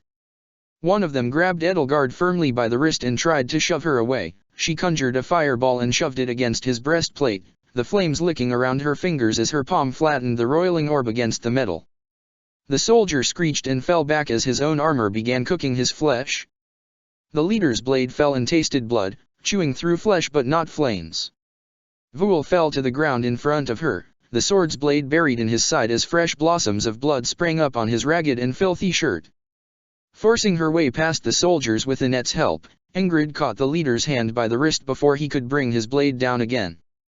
Is this any way for soldiers of Faerghus to behave? Who is your commanding officer? She snarled at him. Don't you fucking lecture us, the soldier snapped back. I'm from Galatea. You fucking abandoned us, so don't act so high and mighty. Taken aback, her grip faltered long enough for him to wrench his hand free and for one of the soldiers to try and drag her away until he suddenly became preoccupied by Edelgard setting his hair alight. Now, the leader said to Flame, it's time for you subhumans to learn a lesson in pain. A blade of wind struck his sword so forcefully that it knocked it out of his hand. I'm Annette Dominic, Annette said to him, currents of air as razor-sharp as daggers circling her hands in miniature whirlwinds, and these prisoners are being taken into White Fang's custody. If you don't like it, go complain to General Molinaro or Lady Eisner about it. Bullshit, one of the soldiers said. I didn't hear anything about that. If you didn't hear anything, Edelgard told him, it's because it was only decided just now. These are very important prisoners and King Dimitri wants them in the sole custody of his elite vanguard. You're bluffing, the leader sneered, though it was clear from the way his fellow soldiers were slowly starting to distance themselves from him that they lacked his confidence. His Majesty wants these fucking animals dead. Why? Ingrid asked. Because they caused the tragedy of Duskur. Yesterday you knew the people of Duskur caused the tragedy. Who are you going to know were responsible for it tomorrow? And what are you going to do then? Are you just going to keep killing and torturing your way through scapegoat after scapegoat? Is that justice? Before the leader could turn on her, Edelgard jabbed the point of her elbow into his throat, crushing his windpipe. As he crumpled to the ground, gasping for air, the rest of the soldiers lost their bravado and ran off, dragging him along with them. The watery veil that had fallen over Flame's eyes began rolling down her cheeks as she fell to her knees, shuddering. Her breath came from her mouth, fast and shallow, as her shoulders quaked and her chest heaved. Edelgard knelt down to lay her hands on the girl's shoulder. It's all right, Flame. Flame glanced at her with hurt, fearful eyes, and then glanced away. Annette, Ingrid said, I need your hands on Voul. Right. Annette hurried to his side to inspect the wound. His shirt was sopping wet already around the ragged gash the soldier's sword had made in his side. Will he need the infirmary? Maybe, but I can stop the bleeding until we get them there. Flame simply stared blankly at him, blinking owlishly. Seath, Flame, Ingrid asked, are you all right? Several loose teeth, Seath mumbled, mush-mouthed, as he cupped one hand against the blooming bruise on his cheek. But nothing so urgent. Flame, you are not hurt, are you? Flame, Edelgard asked. Did the soldiers hurt you at all? She noticed a single fleck of blood just under the girl's chin where the leader's sword had just nicked her throat and carefully wiped it away. If that was the worst of it, then she could count herself lucky. Flame flinched and looked over to Voul. Why, she mumbled, her voice so quiet it was less than a whisper. Voul chuckled weakly as Annette's healing magic slowly staunched the bleeding wound in his side. His face looked nearly as pale as it did underneath the layer of his human disguise. Seems I spent too long pretending to care for you, he croaked. His voice came out as a sort of sucking, hollow gasp. Edelgard wondered if the blade had cut into one of his lungs. Ingrid untied Seath and then set to work on the ropes binding Flame's wrists behind her back. Flame, are you strong enough to use any healing magic? Seath's injuries aren't too severe, but... what? Flame gingerly rubbed the angry red welts circling her wrists, working the circulation back into her hands. I do not understand. What are you all doing? We're just making sure you're all safe, Ingrid told her. Safe? Flame warbled, staring incredulously at her. Her tear-streaked cheeks glistened in the dusky twilight sunlight. You invaded the monastery, destroyed our home, and captured us while we tried to escape, and now you want to make sure we are safe. Of course we do, Annette said. Just because we ended up on opposite sides of this war doesn't mean we're not still friends. Blood seeped out between her fingers as wisps of healing magic fluttered around her hands. I've stopped the bleeding, but I can't fully close this wound. It's too deep. Her voice trembled. Ingrid, help Annette carry Voul to the infirmary, Edelgard said. I'll bring Seath and Flame to the dormitories. Ingrid nodded and picked Voul up by the shoulders while Annette took his legs, and together they carried him away. Seath, Flame, Edelgard asked, can the two of you both still walk? With some difficulty, Seath admitted as she helped him to his feet. I lost my cane when Flayn's Pegasus was felled, though. I'll see about getting you a new one. Come with me. Why are you here? Flayn asked her. Her voice was still small, weak, quavering yet at the same time pointed and sharply accusing. It's a long story, Flayn. Come with me to safety and I'll tell it. Since the debris blocking the second-floor hallways of the dormitories had been cleared away, a few more intact rooms were available. Keeping Seath and Flayn with the rest of White Fang would be far preferable to letting the army keep them in their camps. If those soldiers' attitudes were any indication, they would have found their stay frightfully short. There were also agents of those who slither in the dark to contend with. If Seath and Flayn fell into the hands of the kingdom's rank and file, there was no telling where they could be spirited away to or what could be done with them. Burkhardt ought to have kept them as a bargaining chip, but the calculus of the prisoner exchange had been weighted heavily in the kingdom's favor. I see that you have gained control over your dragon form, Seath commented as Edelgard helped him up the staircase one step at a time. That must be quite a relief. I had feared you would be a chimera forever. It is. I can't thank you and Flayn enough for helping me escape. And yet you came back here. I know it sounds foolish, but it was for a good reason. She led him and Flayn to a room down the hall that had not yet been claimed and led them inside. I cannot imagine what Rhea would have done had she known you were here, Seath said, easing himself onto the side of the bed. Like the other rooms, this bedroom was nearly stripped bare save for the bedframe and mattress, but Edelgard supposed it was much more comfortable still than the Imperial Army's bivouacs. I suppose you are finding her more difficult to reason with than you ever expected, Edelgard said. From the day you escaped, she started getting worse, Seath said. I fear that she and your brother Anselm have been enabling each other.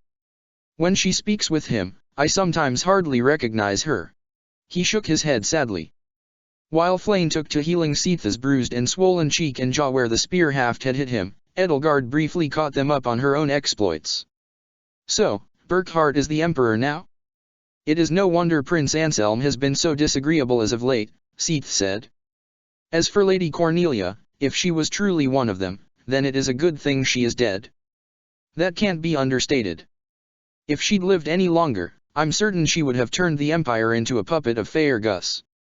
Burkhardt isn't always the most sensible man, but he's an independent one for better or for worse, Edelgard said. Rodrigue was an Agarthan as well, and he's been quite handily removed from his position of authority in Faerghus, Edelgard added, though his current whereabouts were quite up in the air.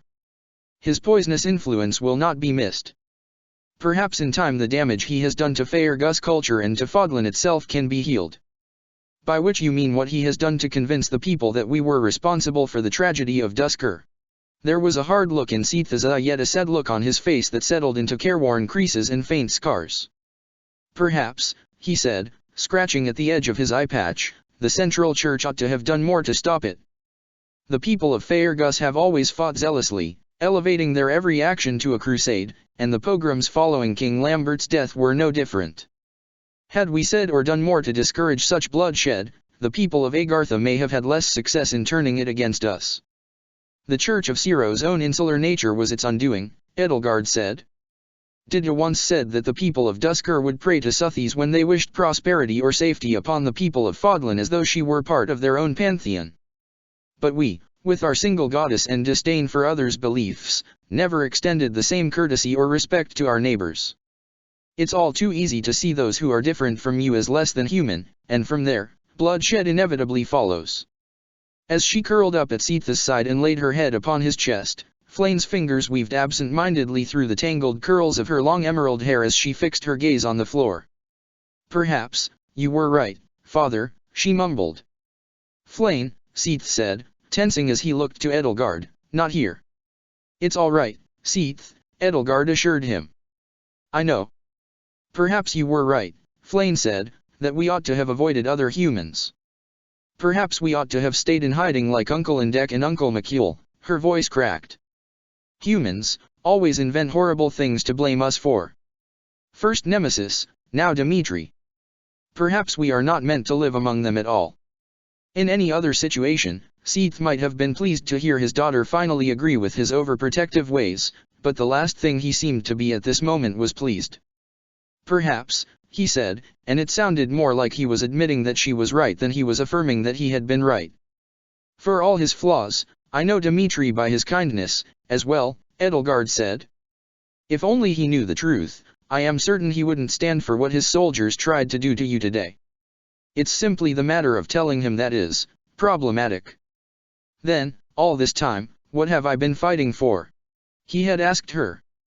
All the blood I've shed, the people I've killed by sword, by spear, by hand alone. Why did I do it? Even after Edelgard had learned the truth, she'd never dwelt on that train of thought. Knowing the truth about the Church of Ceros hadn't changed the fact that she had used her war to bring all of Fodlan under the domain of her ideals. But Dmitri hadn't started this war over ideals. He had started this war for revenge. Somebody else's revenge, as he had just learned. A hollow revenge, a fool's revenge. It was that which had driven him away from her and into seclusion. Perhaps he had lost his faith in Dedu and in Edelgard, but why would he be avoiding Marianne as well, and the rest of his classmates, or even Byleth, if not because he found himself to be deeply and truly ashamed? Seath gingerly rubbed his throat, his fingers gently tracing the memory of bruises from when Dmitri had tried to choke him to death. I see, he said. I tried to yesterday, but perhaps I tried to tell him too much at once, she said. He ran from me before I could fully explain myself. If I can ask for your help, if Dmitri learns the truth and accepts it, I'm certain he would find a way for you two to live safely among us. He gave her a stern, pointed look. And if he should never accept it, he asked. It seems to me, he said as his hand rested protectively over his throat, that Thales has indoctrinated him quite thoroughly into despising our people. What would make my word mean anything to him? Perhaps Vul could assist you, Edelgard suggested. Of all the Agarthans I've known, I'd never met one who so thoroughly rejected his society's prejudices until I met him. He's clearly quite tolerant of you and Flayn. Will he be all right? Flayn asked her, her voice small. We'll see, she replied. The wound had been quite deep and penetrating, but she trusted Ingrid and Annette to bring Vul to the infirmary quickly and had faith that it was well within a physician's abilities to stabilize him.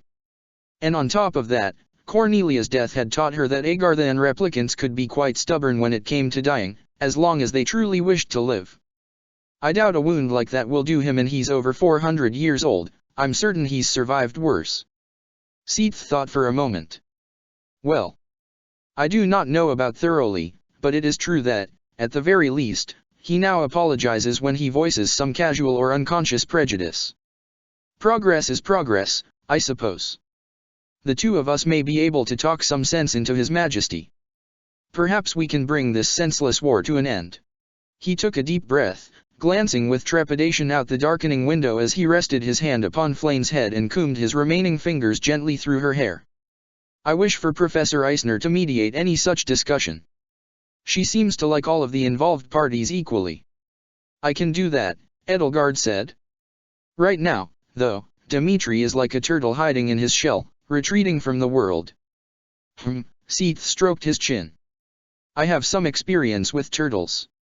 It was after the sun had dipped below the horizon and the sky had turned a deeper shade of violet that Ingrid returned to the dormitories, drying blood staining her sleeves and filling crescents under her fingernails. There was a hard, grim look on her face that made Edelgard at first expect the worst at the sight of her. Vul is he? She asked her. We got him to the infirmary just in time, Ingrid said. Any later may have been too late. Manuela says he'll be all right, but he won't be up and about any time soon. Are Seath and Flayn all right? Yes, Edelgard said, relieved. I've put them in the room down the hall to the right, just before the stairs. Ingrid looked down the hall to the room Seath and Flayn had been given. Do you think they'll be safe here? With us? Yes, I think so. I spoke to Professor Byleth about what happened and she said she'd do what she can to keep them safe. But I'm still not sure. I don't yet feel at ease. I know, Edelgard said. If Faerghus' army is such a danger to them, then the danger will not have passed until the main body of the kingdom's forces have left this area. That might not be for a long time. Ingrid nodded. That's right. There's no way of knowing who among the army still wants revenge for the tragedy of Duscur. This war has reopened a lot of old wounds. Or poured salt in wounds that had never closed in the first place, Edelgard added. I've been thinking about what you told us about the heroes' relics, crests, the Nabateans, what we did to Duskur, and now this. A few of those men were from Galatia. That means they were from the battalion my brother commanded. Those men this evening were our countrymen mine, anyway. Some of them were even House Galatia's subjects. The salt of the earth, the people of Faerghus. Ingrid sighed and held her arms close to her chest. Is that what Faerghus is, Edelgard? What those soldiers did this evening, is that what all of our talk of justice and chivalry amounts to? Are we all just violent, vengeful bigots looking for excuses to whet our bloodlust? Her eyes found the floor and her voice grew small.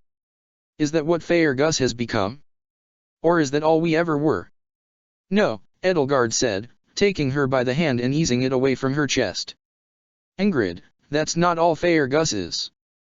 Those soldiers were Faerghus, House Kleiman was Faerghus, the people who murdered Dida's people were Faerghus, Nemesis was Faerghus long before there even was a Faerghus, but you are also Faerghus and Ash, and Sylvain, and Felix, and Annette, and so many others. You are all good people who were born from Faerghus soil.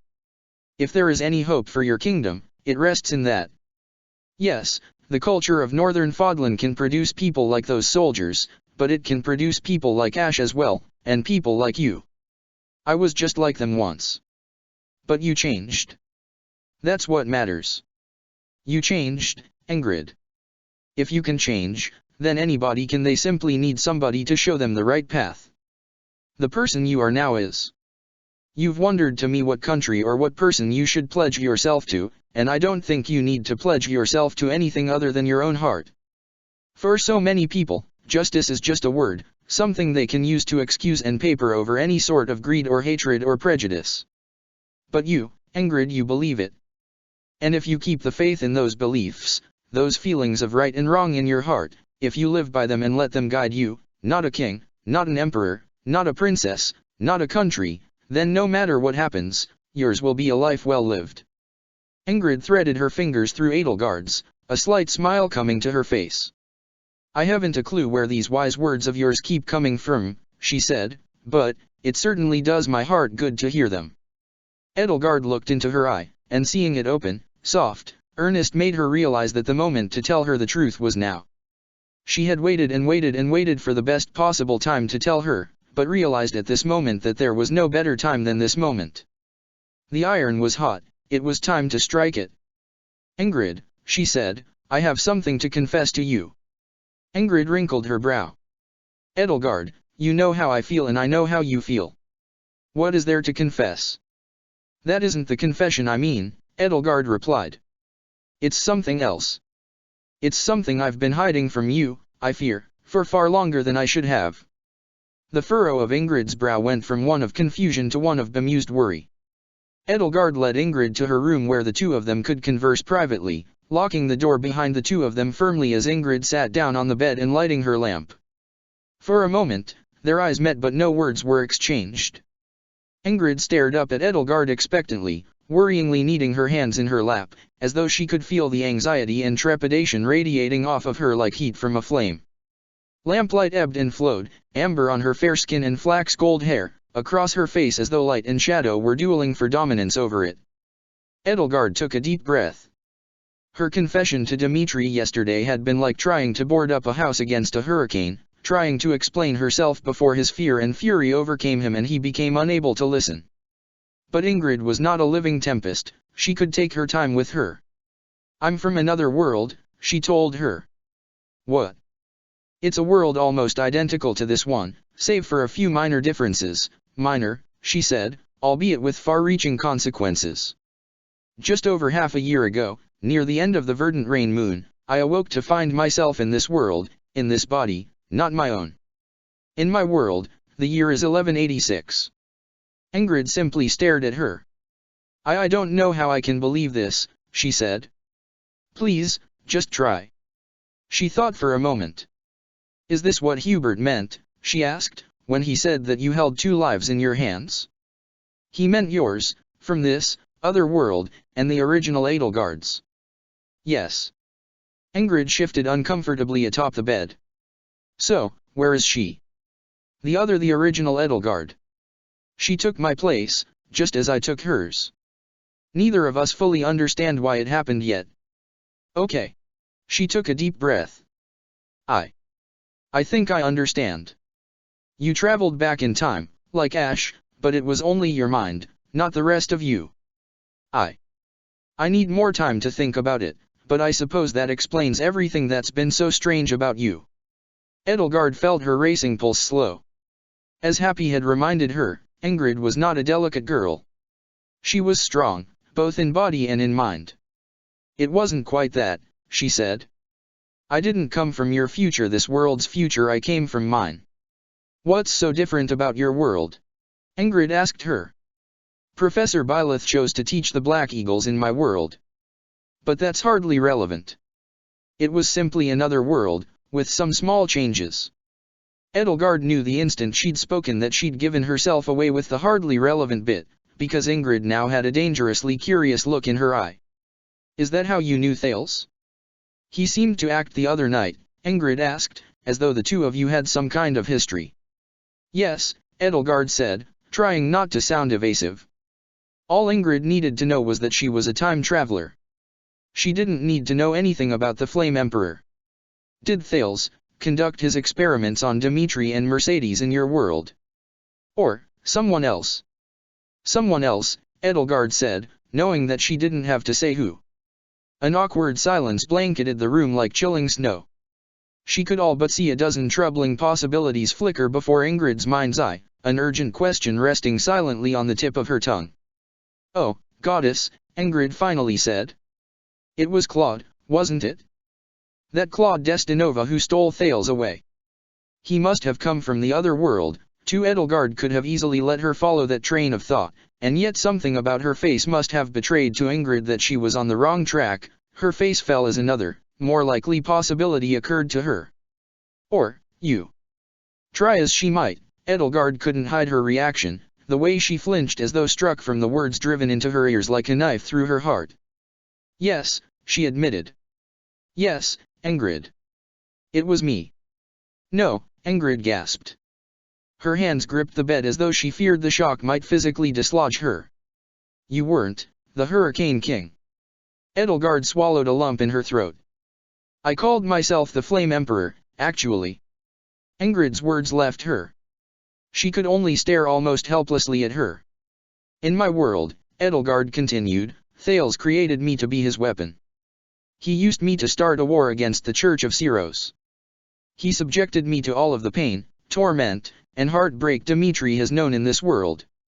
I was a twisted, broken, inhuman thing until I met Byleth.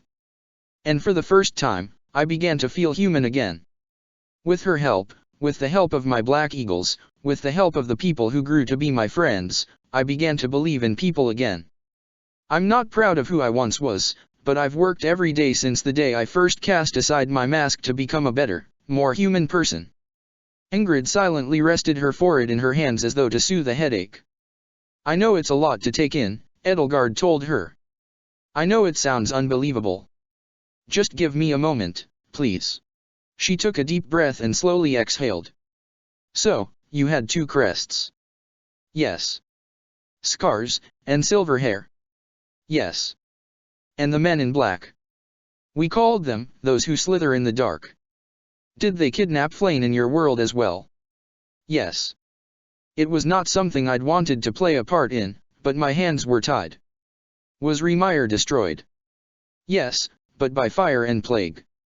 I was sickened by it.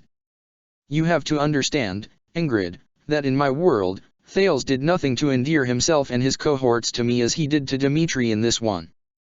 I hated him and his ilk from the moment I met them, and they had no compunctions about reveling in their evil to my face, yet I had no choice but to cooperate with them until I had the means and opportunity to destroy them. Stop. Just stop, Edelgard. Ingrid let her hands fall from her face, and she looked up at Edelgard with exactly the hard, piercing glare she had been dreading. How could you have just looked at everything they did to you and told yourself you had no choice? With great difficulty and humility. You can't imagine how hard it is to look that kind of evil in the face and have to swallow your pride. I don't want to hear any more. I Think I need to be left alone for a bit. This is just too much for me to think about all at once. Edelgard felt her heart plummet into her stomach. I understand, Ingrid. Ingrid stood up. Good night, she muttered, almost perfunctorily, and without another word she made for the door, brushing past Edelgard and vanishing into the hall. Wait, Edelgard said, keeping the door from closing with her foot and leaning out over the threshold as Ingrid stepped across the hall to her own bedroom. You must believe that I've changed. If you could change. How dare you compare me to you? Ingrid snarled back, tear-choked. Her golden hair like a beacon in the dark, she slipped behind the door to her room and closed it, vanishing behind its dark facade. Though she had shut the door softly and quietly, the click of its latch seemed to echo through the hall with a cruel finality, like the tolling of the last bell of the day. Edelgard stepped back and let the door to her own room close itself in front of her, replacing the sight of the dark hallway and its deep shadows with a flat expanse of endless wood. She sat down quietly on the side of the bed and remained there as the lamp's oil burned low, her hands aching as they yearned for the warmth of a familiar body. Her mind buzzed like a hornet's nest as her heart dug its sinkhole deeper into her chest like a burrowing creature seeking the shelter of warm earth in the face of an oncoming winter. She watched the tidal shadows trace the knots and whorls of the wooden ceiling, the patterns of stone and mortar repeated across the walls, the cracks and splinters and signs of wear. She didn't remember falling asleep, but she must have, because at some point the oil level in the lamp seemed to suddenly drop, nearly emptying itself in the blink of an eye. The shadows clustered closer, the light's domain shrank. The sky outside was black as pitch. She could see shapes congealing out of the shadows, shapes in her mind's eye of twisted and misshapen things leering at her from the darkness. Her heart hung in her chest as a dull orb of pain, not white-hot like any sort of physical anguish but dimly warm like the fading lamplight. White-hot pain was something that felt as though it would burn itself out quickly, even if the seconds one endured it ticked by with agonizing slowness, but dull, slow burns those felt as though they would never end. When pain was white-hot, the pain of torture and mutilation, one could feel with maddening acuteness the passage of every single second. When pain was dull and warm like this and sheathed inside healthy flesh, the seconds flew by and yet one could feel every hour. Sleep did not find her again even as the black sky outside the window slowly began to turn a dark and dull violet and the pinprick of stars in the gaps in the clouds began to fade. Restless, she pulled herself to her feet and took slow, careful steps into the hallway beyond her door. The door to Ingrid's bedroom was right there, just a few feet from hers, just as it had always been. Ingrid had always only ever been a few feet away from her, even in her world, yet there despite their proximity they had walked two paths that had only ever crossed once and no more. Now the partition of the door to her bedroom felt like a chasm the size of a world. Edelgard rested her hand on the door, feeling the polished grain of its oaken surface under her palm, as though by some magic of intent it might choose to swing open for her. She did not knock or announce her presence in any way, but as she leaned closer a small sound crept into her ear, muffled by the door's solid body. She pressed her ear to the door to better discern that small sound. It was still faint, barely discernible, but it might have been the sound of tears quietly being shed in the lonely darkness. The dull pain in her heart turned spiny and sharp, like a hedgehog baring its quills, as she pulled herself away from the door. From the day the two of them had first become acquainted, it hadn't taken long until Ingrid had begun baring her soul to Edelgard.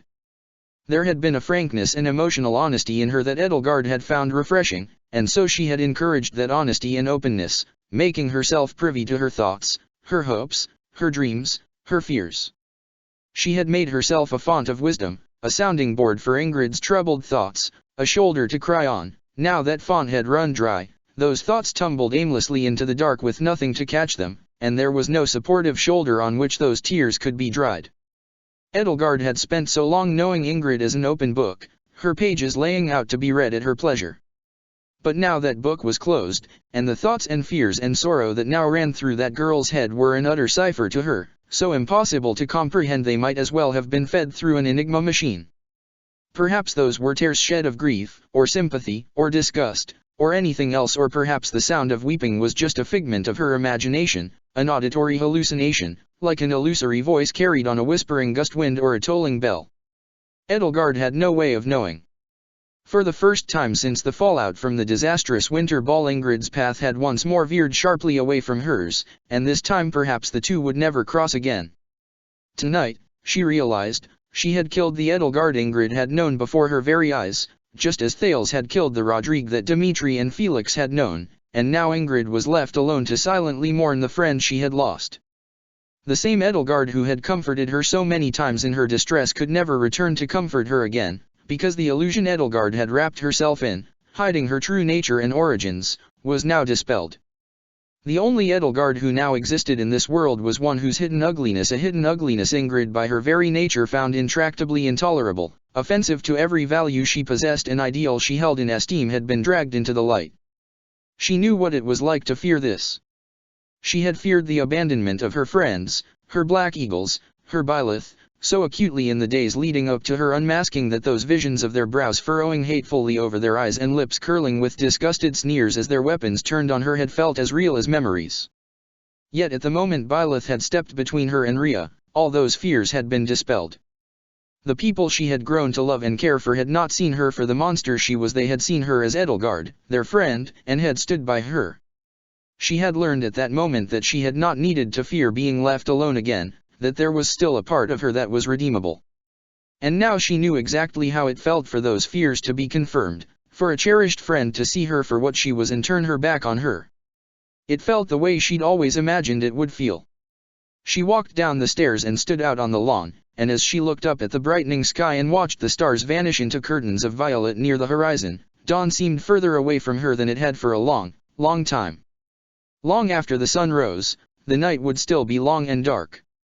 She put more distance between herself and the dormitories as the light shades of purple at the eastern horizon crept farther across the sky, as though repelled from it by an unseen force.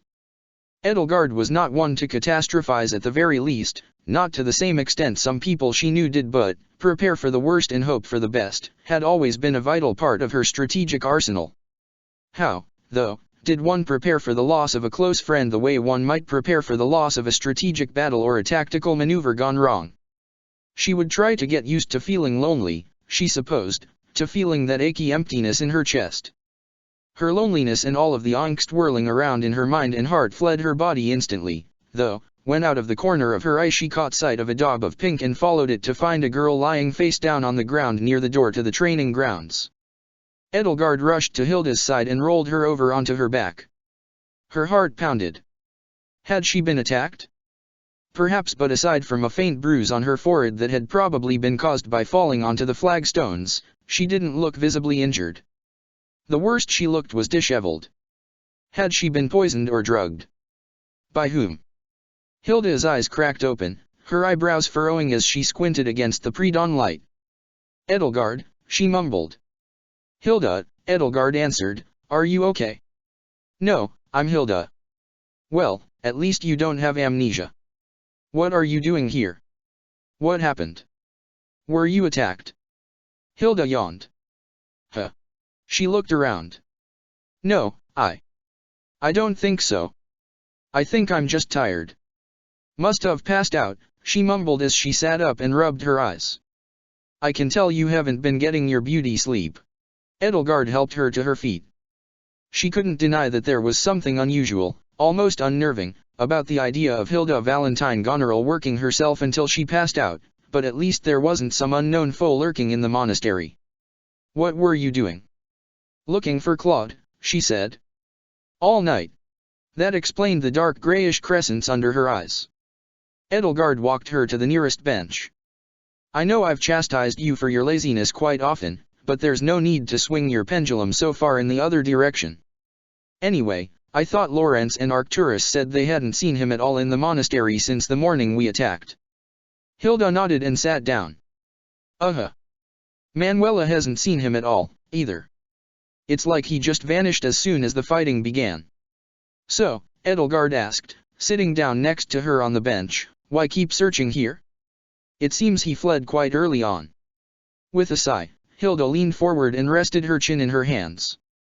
The stronger the pre-dawn light grew, the more obvious it became that to say she looked haggard was an understatement. I guess I just want to find him here. I know you must miss him. Well, yeah. Of course. But I'm also upset at him, I guess, for hiding all this future Claude stuff from us. And worried. If future Claude's all white, then what's going to happen to present Claude? Is he going to go through all those experiments? Or has he already, and he's just been hiding it? It seems trust issues are a universal symptom of Crest experiments, Edelgard muttered. At any rate, he said he was from a future, not the future. I'm not sure how that's possible, since I thought only people's minds could be brought from one world to another, but perhaps there's more to time travel than any of us know. I thought you'd be used to him keeping secrets, though. I am, Hilda said. Or, I thought I was. But this is different. Maybe you've grown accustomed to a Claude who had nothing left to hide from you. She nodded. I just want to talk to him. I want him to be honest with me again, like the Claude I know. A sigh escaped her lips as her fingers worried the collar of her dirty blouse. And I'm worried that, if he's like you, then what? I knew you were trouble from the moment I saw you. You just had something about you that made it clear you were getting up to something wicked. When I ended up in this world, I could sense that same thing from Dimitri. But Claude? He just seemed like plain old Claude to me. I used to think I was a good judge of character. But I wasn't. I had thought getting to know me had already disproved that quite handily, Edelgard said. Yeah. Hilda laid her head against her shoulder, prompting Edelgard to wonder for a moment whether Ellie and the other Hilda had arrived without warning again.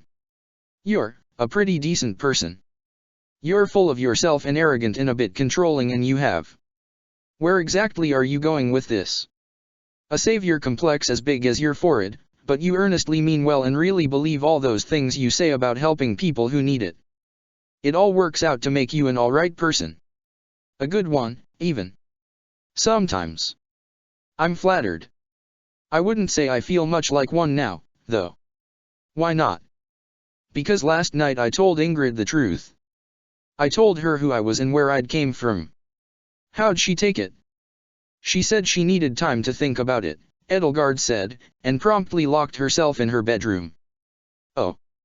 I knew the truth would come as a shock to her, but, from those few words, it sounded as though I'd hurt her as badly as I'd feared I could.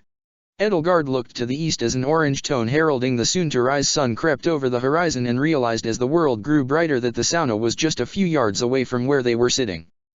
It had been there where Ingrid had first bared her heart to her. The thought of being near it placed a vice around her heart and squeezed. Save for a few, everyone I've told so far has reacted the way I thought they would. Over these past 2 days, I feel as though I've just driven away 2 of the closest friends I had in this world. You can say I'm a decent person, but, am I? Or are my true colors so hideous to behold? Hilda was quiet for a while, and then when the sun began to crest over the ramparts of the eastern walls, she spoke.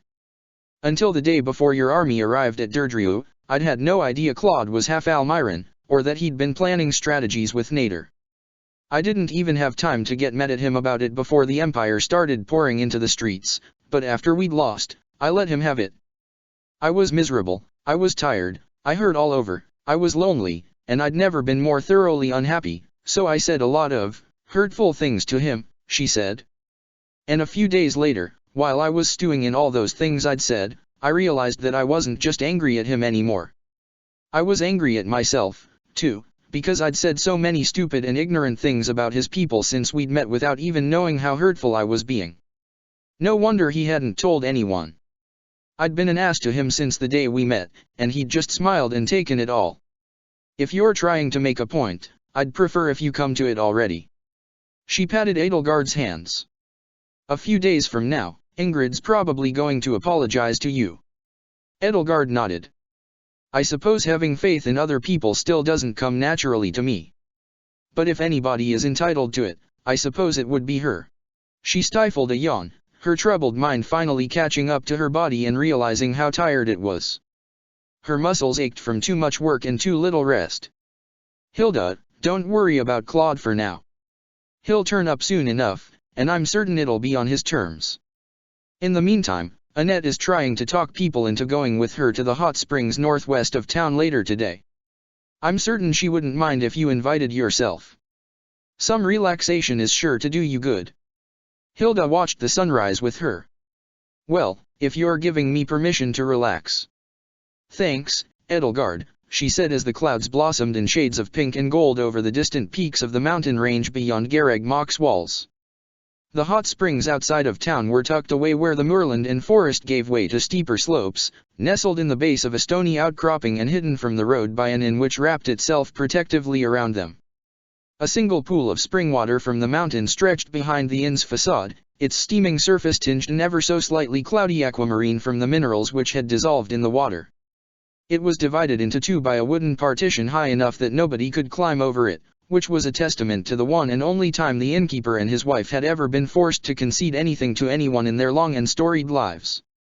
The innkeeper and his wife were a stubborn pair, tough as leather and old nails, and their stern, strict, and unyielding demeanor made it absolutely clear that when Felix had said that only people with no sense at all had remained in the area after Rhea had fled, he had been severely underestimating the character of the mountain's denizens. About a decade ago when Seath had returned to the monastery from Xanadu, he had insisted that unless the partition was built and guests were kept strictly segregated by gender, students from the officers' academy would be henceforth forbidden from frequenting the inn. The innkeeper and his wife were, if anything, more bullheaded than even Seath could be, but they also knew that a military academy full of noble brats from the four corners of Fodlan was a very important revenue stream, and so one pool had become two, much to the chagrin of many male students and nearly as many female students. Annette had managed to collect quite a few people to accompany herself and Mercedes to the inn.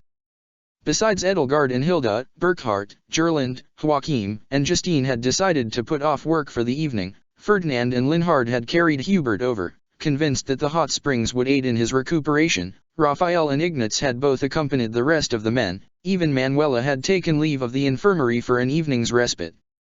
Somebody had somehow persuaded Bernadetta to come.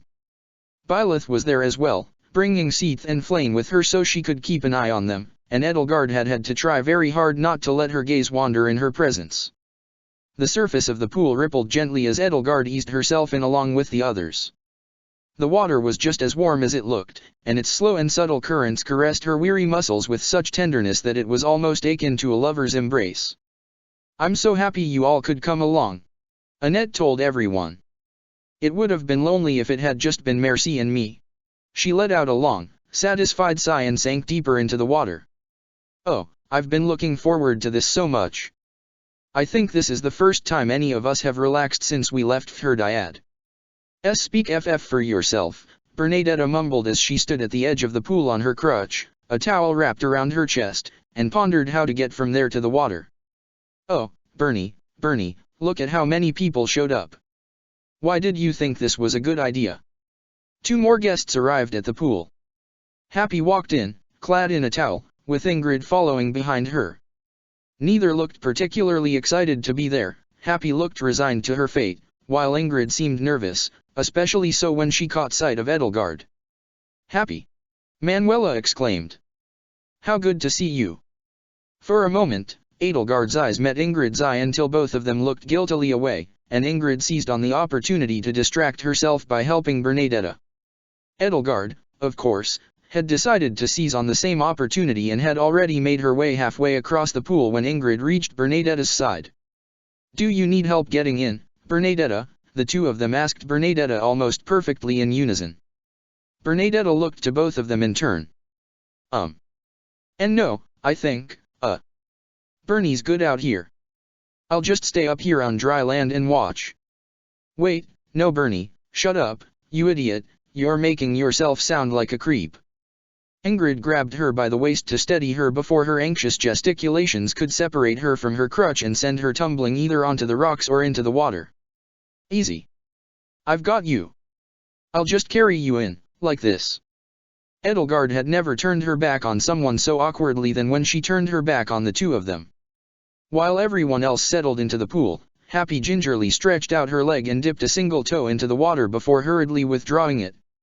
"It's just like the bathhouse back at Inver, darling," Gerland encouraged her as she dipped her toe in again and withdrew it just as quickly.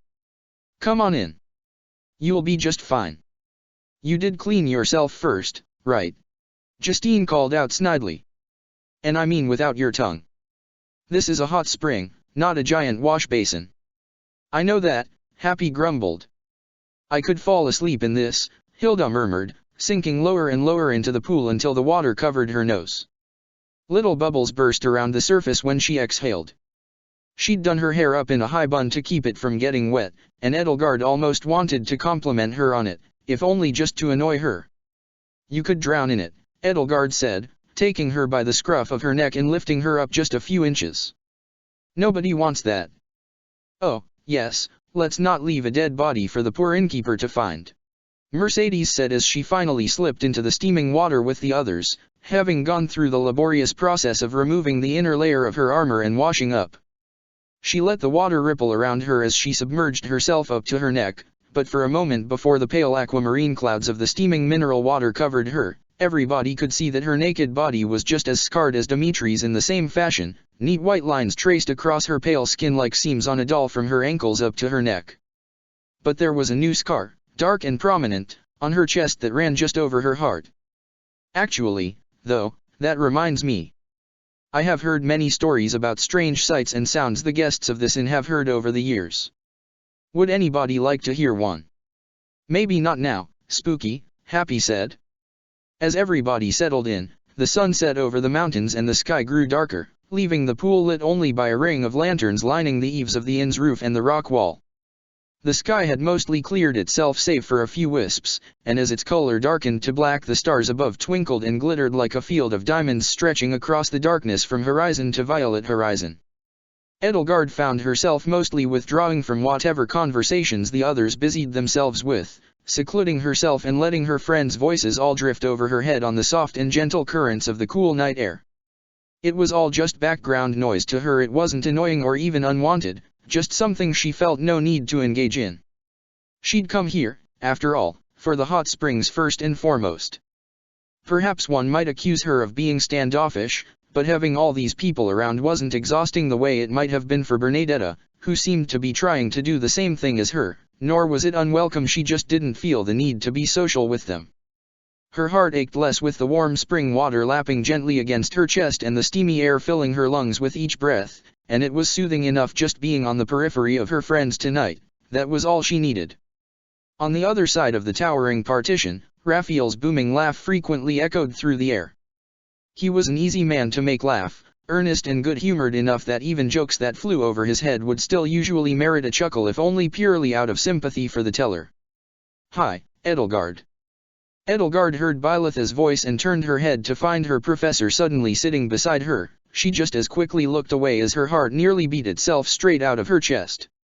This world's Bylith and hers had the exact same body. She'd been able to tell at a glance, yet to look upon this one felt like a betrayal of trust. "Ah, Professor," she said. "Hi." She hoped the warmth had reddened her complexion enough that no one would be able to see her blush. "Are you enjoying yourself?" "Yeah. It's nice not being busy for a while. Ever since the fighting stopped, I've been doing something. After the battle is when the hard work begins, I've found. Battles are a matter of survival. Cleaning up after them is a matter of living. That makes sense. Did your Bylith feel bad about what you all did to the monastery?" "Well, first, it wasn't as much of a mess. We didn't have so many heroes' relics to pound the walls to dust, and Rhea didn't inflict so many casualties among the architecture. Second, my Bylith didn't see the aftermath until 5 years later." "Oh. Right. It's good to have you here, Professor. You and Geralt. In my world, by this time, I'd lost both of you. There were no dry eyes among the Black Eagles in the aftermath. I had to stand tall for them, but in my weaker moments, I'd wished I could weep as freely they did." "So you didn't have a very good New Year's celebration?" "No. Not at all. In fact, it was probably the worst New Year's celebration of my life." Edelgard found herself managing to laugh. "Second worst, perhaps. Maybe tied for first. Maybe." She looked up into Bylitha's emerald eyes, so bright and lustrous they almost seemed to glow with their own light just like Suthi's had.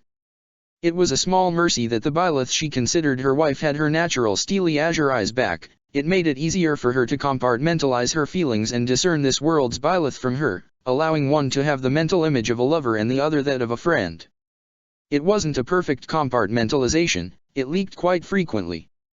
But it kept her from going mad, at least. There was a guy in the Blade Breakers, Byleth told her, who'd lost his family to bandits on the 5th of the verdant rain moon a long time ago. He was normally very cheerful. We always remembered it was the 5th because every year without fail, around that time, he'd stop whistling and humming for the whole day. You must feel terrible right now. I do. Thank you, Professor. Edelgard hadn't been fully cognizant of it, but she supposed that the lingering annual heartache from losing Byleth had followed her here, and that last night's events had brought even more pain on top of that. I wish I could be everywhere at once. You're not the only one in pain, but everyone's in pain, in their own way. Even the goddess herself couldn't be everywhere at once, my teacher. Yeah. Sorry about that. Byleth bowed her head and watched the water ripple around her. When I look at the monastery, I feel something. Grief, perhaps. That, or indigestion. I just want to fix it all as quickly as I can. I want it to look like it did before we destroyed it. Guilt, then. Me, too. It was a good home to all of us, after all. When you came back to us, we all worked hard to make whatever repairs we could, together. Good. I spent almost all day yesterday keeping people out of the cathedral. It was mostly unscathed, because of the ravine. It hadn't seen much fighting. But a few Faerghus soldiers wanted to get in and smash all the statues now that the fighting's over. I'm not surprised. That's the same sort of zealotry that put Seath, Flayn, and Vul in danger. The people of Faerghus have their new enemy, and they're turning all their rage upon it. Byleth pursed her lips, a worried furrow creasing her brow. Edelgard, are we fighting for the bad guys? We're fighting for us, Edelgard said, so no, I would say we are not. She had picked up on what was perturbing her professor, though.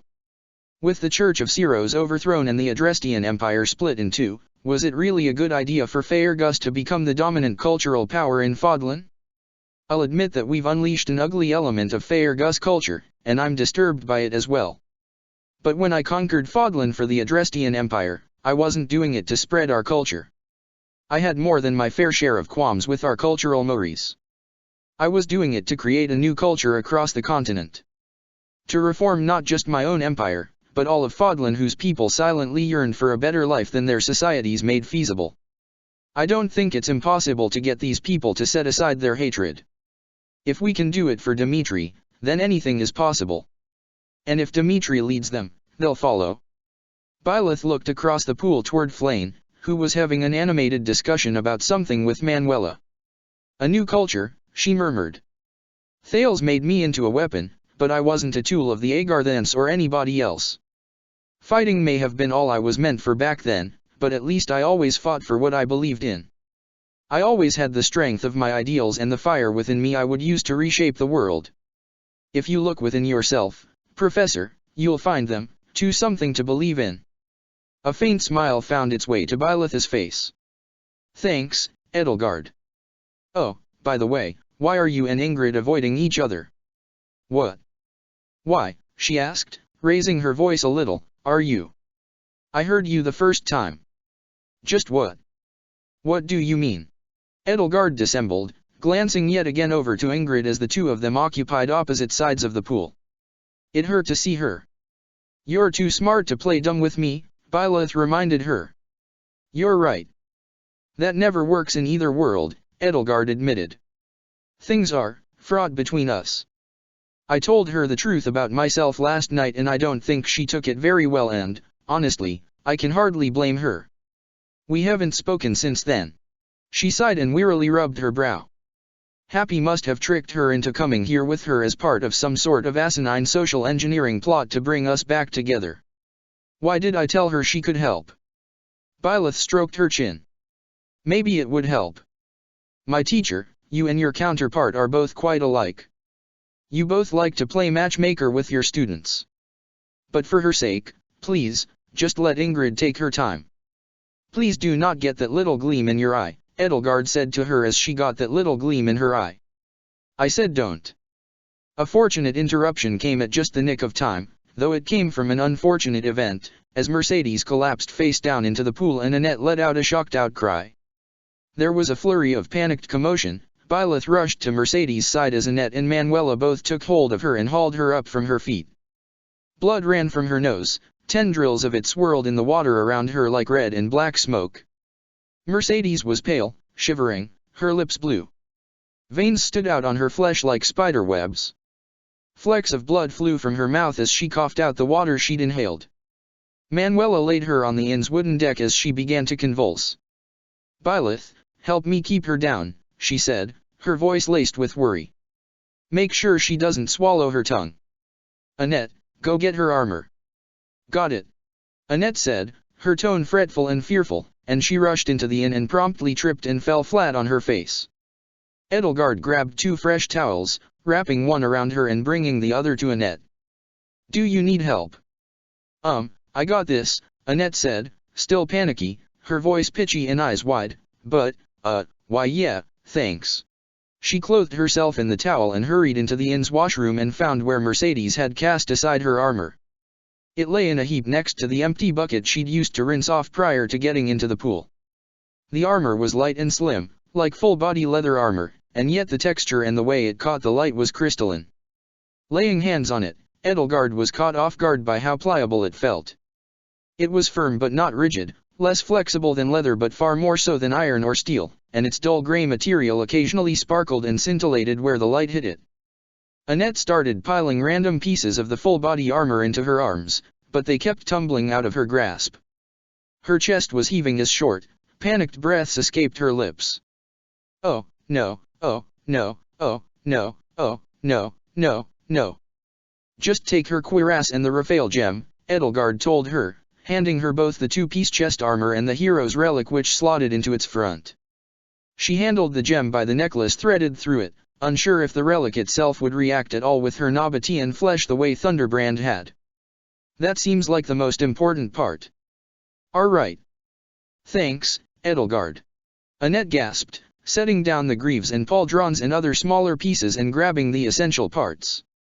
Both carrying armfuls of the strange armor, she and Edelgard rushed back to Mercedes' side. Burkhard, Joachim, Ferdinand, Seeth, and Linhard had all emerged from the men's side of the hot springs by now to lend their aid as well. Together with Manuela and Byleth they applied the patchwork of armor to her body. As soon as the cuirass had been placed on her chest, Mercedes' convulsions ceased and her breathing began to steady as the color returned to her cheeks and lips. There was one strange thing, though, that Edelgard noticed about Mercedes' body before the armor began to hide the details cut into her mutilated flesh. She'd noticed before that the scar over her heart had seemed fresher than any of the others, but she'd spied it from too far away to see how fresh. It was not just dark but livid, and there were still sutures in it crisscrossed against the parted flesh to hold it closed. It had to be a few days old at most, and healing magic hadn't touched it. "Professor," Edelgard asked Manuela, "did you have to operate on Mercedes recently?" "No, nothing surgical." Manuela's eyes lingered on the same scar Edelgard was studying. "She said that was an injury from the battle." "I'm so sorry, Merci," Annette gasped, clutching her hand so firmly that she might have crushed it. "I'm sorry, I totally lost track of time." "That's okay," Mercedes whispered, her bloodshot violet eyes snapping to focus on her. "I ought to have known it was my time.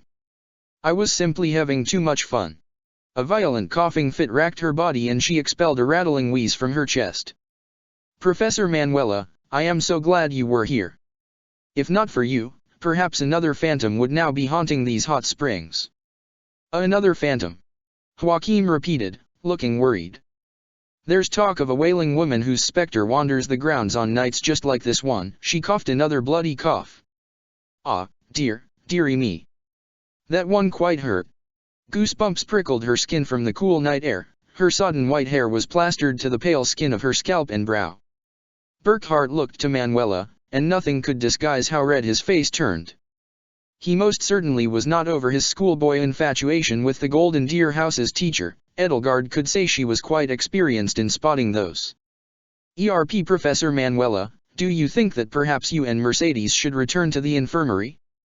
I'm sure you have far more medical equipment there that can treat her." "I don't think it's that serious," Mercedes croaked. Now that I have my armor back on, I think I can last the night quite easily. Manuela frowned. I don't know if I want to risk it. Please, let's all just settle down and enjoy ourselves. I'm alright now. We haven't even told spooky stories yet. Linhard yawned. I think this is enough scares for one night. I think I'll go to bed now, he said and promptly headed into the inn. No, not that way. Ferdinand cried out. He and Seath both rushed over to pull him back and lead him to the door to the washroom instead. Not without a bathrobe, Linhard, you are not decent. I would like to stay, Mercedes said, sitting up. Please, I don't want everybody's lovely evening to be spoiled on my behalf. Professor Manuela, thank goodness you accepted my invitation, though. It's been too long since I could keep an eye on you, Manuela chided her, helping her upright. Now that all that horrible business with Cornelia has been put to an end, I won't have anything getting between me and the medical care you need. If you want to stay, I'll stay, but goodness, I need a stiff drink. I will see what the innkeeper has, Burkhard said, rising to his feet and hastily putting a towel around his waist. I was hoping you'd have brought along some wine fit for an emperor, Manuela told him. No such luck. I have a few bottles back at the monastery, but as for tonight, we shall see what the inn has to offer us, Burkhard stammered, seemingly very glad for his towel as he headed into the inn. His Majesty has certainly gotten handsomer since his academy days, Manuela muttered as he left. But that sorry thing he calls a beard. He either needs to grow it out or shave it all off. Needless to say, even as Mercedes insisted the danger had passed, the mood had been rather spoiled, and the remaining guests left the pool quite soon afterward to dry themselves off and dress themselves in the light bathrobes the inn had provided to them. The inn's 4 bedrooms were long, with 6 beds to each room laid out in 2 rows and altogether enough space to comfortably fit up to 24 other people. Edelgard found herself comfortably positioned in the last room down the hall, and so far she had the whole room to herself. Loneliness was beginning to wear thin again, though, she thought to herself as she wrapped her bathrobe tighter around herself and reached for the lamp on the bedside table. The door to the bedroom creaked open. The last room down this way, you said, Professor? This one. Ingrid's voice drifted through the open door from the hall. Thanks. I hope I didn't bother.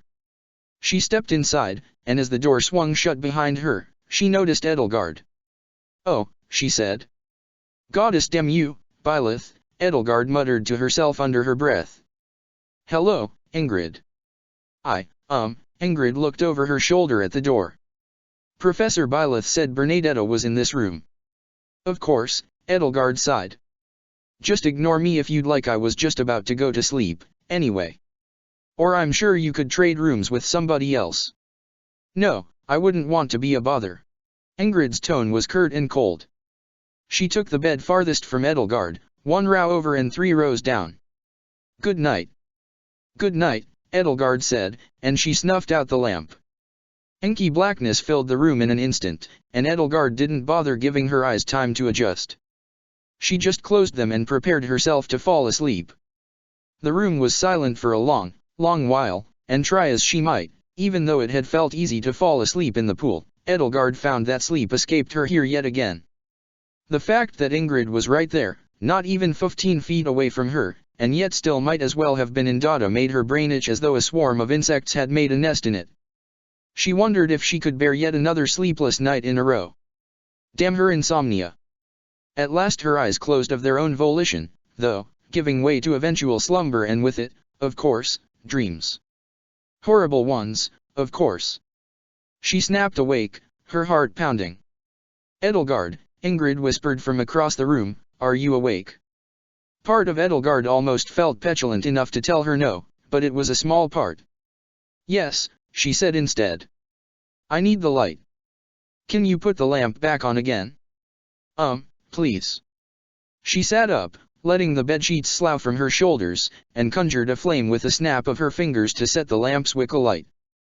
Its steady amber glow pushed back the shadows. Thanks, Ingrid said.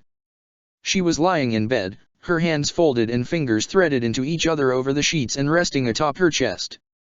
Can we talk?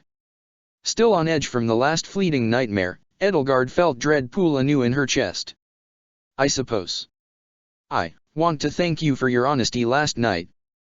I know it must have been hard to tell me what you told me. Thank you.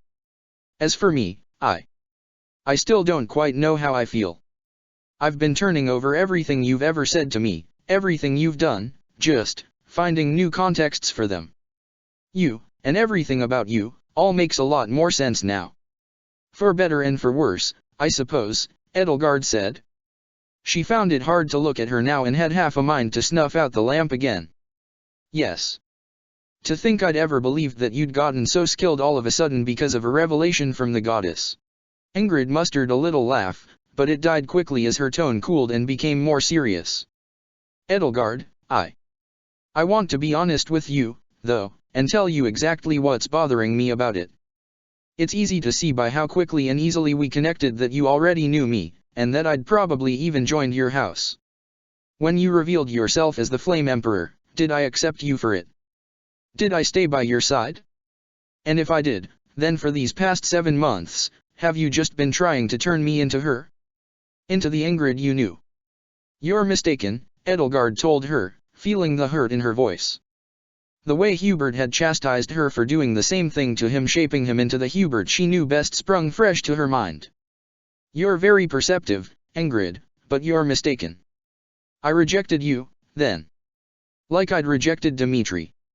So, all this time, then, have you just been trying to fix me? The vulnerable warble in Ingrid's voice gave way to a bitter sharpness, an indignant knife's edge to her tongue. It's not that, either. She cleared her throat and forced herself to look Ingrid in the eye from across the room. Ingrid, you are the only Ingrid I've ever known. In my world, we weren't friends. We'd hardly said 2 words to each other through the whole term. In fact, when I return to my world, I'll be returning to a world where you no longer exist. Ingrid's jaw went slack. Her eye widened. I don't exist? You mean I'm dead? You died in battle. Against the Empire. Edelgard felt as though she were about to vomit. Each word she spoke had to be forced from her throat lest it crawl back down into her lungs. She could feel tears sting her eyes. We were on opposite sides of the war. In the other world, my home, you lived and died as a complete stranger to me. Oh, my goddess. Ingrid covered her mouth with her hand, horrified and sickened. You killed me. I didn't say that. I can tell. Her tone was frosty. I don't want to believe a single thing you've told me.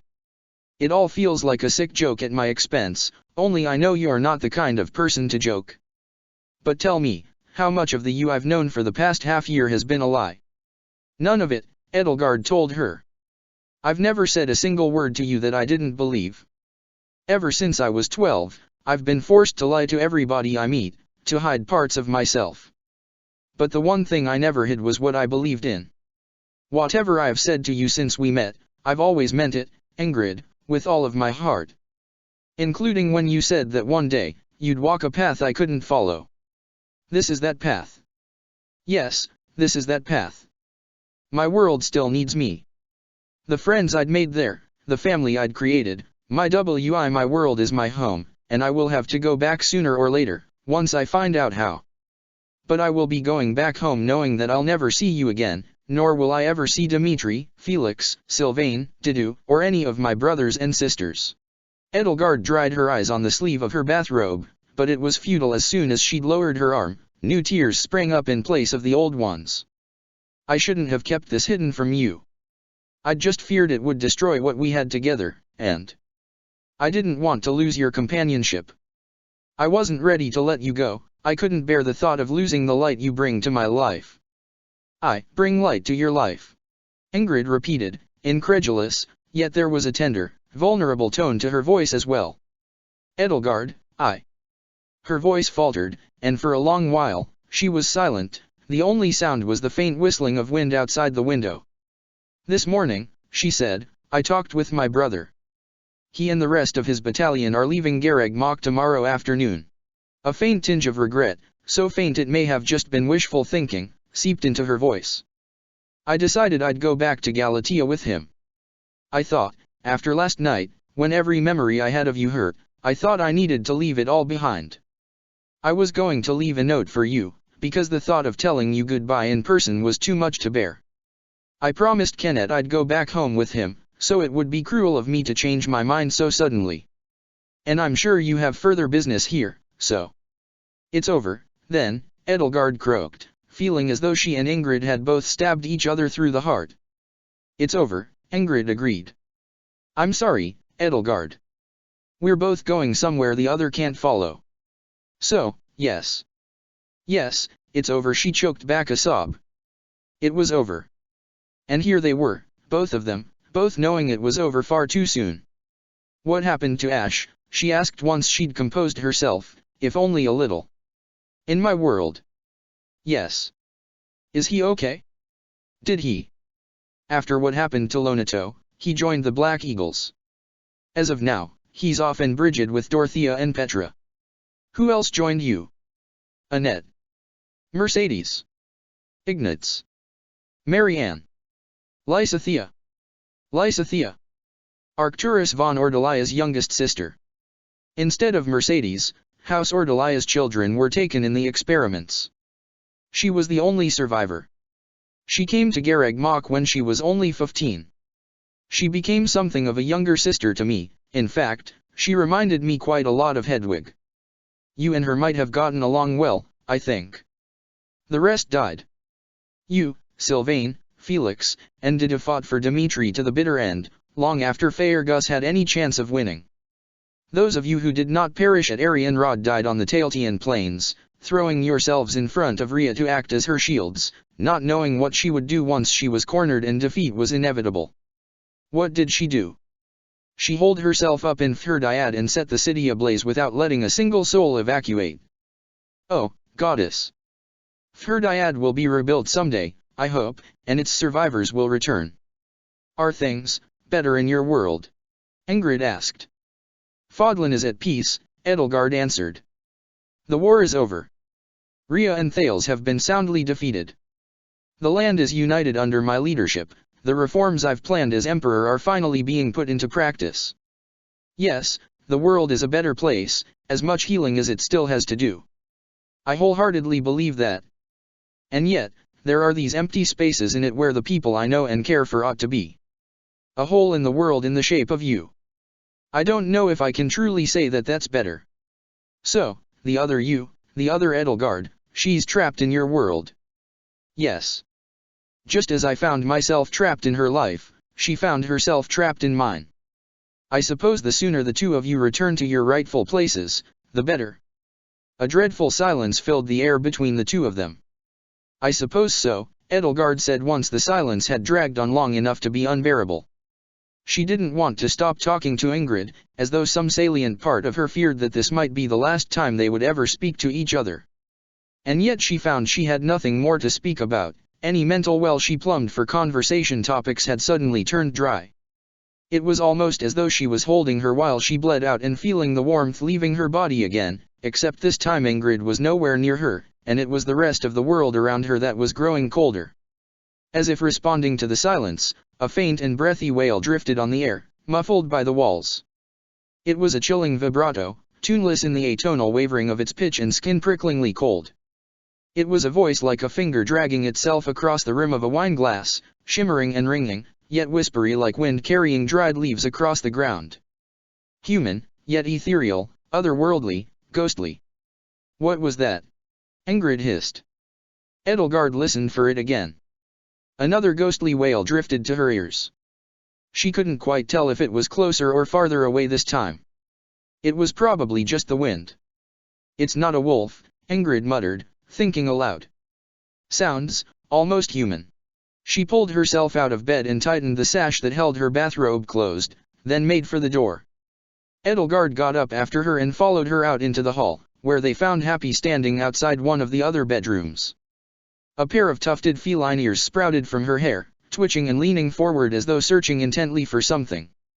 Oh, hey, horse feathers. Brain. What's up? Did that weird noise wake you up? We were already awake, Ingrid said. Happy looked at Edelgard and winked. Edelgard returned her wink with a frown and a shake of her head. Well, it woke me up. Let's find it and stop it, Happy said. It sounds like a person to me, Ingrid added. Okay. Let's find them and stop them. Another door opened and Annette poked her head out. Merci, she hissed. Merci, she hissed again, more urgently. Edelgard, Ingrid, Happy. Have any of you seen Merci? She asked, stepping out into the hall. I woke up and her bed was empty, the ghostly wail drifted from outside again, and she shivered at the sound of it. And what's that noise? There was something worrying about the thought of Mercedes wandering off on her own, and though Edelgard couldn't quite put her finger on why, she didn't feel entirely worried for her sake. There was a troubling frisson across her skin when her mind considered the possibilities of not just a young woman who'd nearly died a few hours ago but the former Death Knight frolicking alone in the dark. Happy sighed. I think I know where Spooky is, she said, suddenly looking twice as tired as usual as the ghostly wail once again drifted on the air. Follow me. The four of them headed down the corridor, into the empty room out in front where guests were served breakfast. Tables dotted the floor, with chairs resting upside down on their surfaces. In one corner was the staircase that led up to the second floor where the innkeeper and his wife lived. Beyond that was the front door, and beyond that the road leading into town. As she and the others stepped out onto the porch, Edelgard lit a flame in her hand to cast some light on the scenery and cupped her hand around it to ward off any wind that might extinguish it. On the left side of the road stretching out before them were the stables. Occasionally one of the stabled horses let out an idle snort or huff. The air outside had become brisk and chilly. The ghostly wail, now no longer muffled, hung on the air, now sharp and clear as a bell and as haunting as a cold autumn breeze. A gust of wind blew across the landscape, whistling through bowing and bending tree branches, accentuating the breathy overtones of the phantom voice. Happy's ears honed in on the sound. She's over there, she said, pointing toward a copse of pine trees on the opposite side of the road from the stables. You think she's the one making that noise? Annette asked. Yeah. I bet she thinks it's funny, Happy said. Edelgard felt the hair on the back of her neck stand on end and the dragon within her stir, as though sensing it was needed, and realized that there was something behind her. You bet who thinks what's funny? They all turned around to find Mercedes standing behind them on the other side of the threshold, her complexion framed by snow-white hair so pallid against the darkness that she almost seemed to glow. With the dark shadows around her eyes and her lips parted in a tooth-bearing smile, her face looked as much like a death's head emblem as the Death Knight's mask. She wore her bathrobe over the armor that kept her alive, the Raphael gem embedded in her chest glowing dully like the embers of a fire underneath the soft, thin linen fabric, and a woolen shawl over that. Annette gasped. Merci. That stupid, spooky sound you've been making, Happy said to her, nonplussed. Happy, Edelgard pointed out, how can she be making that sound from in here? Outside, as though to prove her point, the ghostly wail drifted on the wind as the needle-laden boughs bristled and bowed. I told you this place was haunted, Mercedes said with an ear-to-ear grin. Why don't you all come inside, before they get you? She lurched forward with a jolt. Happy let out a shocked yowl and stumbled backward. Edelgard was unfazed. Of course it wasn't a ghost. Wandering spirits did not exist except in people's minds. There must just be a branch rubbing against a rock, Ingrid rationalized, or the wind passing through a knothole or some tall grass, or something like that. Anyway, she added with a skeptical, mistrustful squint to her eye, Mercedes, what are you doing awake at this hour? Oh, I heard that lovely noise, Mercedes answered in her breathy whisper of a voice, her tone hushed, and thought that if it woke somebody else up, I might be able to give them a good scare. I didn't think I would get four of you. Anyway, close that door before you invite something in. The innkeeper's wife told me last night that you never leave the front door open when the wind is high, especially on a night like tonight. Would any of you like to know what happened here, 100 years ago, on a night just like this one? She asked, punctuating her question with a mischievous giggle. No, Ingrid said curtly. Mercedes, you can't just act like nothing's changed, she added, exasperated, as she walked past her back toward the hallway. Let's go to bed, everyone. Oh, all right. Pleasant dreams. Mercedes reached past them and took Happy by the arm, pulling her along. Come along, Happy. Happy shuddered and wrenched her arm free of her grip. For a moment, her red eyes seemed to stare right through her, as though she were a ghost. Her ears twitched and flattened themselves against the sides of her head. "Let's get back to bed, Merci," Annette said, taking Mercedes by the hand and gently leading her away. "I was really worried for you. I know you like scaring people, but now really wasn't the time." As she let Annette pull her along, Mercedes looked to Edelgard and Happy over her shoulder. "Good night, Edelgard," she said. "Sleep tight." And with a finger tapped against the side of her brow, she added, "And don't let the brain worms bite." Edelgard offered her free hand to Happy, still holding a little flame to light her way in the other one. Happy gingerly took it, her grasp weak, and walked over the threshold so that Edelgard could close the door behind her. "Are you all right, Happy?" she asked her, noting the troubled and far-off look in her scarlet eyes that had replaced that momentary hypnotic blank stare she'd just had. Happy blinked. "Huh? Oh, I just felt uncomfortable for a moment," she said. "This sounds kinda stupid, I guess, but for a second I just got this feeling like Cornelia was watching me. Yeah, I know she's dead, but," she shook her head. "Ugh, I can't believe Spooky got to me. Anyway, how are things going with Horsefeathers? I noticed Chatterbox put you and her in the same room. Pretty sneaky, huh?"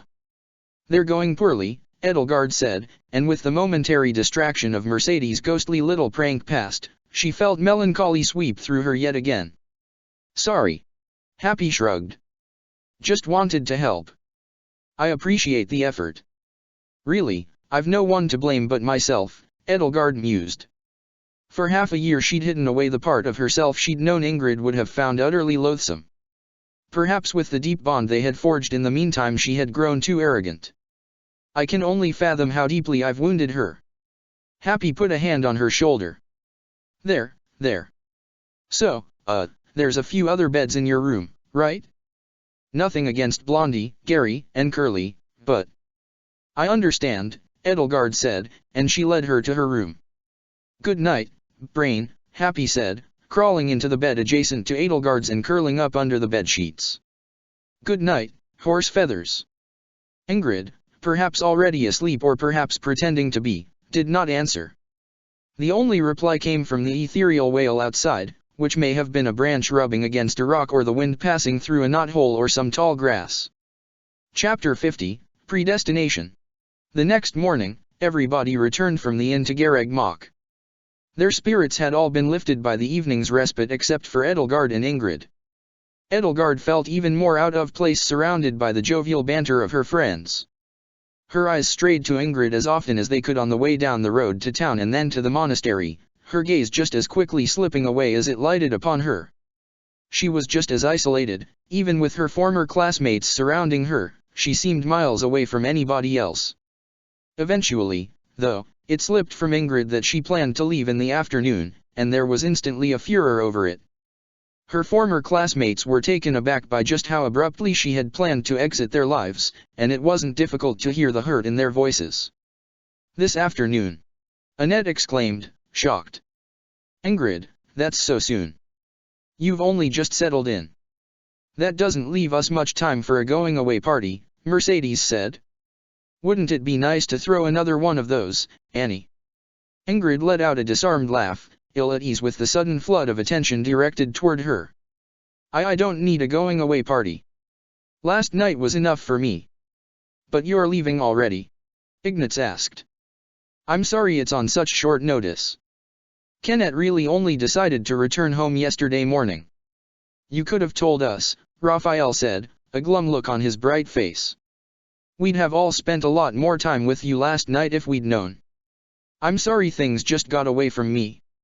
"But you have to stay at least a day or two more," Mercedes said. "You're one of us, Ingrid. You all gave me such a wonderful send-off when Cornelia took me away, we ought to do the same for you." Her idea quickly began to catch on. "Yeah, that's right," Annette said to Ingrid. "Like Merci once said to me, every goodbye should be a good one, shouldn't it?" Ingrid glanced at Edelgard, and though there didn't seem to be any malice in her gaze, Edelgard still felt a knife drive itself into her chest. "I think this is a good enough goodbye. We had fun last night. but Didu and Bernie could cook up a feast for all of us. Raphael said. How about that? One last feast at Gareg Mach. Me. Bernadetta stammered. I could help, I guess, but, you're really putting the spotlight on poor Bernie, huh? Didu would be doing most of the work. Oh, and I'm sure Annie and I could scrounge up everything we need to bake plenty of sweets for dessert, Mercedes added. And Emperor Burkhard has those imperial vintages he was talking about. Oh, yes, that wine fit for an emperor, Manuela purred to Burkhard as Joachim subtly nudged her toward him. Ingrid, can't you and your brother please stay just a few days more? Mercedes asked. Yeah, please. Annette asked. We only just caught up. Yeah, please. Raphael chimed in. Come on, a few days to say goodbye won't hurt, will it? Edelgard could see Ingrid's shoulders bow under the weight of her friend's impositions. I'm sorry, Ingrid said. I just need a bit of space. I'm going back to Galatea to pay my respects to my father. I've put that off long enough. The mention of her father was enough to make everybody else back off except for Mercedes, who Edelgard realized might not have even known that the late Count Galatea had been killed. Oh, he can wait a few days more, Mercedes said cheerily, patting Ingrid on the shoulder. He's quite a patient man. Everyone was silent. The only sounds were those of people's footsteps and the hoofbeats of the horses trotting at a slow and comfortable gait alongside them. Merci, Annette whispered to her friend, I'm sorry, I forgot to tell you. Ingrid's father is. Oh. Mercedes' face fell. Well, Ingrid, surely he wouldn't mind waiting just a few more days, then. Incensed, Ingrid pulled herself away from her and picked up her pace, leaving the rest of them behind. Mercedes looked shocked. Ignatz hurried after her. Wait, Ingrid.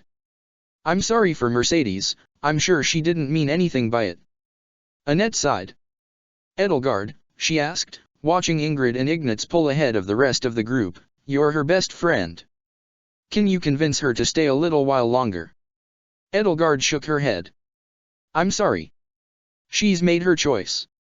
As soon as the words had left her mouth, though, she thought about Ingrid's father, who died traveling to the monastery along the same treacherous mountain path Ingrid and her brother would be leaving by.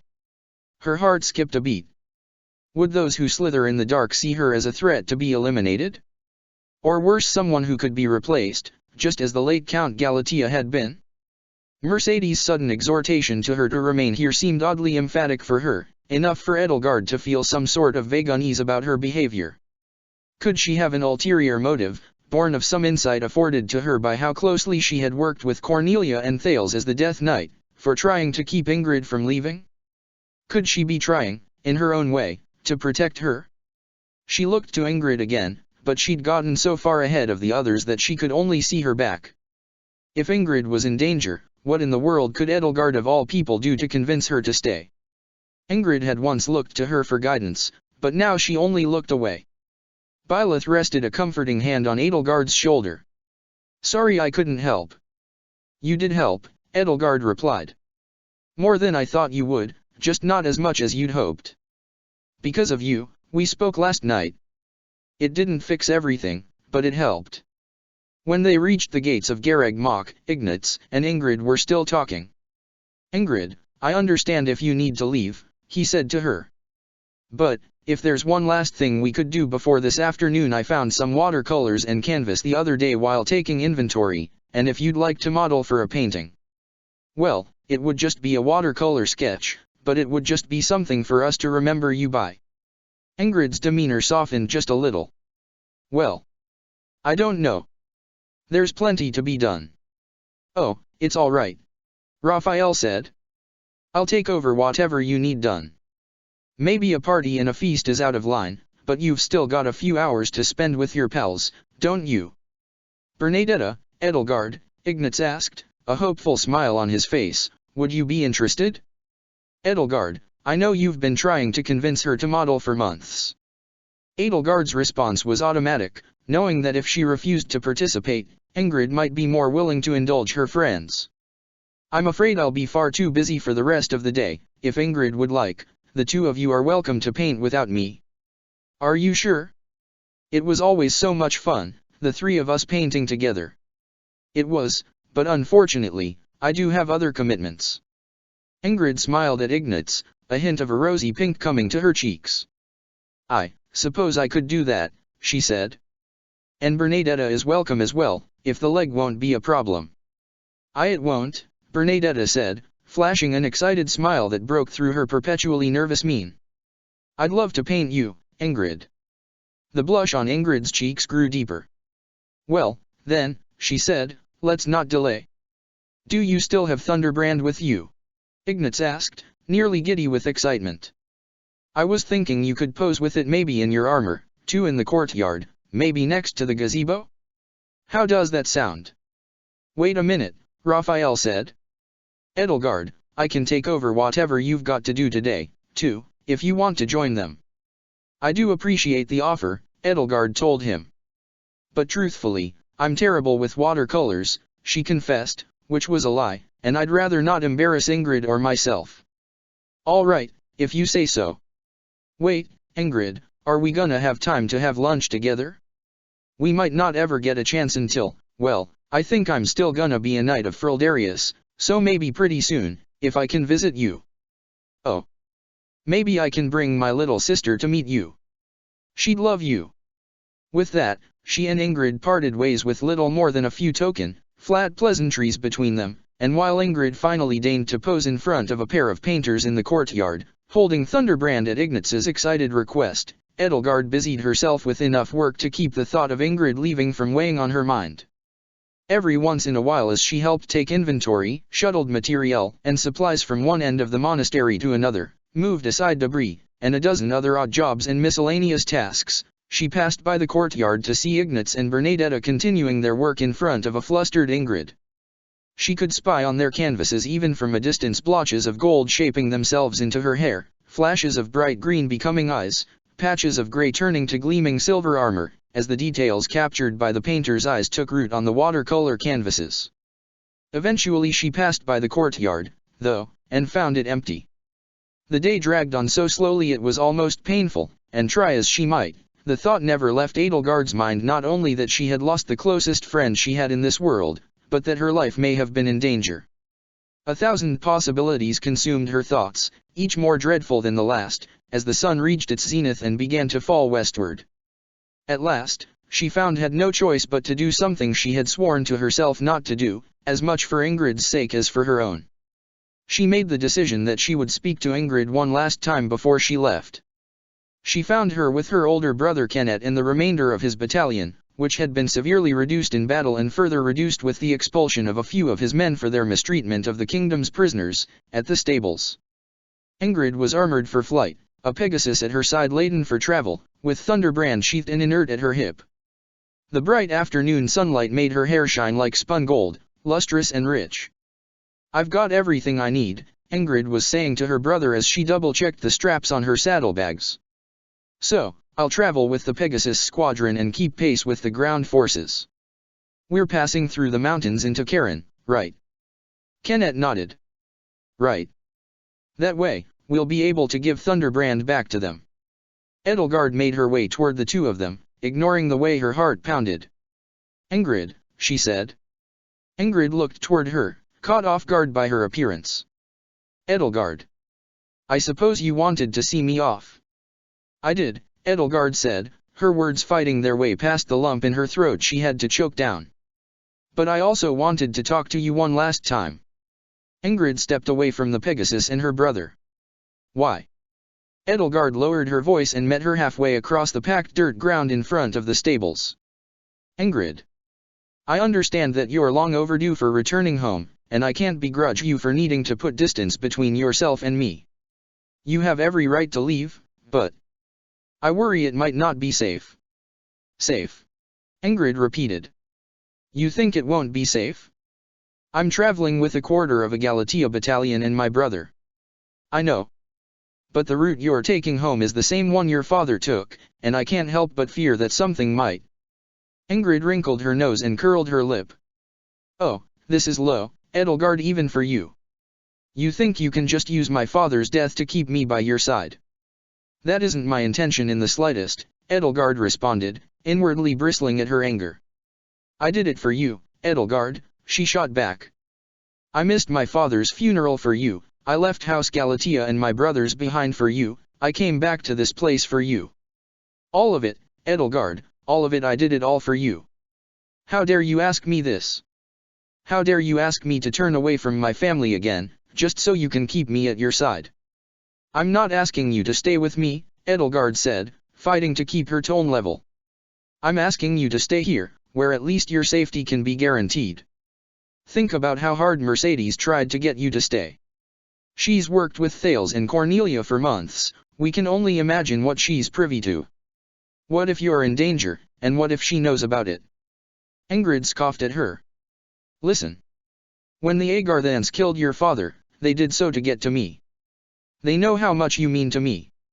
I don't want the same fate to befall you. What are you talking about? Edelgard took her by the wrists, gripping her tightly enough that she could feel her pulse throbbing in her veins. They sent a replicant to take my place, Ingrid. That replicant killed your father and took his form to infiltrate the monastery. When you saw him at Glenn's funeral, he had already been replaced. What if the same thing happens to you? What if Thales has you replaced? Ingrid ripped her hands free. This is sick. How long were you planning on hiding that from me, Edelgard? She asked, furious. Her green eyes were cold, harsh, and accusing. If I can't convince you to stay in the monastery, then leave, Edelgard told her, fighting not to wither under the coldness and disdain of her icy gaze and scowl. But if we ever meet again, I need some way of knowing you're still yourself. Something only the real Ingrid would ever say to me, something no impostor would ever think you could say. Ingrid's eyes, though still cold, began to water. Okay, she said, her voice choked with tears, her hands curling into fists at her sides. Then here's what we'll do. If we ever see each other again, ask me how I feel about you. The real Ingrid will tell you that she despises you. The tears building up in her eyes threatened to fall down her cheeks, she wiped them aside on her sleeve. Goodbye, Edelgard. She turned her back to her for the third and final time and walked back over to her brother. Edelgard found that the pain in her chest had faded away to a hollow and empty numbness. Goodbye, Ingrid, she said, hardly able to keep her voice from cracking even though she no longer felt any pain, or sorrow, or anything at all for that matter. Byleth's words echoed in her mind. Make every moment you have left with her until you come home count. She hadn't imagined, back when she'd still been reeling from seeing Ingrid die in her arms, that there would have been so few of those moments left. They had counted, she supposed, but not in the way she had hoped. As she watched the battalion from Galatea leave the stables and set out for the monastery's gates, Ingrid's Pegasus and 7 others taking flight and gliding northward, Edelgard heard the sound of heavy footsteps behind her. She turned to see Burkhard rushing to her side. Ellie, he cried out, all but skidding to a halt. Is that House Galatea's battalion? It is, she answered him. And is Lady Ingrid among them? Yes. Burkhard's face fell. I was going to ask her if she would still consider my offer to be a knight of Hresvelg. You wouldn't happen to have told her my offer still stood? No. It slipped my mind entirely. I see, he said, crestfallen. Well, I suppose I can send her a letter.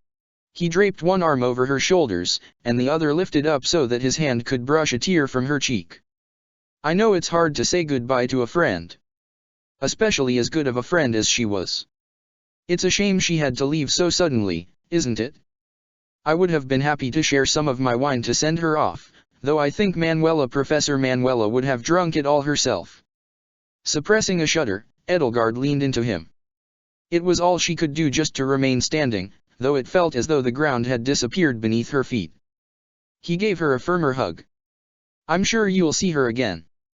Galatea isn't too far away from here, at least. If the 2 of us sent messenger owls out today, I wouldn't be surprised if they reach Count Galatea's manor ahead of her. In fact, there's an idea, why don't we both write to her tonight and send the letters out from the rookery tomorrow morning? Edelgard's numbness was suddenly swept away, in its place a sharp and violent heartache struck her, hard enough to actually make her clutch her chest as though wounded. What's wrong, Ellie? I'll be fine, she said, her voice escaping her lips as little more than a croak no matter how much false confidence she tried to inject into it. I just miss her already. To speak those words was like forcing herself to wake up from a wonderful dream, awakening to face a colder and emptier reality. They branded themselves into her mind like the incantations of some arcane ritual, as though to mark a permanent shift in the world's axis. In that moment, her heart accepted the truth, however cruel, that Ingrid Brandel Galatea was no longer a part of her world. Though she held herself together, Burkhard held her close to his chest anyway with both arms wrapped firmly around her, his fingers gently running through her hair as he mumbled words of impotent consolation into her ear. Edelgard felt his warmth against her cheek and felt his presence, yet still it seemed as though she were all alone. Dinner was tasteless that night, and despite how hard she'd worked through the afternoon, Edelgard found herself bereft of any appetite. It seemed that in this world as well as her own, and perhaps in any world, the aftermath of Gareg Mach's seizure was meant to leave her with a heart full of grief, no matter what she did to stop it. In her world, she had blamed herself for losing Byleth. It had been nobody's fault, as everybody had been quick to assure her. Nobody wanted to feel guilty over her loss, even though everybody did feel that way at least a little. Everyone had wondered if they had been at Byleth's side, if they had cut a different path through the enemy forces for her and had led her away from the shower of rubble that had seemingly buried her alive, if their action or inaction had contributed, but nobody had wondered more than Edelgard. But of course, from a purely logical standpoint, it had been nobody's fault save for Ria's that one of the guard towers had collapsed atop her and carried her all the way down to the bottom of the ravine on a wave of stone and wood and blood-slicked mud. Ingrid's departure, though, while less of a death knell, was unarguably and entirely Edelgard's own damn fault. If she had only kept her mouth shut, if she had not let Ingrid pry into her past, the acrimonious parting of the ways that now left her feeling so utterly alone would not have happened. Ingrid was the first of Edelgard's friends in whom she had placed too much faith, counting on her to do the impossible, to turn a blind eye to her own moral standards for the sake of their companionship. She excused herself from dinner after struggling to choke down yet another tasteless bite, finding herself wandering aimlessly around the monastery as the sun sank between the teeth of the western mountains which protruded from the horizon. Part of her recalled the way she had wandered on the night of the winter ball in the aftermath of the first time she had alienated herself from Ingrid, and as that memory came to her the air suddenly felt as cold as the winter wind of the ethereal moon. A light in the window caught her eye, and out of curiosity she followed it to one of the abandoned offices in the main building, and there she found Felix and Sylvain, neither of whom had been at dinner, playing a game of chess with each other. Sylvain hopped a knight in its characteristic L shape across the board. Checkmate. Felix stared down at the board, silent for a second or two. Damn it, he muttered. He stood up. Oh, shit, it's late, he said, glancing out the window at the darkening sky. I'm going to see if there's any food left in the dining hall. Wait, Sylvain called out after him. Best 3 out of 5. Come on. You lost an eye, not your stomach, Felix scolded him. Hi, Edelgard, he mumbled, brushing past her on his way into the hall. Hi, Edelgard, Sylvain said. He gestured to the chessboard. Wanna play? Have you and Felix been playing chess all evening? She asked him, surveying the board. Felix had been white, Sylvain had been black. White had put up a valiant struggle and captured quite a few black pieces, but not enough to win. Sylvain had always been surprisingly good at these sorts of games. Impressive. You mated the king with a knight and a pawn. That's what she said, he snickered. So, she said, sitting down and moving the white pieces back into their proper places, aren't you hungry? It seems you two played straight through dinner. Haven't had much of an appetite, Sylvain said as he collected the black pieces. Anyway, how were the hot springs? They were nice. Are you feeling better? Never felt better, princess. Edelgard began the game with a standard opening move, pushing one of her pawns 2 spaces forward into one of the center tiles. Yet you have no appetite. He shrugged and moved a pawn to match hers. Well, if it helps me keep my trim figure. The board's orderly rows began to break apart as the two of them played against each other. Heard Ingrid left in a hurry today, Sylvain said. Guess she couldn't stand any more of this ugly mug, huh? I don't think your mug, ugly or otherwise, had anything to do with it, Edelgard said. Ugly or otherwise, he scoffed, rolling his eyes. I guess you could say it's rugged, if you want to be euphemistic. Those scars are healing quite nicely, she said, capturing his bishop with a knight and hoping to bait his queen out to where her rook could take it off the board.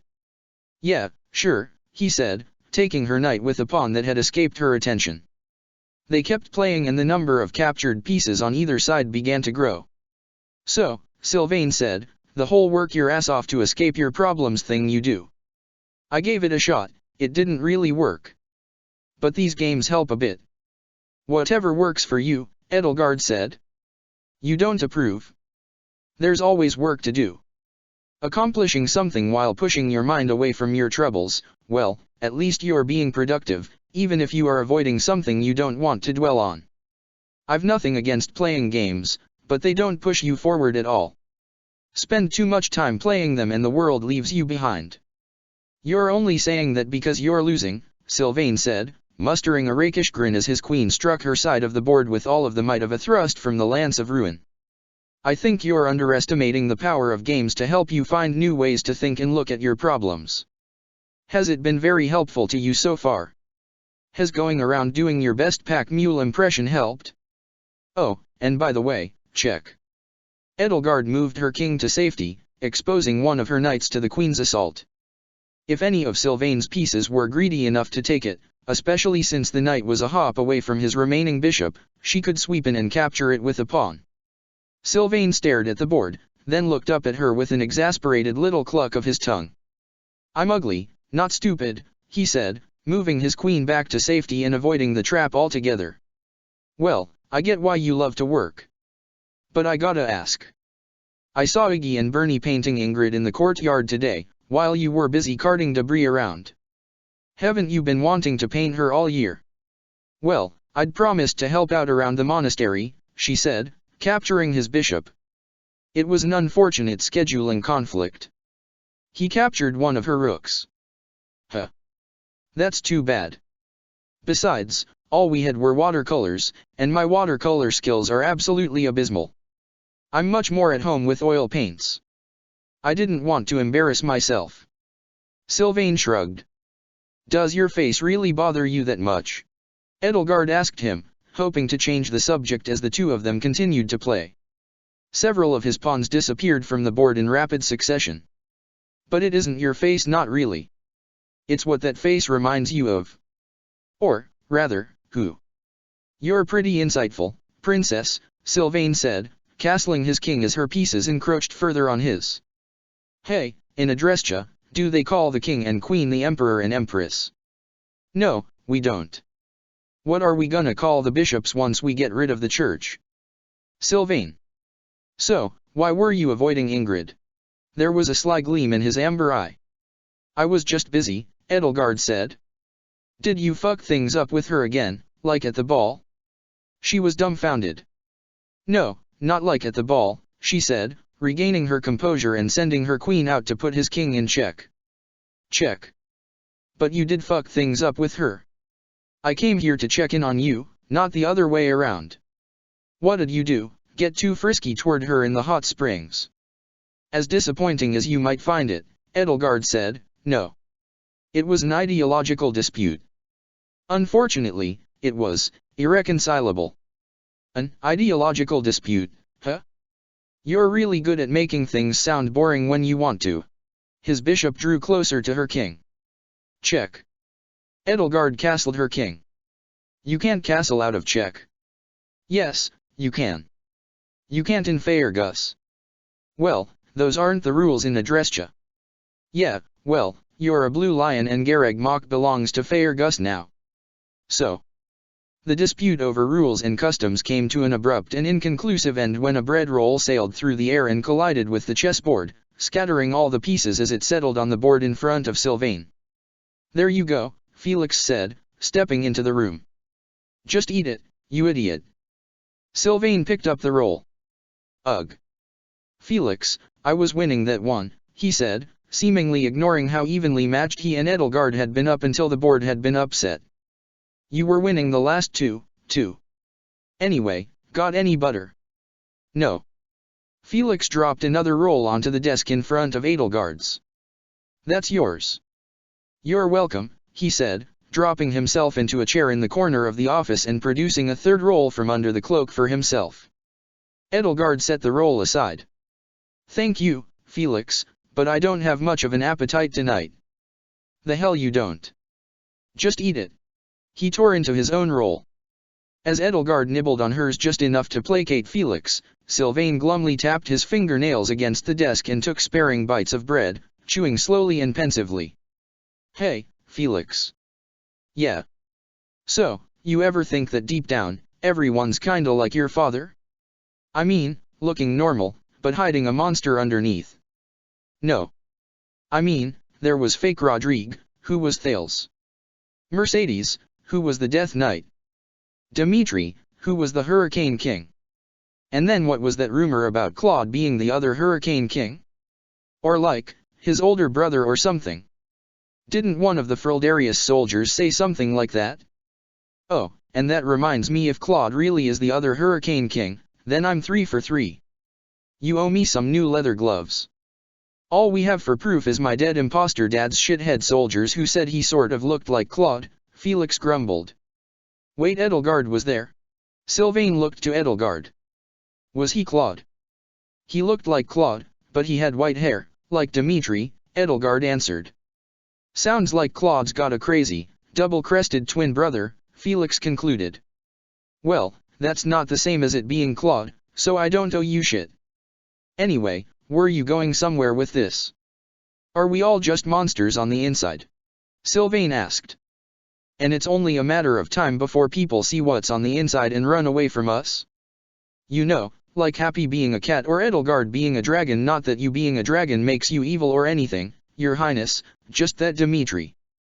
Felix rolled his eyes. Yeah, bring up the boar. Great idea. I thought you weren't calling him that anymore, Edelgard said. I'll call him what I like. When he stops acting like a wild animal hiding in its den, he can have his name back. Anyway, I don't mean it literally, Sylvain said. Just like, a metaphor. I'm saying we all have dark sides, and if we let those dark sides loose, it drives everyone away. He propped his cheek against his hand and begrudgingly chewed a little mouthful of bread. You know, it's funny Dimitri ran away from you, princess. Scales and feathers are nothing. If anyone should be running away from anybody, it should be me. Now I can't even use my looks to trick people. Felix sighed. Sylvain. You don't have a dark side. You have a moron side. Edelgard had a feeling that what Felix might have thought of as tough love was likely counterproductive. Look, Felix, Sylvain snapped. You know all about turning into your brother, don't you? So if I'm worried about turning into Miquelon, can't you take that seriously? I remember after Glenn died, you started acting just like him. Shut up. So that, what, so fake Rodrigue would give as much of a damn about you as he gave about him. Shut up, Felix hissed. You literally turned yourself into Glenn on purpose. Yeah, get a load of this, princess. Not sure if Ingrid or Dimitri ever told you this, but back before Dusker, before everything went to shit, Felix was a big, sensitive crybaby. You know, Felix, I could really use the old you back right now. At least you weren't just a performative asshole to everyone. Both of you, quiet, Edelgard said. As she'd suspected, as much as Felix cared about his friends, his own way of caring was not, in fact, a very helpful way. Sylvain, she said, you can be petty, cruel, and frustrated sometimes, as I'm certain your brother was, but that doesn't mean you're doomed to walk a path anywhere near his, no matter how many of his scars you share. His fingers self-consciously traveled across the scar that put a notch in his hairline, curling locks of ruddy hair around themselves. Your brother didn't grow, she said. He didn't mature. He wallowed in his resentment and frustration until it consumed him. If you continue to wallow here and push your friends away because you think they should be running from you, you'll be consumed by self-pity instead. You won't walk the same path as him, but only because you won't walk much of a path at all. Either way, you are not turning into him right now, any more than I'm turning into. Her voice faltered. She'd nearly said Thale's name. Any more, she repeated, than I'm turning into Rhea. Did you worry about that? He asked. I spent over a week in Ria's custody, each day wondering what part of myself would be ripped away from me next. Edelgard picked up one of the discarded pawns and twirled it between her fingers. I was terrified to look in the mirror and see myself slowly, gradually shaped in her image. Yes, I worried about it. Sylvain studied her. For a moment, there was a sheepish look on his face, as though he felt embarrassed to have likened his emotional state to what she had gone through. It passed quickly.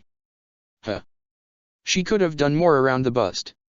Felix took a book from the bookshelf he was sitting next to and lobbed it at his head. Sylvain was barely lucky enough to duck in just time for it to sail harmlessly over his head by a hair's breadth. "Don't bother, Edelgard," he said. "You've got better things to do than lecture him." "People can change, can't they, Sylvain?" she asked. "Do you think it's only possible to change for the worse?" Sylvain seemed to have run out of patience not just with Felix but with her as well.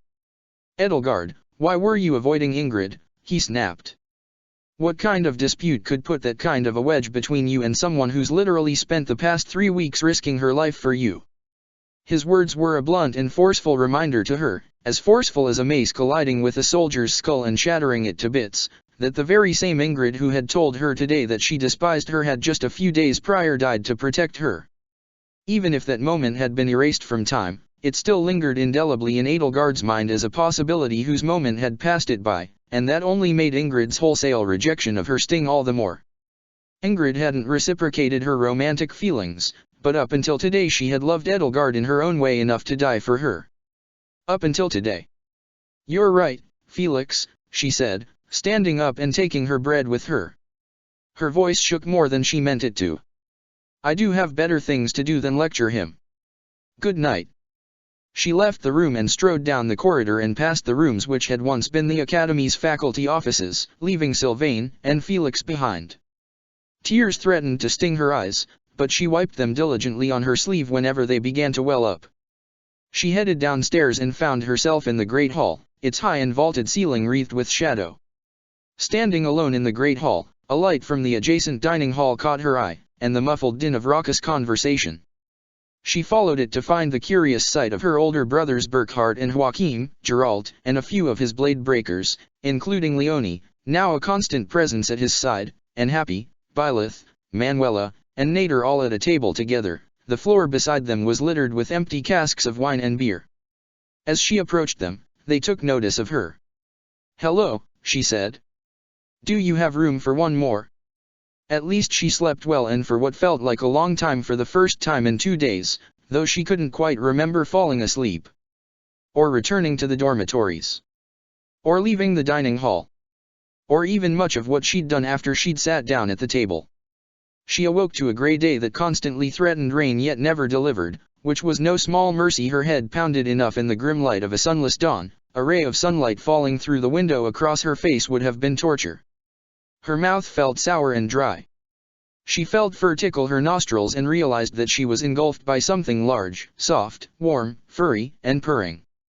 The vibrations of the thing's throat and chest hummed through her aching and weary body like ripples across a pond's surface as it curled around her. "Happy," she mumbled.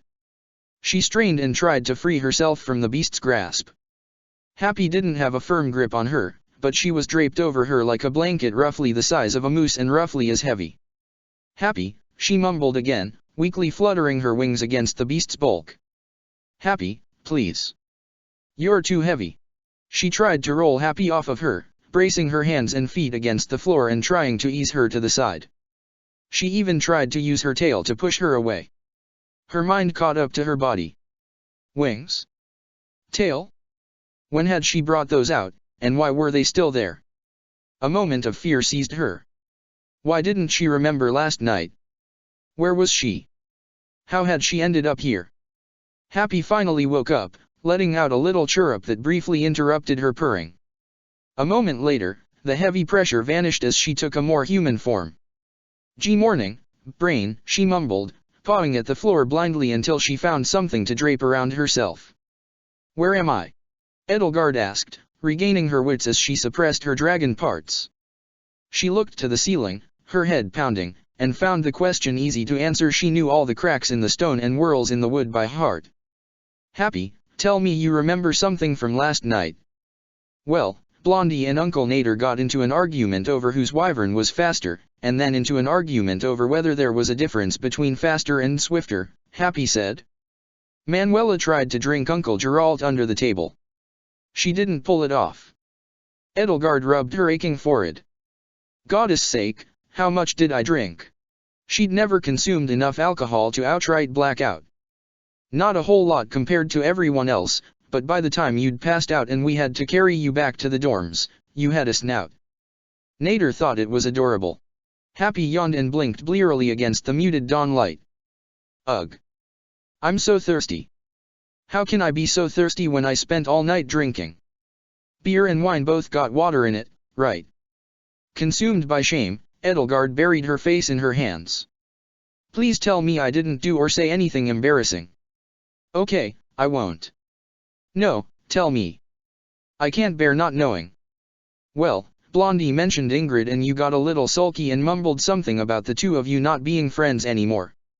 That's not so bad, I suppose. Happy gave her a sympathetic little pat on the shoulder. I'm sorry. She really took it a lot harder than I thought, huh? Edelgard shook her head. You and Byleth both tried your best to help in your own subtle little ways. The blame was all mine. I was foolish enough to think she would lower her moral standards for my sake. And then, of course, she'd had to make one last play to keep Ingrid from leaving, which had done her not a single favor in the least. You told her about the Flame Emperor stuff? Happy asked her. She figured out that I was Dimitri's equivalent, she said, knowing full well that if time travel had been the only insane revelation Ingrid had had to grapple with, things could have gone much differently. From there, the rest followed. I owed her my honesty. Well, shit.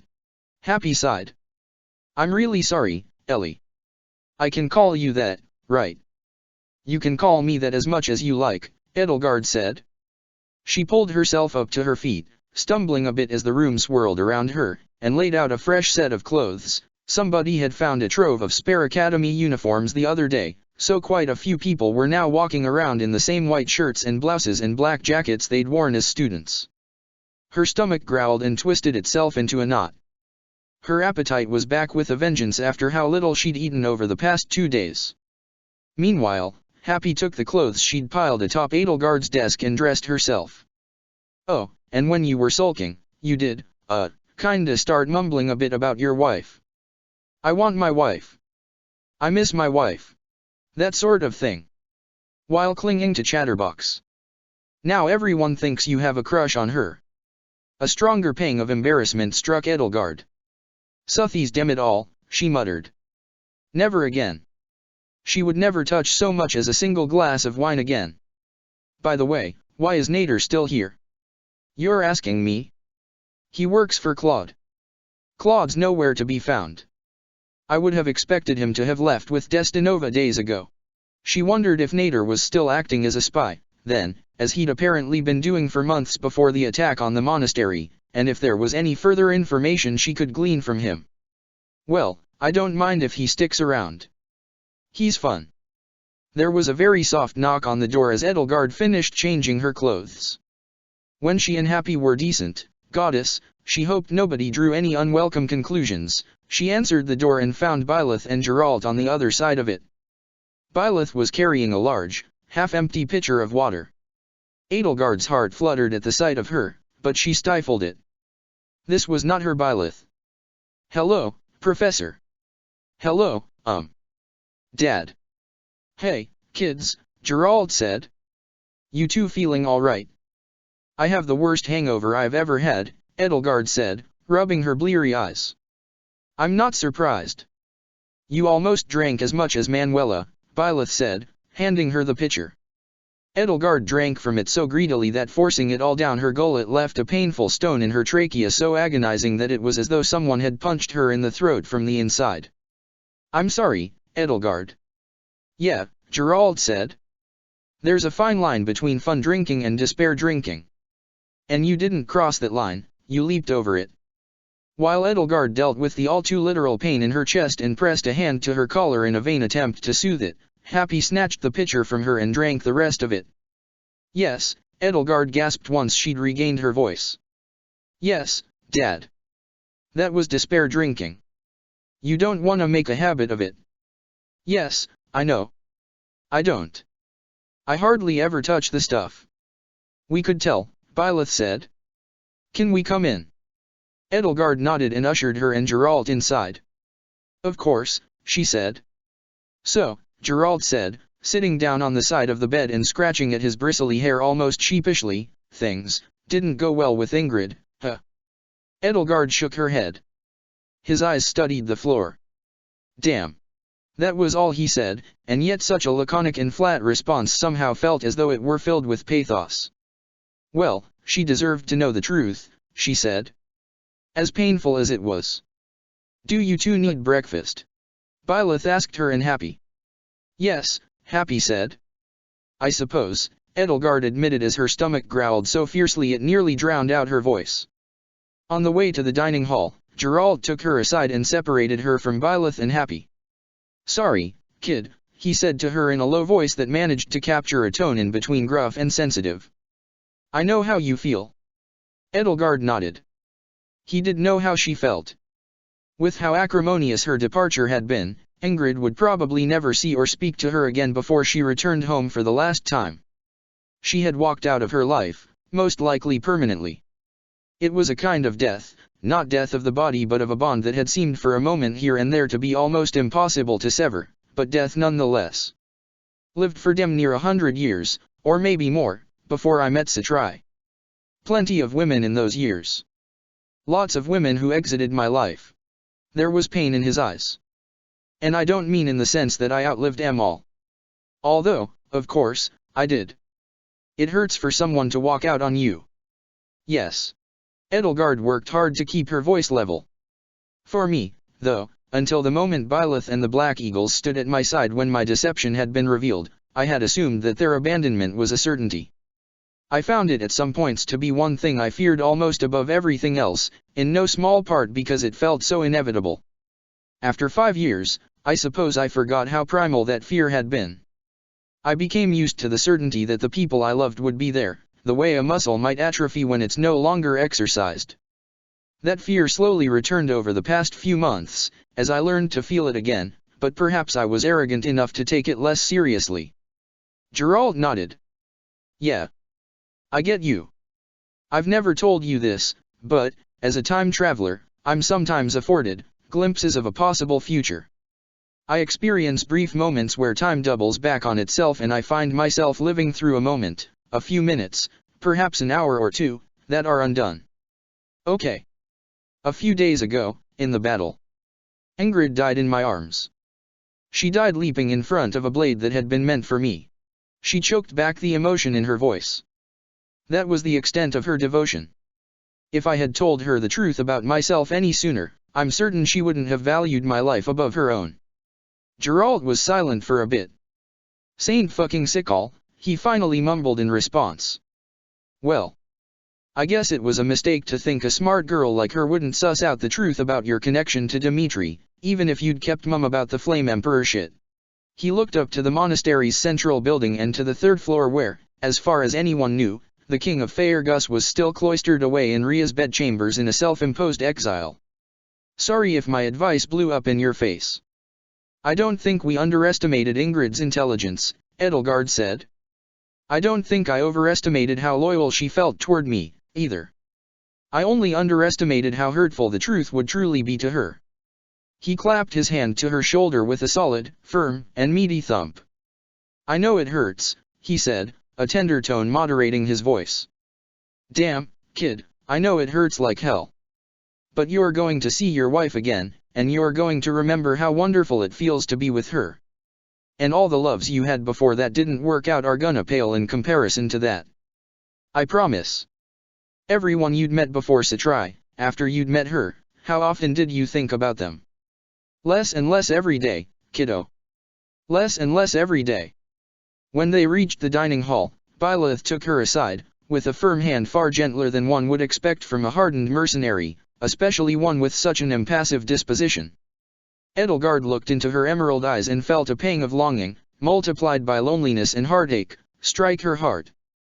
Her pulse throbbed, a wave of heat burned under her skin, she took a sharp breath to quell the sudden storm squalls within her chest. "You need to see your wife again," Byleth whispered to her. Edelgard nodded. "You can read me like a book, my teacher," she said while forcing a glib smirk. "You couldn't have made it any more obvious." Recalling her behavior last night through second-hand accounts, she felt herself blush. "I'll turn back a few hours tonight," Byleth said. A few hours?" Edelgard gasped. As she recalled, any more than 2 hours at most exerted a heavy toll on her. She could still remember the time Byleth had undone an entire night from sundown to sunrise and had seemed the next day as though she'd gone a week without sleep. "Are you certain you can handle the strain, Professor?" "For you," she said, "because you need it, yes. You need her face, her hands. As similar as mine are, I can't give you that." Edelgard smiled. "Whoever you give your heart to, my teacher," she said, "will be the most blessed person in Fodlan." "Save it for your better half," Byleth replied, a hint of color rising to her cheeks. The day remained gray, the voluminous clouds overhead continually threatening rain that never arrived. The air was oppressively heavy and felt as thick and humid as the laden clouds. The mountain tops surrounding the monastery vanished into distant mist. After a morning spent assuring Burkhart, Manuela, Ferdinand, Hubert, Joachim, and Gerland in rapid succession that she was in perfect health aside for the hangover, Edelgard continued to keep herself occupied, her spirits lifted somewhat by the knowledge that she would soon visit her own world again. Still, though, she found herself preoccupied by troubling thoughts. The troubling thoughts, though, left her mind when she saw him. As the day went on, the fog thickened and began to encroach upon the monastery, wreathing first the distant guard towers and ramparts before creeping along the walls onto the monastery grounds. The air dampened, water condensed on the grass and on window panes, even though not a drop of it would fall from the sky. When Edelgard passed by the monastery's modest cemetery near the Knight's Hall, a plot of land on a bluff overlooking the ravine which separated the cathedral from the rest of the monastery, she saw a dark figure in the mist, an indistinct and phantasmal silhouette that at first glance seemed little larger than one of the cemetery's headstones. At first, she thought little of it, until it moved. As she crept closer, the shape's form became more distinct. Dmitri Alexander Bladdid knelt on the ground before the mist-wreathed graves, his head bowed, wrapped in a fur cloak. The boar had left his den, as though guided by a compulsion to mourn the fallen, to this small plot of land on the edge of the ravine where the dead were laid to rest. In the distance, the cathedral and the goddess tower stood, materializing as indistinct and fuzzy silhouettes out of the fog as though looming in judgment over him. She was slow to approach, treading lightly upon the ground, unwilling to disturb him. Soon she stood at his side, before the empty grave of Ashubert. Dmitri shuddered and sobbed, his fingers curling into the dirt at the grave as though a part of him wished to dig down to the empty coffin which had been buried as a proxy for the lost student, just as empty and just as false as Satri Eisner's grave nearby. One hand pinned an unsheathed dagger to the earth, its blade dirty and speckled with old blood. At last he turned his head and craned his neck, and his icy eyes, grey in the dull and misty daylight, met hers and just as quickly flitted away so that his gaze could rove once more on the ground. "Edelgard," he rasped. "I'd hoped to avoid startling you," she said to him. "Your consideration is wasted on me, Edelgard," he replied, shaking his head. With one hand he reached out to the headstone and gently pressed his fingertips to the cold stone. "A part of me wished he would speak to me. That he would lend his voice to drown out the desperate pleas in my head. But what would he say to me? Ashubert, you became one of Faerghus' greatest heroes, the undesiring tactician. And what have I become? Why am I king, with these hands so drenched in blood, when everything I lack was embodied in the spirit of a commoner? What good is my noble blood if it raises the unworthy to such prominence?" Edelgard said, reaching out to him. He flinched. "Strike that name from your lips, Edelgard. I do not deserve to hear it uttered." A memory flickered in her mind's eye. The Tailtean plains, muddy and blood-stained under a persistent drizzle and billowing fog that seemed to make of the air an ocean. She had stood like this and he had knelt like that, hunched over like a beast as rivulets of rain had dripped from the ends of his long, matted golden hair, laid low from a battle of attrition he had lost, with the broken remnants of Eredbar scattered around him as he struggled to summon the bestial strength he had been so infamous for one last time. She had stood before him, tall and proud, just like this, but her hands had gripped the haft of Aimra and had raised its terrible crab's claw blade, curled, scalloped, spiny, and smeared with blood and bone and viscera, over her head to deliver a killing blow. She had seen nothing but hatred and betrayal in his eyes before the swing of her axe had turned them as glassy as a doll's eyes. A hatred and betrayal she had, at the time, never understood, never comprehended. But now she stood before him with no weapon, no malice, only a single hand outstretched toward him. A hand offered in peace, in sympathy, a statement of intent not to end his life but to continue it. "I don't believe that," she replied. "Rodrigue haunts me now. His voice has joined my father's, my mother's, our mother's, Glen's." The one hand pinning the dagger to the ground clutched it tighter as Dimitri's fingers, pressed to the headstone's polished surface, slid down over the engraved name upon it and pulled away. Edelgard wondered if she should tell him what she had learned about Anselma, or as Dimitri had known her, Patricia. But perhaps it was better to wait until things were more certain. After all, even Dida didn't know their mother's status for certain, only the most likely location she could be in. It wouldn't have surprised her if those who slither in the dark had spirited her away to some other location without his knowledge, or if they had received news of Thales's capture sooner than he'd expected and had already eliminated her in retaliation.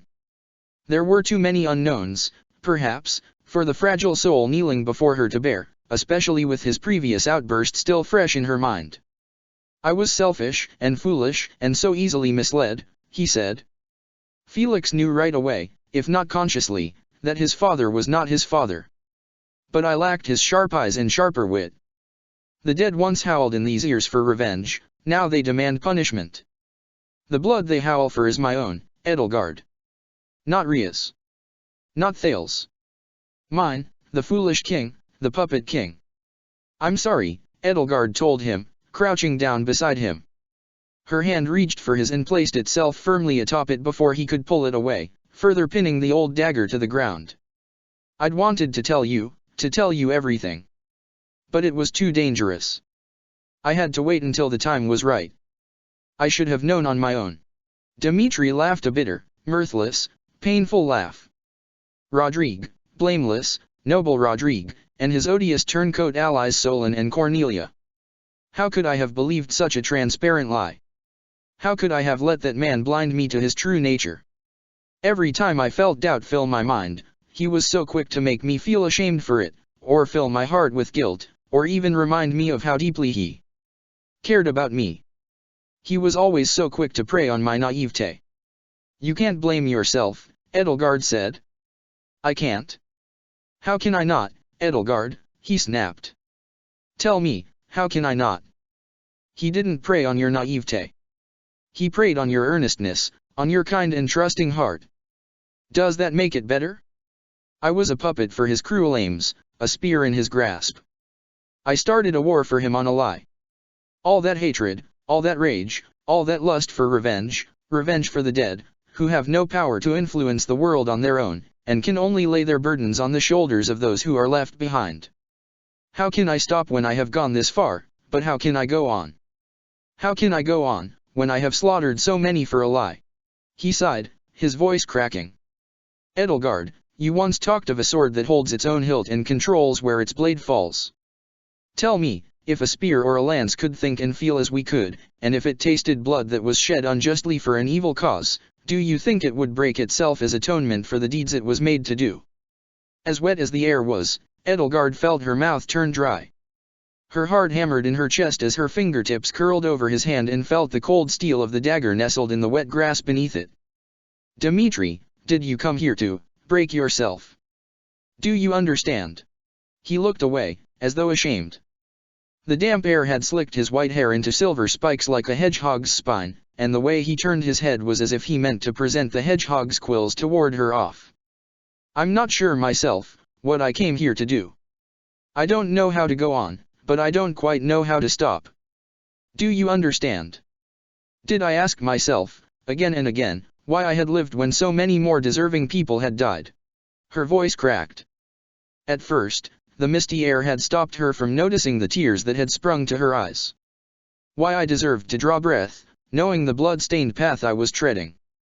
Did I wonder why I was left to wander this goddess-forsaken world, and if I had the right to tread on this earth? Did I live every day in fear, waiting for whoever had grown close to me to recoil in horror from the sight of the monster I truly was? Did I wonder time and time again what right I had to exist after all the pain I had caused?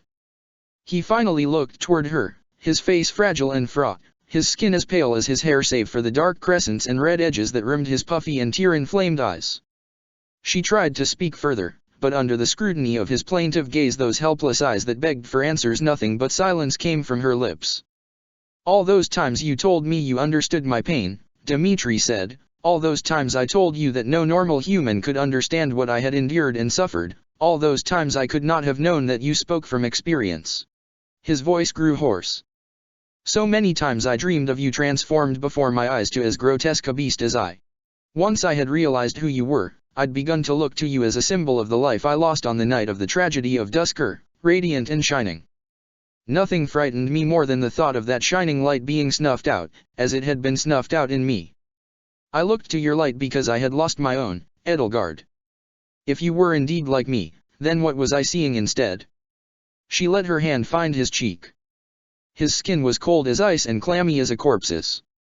"The light can be rekindled, D. Even in me? My vengeance was hollow. Meaningless. But how do I move forward without it?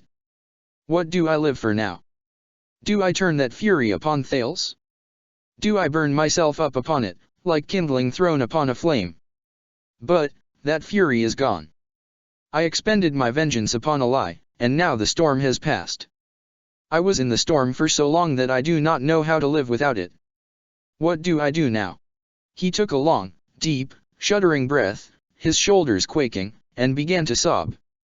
Tears bled from his eyes onto his dampened cheeks. "What do I do now, El?" Edelgard unfurled her wings and draped one over his shoulders as her hands reached for his and clasped themselves around them. "One day, I'll have to go back home, but until then, we can find out together. Stand up and walk with me. Come in from the cold." With her help, he rose to his feet, knees buckling.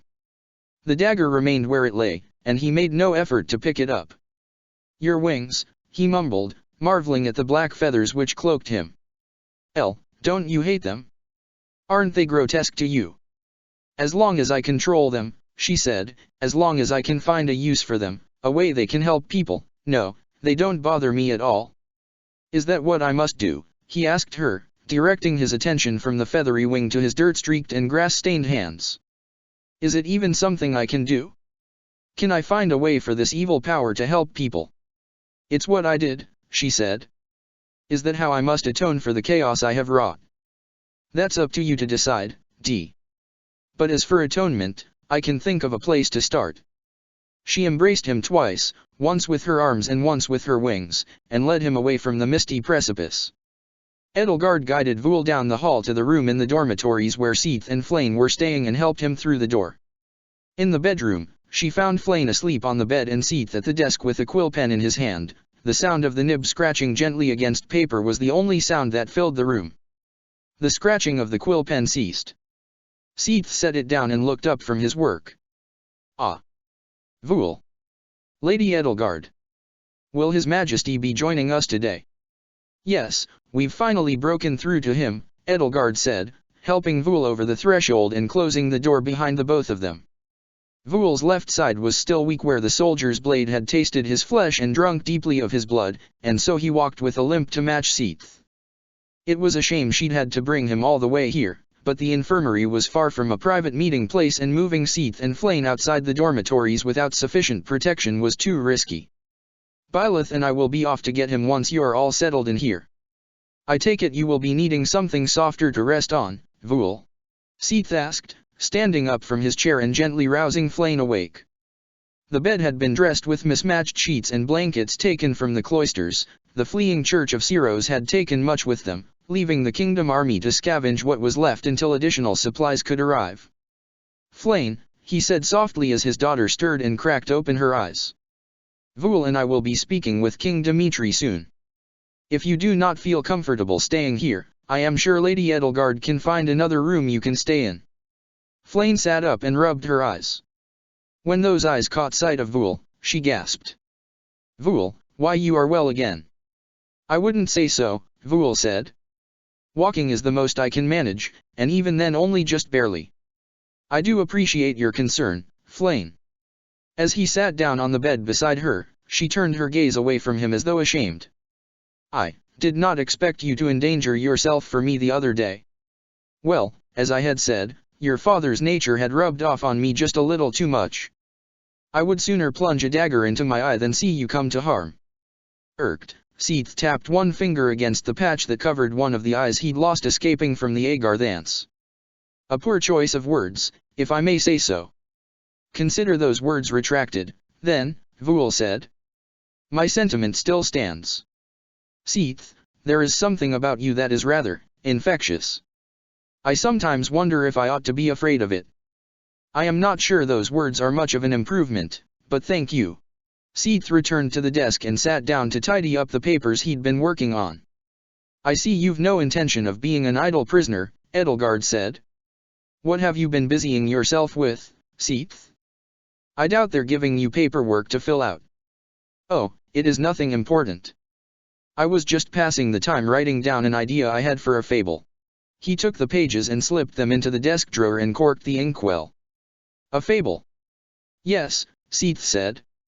I write. Seath writes fables and fairy tales for orphans under the monastery's care and children in town, Vool said. Yes, thank you, Seath said. A bit droll, but lovingly told. Yes, thank you, Vool, Seath said once again, this time terser. I mean, I would write them differently, but... Thank you, Vool, Seath said one final time, clenching his jaw. Flayn's demeanor brightened. You are writing another story, she asked him. What is this one about? Well, I only have an idea right now. I wish to write a story about a lazy fox and an industrious squirrel, he said. There was a sort of prideful gleam in his eye. The lazy fox does nothing but lounge around and play all day, all throughout the autumn, while the squirrel works tirelessly to gather up acorns. Come winter, though a terrible, biting winter, the squirrel has all the food he and his family needs, while the ill-prepared fox struggles to find nourishment. Vool stroked his chin. And so the fox eats the squirrel and his family. A good story. A bit grisly, and quite surprising, given your usual output, but a welcome change of pace. The fox does not eat the squirrel and his family, Seath said. Why not? Foxes are omnivorous. They have a very diverse diet, and yes, that includes squirrels. I know. But I am not writing a story about a lazy fox eating his hard-working neighbors. Why would a fox be neighbors with a family of squirrels? Surely he would have eaten them already. You are missing the point of this story. The point is to teach children why squirrels hibernate and foxes do not. That literally could not possibly be further from the truth. And to teach them the value of hard work. It seems to me you are twisting your characters' personalities to suit the moral lesson you're trying to impart. That's bad storytelling. Bad storytelling? It is a fable, the entire point is to instill a moral lesson. Flayn spoke up. Father. Seath flinched, as though so used to keeping the true nature of his relation to her a secret that hearing her so casually call him that seemed physically painful. Why yes, Flayn. Will you be safe in the same room as him? King Dimitri? Well, Lady Edelgard, Professor Byleth, and General Molinaro will be accompanying him. I trust them to keep him quite well behaved, he assured her. I understand if you don't feel safe, Edelgard told her. You don't have to be here. This is something Seath and Vool need to speak to him about. Flayn gazed morosely out the window at the cloudy grey sky, pondering her offer. I know you would fear for your father's safety whether you stay or leave, she added, but as long as you're with somebody trustworthy, he won't need to worry about yours. With a nod Flayn rose from the bed and went to Edelgard's side. Yes, I would rather not be here with King Dimitri. She was in much the same situation as Ingrid, Edelgard mused as she took Flayn into the hall and left Seath and Vool to continue bickering about the course of his latest story. She had every reason to not be so forgiving to Dimitri, the Hurricane King, the man who had caused her such pain and suffering. Forgiveness could not be taken, only given, and only at one party's discretion. Just as Ingrid could never forgive Dmitri for being the Hurricane King and for doing and participating in the evil deeds that had surrounded him, and likewise could never forgive Edelgard for her past as the Flame Emperor, Flame might never forgive him for the harm he had done. Flame, Edelgard said, I would like to ask you something about Dmitri, if you don't mind. Flame looked up at her. I beg your pardon. If he came to you and asked you for your forgiveness, would you grant it to him? She glanced away, anxiously kneading her hands. There are no wrong answers to that question, Edelgard told her. Speak honestly. Well, Flame said, if he was sorry, truly sorry. I do not know, she said, shaking her head. I know that it is virtuous to forgive the contrite, but, after everything he has done to us. If I may be honest, Edelgard, a part of me wonders if I should even forgive you for helping him. I understand.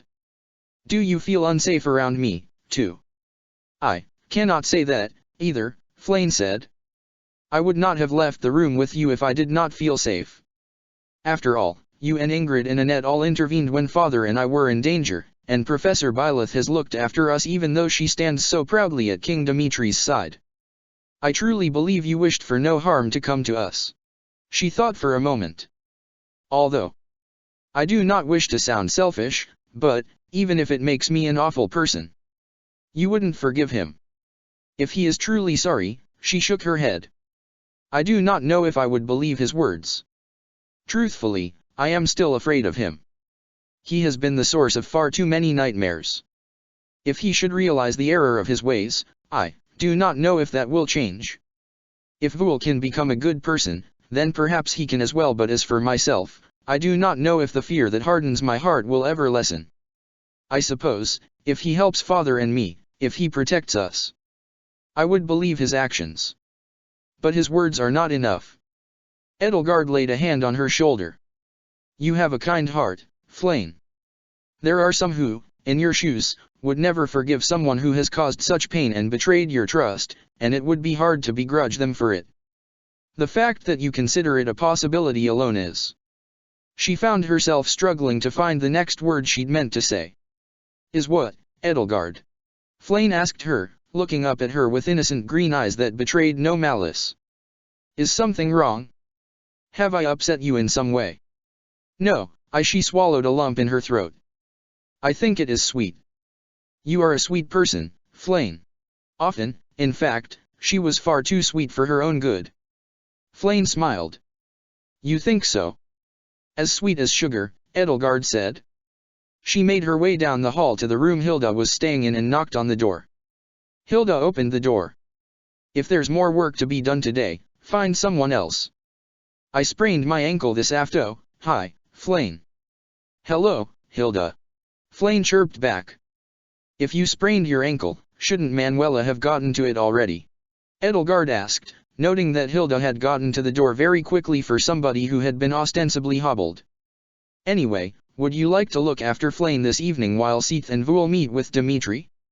You can put her hair into all kinds of styles Seath wouldn't approve of. Hilda's eyes lit up.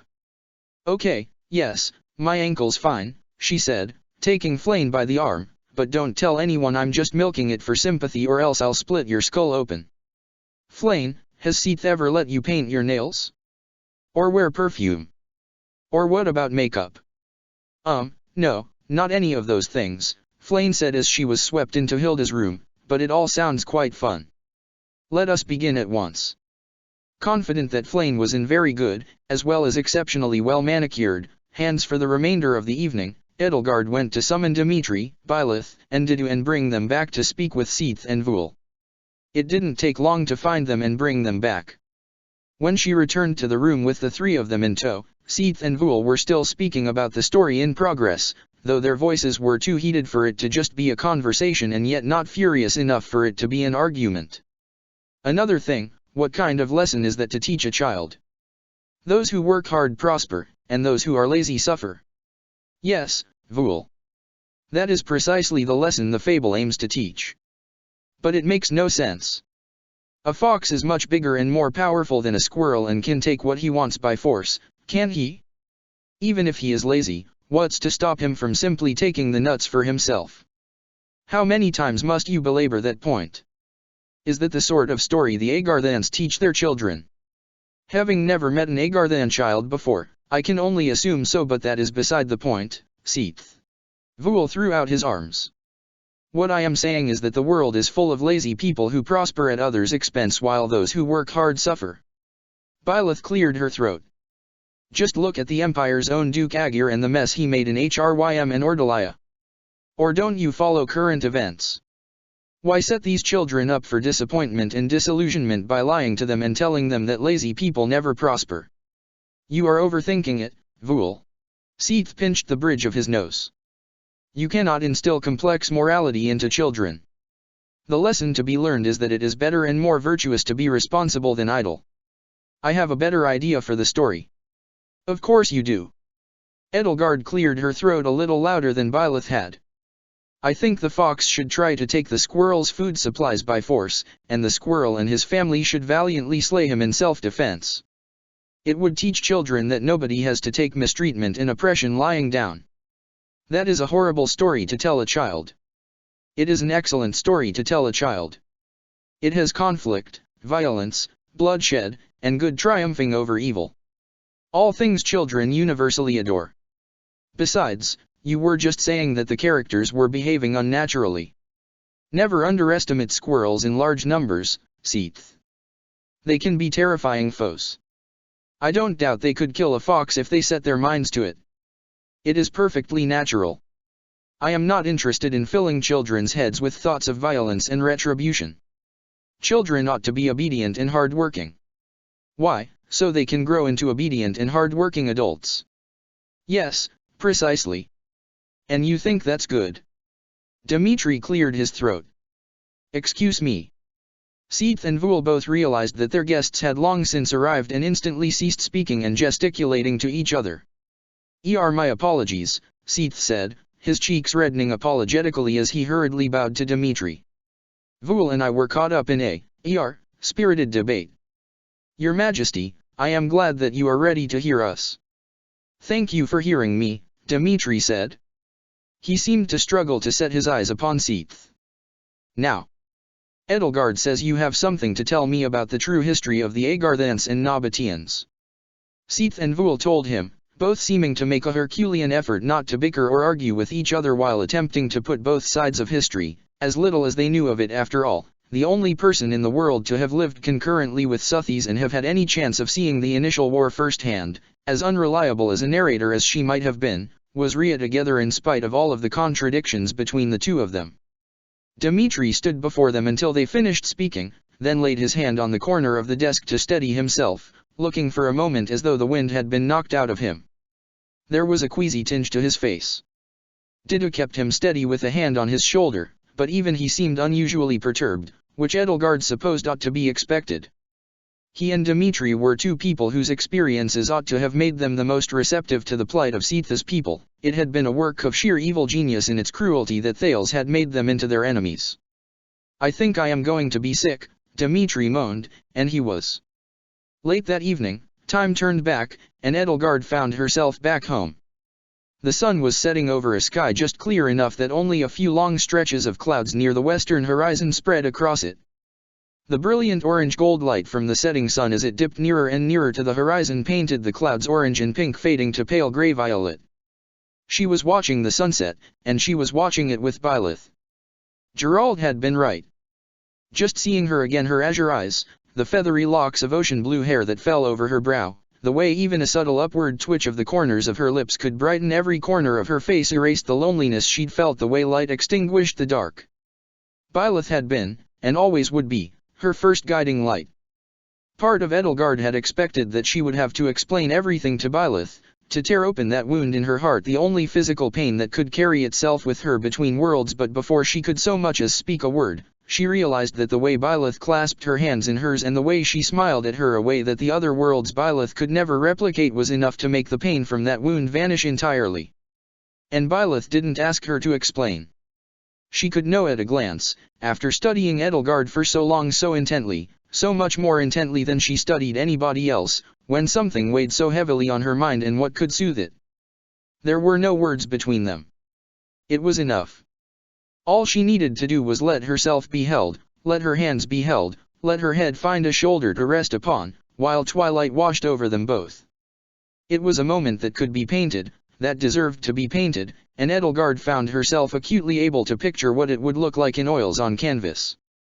Within the gilded frame would be the sunset tableau, the dusky clouds, the amber and orange rays of sunlight spilling onto the clouds and reaching into the vast and darkening field of blue. Beneath the sky in the background, the silhouetted shapes of Inver's venerable buildings. In the center of the landscape, a bench upon the balcony, and on that bench would sit two women with their backs to the painter, their forms shadowed but distinct, and just a little color bleeding over the edges of their silhouettes. Her heart no longer ached the way it had when she and Ingrid had parted ways, a lonely ache, a hungry ache, a painful and forlorn and self-loathing ache, but rather the ache of satisfying fullness, the ache of a stomach that had accepted just too many sweets, or food and drink that was just a little too decadent in its richness and portions. "I missed you," Edelgard said. Her voice came out a quiet and soft murmur, a weary breath expelled from a tired body. "I know," Byleth said. "I needed you," Edelgard said. "I know," Byleth said. "I love you," Edelgard said. "I know," Byleth said. "I don't want to leave," Edelgard said. "I know," Byleth said. "You know everything about me, my love."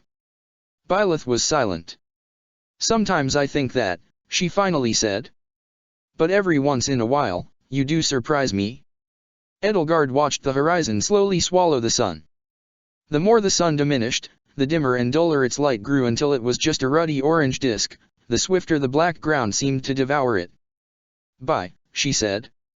"I have a question for you. A hypothetical." She took a deep breath. "After the chaos, when I had revealed myself as the Flame Emperor, there were those among us who found themselves outraged by my treachery. You were the one who kept the peace. You kept us all together. My love, what would you have done if you had failed? If one of us had split from the other?" Byleth thought for a moment. "I'd be sad," she said. "I'd miss them. I'd miss them terribly. If one of us had decided that he or she could never accept what I had done, what would you have done? Would that have influenced your decision?" "What decision?" "The decision to stand by me. To fight by my side, for my cause. I decided that in the Holy Tomb. Before anyone else had time to react. I knew that I was going to be at your side." "Why?" Once again, Byleth thought for a moment. She took a few more moments. "Because," she finally whispered, leaning forward and holding a hand to the side of her mouth so that no one watching could read her lips, "I have a thing for beautiful people with white hair." Edelgard felt a sharp and almost painful peal of laughter burst from her mouth. "Byleth," she wheezed. "What?" "It's true." She took a few deep breaths and wiped the mirthful tears from her eyes. "Does this mean that when the color returns to my hair, you'll lose interest in me?"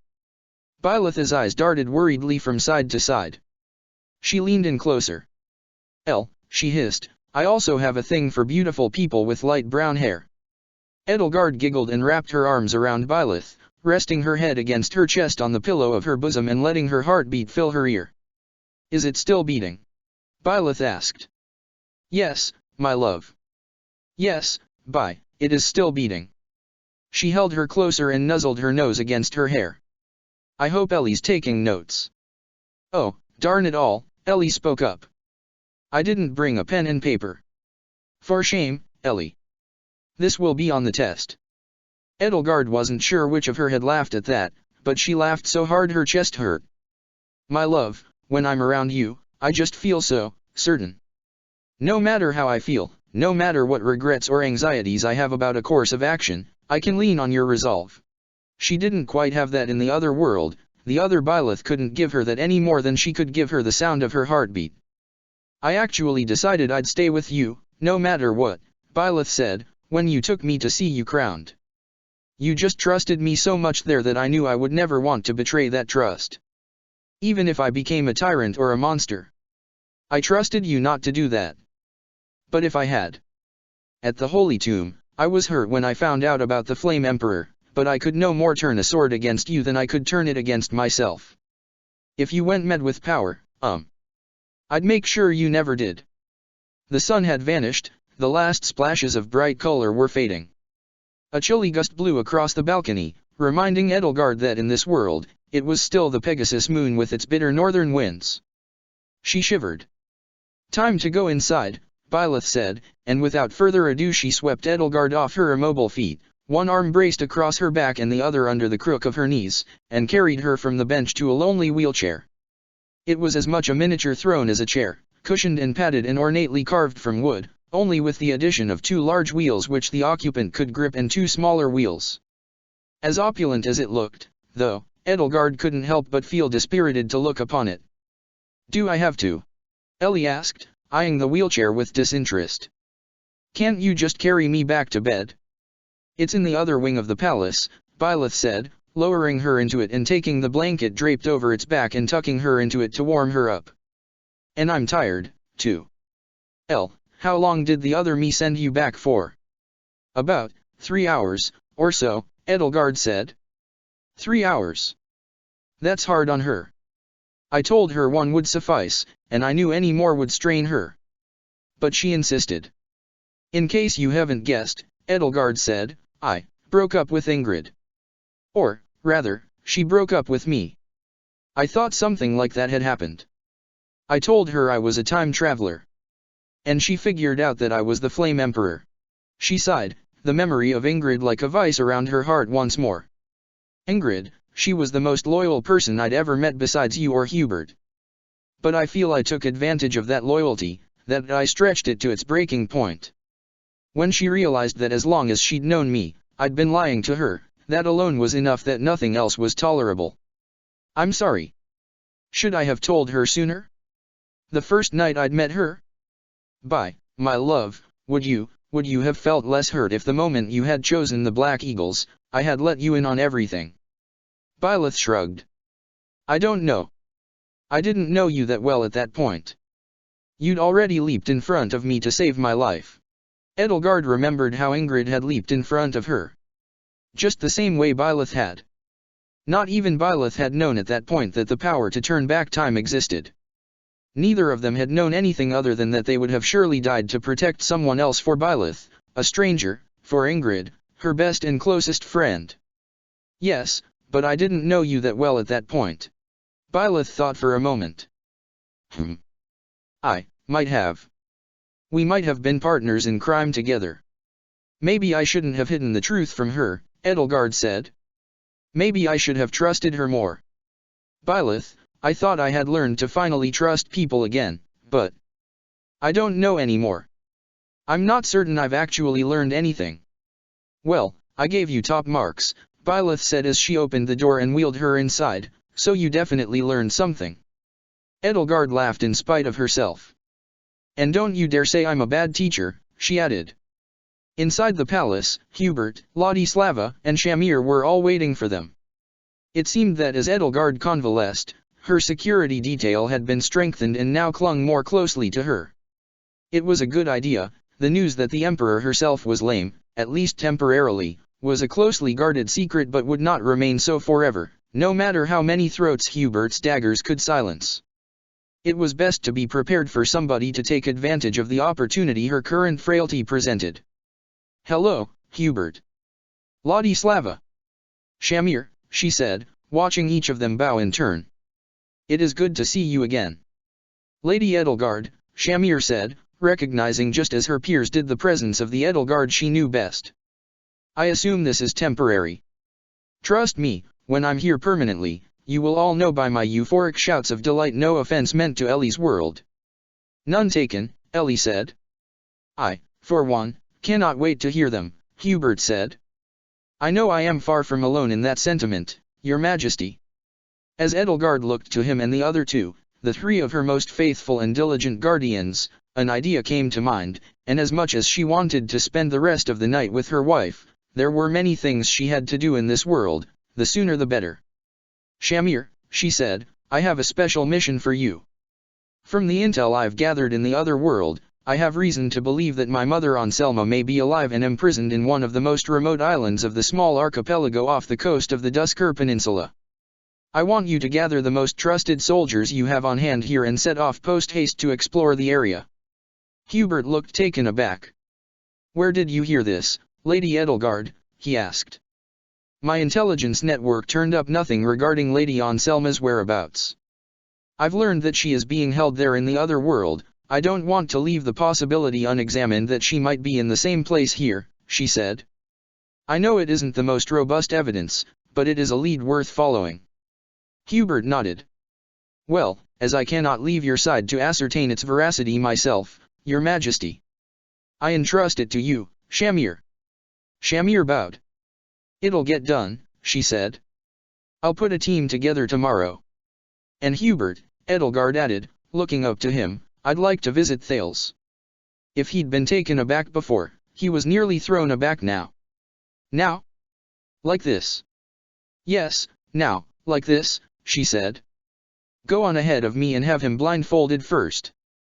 Your will shall be done, Your Majesty, he said, and with a formal bow he headed off toward the dungeons. Are you sure, El? Byleth asked, worried. Yes. If I am here, then Thales is here, and now that I'm no longer pretending to be dead, I can speak to him here. I've been long overdue. You were pretending to be dead, Your Majesty. Ladislava gasped. Byleth frowned. And the blindfold? Edelgard gestured to her wheelchair. Call it vanity, but I'd rather he not see me like this. She nodded. Okay. I'll make sure you're safe. With Byleth, Ladislava, and Shamir accompanying her, Edelgard followed Hubert in her wheelchair, letting Byleth push her along lest she have to use her hands on the wheels. It was so inefficient and slow.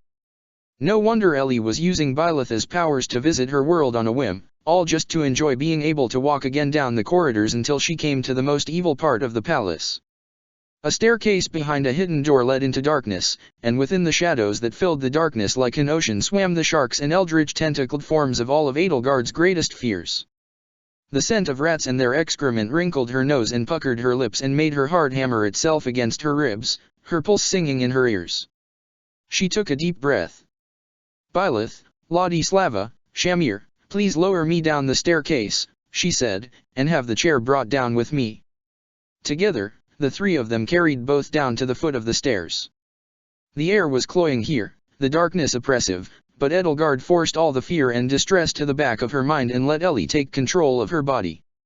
Ellie, at least, had no fear of these dungeons, nothing visceral, at least, not on the scale Edelgard knew it. Shamir, Ladislava, stay here and await my return. She leaned over to Byleth and lowered her voice to a whisper. Byleth, come with me, but don't say anything. She gestured to her own legs, which were limp and leaden in the seat, and then to Byleth's legs, then tapped on the side of her nose. Byleth nodded, an understanding gleam in her eyes, and rolled Edelgard down the dark corridor, past flickering torches, until she reached the cell in which Thales was being held prisoner. Down in the dungeons he sat, shackled to the wall with his arms and legs bound, in the very same cell of those wretched dungeons where she herself had once languished. As instructed, before Edelgard had been brought down to the dungeons, Hubert had wrapped a thick black blindfold around his head so that he could not see her. His nostrils flared. What in blazes is that oh so familiar stench? That awful odor of primitive ape flesh? Do I have another visitor? He asked. Shall I leave you alone? Hubert asked, stepping back into the hall and closing the barred door to the cell with a loud and firm clang of metal against metal. The ring of keys in his hand jangled as he selected the right one and used it to lock the heavy padlock on the door. 2 heavily armored soldiers and 2 mages had stood by his side for his added protection. No risks were taken with Thales. The entire dungeons were also warded so that nobody could cast spells. Though Edelgard's body was not honed to use magic in the slightest in this world, she could still feel the odd stillness in the air from those wards, the faint congestion of whatever mental or physical organ, atrophied as it was, produced magic within her body. Yes, please, Hubert, but don't go too far. Stay at the foot of the stairs, Edelgard said, using her arms to move the wheels of her chair and position herself in front of the sturdy iron partition which separated herself from her prisoner as Hubert and the guards took their leave of her. It's good to finally see you awake, she said to Thales coldly, staring down at him as he sat and sniffed the air. I only wish I could say the same, he sneered, matching the frost in her tone and adding to it a contemptuous hiss. Even with a black blindfold stretched under his brow and covering his white eyes, his gaze still seemed to bore deeply into her soul in that unsettling way it always did. "Why the blindfold, my dear Elle? Am I not worthy to gaze upon your majesty? Or perhaps you don't want me to see you in a moment of weakness?" His pale bluish-white lips curled. "Are you under the weather? Does my little masterpiece have a little cold?" Edelgard's fingers curled around the edges of her wheelchair's armrest, but she made sure not to react. "The blindfold," she said, "is so that you can hear my voice better." She looked briefly to Byleth and found strength in the determination in her eyes. "I've never had a problem hearing you before." His nostrils flared. "If I ever seemed to ignore you, I promise you that it was intentional. All that droning on and on about how we would all perish in your righteous flames," he drawled, and it was obvious that he was rolling his hidden eyes, "was just so insufferable." "I'm glad I'm insufferable," she retorted. "If you found me at all sufferable, I would be concerned." He let out a derisive little chuckle. "By the way, is the younger Edelgard with you?" "She must be. So, little L lowercase l, I have a question for you. Are you enjoying yourself? Is it fun playing Emperor? All that weight on your shoulders, the weight of the world, doesn't it excite you? Or would you rather be rid of it?" "I don't have to answer that," Ellie wisely retorted. "Your mind games won't work on me. Do you think that just because I had it easy compared to the other me, I have to be afraid of you? You've done horrible things to this body, but you haven't done a single thing to me, except sit here in this dungeon like any other helpless, impotent prisoner." "Well said, my counterpart," Edelgard said, feeling quite proud of her other self. Of course, to Ellie, Thales only looked frightening. She was saddled with all of Edelgard's physical scars, but none of the mental ones. He'd done nothing to her, he couldn't haunt her dreams. Ellie had gotten a lot braver over the past half year, too. She wasn't the easily overwhelmed girl who'd first been dragged into Edelgard's world. "It's funny," Thales said with another little laugh, "how easy it is to tell the difference between you two. The same voice, the same throat and mouth, even and yet such a stark difference in tone and demeanor. But the biggest difference between the two of you is that you, lowercase l, can't wait to go back home." "We'd both like to go back home," Edelgard said. "But she will be going back to an idle life with no responsibilities." Thales paused. "Oh, wait. No. She won't. She will be sent back to an empire that has been torn apart, a continent at war, and all the responsibilities you left behind for her, my darling uppercase L. What a hell you've cursed her with." Edelgard felt herself tense up. Ellie would indeed have every right to resent her for uprooting her life. "Everything I've done," she said to him, "is a reaction to you. I respond in turn to your machinations, Thales. I won't take responsibility for what you have forced upon the world," she told him, crossing her arms over her chest. "Very nice. Lowercase l, are you convinced?" he asked. "The other Edelgard's doing a better job surviving everything you've done so far than I ever could," Ellie answered. "I'm content to let her deal with it in my stead." "Oh, how droll. You have no idea how much trouble she gets herself into, all of her own making," Thales said. "Edelgard. Uppercase L. I'm not so sure you're in such a hurry to leave Fodlan Alpha." "Why? Is the thought that I might miss my wife so alien to you, Thales?" Edelgard asked him, looking again to Byleth. "Oh, I'm sure you miss your poor Felstar quite dearly," he drawled, oblivious to just how close Byleth was to him. "But you've just got so much unfinished business in lowercase l's world. First you're going to fix Dimitri. Then you're going to fix the Adrestian Empire. And then you're going to fix the kingdom of Faerghus, since it is such a dreadful and offensive culture, and from there, why not the Leicester Alliance? And once you've fixed all of Fodlan, you're going to fix Almira and Brigid, and perhaps you'll even fix Dada, whatever there needs fixing. You are never going to slow down, Edelgard. You are never going to find the right moment to make things right, because just before you do, something new will come up. A new problem to solve, a new facet of the world in desperate need of your fixing. You think I have so little faith in people?" Edelgard scoffed. "Such a dearth of self-restraint. You could have set things right months ago, my dear niece, Thales said. If you had put all of your effort into finding a way to undo this, you could have been sleeping in a big bed with your beautiful wife for 100 nights and counting already. But you prioritized saving Dimitri's soul over returning home. I'm sure it feels worth it. Tell me, he asked, and Edelgard could have sworn his blind gaze had wandered toward Byleth for just a split second. How do you think your wife would feel, knowing you plan on abandoning her for a whole new world for you to improve? That's nonsense, Ellie interjected. Hubert and Linhard and all of the best minds in the Empire have been looking for a solution for months now, and they haven't found anything yet. Well, of course you can't fix the problem from this side, he chided her mockingly. It's like pushing on a door meant to be pulled. And on top of that, you stupid apes wouldn't know science if it jumped up and bit you on the nose. The Beast's heroes never even let you do so much as put two lenses together. Enough, Edelgard said. No, my niece, it is not enough, Thales said. Oh, I know you say you will appoint a successor and retire early, we all say things. But, uppercase L, tell me, how much do you know of Agartha? Has that traitor Vul told you what Shamhala was like before you apes defiled it? Of what we became when the Fell Star drove us underground? He said quite a lot about you ruling the place with an iron fist. Oh, but you ought to have seen what it was like before there was an iron fist to rule it. All the panic, the waste, the senseless waste, 300 years of anarchy and decadence before we restored order. Now a group of 13 replicants sit on the Council for Agartha and Restoration, a military junta which has governed the city for 1700 years, he continued. 800 years ago, a strapping young third-generation Thales model replicant, number 17 of his production line, sought to make himself a member of that council.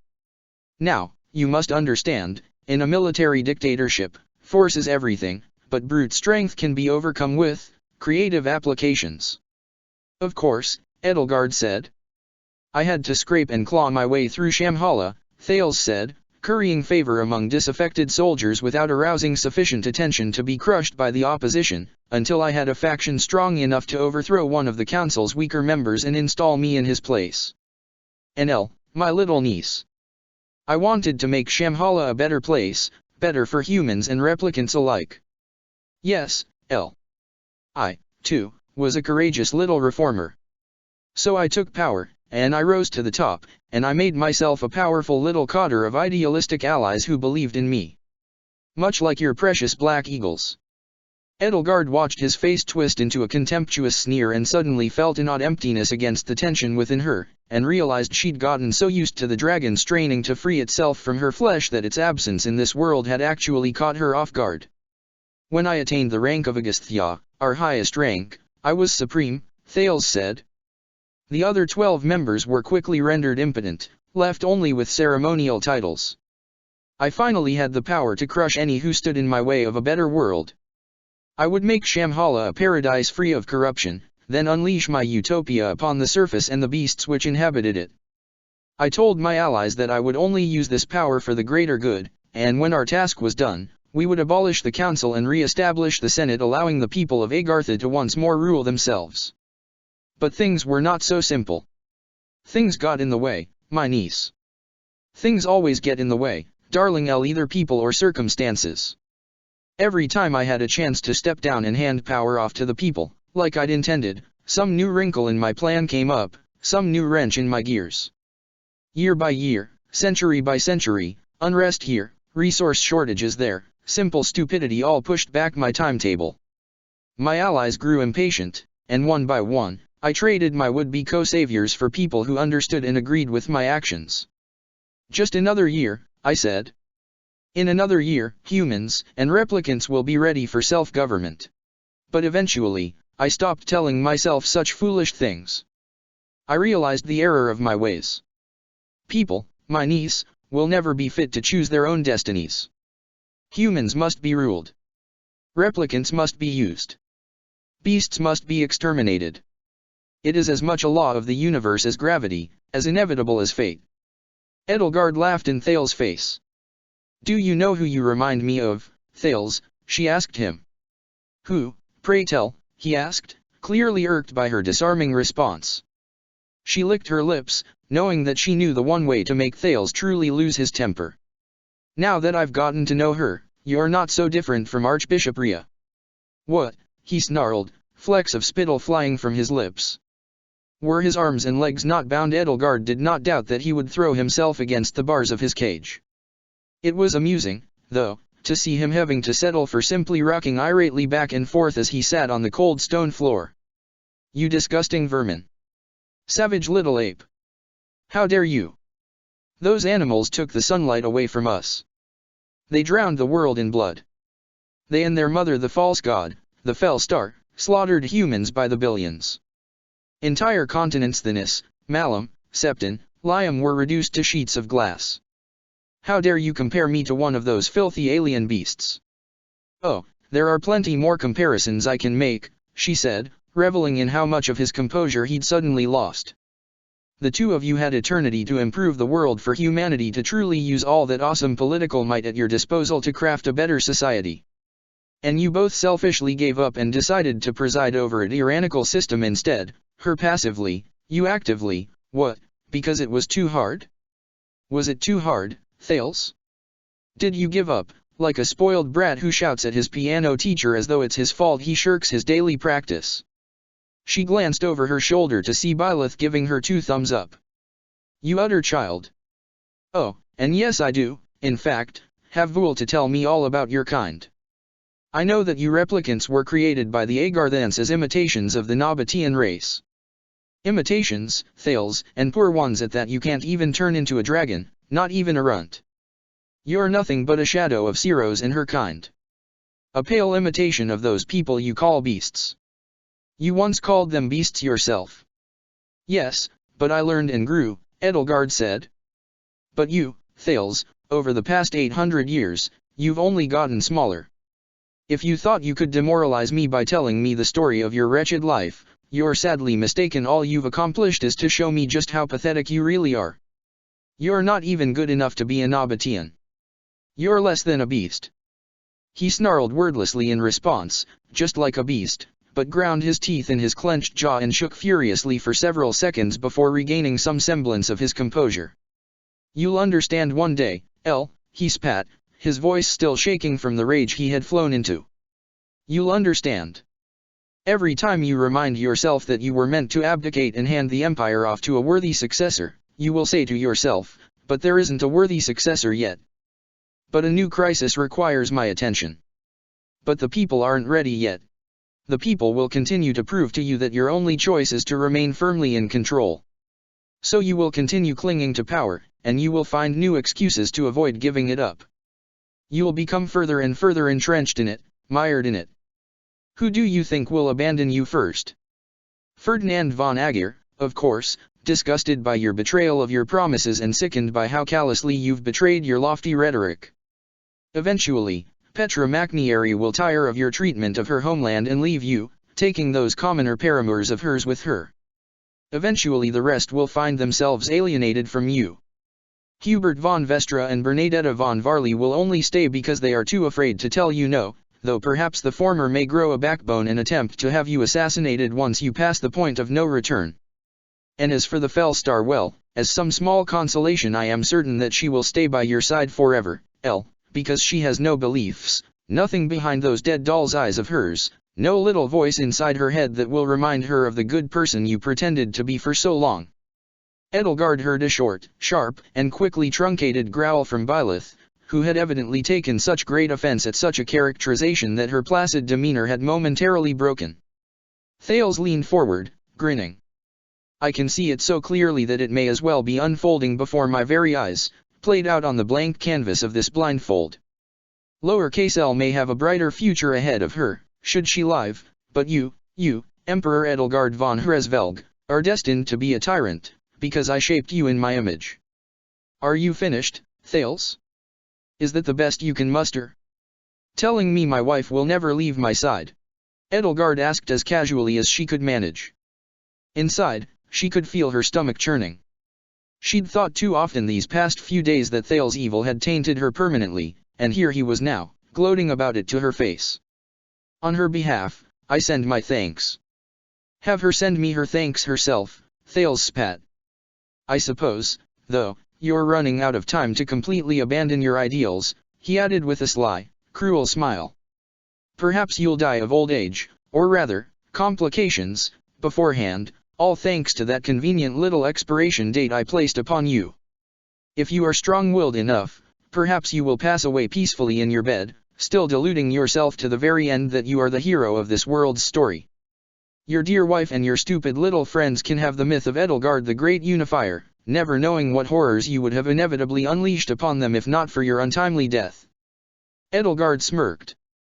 His smug ignorance was delightful to behold. How many cards did he think he still held in his hand? His grin widened.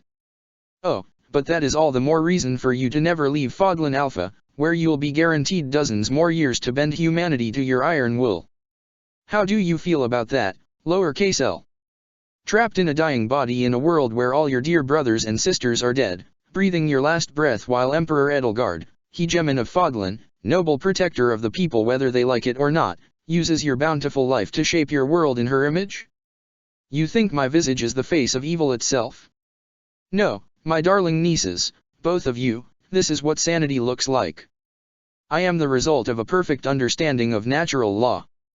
The law of the savage world, of a nature red in tooth and claw, the strong rule. The weak obey. The future is set. No one makes their own fate. This world's Edelgard is right, Ellie said. You really are pathetic. And I'm not your niece. You may have taken her uncle, but I still have one who is just as human as anybody else.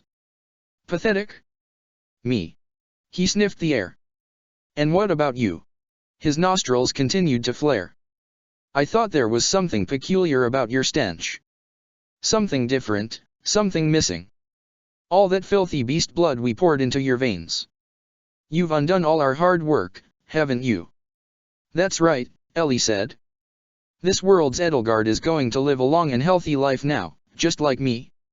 I imagine that with your primitive science, the crest removal process must have been quite taxing, Thales said. Ah, I understand now. I just realized why you hadn't made any footsteps when you came down here.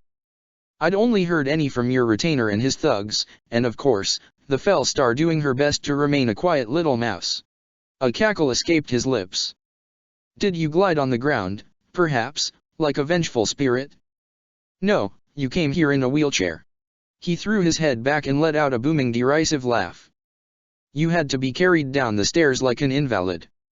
The great Adrestian Emperor comes to me to gloat when she cannot even stand on her own 2 feet anymore. No wonder you blindfolded me. You, my prideful little niece, couldn't bear to let me see you in such a state, to see you as a withered husk of a hegemon, a crippled little girl wearing a crown far too heavy for her weary brow. Oh, my mistake, 2 crippled little girls. Byleth rushed toward Edelgard and placed her hands on the chair's handles, as though ready to swiftly remove her from Thales' unseeing sight at a moment's notice. Yes, Edelgard said, though Thales had once again chilled her to the bone by his clever inductive reasoning. You're being held prisoner by a pair of crippled little girls. You're being laughed at by a pair of crippled little girls. Do you know why? Because one day, I will have my legs back. But you, Thales, will never have your freedom.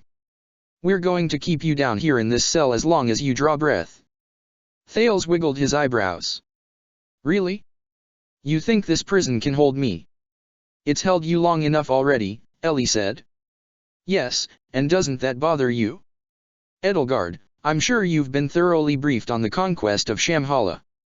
Don't you think it was far too convenient that I was apprehended so easily? You were apprehended quite easily in the other world as well, Edelgard pointed out. Mark my words, Thales, wherever you go, wherever you run, you will always find the consequences of your hubris waiting there for you. I can say the same for you, Thales said. And I will, Edelgard.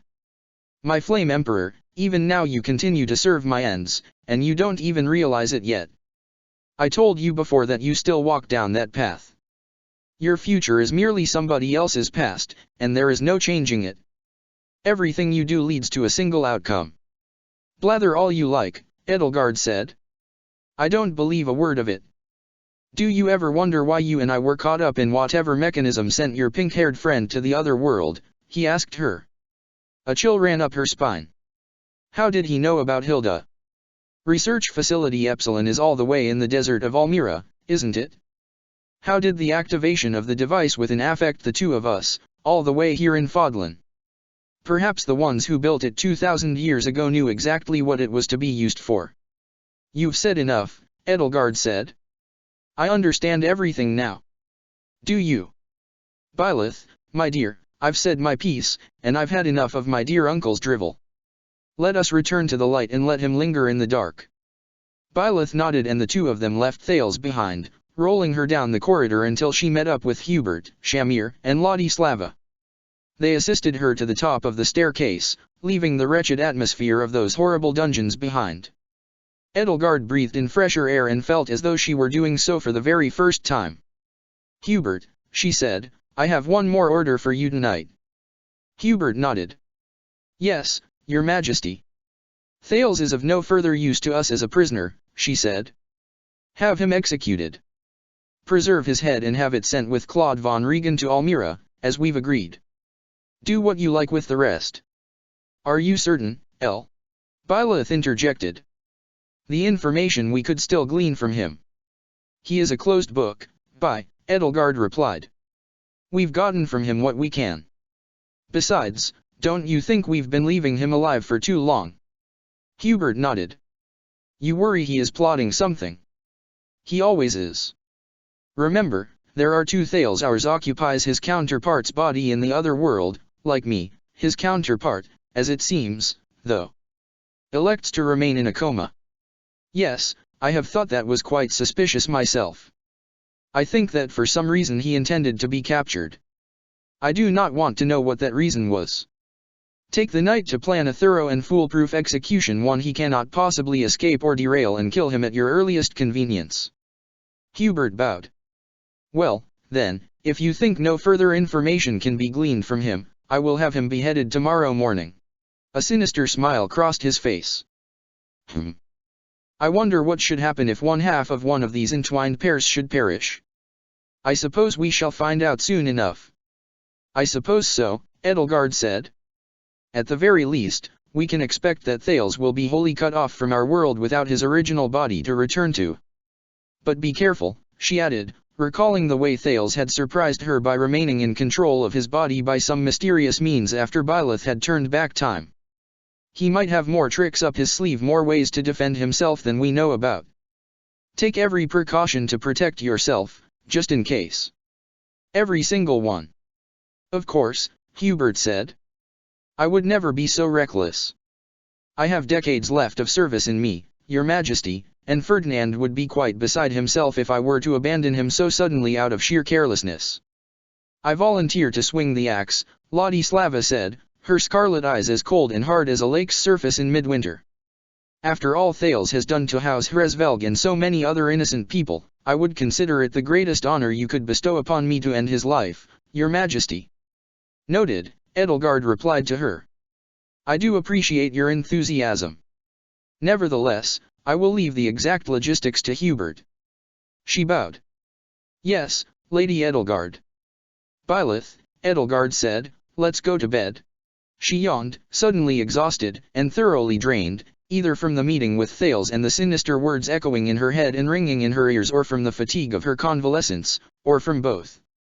A part of her still felt troubled by his proclamations, the portents of a monstrous and tyrannical life ahead of her, a life that Byleth would never turn away from, no matter what depths the two of them sank to.